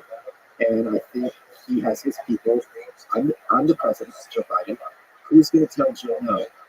I think at a certain point, he's really feeling bullshit. Could be. Yeah. I don't don't know wonder that Trump, because it was so early. but in their head, we're going to put a nail in the Trump coffin once and for all. The guy's like Hitler and a liar and all this other nonsense that they believe. So Joe's going to come out there. Listen, look at his debate history. Paul Ryan, who was no dummy, he was very good against him. He was very good against Sarah Palin in a way. He was good against Trump in 2020. But they're just going to nuke him. That's what they thought, I think. Interesting. I don't think so. You think Jill said it was fair? No, again, she's probably delusional like that. That's what I'm saying. She's delusional. She is. Yes. But I think the people behind the scenes knew exactly what's going to happen. I don't think that was. I think if they had a debate again, it's not 100% that it'll be that bad again. That's interesting. Because again, look at the State of the Union. Look, sometimes he's bad about that. But I think you're right. But the State of the Union was not live. And Yes, it was. No. Did you see that they found out that it wasn't? That they looked at his watch. His watch was, yeah. Do State of the Union analysis Biden's watch. No way. Yeah, someone zoomed in on his watch. And his watch was the wrong time. How could that even be? Well, it could be he's blind. You can't see what But time all the his networks watch on is. it? I don't know what they knew. How do you know what they knew? You get a feed. You know? I don't think all the Republicans would do it. Who knows what they knew?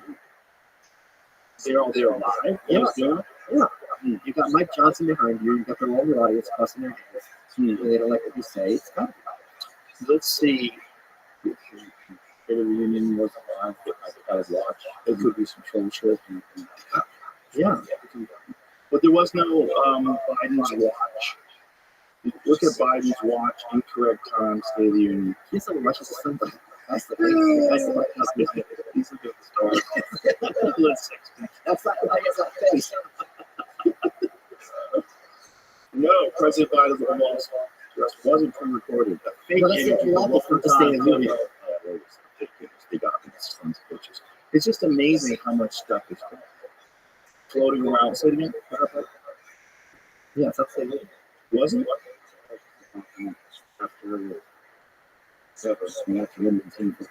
Well, that I believe is pre-recorded. That would make a deal worth if you're going to, like, if you're giving a talk and you have something to say. so they used the wrong image. Yeah. It's just like that stuff. Who's doing that stuff? And why are they doing that stuff? Why are they having people talk about that and share inaccurate information? I think it's to put everything in chaos. So you have no idea what's true and what's not true. And then ultimately you don't know what to trust or what not to trust. Which is a great way to get things through, because then preposterous things can happen. They're like, what? And then you can honestly say, there's a lot of misinformation, so we got to crack down. Right. They're probably putting up some of that misinformation themselves. What they would do, Some stuff that's really cool. what they would do in Eastern Germany, Stasi, they would infiltrate with some group, right? Like a Stasi agent, and that Stasi agent would be like, we should have this other government. And everyone else would be like, you're crazy, we don't want that. Like, they'd get arrested for colluding with someone his party group. Yeah. Well, look at Yeah. 12 people were FBI agents. Out of the 14 that were going to kidnap her? But they still act as if it really happened. It's so nuts. There's pictures of his watch with the correct camera that was taken inside the oval office. Yeah, these cocksuckers, they got me. But I also don't think, why would that be a big deal if it's pre-recorded?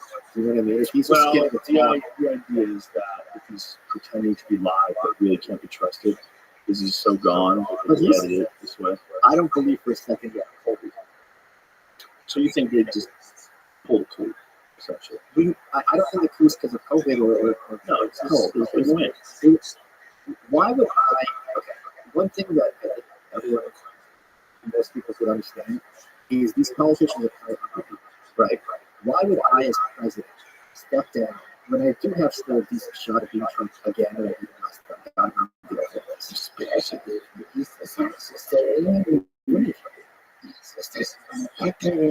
Right. So yeah, of course it was.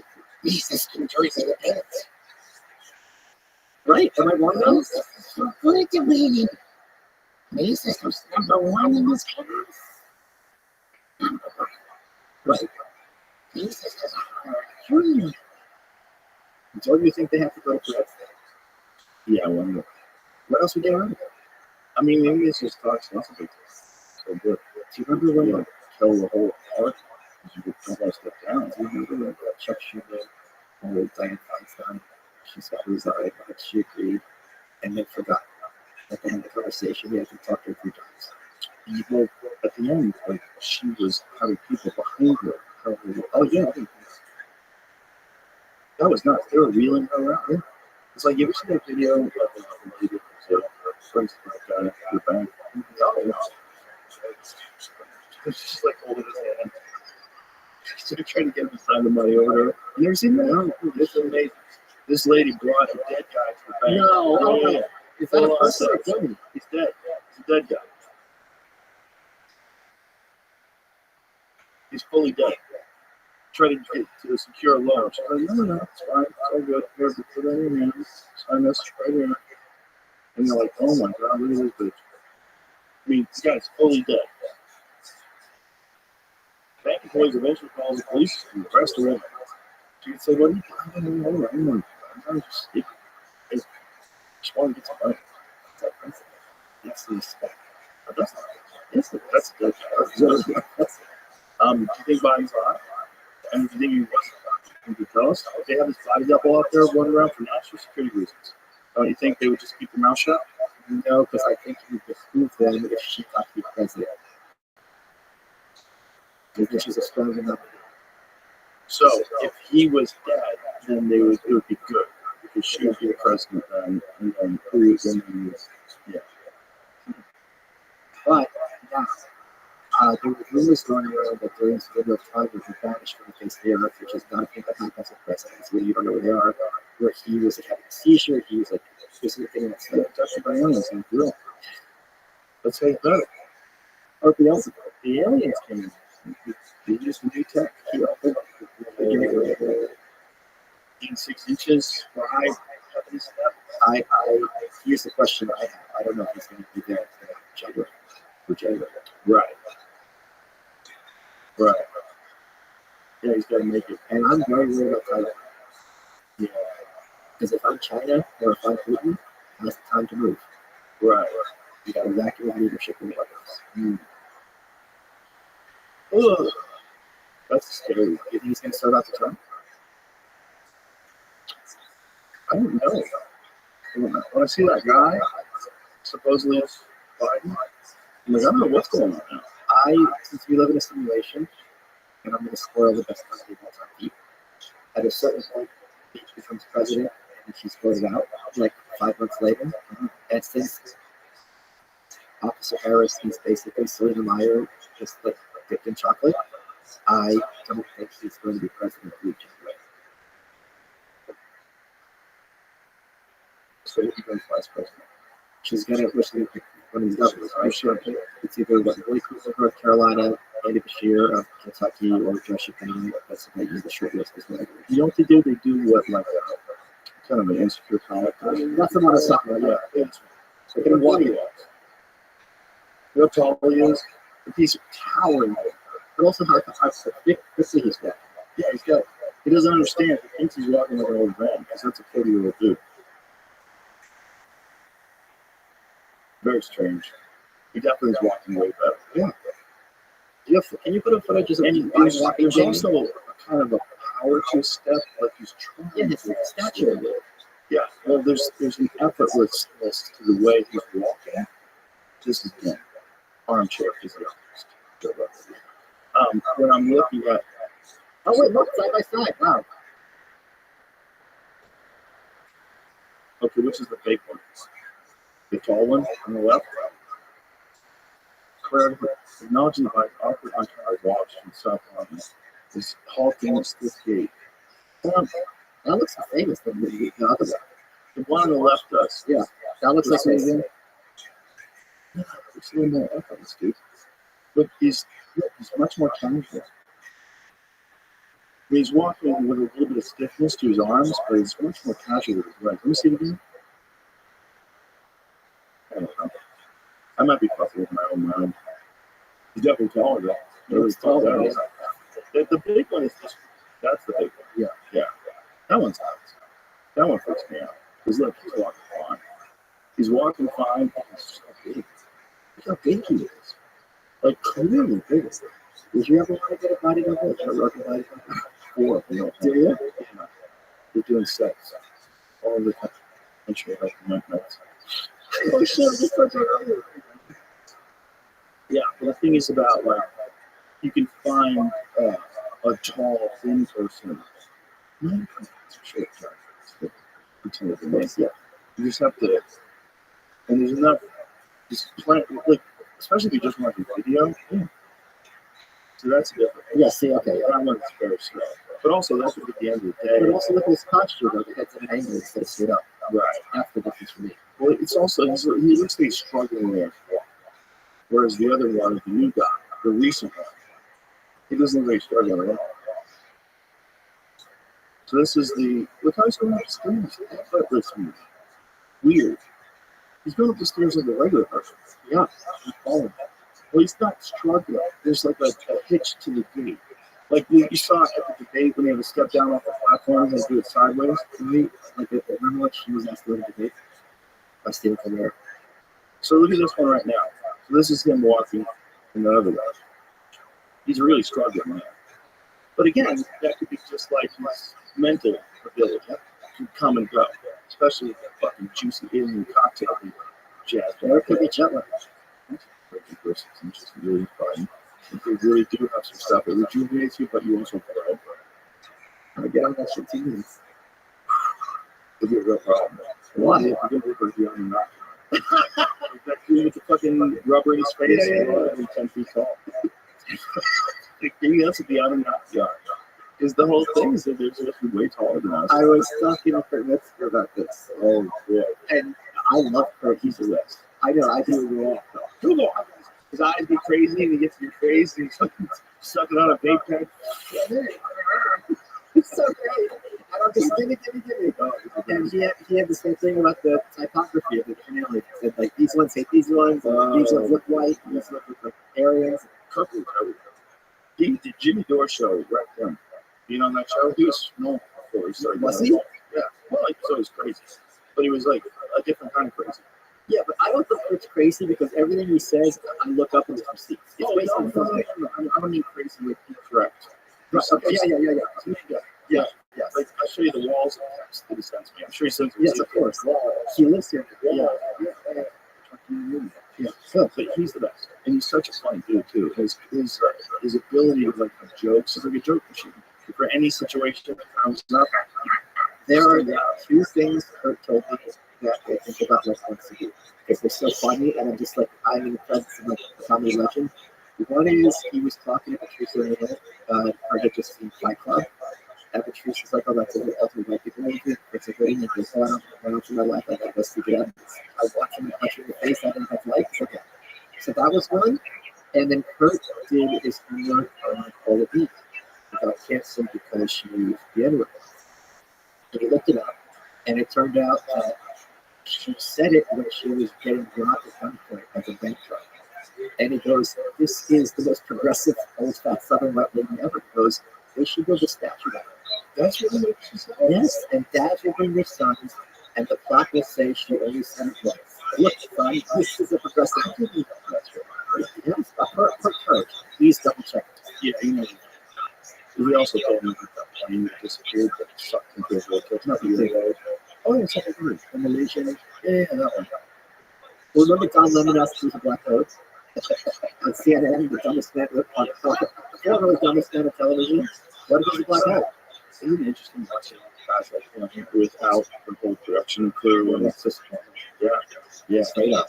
Well, what Dave Smith did, holy shit, that was like Mike Tyson versus Marcus Frazier in the 80s. It was a beautiful, beautiful thing. And it couldn't happen to a better guy. And it's really funny is, you know how groups that cancel us that in the afterlife, he's always reaching for water or food, he's always at his reach because he served his sons and got his food. Like, when you're on CNN, like, Rogan, these podcasts, and the audience, they think beneath you because they're like, nothing, I'm the real guy. And now he's got to be a sidekick of Patrick David, no disrespect to Patrick at all. And he knows that every single person at CNN, camera guys, door guys, is laughing at what it nothing in their eyes. It's kind of genius for Patrick to go like, oh, it's kind of genius. You really can't escape not just what you said, but the tendencies you develop in being on this broadcast. And the sneering. So It's kind of crazy. it's hilarious. Yeah. Well, Elon did it too with Lemon with one show. Well, Lemon wanted ownership. Well, it's not just that. The way they have the conversation. He's trying to do CNN outside. Oh, yeah, yeah. That's how Elon's Yeah. CNN outside of CNN. It was, and now you can't get arrested. Yeah. But that's like the quality of his discourse, right? That's where he deserves. It's not good conversation. It's not interesting. You know what I always say? I say that the class is unproposed to impressive people. And now the biggest alpha male at CNN is Skip. Oh, yeah. Yeah, they're all gone. But Jake Tapper's still there. Yes, sure. He did it. Jake Tapper's an honest guy. And who's the other one? Martha, who was the female moderator? Dana Bash. Everyone else was given credit for doing such an honest and fair job of debate. They let them both speak. They didn't talk over them. The questions were reasonable and tough questions for both parties. I didn't think it happened here. So kudos to Jake Tapper.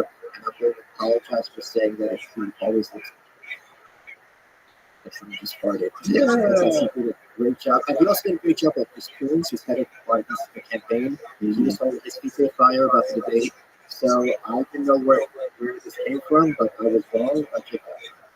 Yeah, it's I think there's a lot of people that are in media that didn't want to do the thing that they're doing now. Didn't want to do it, but now they're in this machine, and this is what they want to do. This is what they want to keep it through. Well, this is their only stuff. These are media people. Yeah, they don't.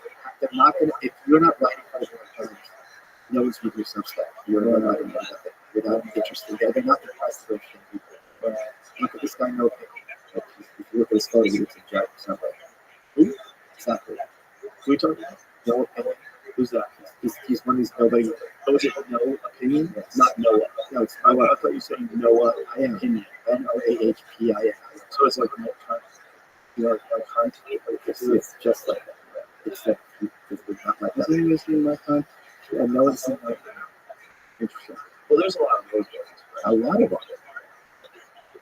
And you think they're just getting paid just like this conservative crowd right now. I don't know if that's what they're getting paid. It's not like they do not, they're violent against it. No one wants them to pay. So all they can do is go on these other, and I say this stuff because it's not myself, go on like social media and try to kind of make everyone make a name for yourself by just spouting stupid nonsense. Who's the best of it? Best of the way. Oh. My favorite angry lesbian. She literally has great names. Easy gift. Really? Oh yeah. What happened? Traumatic memory. From what? Like, I think for like a tear one or something. Hello. Look this up, Jamie. It's on his Wikipedia. Oh, that makes sense. Yeah. So see that he said you can see that the building should burn down. Oh, He said everyone out there for what? This debate. Wow. Yeah. This is not somebody well. So when did you get it in your head? I'm saying 80s. It's been a minute. Yeah. And what's even funnier is that his Twitter used to have a million Twitter followers and slowly going down. Because at a certain point, even if he was like, okay, he'd calm down. Trump isn't literally going to kill you tomorrow. Yeah, he's so great. He's a gift. Remember you see the show from the basement? Oh, yeah. Like the resistance. Yeah. You know, and any day now, Donald Trump will be locked up. I'm just going to shut the show down. Well, he was right. He did go. They arrested him. That's a crazy one. Huh? 34 counts. Felony count for misdemeanor. And did you see Andrew Cuomo? Yeah. Came out and was like, this is bullshit. Yeah. We talked about it on the moment. Yeah. Yeah. That I was. Cuomo was the guy who should be got rid of. Because that guy could have He could have been right. He's like, what about killing other people? When your president was supposed to kill young people, okay, Right. You're not supposed to take COVID patients. And then put a bunch of people on the ventilators. Oops. Yeah. Oopsies. But they didn't know. They thought ventilators were the way to go. but they knew, sure, but the point is, if you've got something this bad wrong and try to cover it up, it's going to be hard to get through that White House. And also, as a New York Jew, that New York Italian attitude, I don't know if that works in Middle America. If you're trying to be president. You're going to have to do something to. Well, Chelsea Handler said she was homosexual, so I mean, that's how it's not. Chelsea Handler was that dude's final film. I really love Cuomo when he was running New York at the beginning of the pandemic because he seems so reasonable, measured, and legal. Well, his one thing I didn't like about him is that he had his behavior. So he was trying to do what he could do, visible, and have as much information as possible. Got to room to go really up now. Because black people don't know what computers are. Got to help him. Jesus Christ, get this bitch a broom and send it back to she's paid for. Holy crap. Jesus. They don't know what computers are. New York is a wreck. This is why I'm here. I'm fine. Oh, I want credit for what you want. What'd you do? I am the first person ever, I believe, learning how to drive on a Cybertruck. Really? Yeah.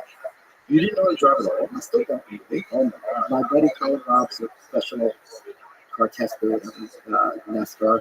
My buddy Sky Kid, they're going to get a Cybertruck. We're like, all right, let's do it. It's my fourth lesson. I only took one window. But On what was it? I wasn't told, Colin, that when you're going down these narrow streets, you're supposed to hug the median instead of imagine there's two lanes. So some parked car had a window, had mirrors, excuse me. But it was fine, and the window popped up, the big air, it popped up. Oh, so just It's not even like a little stuff. Right. yeah. Well, Yeah.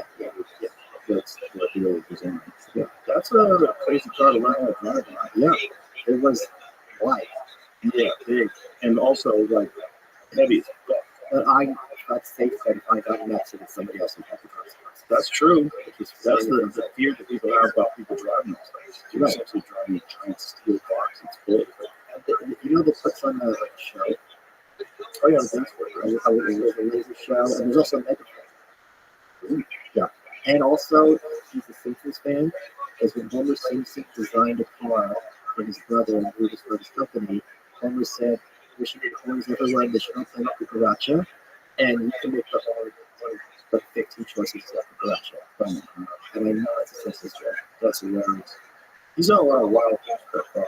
But all of this, like, if you say you press the speak thing, say open butthole, the port opens up to charge it. I'll show you. Mine's out here. You say open butthole, the port pops open. It's like 14. There's very few humans like him that are going to be able to run a social media site like that, and also just be able to handle being attacked relentlessly and like complete Teflon. Open butthole. See? Does someone say it? Open butthole? So, hilarious. I still never touched, I don't know, a couple of times. He's a good dude. Yeah. He's a fascinating character, and he's standing in this very bizarre position in life as about as good as you can. And no one's going to handle that very well. I think he did it. He really stuck his neck out with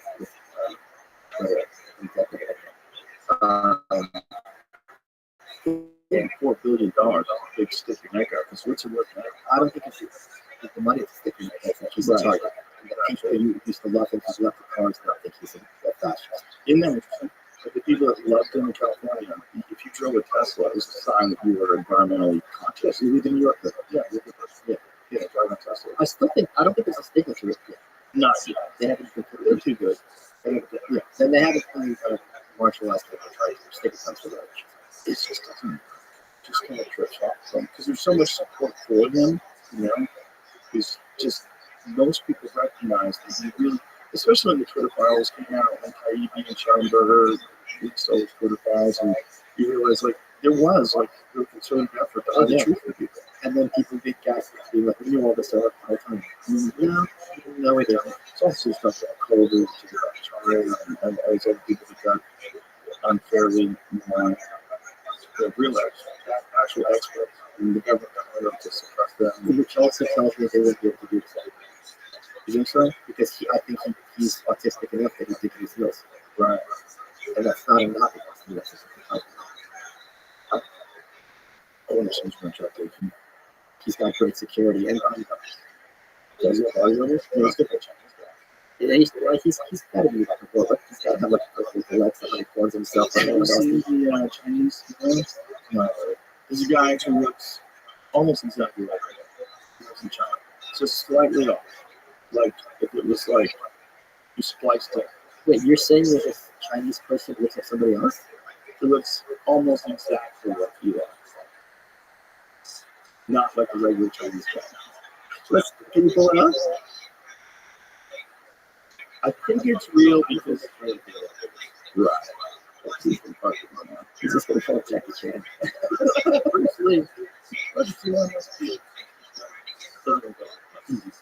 Oh, yeah. Yeah. I mean, yeah, I think that's the one. Yeah, for sure. It does look a little. That's not how everyone talks. That's pretty close.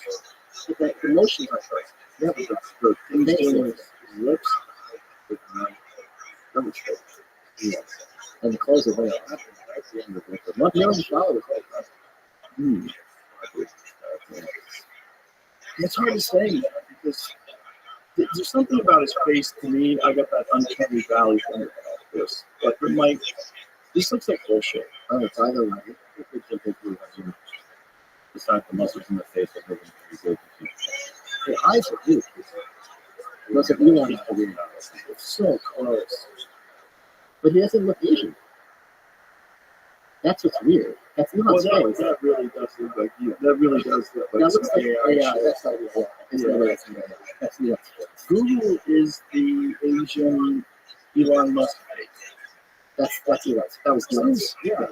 The one that I saw that I remember seeing was from about 2 years ago, and it was much less obvious. It was like oh, look, and it's like, just like, Oh, it's been suspended. Wow. Why is it suspended? Chinese doppelganger suspended for Chinese TikTok. Huh. Interesting. So it's real. Huh. He's been dubbed by wait, I'm sorry. Why are you not calling him the Chinese knockoff? Not why. He's the Chinese knockoff. What's cheaper? Should be acquired. It's been deleted on Weibo, what 3 posts are left. Elon Musk. The account largely inactive as well. Local points of notice that Together was banned for violating community guidelines. See, I wonder if we're running into a filter right now. It's gotta be. I've seen a lot of Crazy.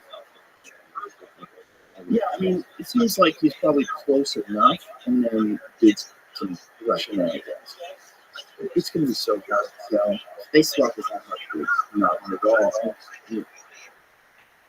AI generated videos, it's going to be so hard. Just the ones of you. Oh, yeah. Oh, did you see what you just played up? Oh, did you see the one of you? And do you see what Gavin Newsom said there? Yeah. Gavin Newsom said that you should be posting this, that we're going to illegal. I'm going to sign a law. And he said, Professor, suck on these nuts. What is it? Yes, he did. You want to sell it together, music? Yeah, pull that post up, Jim. It's so hilarious. He said, Professor, suck on these nuts. Says it's legit and that parody is legal. Holy so paraphrasing, but parody by law, which should be. Yeah, no shit. Yeah. But the fact that they're using AI to generate what they're saying about your stuff. But wasn't that actually her voice though? Yeah, I thought they clipped it. Wasn't it? it wasn't. I thought it was like sound bites that they stitched together. Perhaps. Because it's choppy. Right. But yeah, I don't know how they did it. You most certainly could do AI, but that would also make it some choppy because it doesn't really run cadence with anything. But it seemed like the words were like, I just had it, but not the words were. Good. Remember when they did that with Reagan? No. Yeah, they did that with Reagan. That was the first one they ever did. Way back in the day.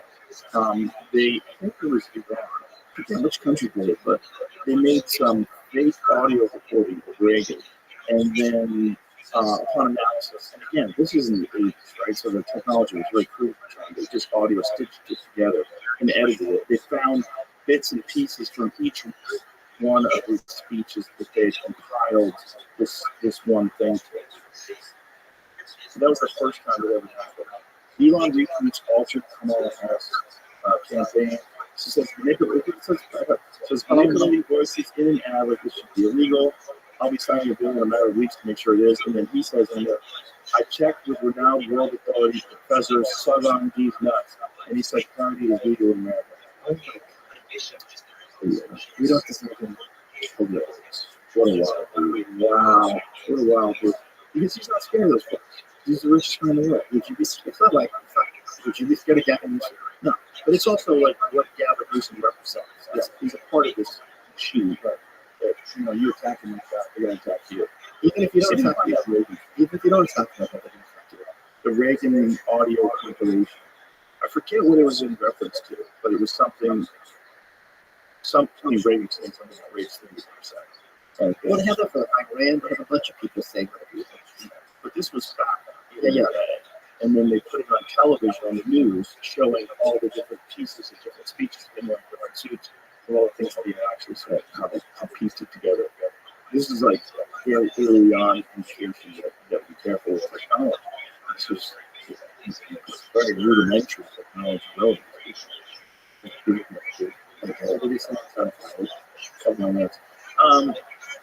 They took a bunch of Ronald Reagan speeches and they spliced them together to make an inaccurate, a fake.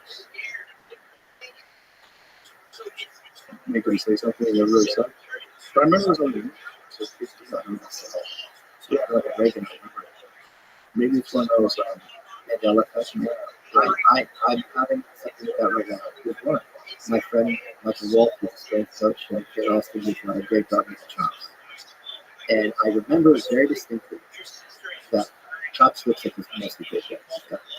The color is big.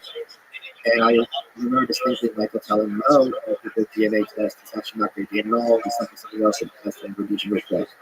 And I'm hanging out with chops, and I go to him and I go, it's just so funny that this like they're dating things. So, and he goes, what are you talking about? And I go, we test it. And I don't know any other doctor this could be, so I'm paying for him to do DNA test to see if this is a Mandela effect. Because I remember very specifically that conversation. Yep. Who is sending this to? Yes. And I know it's real because it keeps winking. You've had it with you all the time, I'm sure.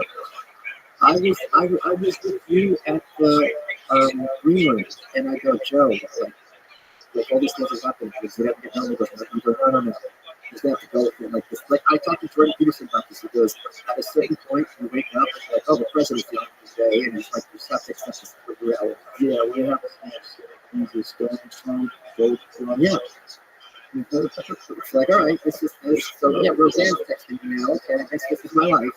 Yes. Of course we're in a simulation. You don't think that this is a 3D projection of 40 minutes? Who's running that? Like, Right. That's why I like it. Yes. Tricksters. Yes. That's why it's so silly. That's why it's frustrating to me. Right. Unfair. I'm anti-community. Right. Real to me. Yeah. You really embrace the chaos. Yeah. Not You just don't yeah. double mask and tell people how it goes. Yes. And put on a song and dance for Pfizer. Yeah. Oh, Lord. Stephen Colbert, please. But he wasn't really a comedian. Colbert was never stand up. Yeah, but Stage was Candy was one of the greatest shows of all time. He was one of the most transgressive shows of all time. And now, I don't know which one. Candy is I never watched. I only knew him from the Colbert Report and from being on Daily Show. Stage with Candy is one of the greatest shows of all time. Really? I'll tell you what it's about. It's about Frank Missionaries and his sister. It's about a woman named Jerry Brown who returns to high school, picking up her life where she left it off as a teenage teenager. And she became a user, abuser, and abuser. So she's this 47-year-old ex-junkie prostitute. Yeah. And Colbert was the teacher. Yeah. Wow. And Colbert was amazing as that character. Yes. And then when you see him on his actual show, you're like, hey, is that really you? Like, who are you? Because that's why he's not a Mr. Novel. Jerry, I know that we have our tough times and you think that I hate you, but I want you to know that I hate you. Like, I hate you because I love it. You probably should have. I want to check that show out. Oh, it's season 3. We're not allowed to tell us. They are not allowed to. It's so weird that I didn't never heard the pilot episode. The pilot episode, they try to get Jerry to spy on locker mate because they suspect the locker mate might be retarded. And they're like, well, why do you want me to turn around? He's like, well, you've got those bracelets and they tend to be attracted to shiny objects. And so that was the pilot. Wow. 3 seasons. Yeah. No, it was 3 years. It wasn't a year. It's what this says. I'm not going to read it. It says that season 3 started July 2000 and ended October 2000. When did season 1 start? April 99 ended July 99. Wow, they went that quick. So they're like, yeah, it was There was one episode I have Oh, okay. I have in my living room frame because I'm looking at her. She's hooking up with a football player, and she's like, "Don't worry about getting this." So I have my oldest. I'm not my oldest is these Jerry Brown. Somebody put it so he's so great. And so he was on this show, and like him and the other teacher giving him a blowjob in the bathroom, like that kind of humor. And now you can. Remember when I was dancing Chuck Schumer and dancing? You see that? Oh yeah, they were wearing masks. They danced around outside. And he's dancing. Chuck Schumer and he dances over and high fives Chuck Schumer. It's worth it though. I've been trying to do. You're all dancing. No, yeah. Always put a mask on outside. I always double mask on. But he's not wearing a mask. Of course, he's a rebel. He's from Strangers with Candy. Oh wow. Yeah. Well, he probably recently got vaccinated. Mask days. You want to look at videos and see people wearing masks. I can't believe that's real. I can't believe it was just a couple of years ago. What about you? You used to see them in the airport? Yeah. Well, I was assuming now that they have like something. It's a good thing to say. I used to see there from another country. Yeah. Yeah. People from other countries were wearing masks all the time. There are a lot of us. So being polite. He's being polite. Nice put on you. Yeah. People over here, it's not. You gotta go. I will go. Michael Malice, you're the fucking man. I appreciate you very much. It's always fun hanging out with you. Thank you so much, sir. My pleasure, brother. Let's hang out. Yep. Bye, then.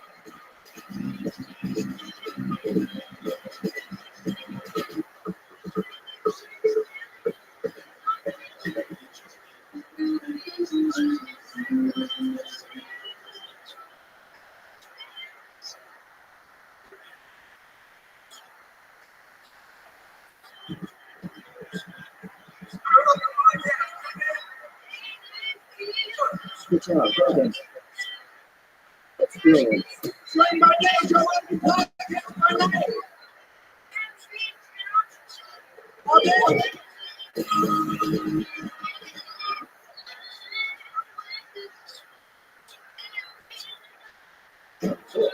Hey, what's up? Well, I'm here. Joe Rogan is here. Push this thing up, get it pretty close to your face. Yeah, we're- Thanks for doing this, man. I was very curious to meet you and heard so much about you from John Paul story and what you're doing. And we've always wondered, like, there's always been these questions, like, how do you put a dent in the situation? What can be done? And what I see from you is probably the best example, the best possible example. And going to your place, going to see this community that you established, and you give these people hope and purpose. Really pretty amazing stuff. well, I appreciate that. But yeah, How did you get started on this journey? And when? How long have you been doing it? as you know, the organization is 26 years old, so founded it in 1998. It was just a simple idea to start going out on the streets and feeding people out with a catering trust, what many of us friends call a lunch coach. And I got this idea built on a conversation that my wife and I had with a girlfriend of ours who was telling us about a ministry in Corpus Christi, Texas, where on cold winter nights, multiple churches would come together and pool their resources to take out to the men and women who were on the streets in the winter in Corpus. And at that moment, the image of this catering trust came out of my subconscious mind into my conscious brain. It's a distribution mechanism for those of us that have a budget, for those that don't. That was pretty simple. As a serial real estate entrepreneur, I thought that idea was a brilliant idea. Of course, every idea that we come up with is a brilliant idea. When you're a serial entrepreneur, and it just blew up in a positive way. But it really began a couple of years prior to that on a spiritual retreat that I went to the church that I was invited to. And had I known a bunch of guys were going to get together and hold hands and kind of do that romance, figuring it out, I had never gone, but I ended up in this retreat for 30 hours of hand holding and romance, hugging it out. I had a pretty powerful experience that really just led me to go, and God, what do you want me to do? I mean, I wasn't asking for anything big. It's just, what are the little things that I can go out there and do? It was through that and a series of things that led to founding and then the founding of the music. So it was essentially this one retreat. You get this vision, just wanting to do something. And this is why did you concentrate on these people? So this is like that. Out of the retreat, the idea was fundamentally to, what can I do at church? I can become a lecturer, my wife can go do the nursery. We get our kids involved in the thing. The intellectual relationship that I had with Jesus, there was an intellectual side of it. During that retreat, just kind of dropped the floor into the depths of the cave of my heart. And so there was this different relationship that I was experiencing with. What do you mean by that? Intellectual relationship and different relationships? Well, look, there are elements of the Christian faith that would, first begin with, the, the angel of the Lord came to a poor Jewish 14-year-old little girl and impregnated the power of the Holy Spirit. That's a weird thought that you got to buy into. From that, the Son of God is going to be born, a virgin birth, going to be on this earth for a period of time, and then he's going to end up being executed, and he's going to rise from the dead, descend into hell, then descend into heaven. But prior to that, he hangs out for another 40 days with his brother. These are incredible belief. Right. And so at some point in time, you have to end up in this intellectual space where you just kind of going, okay, I'm going to believe that my faith is going to drive me there. So when my wife, prior to 1996, started taking our children back to Mass on Sunday, and I wasn't part of that, I began to look at that as a train as leaving the station. And I thought of it and divorced my then mother, like me and my three brothers, almost stuck with a mentally ill, beautiful mom, but struggling mom. And I began to look at Tricia, who we will celebrate 40 years this year. I was getting emotional about it. As taking our children, leaving the house, the train leaving the station, I'm sitting back fixing to get ready to go into the office to do some work on Sunday. We're both sure there was alcoholics. And I decided to jump back on that train and begin to really explore my Catholic faith. And through that process, I just got enamored with the church. And when I talk about the church, I'm talking about the whole thing.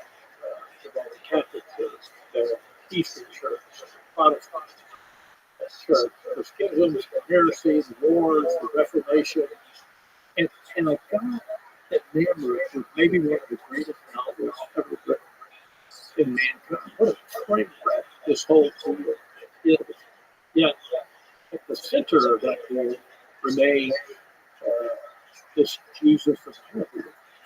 And so that was very intellectual for me.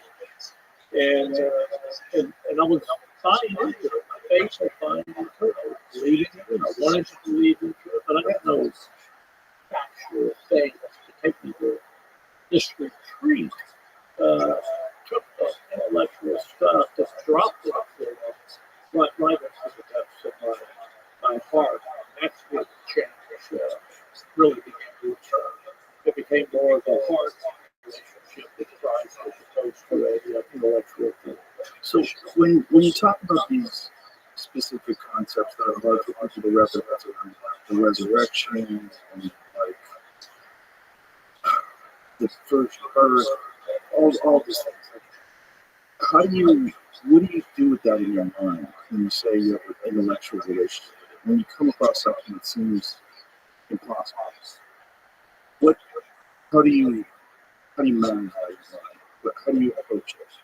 Well, look, I think there are just some things in the world that just have to be willing to accept the immensity of the unknown. Basically, and you and I live in this universe of the unknown. We would all agree in science would agree that there are things that we know, but it's probably ordinarily limited. Obviously, much more than we knew 500 or 600 years ago. Right. But today, we're not even. I was talking to somebody today about transistors. If you go back to the Apollo days, your little radio to dial in, you can open it up and you can see the little transistors. Well, now we're putting a million of them on the very edge of the size of a fingernail. And you and I can't comprehend it, but I believe it. But I can't see it. And I know people do see that. So you and I live in a world, basically, where we're having to accept things, for the most part, that we can't. Sort of. The transistor thing, like, first of all, you have to understand how they work. You can look at them with microscopes, understand the process of putting them on these chips. It's like, it's very scalable. And it's also, there's a real paper trail of when there's, do you know the whole story of how transistors first appeared? Very fast. It's one of the most, I want to talk about mysterious things. One of the more interesting things about the UFO folklore is that they believe that we have back engineered some of our advances from crashed crafts. The transistor is one of them that sort of comes out of nowhere. The other one is fiber optics. They all sort of seem to come out sometime around 1927 after the Rothschild crash. Yeah, well, it's just for a little kooky piece of trivia. Yeah, but I haven't understood the UFO. I'm gonna believe. I'm gonna, maybe. Do you believe in that? Do you believe that, like, God has created other life forms in other places? I believe it's completely possible. And, I'm cut out of the doubting Thomas. If you're familiar with Thomas, I'm cut out of that class. There's a great image, image in our sanctuary in the village, a carvage called the Incredulity of Thomas. It's got Thomas sticking his finger into the wound of Jesus with what I believe are the apostles Peter and Paul. And I speak in it. I have a talk that I do called the Gospel Incarnate, which is the gospel with me. But that woundedness, Thomas, when the boy came to him after the resurrection and said, Jesus is alive, he basically said, bullshit. I'm not going to believe it until I see the nail marks on his feet, just sticking my finger in his side. And this is the phenomenal depiction of that by Carl. And Thomas, if you really look at his face, bro. Look at the grimace, forehead, his eyeballs. You can't see it very well on this screen, but his eyeballs can't even look at him putting his finger in that deal. And then he's got the corn carvings, like he's homeless. And then you look at Christ, and Christ's face. I don't know how you can paint that kind of compassion, and then his arm, hand over the forearm of Thomas, guiding the finger in the most gentlest way. And the boys looking over the top of that deal. And look, these are all fishermen, people. I had no doubt in my mind that they're looking at that WTF. Yeah, for sure. Because they were just guys. Well, yeah. And but at that moment, these others, that he believed, my Lord, my God, is what he said. And so, there's always a doubt, whether it was atheist or not. I don't know. But I would be an idiot to say I absolutely don't know. I absolutely know that not. Do you approach religion with that same line of thinking? I approach religion from a faith level. I was raised. My mom, when she went into a mental hospital when I was 4 years old, spent a year subjected to the most powerful psychotropic drugs known to man, electric shock therapy, the whole deal. My dad filed for a divorce during that period of time. To strip my mother from her rights of her 4 boys. My mom wins all that. She had great parents.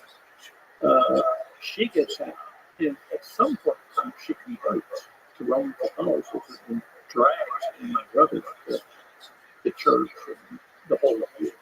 I was 4 or 5, so I don't have much memory of that, but I have a lot of memory. The love that my mother had for Christ and Mary. And when you're in love with somebody that has profound behavioral health issues that my mom had, and you see that Christ and his mother, Mary, brought tremendous relief to my mom, that has an effect on you. So I go into this with faith, complete faith. And I'm just released to try to figure out, is it right or is it wrong? And I'm released to having to prove to people. I don't get into apologetic arguments with people. This is just who I am and how I express who I am. And that is one of the more fascinating things about people that are very religious is that whether or not you think they're correct or not, there's obviously has the profound effect on them. And then this relief or the release that you're discussing is obviously hugely beneficial to people and to communities, and it motivates people to do beautiful things like what you said. Yeah, that's look, if God is creator, He's created all this. So when I tell people all the time, I don't get into a different argument about this or that or the other. I just go, look, man, God created all this. He's going to have to sort all the bullshit out. I'm not the sorter out. But this is how I'm going to live my life to the best possible can, which is simple. Love God and love your neighbor as yourself. So that's what we're going to do. Yeah, and it's a beautiful way to live. It really is. And it's interesting that some people would dismiss it and even dismiss the beauty of it because they're opposed to the idea of being attached to religion. Well, if you look at what we humans have done in the name of religion, or even non-religion, over the course of our entire history here on Earth, we screwed the pooch. Yeah. We've also made a lot of great advances. Tremendous advances. So we thank God. So we're penicillin now. You know what I'm saying? Like, yeah, we have ruined a lot of things, but you would not want to be alive 5,000 years ago. You would have been fucking barbaric. Well, look, I just got that. Last year I walked the Camino de Santiago. I'm going back. What is that? That's a pilgrimage. But today, the funny way is, in almost providential, is the feast of St. James the Apostle. And it is believed that the bones of St. James the Apostle are buried in Santiago de Compostela. For over 1,000 years, there have been these pilgrimages, and 500,000 people will do that pilgrimage this year, walking along a 500-mile journey, which I did last year. I'm going back in September to do another 300 miles. Along one of the most medieval journeys on the planet, going from one little small medieval Spanish town, another until we get to Santiago, where the bones of the apostle are buried. So it's a pilgrimage. One of the three great pilgrimages to Rome, the pilgrimage to Mecca. How long does it take? Well, if you try to do the whole 500, it's 6 weeks. It can be done faster if you're in Joe Rogan shape. Yeah, if you're now in great shape, it's going to take a little time. But you really want to soften the preceding as opposed to, Right. how it's doing. And just taking the experience. Yeah. Although people from all walks of life walk this very Roman Catholic field because all the churches in all these small towns are Roman Catholic churches. It goes back to the medieval time with the state going down, the battle between Christians and Protestants, all that. It's a magnificent experience. And when you do these things, what do you get out of it? Like, what does it do for you? Well, last year, the purpose was to celebrate the 25th anniversary of those relationships. And Congratulations. yeah, thank you. Very, very impressive.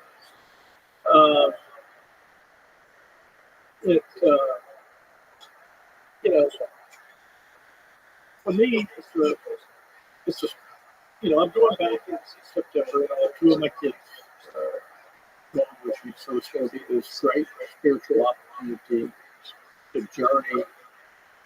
And then along the way, God brings into your life people from all walks.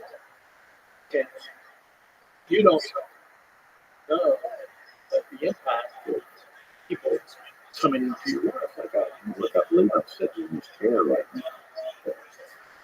because of how God has architected us over a few years, but coming together. Now we're here. And so life is a camino, which means the way. And, you and I are on this journey, and lots of things come into our world that just come out of, the ether. And appear. So why not create as many opportunities in our life? Many people want to architect how things are going to go in their life. You got to have it precise and planned. This is a very unplanned. I don't know where we'll be sleeping on any given night. I don't know who we're going to encounter on any given night. I don't know what restaurant we're going to be in on any given night, or where we're going to eat a meal, or who we're going to meet. And so it's just there's a lot of providence that's in this journey, in this pilgrimage. It's cool. It's something that would blow or go right away. I'm sure. It's always interesting to me when those moments do have when someone enters your life, finding someone, and you just go, I want to know more about the way you think. I want to know more about what you're doing. And the way I was introduced to you, my wife and I went to a fundraiser, and you had this incredible demonstration of what you're doing and what your organization is all about. And then maybe even more importantly, you came out and talked. And the way you talked was with no ego and with kindness and with sincerity. And immediately, I want to talk. I want to find out what's going on with him. There's people that you meet that are like extraordinarily peaceful and extraordinarily content. And that's how you seem to me. And when you were on that stage talking, I was saying to my wife, I've got to get information. I just want to find out what's going on. Yeah, I think you're a very unusual person. There's a lot of people out there that profess to be Christians, that profess to be whatever their denomination or their religion is, but they don't necessarily live it. Like you abandoned your beautiful house and moved into one of these tiny homes in this homeless community. And then when we went and toured the community, you got to see how you interact with people. It's beautiful. It's really very extraordinary. I don't think there's very many people that would do that, what you've done. You live with them, you feed them, they have all these activities, different things to do, different ways to make a living. There's all these people that are extraordinary artists. Really amazing, impressive art that some of these unfortunate souls, they have all this creative ability, but they just have nowhere to put it, nothing to do, and no hope, and no understanding of how to get out of it. And no one around them is getting out of it either, and they're sort of trapped. And then you come along and you find great value in these people, and they find incredible value in this community that you create. And the community is constantly expanding. We're there, you're showing us about this new area that you guys are developing, we can expand it. It's really amazing stuff because it's an example of someone who's actually doing it. You're actually living that life. You're actually contributing in an incredibly positive way to all those different human beings. The hundreds of different human beings that you encounter with this, and how much you've shaped and changed their lives. It's very beautiful. It really is. Well,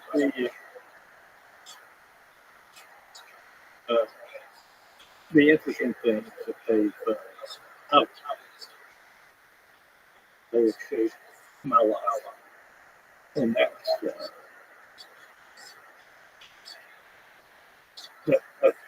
real. Sit. But when you drive around LA, in the UK, or any city in the States, and you see this catastrophe that's unfolded in our street, because all of life is in cities. It appears to be hopeless. It just doesn't last. And what we want to do is be able to bring people into our village and let them see that there is hope, unbelievable hope, if we do this right. If we get our act together as a civil society and begin to do things for people, and we begin to learn, how I like to describe this is, I say to people, people, they've got this stereotype of the men and women out there. They're dope addicts, they're alcoholics, they're mentally ill, they're chosen deaf, they're lazy. And I said, look, imagine being a 12-year-old little boy or girl. You're laying in bed and you're in between, you're in that twilight area between the sleep and the wake. You're looking out the window at the stars. You're dreaming about what you're going to be when you grow up. I can tell you that my dreams were three things. One, I wanted to be a Rothschild. Did you really? Sure. Played guitar, had a Fender Mustang, was in the band.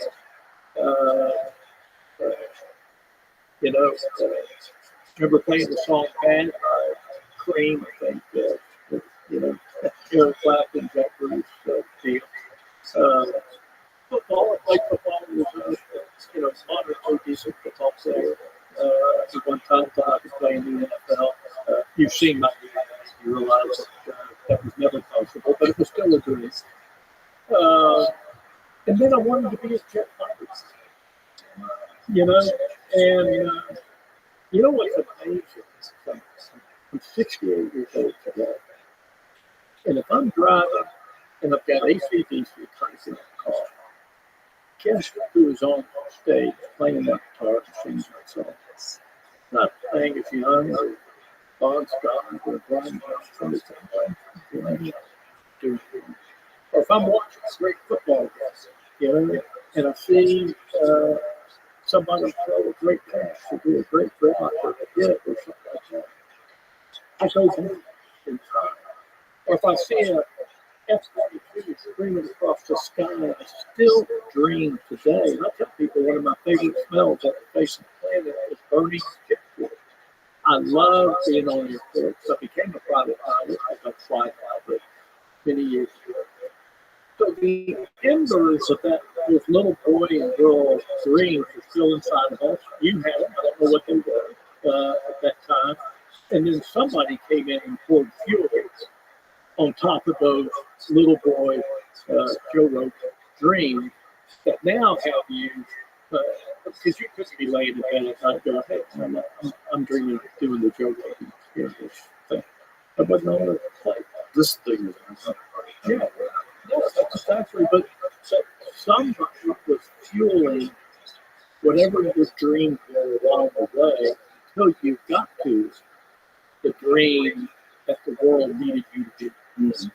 And for these men and women who lost their families completely, and nobody there to pour fuel on those efforts that were burning, that's really what we're doing. So when you come into our art house, you see the art that's the Van Gogh that is being produced by men and women that are on the street. We as a society are missing. And yeah, look, we got the crack addicts and police workers and the prostitutes and the convicted felons, all that comes with the package. Yeah.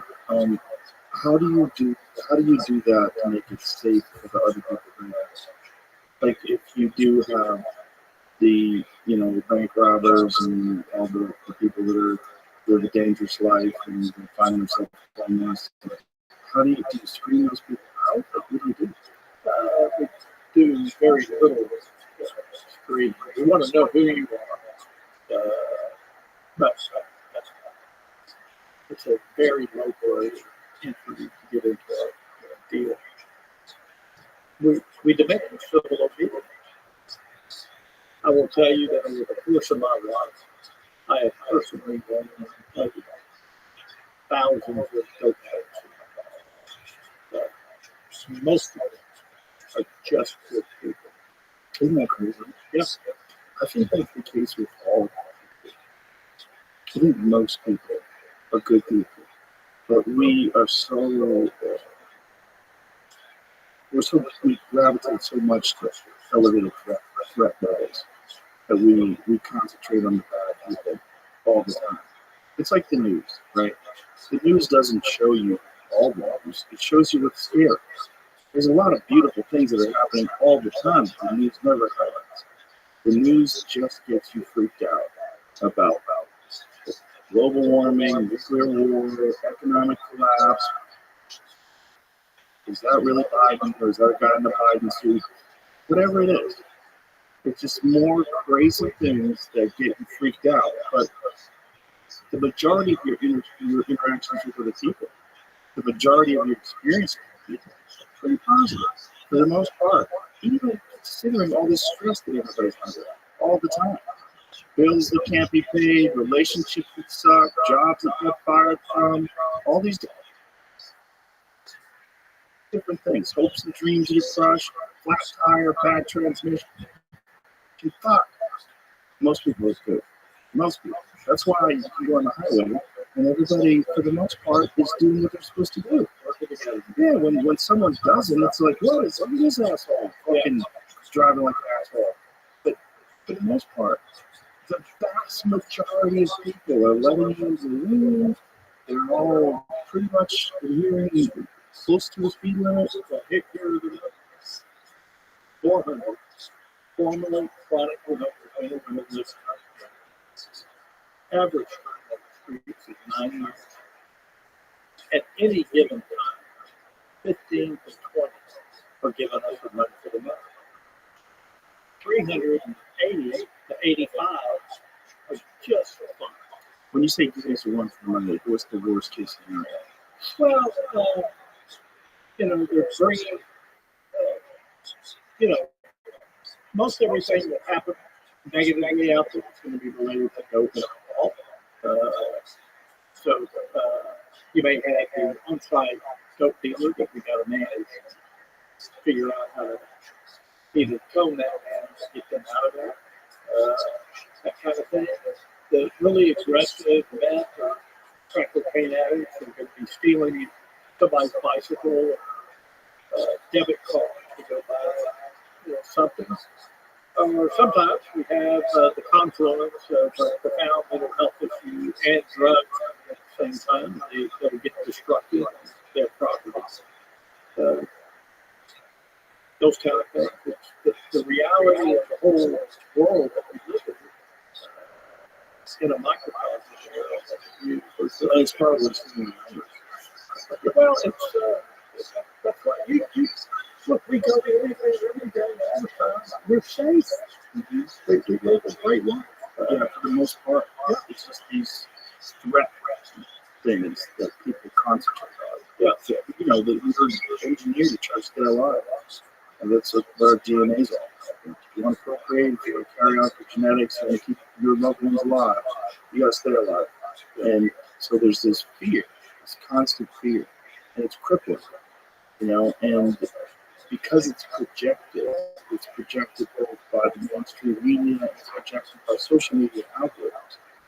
The things that you interact with the most, that freak you out the most, or anger you the most, are oftentimes the ones you see the most because you interact with them. It's designed to keep you hooked. Yeah. And unfortunately, what that's doing is it's making us anxiety-ridden freaks. Yeah. And we're losing our understanding of humanity. It's also extremely polarized.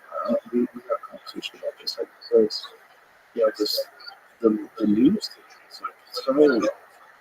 it's so polarized. It's us versus them inside our country. For the first time in my life, when I was a kid, when I was in high school, my parents were very good, and they never talked disparagingly about conservative people or Republicans. They just thought they were wrong. That's all it was. Like, they had conservative friends who would sit at the dinner table and have conversations about stuff. Maybe they'd argue, but it was always fine. It was just two human beings disagreeing on things. Now it's like everybody's a Nazi or everybody's a communist. It's like It's just one side is absolutely sure that they're right, and the other side is absolutely sure that they're right. And it's just accentuated by everything you see. So when you can see someone like yourself in a microcosm put this together and make a real community of some of the most disparaged members of our society. The people that you look when they're trying to get money at the stoplight, you look away, you drive past them, their tents, Jesus Christ, what's that guy doing there? You don't even think about it. The same type of person that might see someone with a flat tire and pull over. Like, hey buddy, you alright? Can I help you? Because you're me. I'm you. We're at the same sort of stratus in society, acceptable members of society with cars and homes and with normal people jobs. You know, so I was like, you. But that guy over there, like, Well, this is what we have to, when you look at the purpose of public open issues, our vision statement, the thing that drives our organization, we empower communities into a lifestyle of service with the homeless, not to and for, with the homeless. This, metaphorically, is the same thing as pulling over and helping you change the flat tire. There's a guy on your street corner, up underneath that bridge that you pass every day. Can we pull over and help him change that flat tire? That's what this is all about, because the government, we have to quit yelling at the mayor and the city council to go and fix this problem, which is what we do. Okay, we need government to come alongside of us to do this, but look, this is a human issue, and the government is not coming into your bedroom tonight to touch your breath. We need a human-to-human, heart-to-heart connection between people who are broken and battered and come from a trauma background that you and a battlefield background that you and I can't even begin to understand. yeah, that's the main thing. Right? People always want to use that term, pull yourself up by the bootstraps. You can't even comprehend the starting blocks most of these folks have. Well, and nobody has. That nobody in history has ever pulled it by the bootstraps. It's nonsense. It's nonsense. There are things that you should do in your life. You should have discipline. You should have work ethic. You should strive for your goals. You should be a good person. Try to keep your body healthy. You should do all this stuff. But all this pretending that everybody's starting from the same spot, and the reason why you're successful and they're not, is that you work harder. That's just foolish. Yeah. That is ego and nonsense and a complete lack of perspective. Yeah. One of the things that I've always said is that I find it fascinating when you see a city like Los Angeles is a great example of this, because in Los Angeles, no one walks, everyone's in a car, and you're within your car 20 minutes, right? So you're constantly isolated until you choose not to. And then when you do go out and you find these people that are in these tents, it's like they're not in the community. They're always to get away from us. We didn't, if you go back and you study the history of tribal human beings, we didn't ever live like that, right? We were all communal. Everyone lived together. We had tents, and then we shared fire, we shared food, and everybody had a role in the community, and everybody had a purpose. When we isolated, we developed agriculture, and we developed cities, and we developed walls, and we developed ways to block everybody out, ways to hide from the rest of the world, and you're in this, and then now that we have cars, you get in that box, you drive past all those people. We've lost so much connection with human beings, and the proportion and size of the homeless drug addicts who are on the street in tents is a direct reflection of how sick the culture is, how sick the community is. In Los Angeles, which is one of the most morally deprived, twisted, ideologically imprisoned places I've ever been to, has the biggest, most insane homeless population. Did you see where Gavin Newsom issued an executive order today to clear all the camps in California? Well, what does that mean? Well, we don't know. But yeah, sometime. Well, it's because he wants to be president. Well, it's a political move for sure, but it's related to the Supreme Court ruling Grant passed. Versus Johnson was the Supreme Court just did.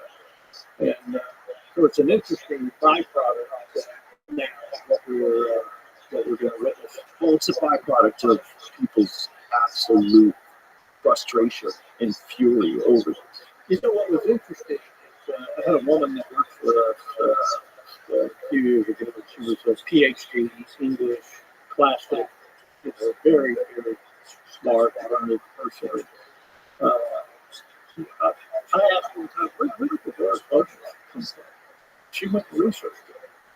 And the first time she could find this appeared back in like the 700s in a limerick from Ireland or something, an Irish limerick.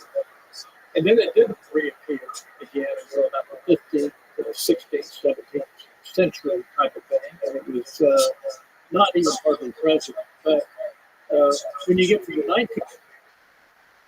1970s and 80s, the word became ubiquitous. And to Google search, you can see that this word appears in every publication, on every news media staff, a million times every single day. It just becomes, why in this window of time, basically the 70s, on, is that word so prevalent?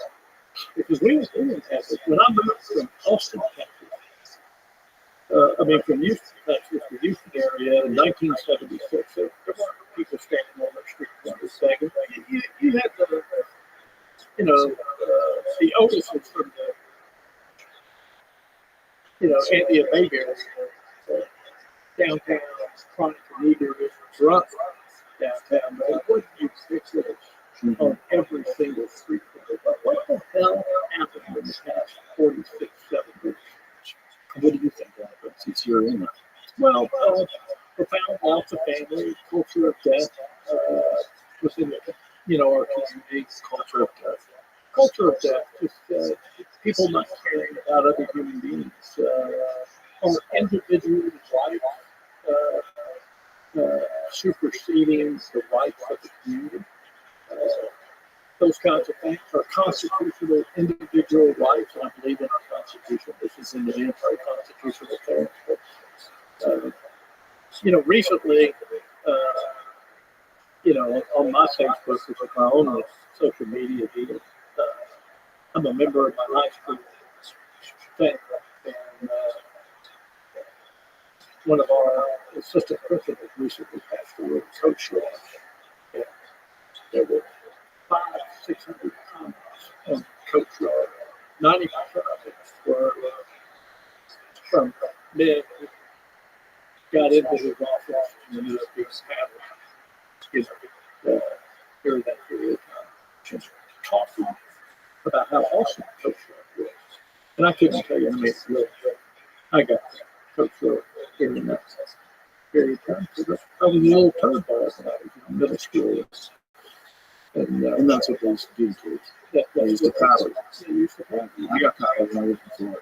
Yeah, but you can't be paddled. There's no discipline, Right. I don't know if that's a good thing to tell people that the way to discipline someone's different. I don't think that's correct. I think that's a lazy approach. I think there's other ways to instill we have to learn how to. Yeah, you have to learn how to. The problem is they're just dealing with large numbers of people, and that's a fallback to scare them and give them pain. The problem is you're encouraging people to hurt other people, and then you encourage it as a form of punishment, and it's just not the way to go. Yeah, I'm not disagreeing with that. Just, saying that it was a different time. Yeah. People are disciplined out of jail. Yeah. But I think there's other ways to I think there's different programs that you can especially get rambunctious young boys involved in where that temper most of it. Well, it's like the outdoors, young guys to go outdoors, they like to shoot guns and help the girls, and I grew up fishing and, raised my family outdoors, hunting and fishing, and a lot of energy got diverted in that process. A lot of testosterone released out there in the wild.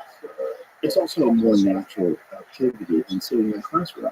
Yeah. Sitting in a classroom is the most confusing thing to a child.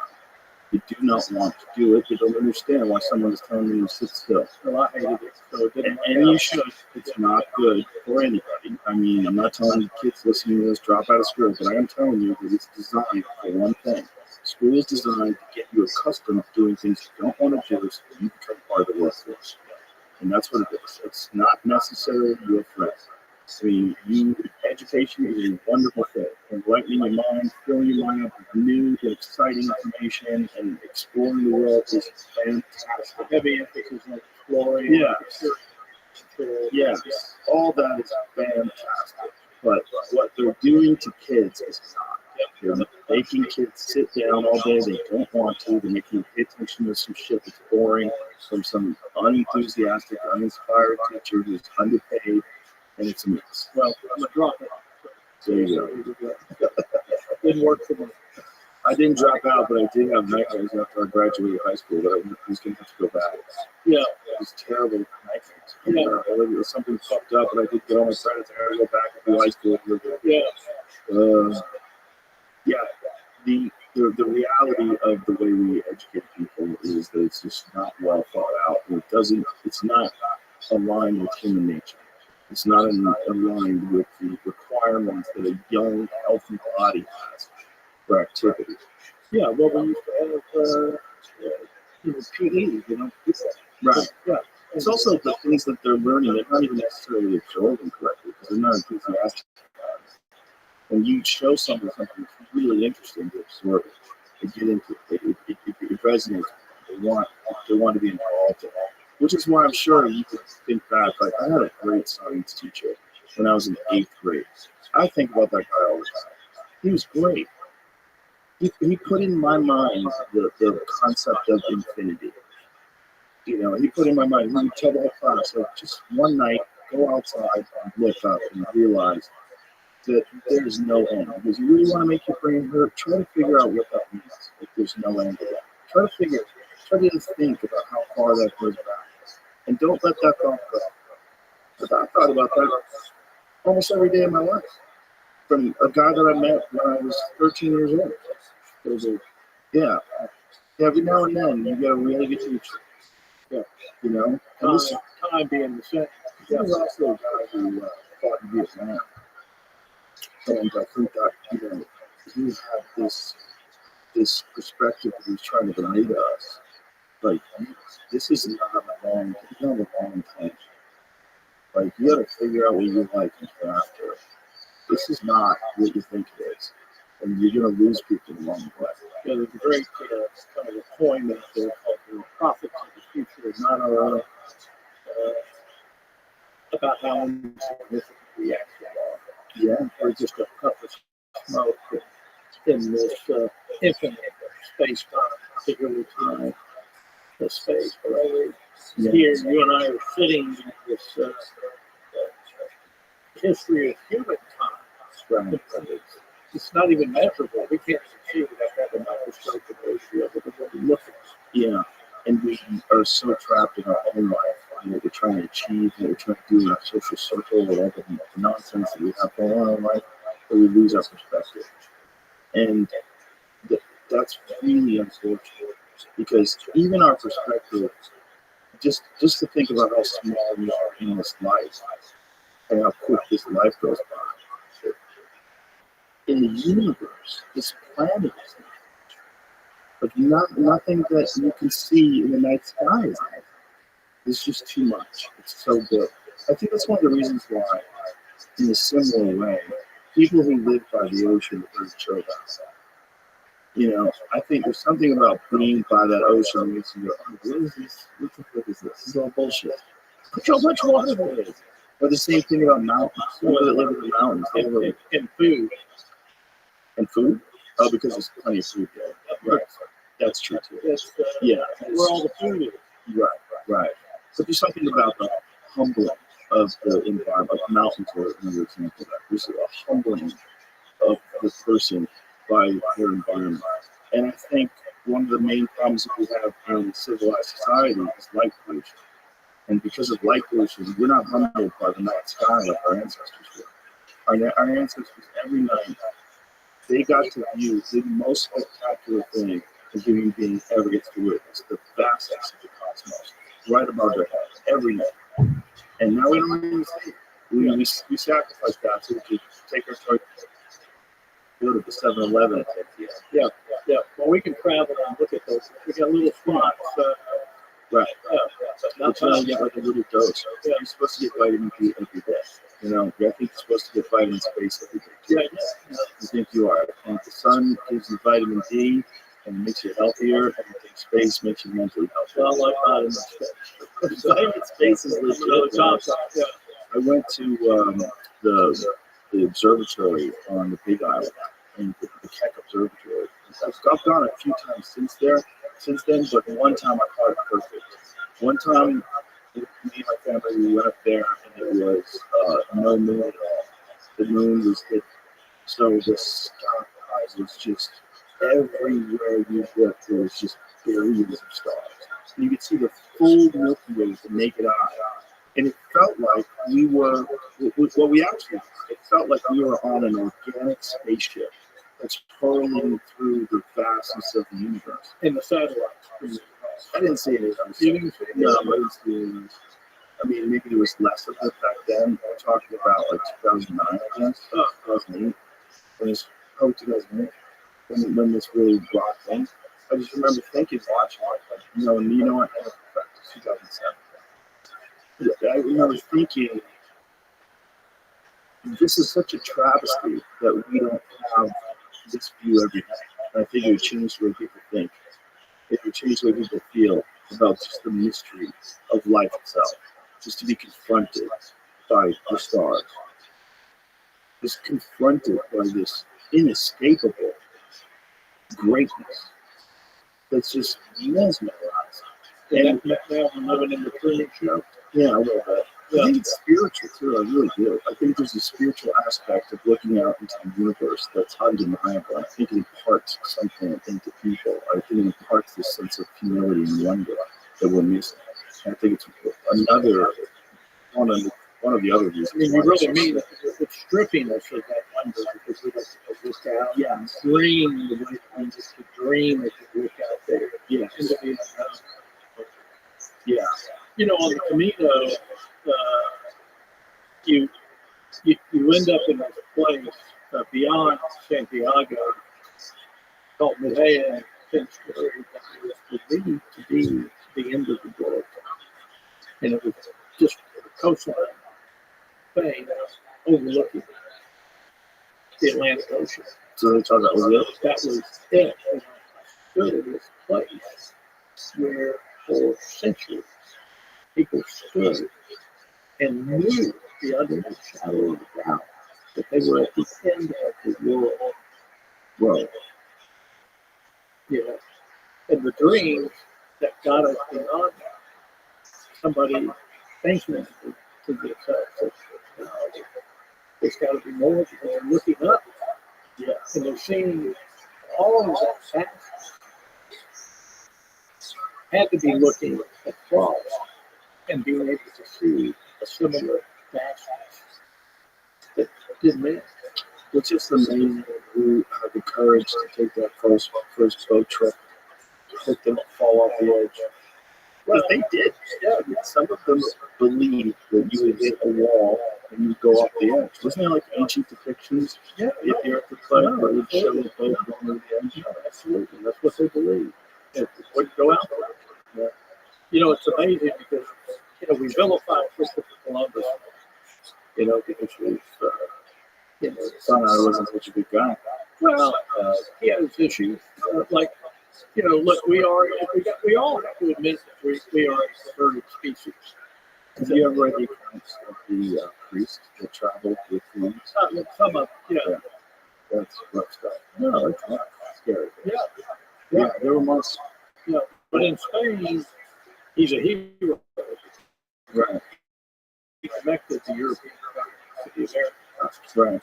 With the whole, during September when we were there, it's his, you know, holiday, feast, and all that stuff. They go nuts. Do they still have Columbus Day here? Or is it calling No, I think they have Columbus Day, but I think he's gotten so beat up. Didn't they change it to like 15 speakers? Maybe they did. They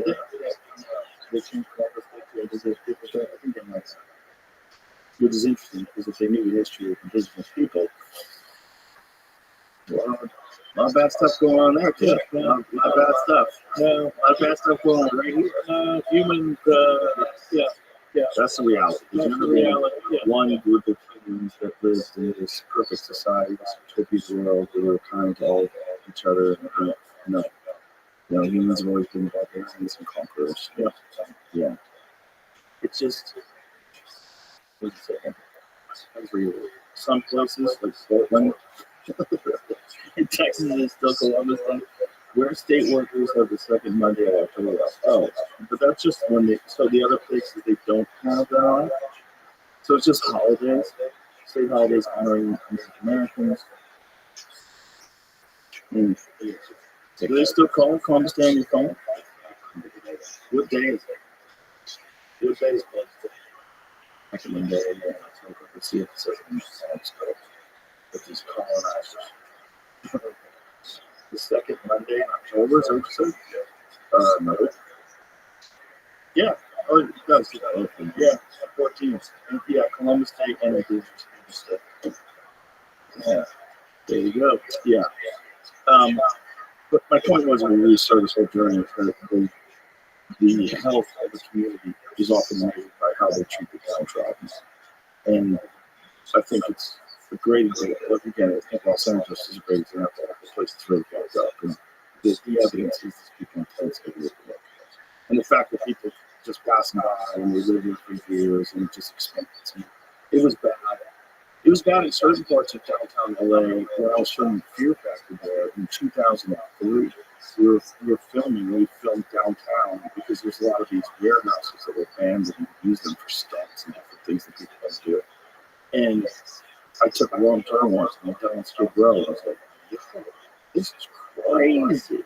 Like, I couldn't believe the numbers of people that were just wandering around the street, cracked out, cardboard box houses, and that was the beginning of it. And the crazy thing about that is Skid Row was essentially an engineered environment. They took all the mentally ill people that they arrested from all other parts of Los Angeles and brought them to Skid Row and they kept them there. They just put in, food kitchens and some kind of a shelter and it was like, fucker, stay here. We're keeping you out of Beverly Hills, we're keeping you out of Bel Air, just stay right here. And it just stayed like that and grew. And there was it the Cecil Hotel? Watch a documentary on the Cecil Hotel, and which is in the middle of the hotel. It's this beautiful old hotel around the whole area. Chaos. And then now it's expanded considerably. So the fact that they've never done anything about that, it's only grown. And in fact, more people were hired to work on it, and those people are making hundreds of thousands of dollars a year and not putting on debt. This shows you how sick the culture is. It's an example. And I think what you're doing is an example of what can be accomplished with a healthy culture. I know you have a lot of really important, powerful people that have got your back and really love what you're doing. And because of that, you've managed to put together this enormous community. And now you have more land and you're expanding, you're building more of it. And if this could be done more, this might be the solution. I mean, what I saw from your place is the best example of the possible solution to this ever. Because you can see those people when they were walking down the streets and waving to you and talking. People seemed happy. They seemed relieved. They seemed like they've got some hope. We're looking at it here. We're looking at the video. Look at that much. Yeah. What a piece of the puzzle. Yes, it's a very good I'm not a big fan of the word solutions. Where people want to solve things, and I appreciate that. Humanity is very difficult to solve. We've been dealing with these issues, issues of poverty, issues of abandonment, issues of promise since the advent of mankind. The Bible basically begins with the Cain and Abel experience. So what we're witnessing today is really nothing extraordinary new, but because of the urban environment that we live in, it's very congregated and we're so separated as a culture today that it's manifesting into this chaos. What we need to do is we need to open the door very wide to innovation. And I will tell you, from 1975 to 1995, 20 years, one simple generation, we eliminated in the United States of America 1 million, one or 6 zeros after single room occupancy units in the United States. Okay. Tonight, there'll be about 600,000 people living on the streets. In LA, it's 50, 60, whatever that number is. And What were those single occupancy units? just simple places with a bed, metaphorically a microwave inside, maybe a shared bathroom down the hallway. And where were these places? In all of our cities. What were they called? SRO, hotels, stuff like that. And it was just for homeless people. Or- No, it's for people that live in poverty, and then over that period of time, since the 1970s up till now, there's been this creeping affluence dictated by the government as to what housing quality standards should be for people, as opposed to, I'm going to help you get up off the street. Here's a sustenance to get you off the streets. You choose where you're going to live with that sustenance. So the only reason why these single occupancy places were eliminated was because they've raised the standards? Raised the standards, but these places were also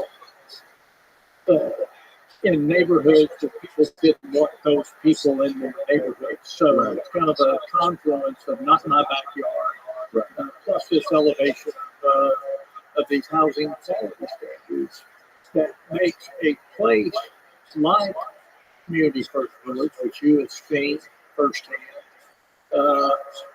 not approved by the United States government, housing, urban development. Yeah, we have to change this. We have to open the door to vast innovation to get people out of this into places that they can afford. And there was also during the Reagan administration, they changed the standards for mental health institutes. And I believe they let a lot of people out on the streets. Well, that's we got to look at the facts. And what I would do, there was a great podcast that came out recently through NPR called Patients, Patients, that goes through the historical background of that entire debacle. It really begins with JFK, and the effort. And the exclamation point was put on during the Reagan administration. People want to blame Reagan, but it wasn't Reagan. It was lots of people, all of us, we the people, frankly, that were trying to get people out of these state mental hospitals that didn't need to be there. And the vast majority of them didn't need to be there. And reactivate them back in the community. What we're seeing out on the streets right now are the small percentage of people who probably need to be institutionalized or managed in a phenomenally different way than how we're managing them now. So they had a problem with people that were just using the mental health institutions to stay there, or was it just a matter of like they had diagnosed people with manageable illnesses, but they wanted to keep them there? Like, what was the issue? Well,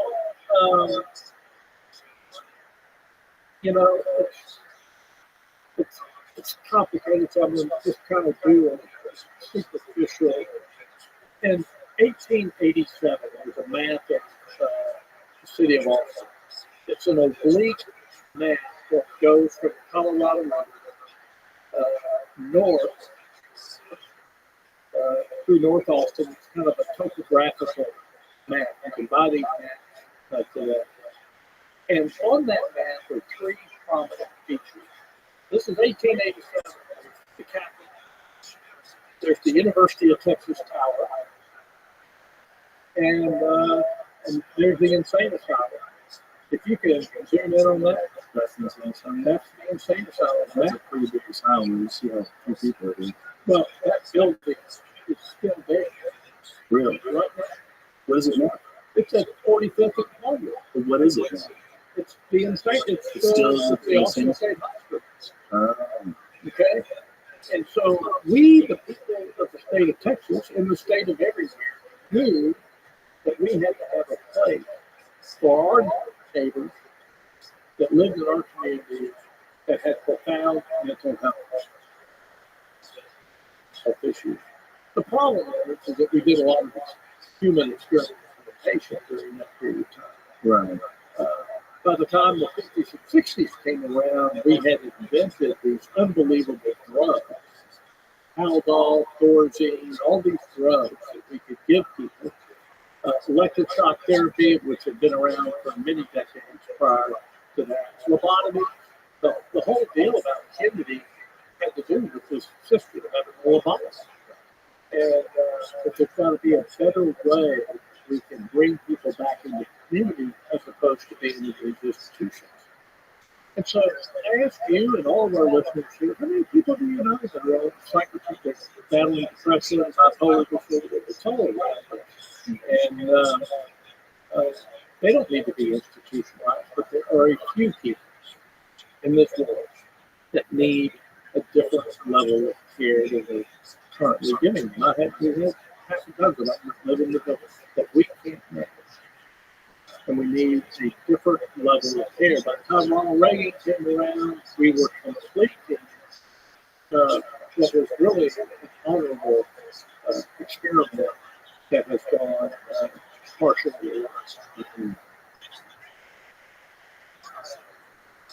Right. So, who else besides yourself do you know of other places like your place that they've done it in other cities around the country? Where they've done something similar? Yeah, they have replicators going all around the country. Oh, okay, so replicators. We call them replicators.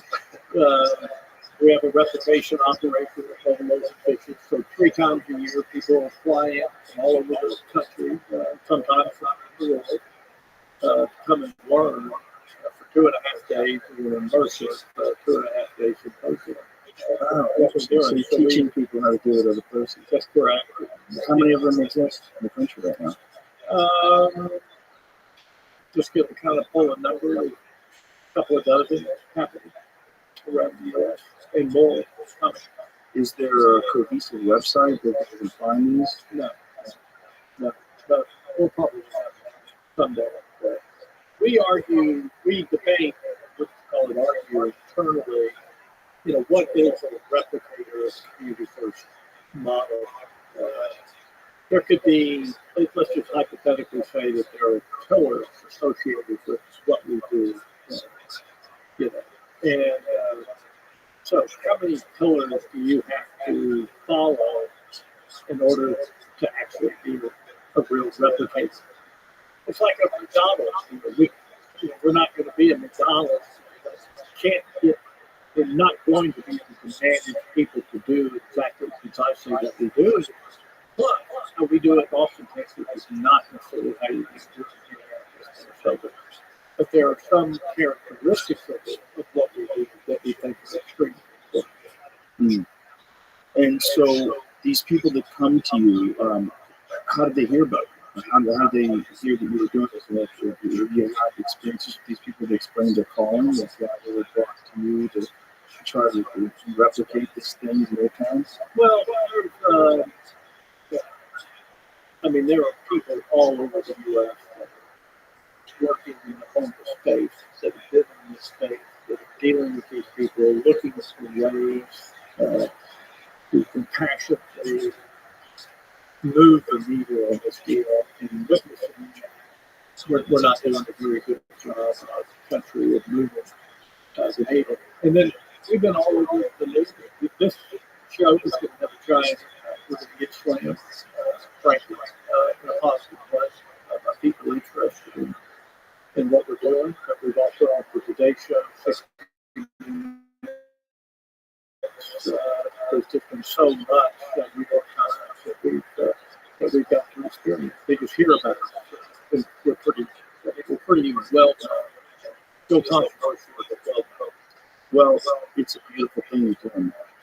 It really is. And when you go there and you experience it, you go, wow, I'm so happy there's someone like that doing this. I'm so happy that all those people work with you are also with you to do it. But it just feels like you're doing something really good. And sometimes you don't see a lot of that. You know, you don't see a lot of like real selfless sacrifice done under the spirit of just trying to be good. I think, through these symposiums and through the work, there are a number of people out there in the U.S. Trying to figure things out. It's the confluence of where I come from, the business community, maybe kind of rare. People leaving, one thing and to jump in to another thing, but they've had the experience of running operations to labor out land those. But that's what we're trying to do. We're trying to really demonstrate to people that no matter what your leadership qualities are, no matter how well spoken you might be able to articulate what's going on, there's a place for you to lead to make a difference in your community. Because people will say, I'm no Alan Grant. Thank God, I'm the one who not. It doesn't take it to do this. But let me show you the pieces that it does have in order to make this happen and where you fit into that puzzle. That's what we try to do with our symposium.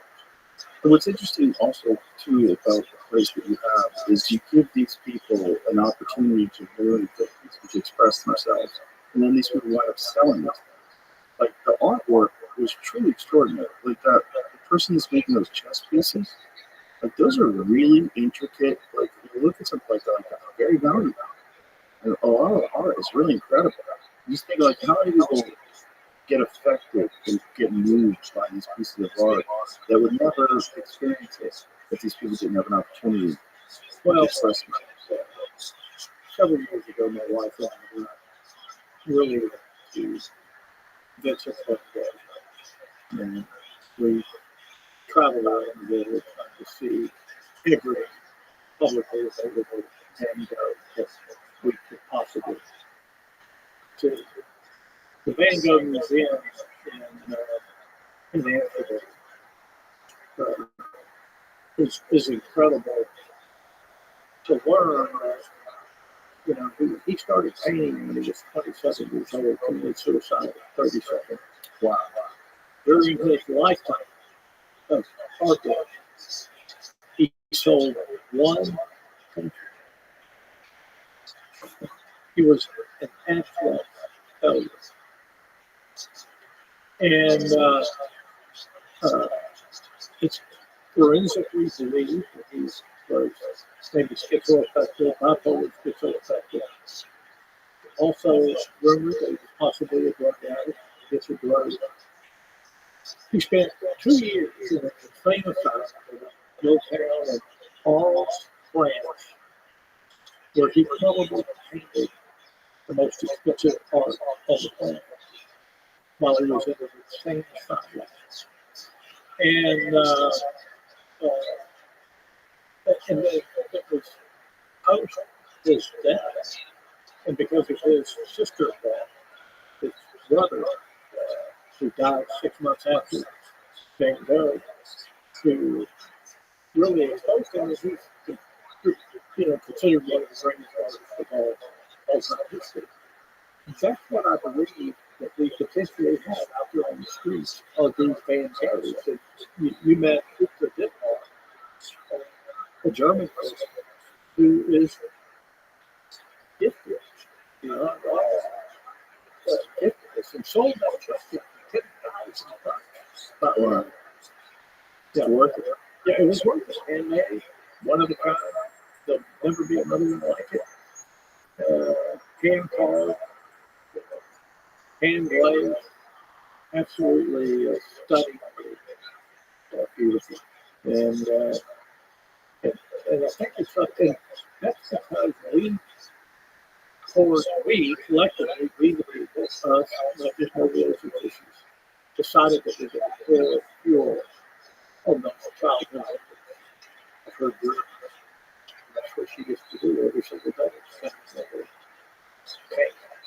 Do you have classes for these people? They were the teachers.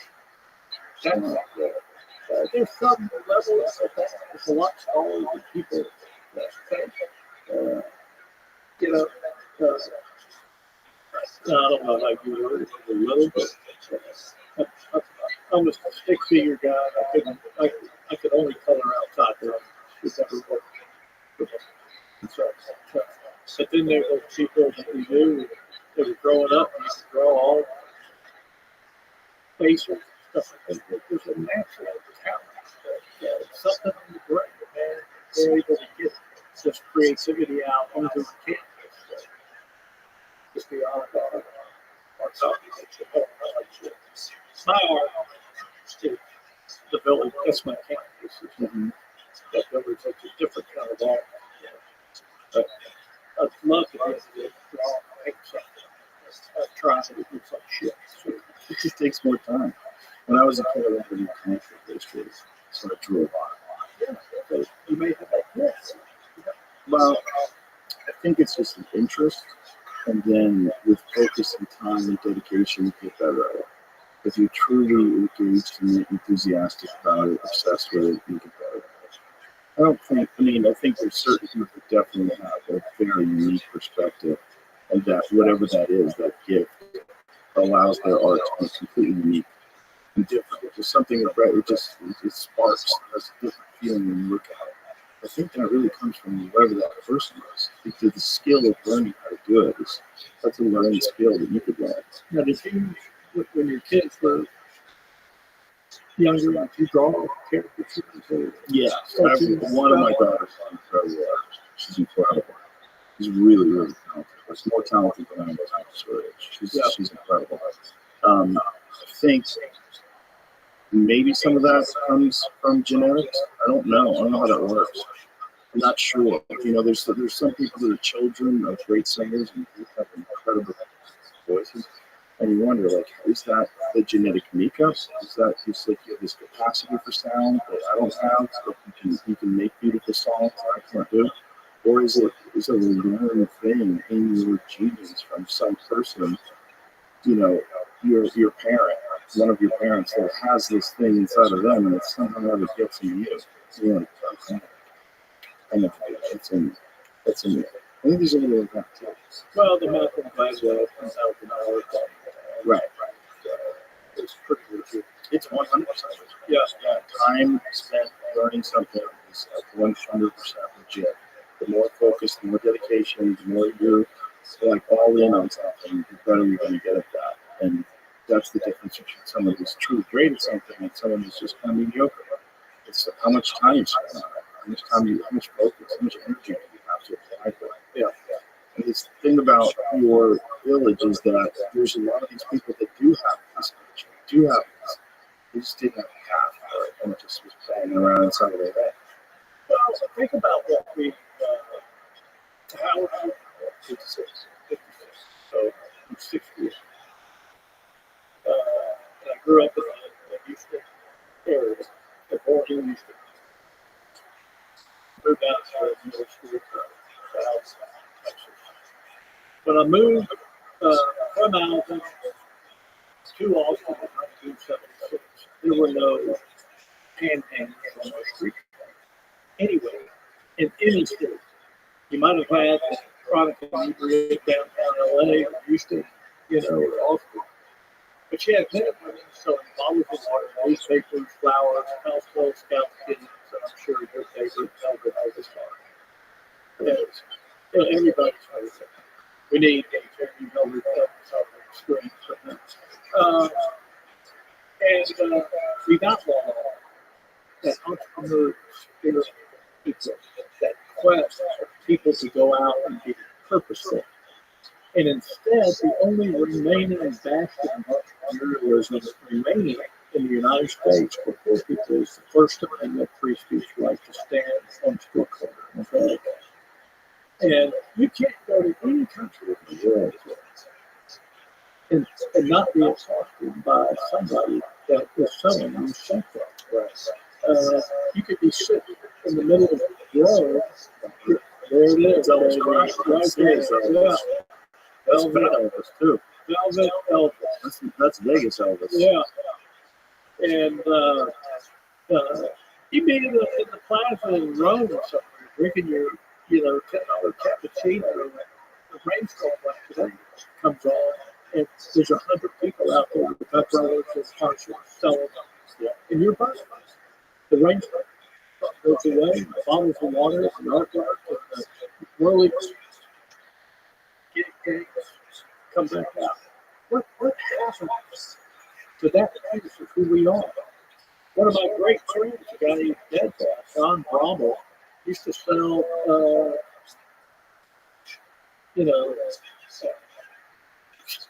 stuff like the skulls and the longhorns and stuffed animals and stuff, and rugs and cow skins and cow skulls from a van and built a multi-million-dollar business, that was here in Austin, where you could go buy all kinds of stuff like that because he could do it on the street.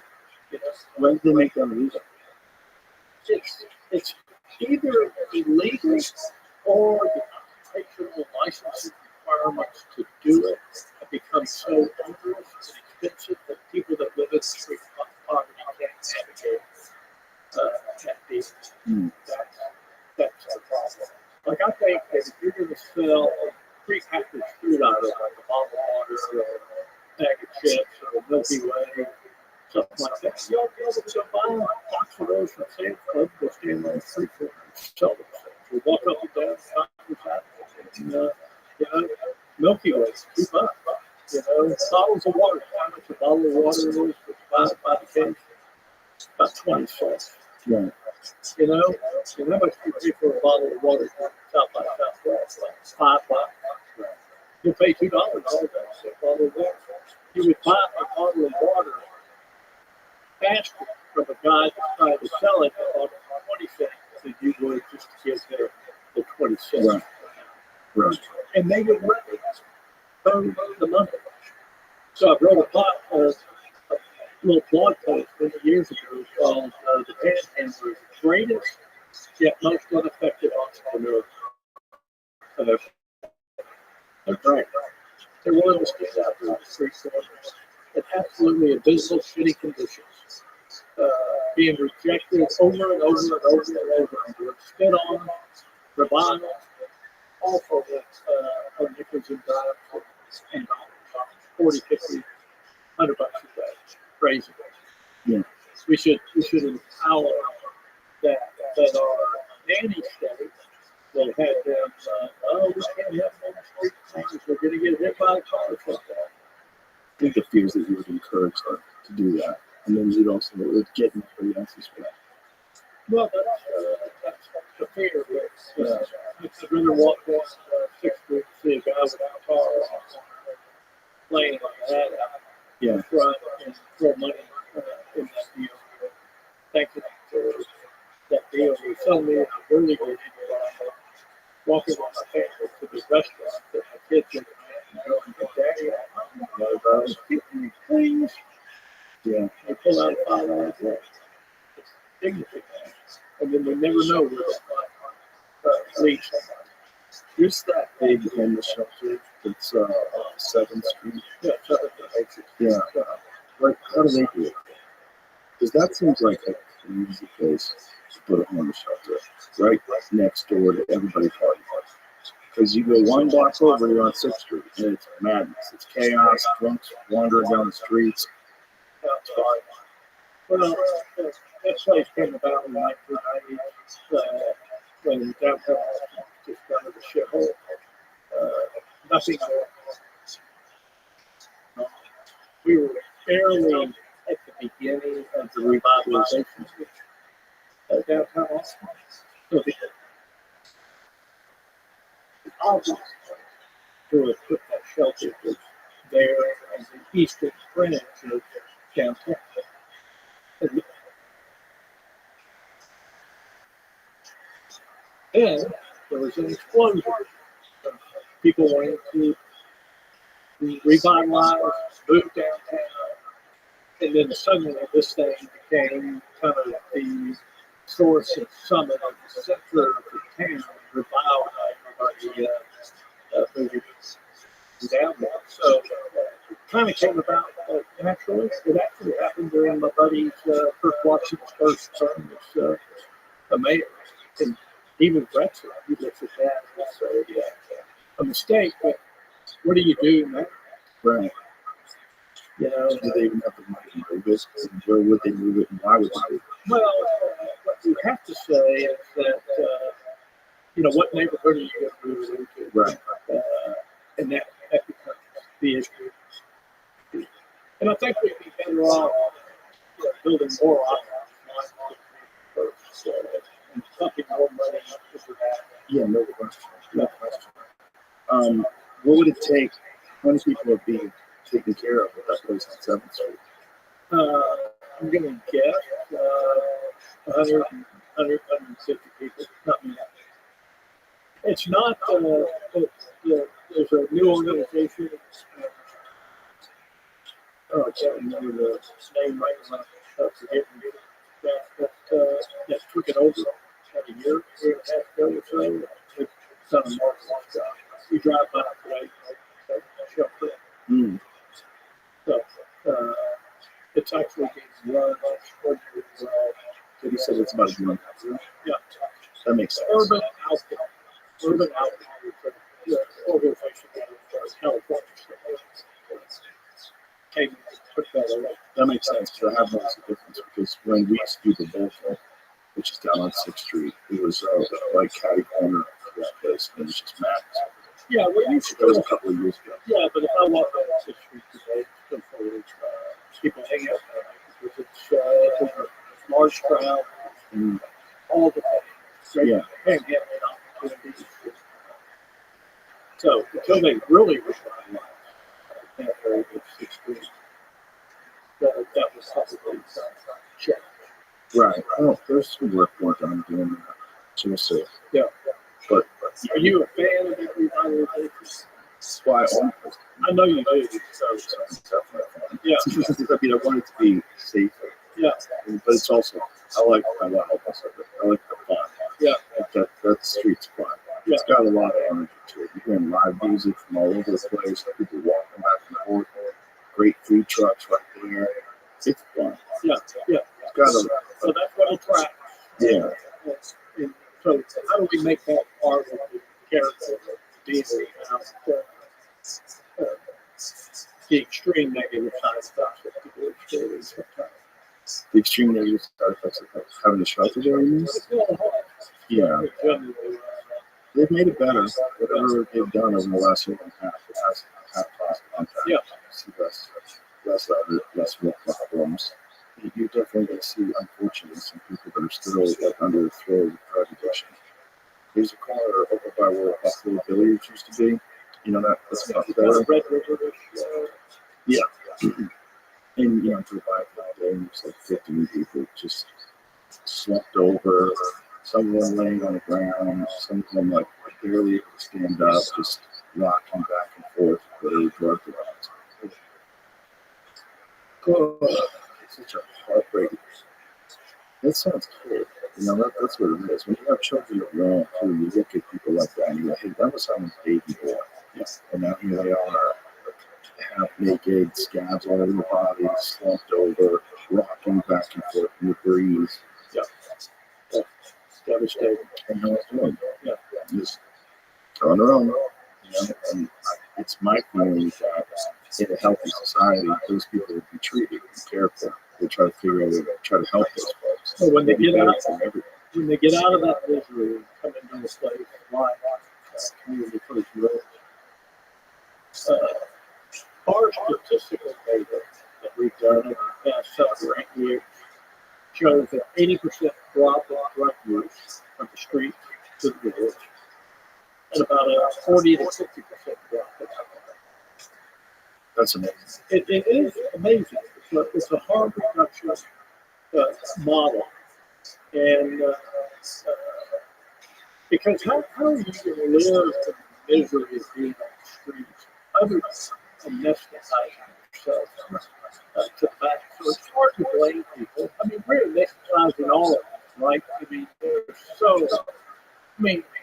one of the greatest drug dealing places is all of our pharmacies. we're all going to buy our pharmaceuticals. Right. You know. And, and then, look, there's some interesting things going on in the world that I want to see explored, especially around addiction, and that's like the use of psychedelics and mitigating as a treatment mechanism for people. And I just would like for the world to come around, make things easier to bring relief to people, because bring relief to individuals, bring relief to the community as a whole. And we all explore a number of different things. And, I take the legalization of marijuana as an example. Look, I live in the middle of the woods. There's all that. Everything is there, from fentanyl to crack cocaine to meth, marijuana. And I will tell you, our potheads are happy, hungry, and sleepy. And the folks that are, smoking and shooting, meth, crack, many of them have pretty profound problems as a result of it. And I'd love to see some studies going on around the psychedelic nature to see if we can further help people through their addiction issues. So, Yeah, that's as well. There's some powerful tools out there that we might utilize. Yeah, just afraid of that. So, how does a person get involved in it? How do they get accepted? Like, what if someone is on the street and they find out about the village? What is the process? Well, first of all, they have to be chronically homeless. And there's a definition that we use that basically comes out of HUD. It's an unaccompanied male or female with a disabling condition, having lived on the street at least a continuous year. For us, it has to be in the Austin area, because we're not going to take the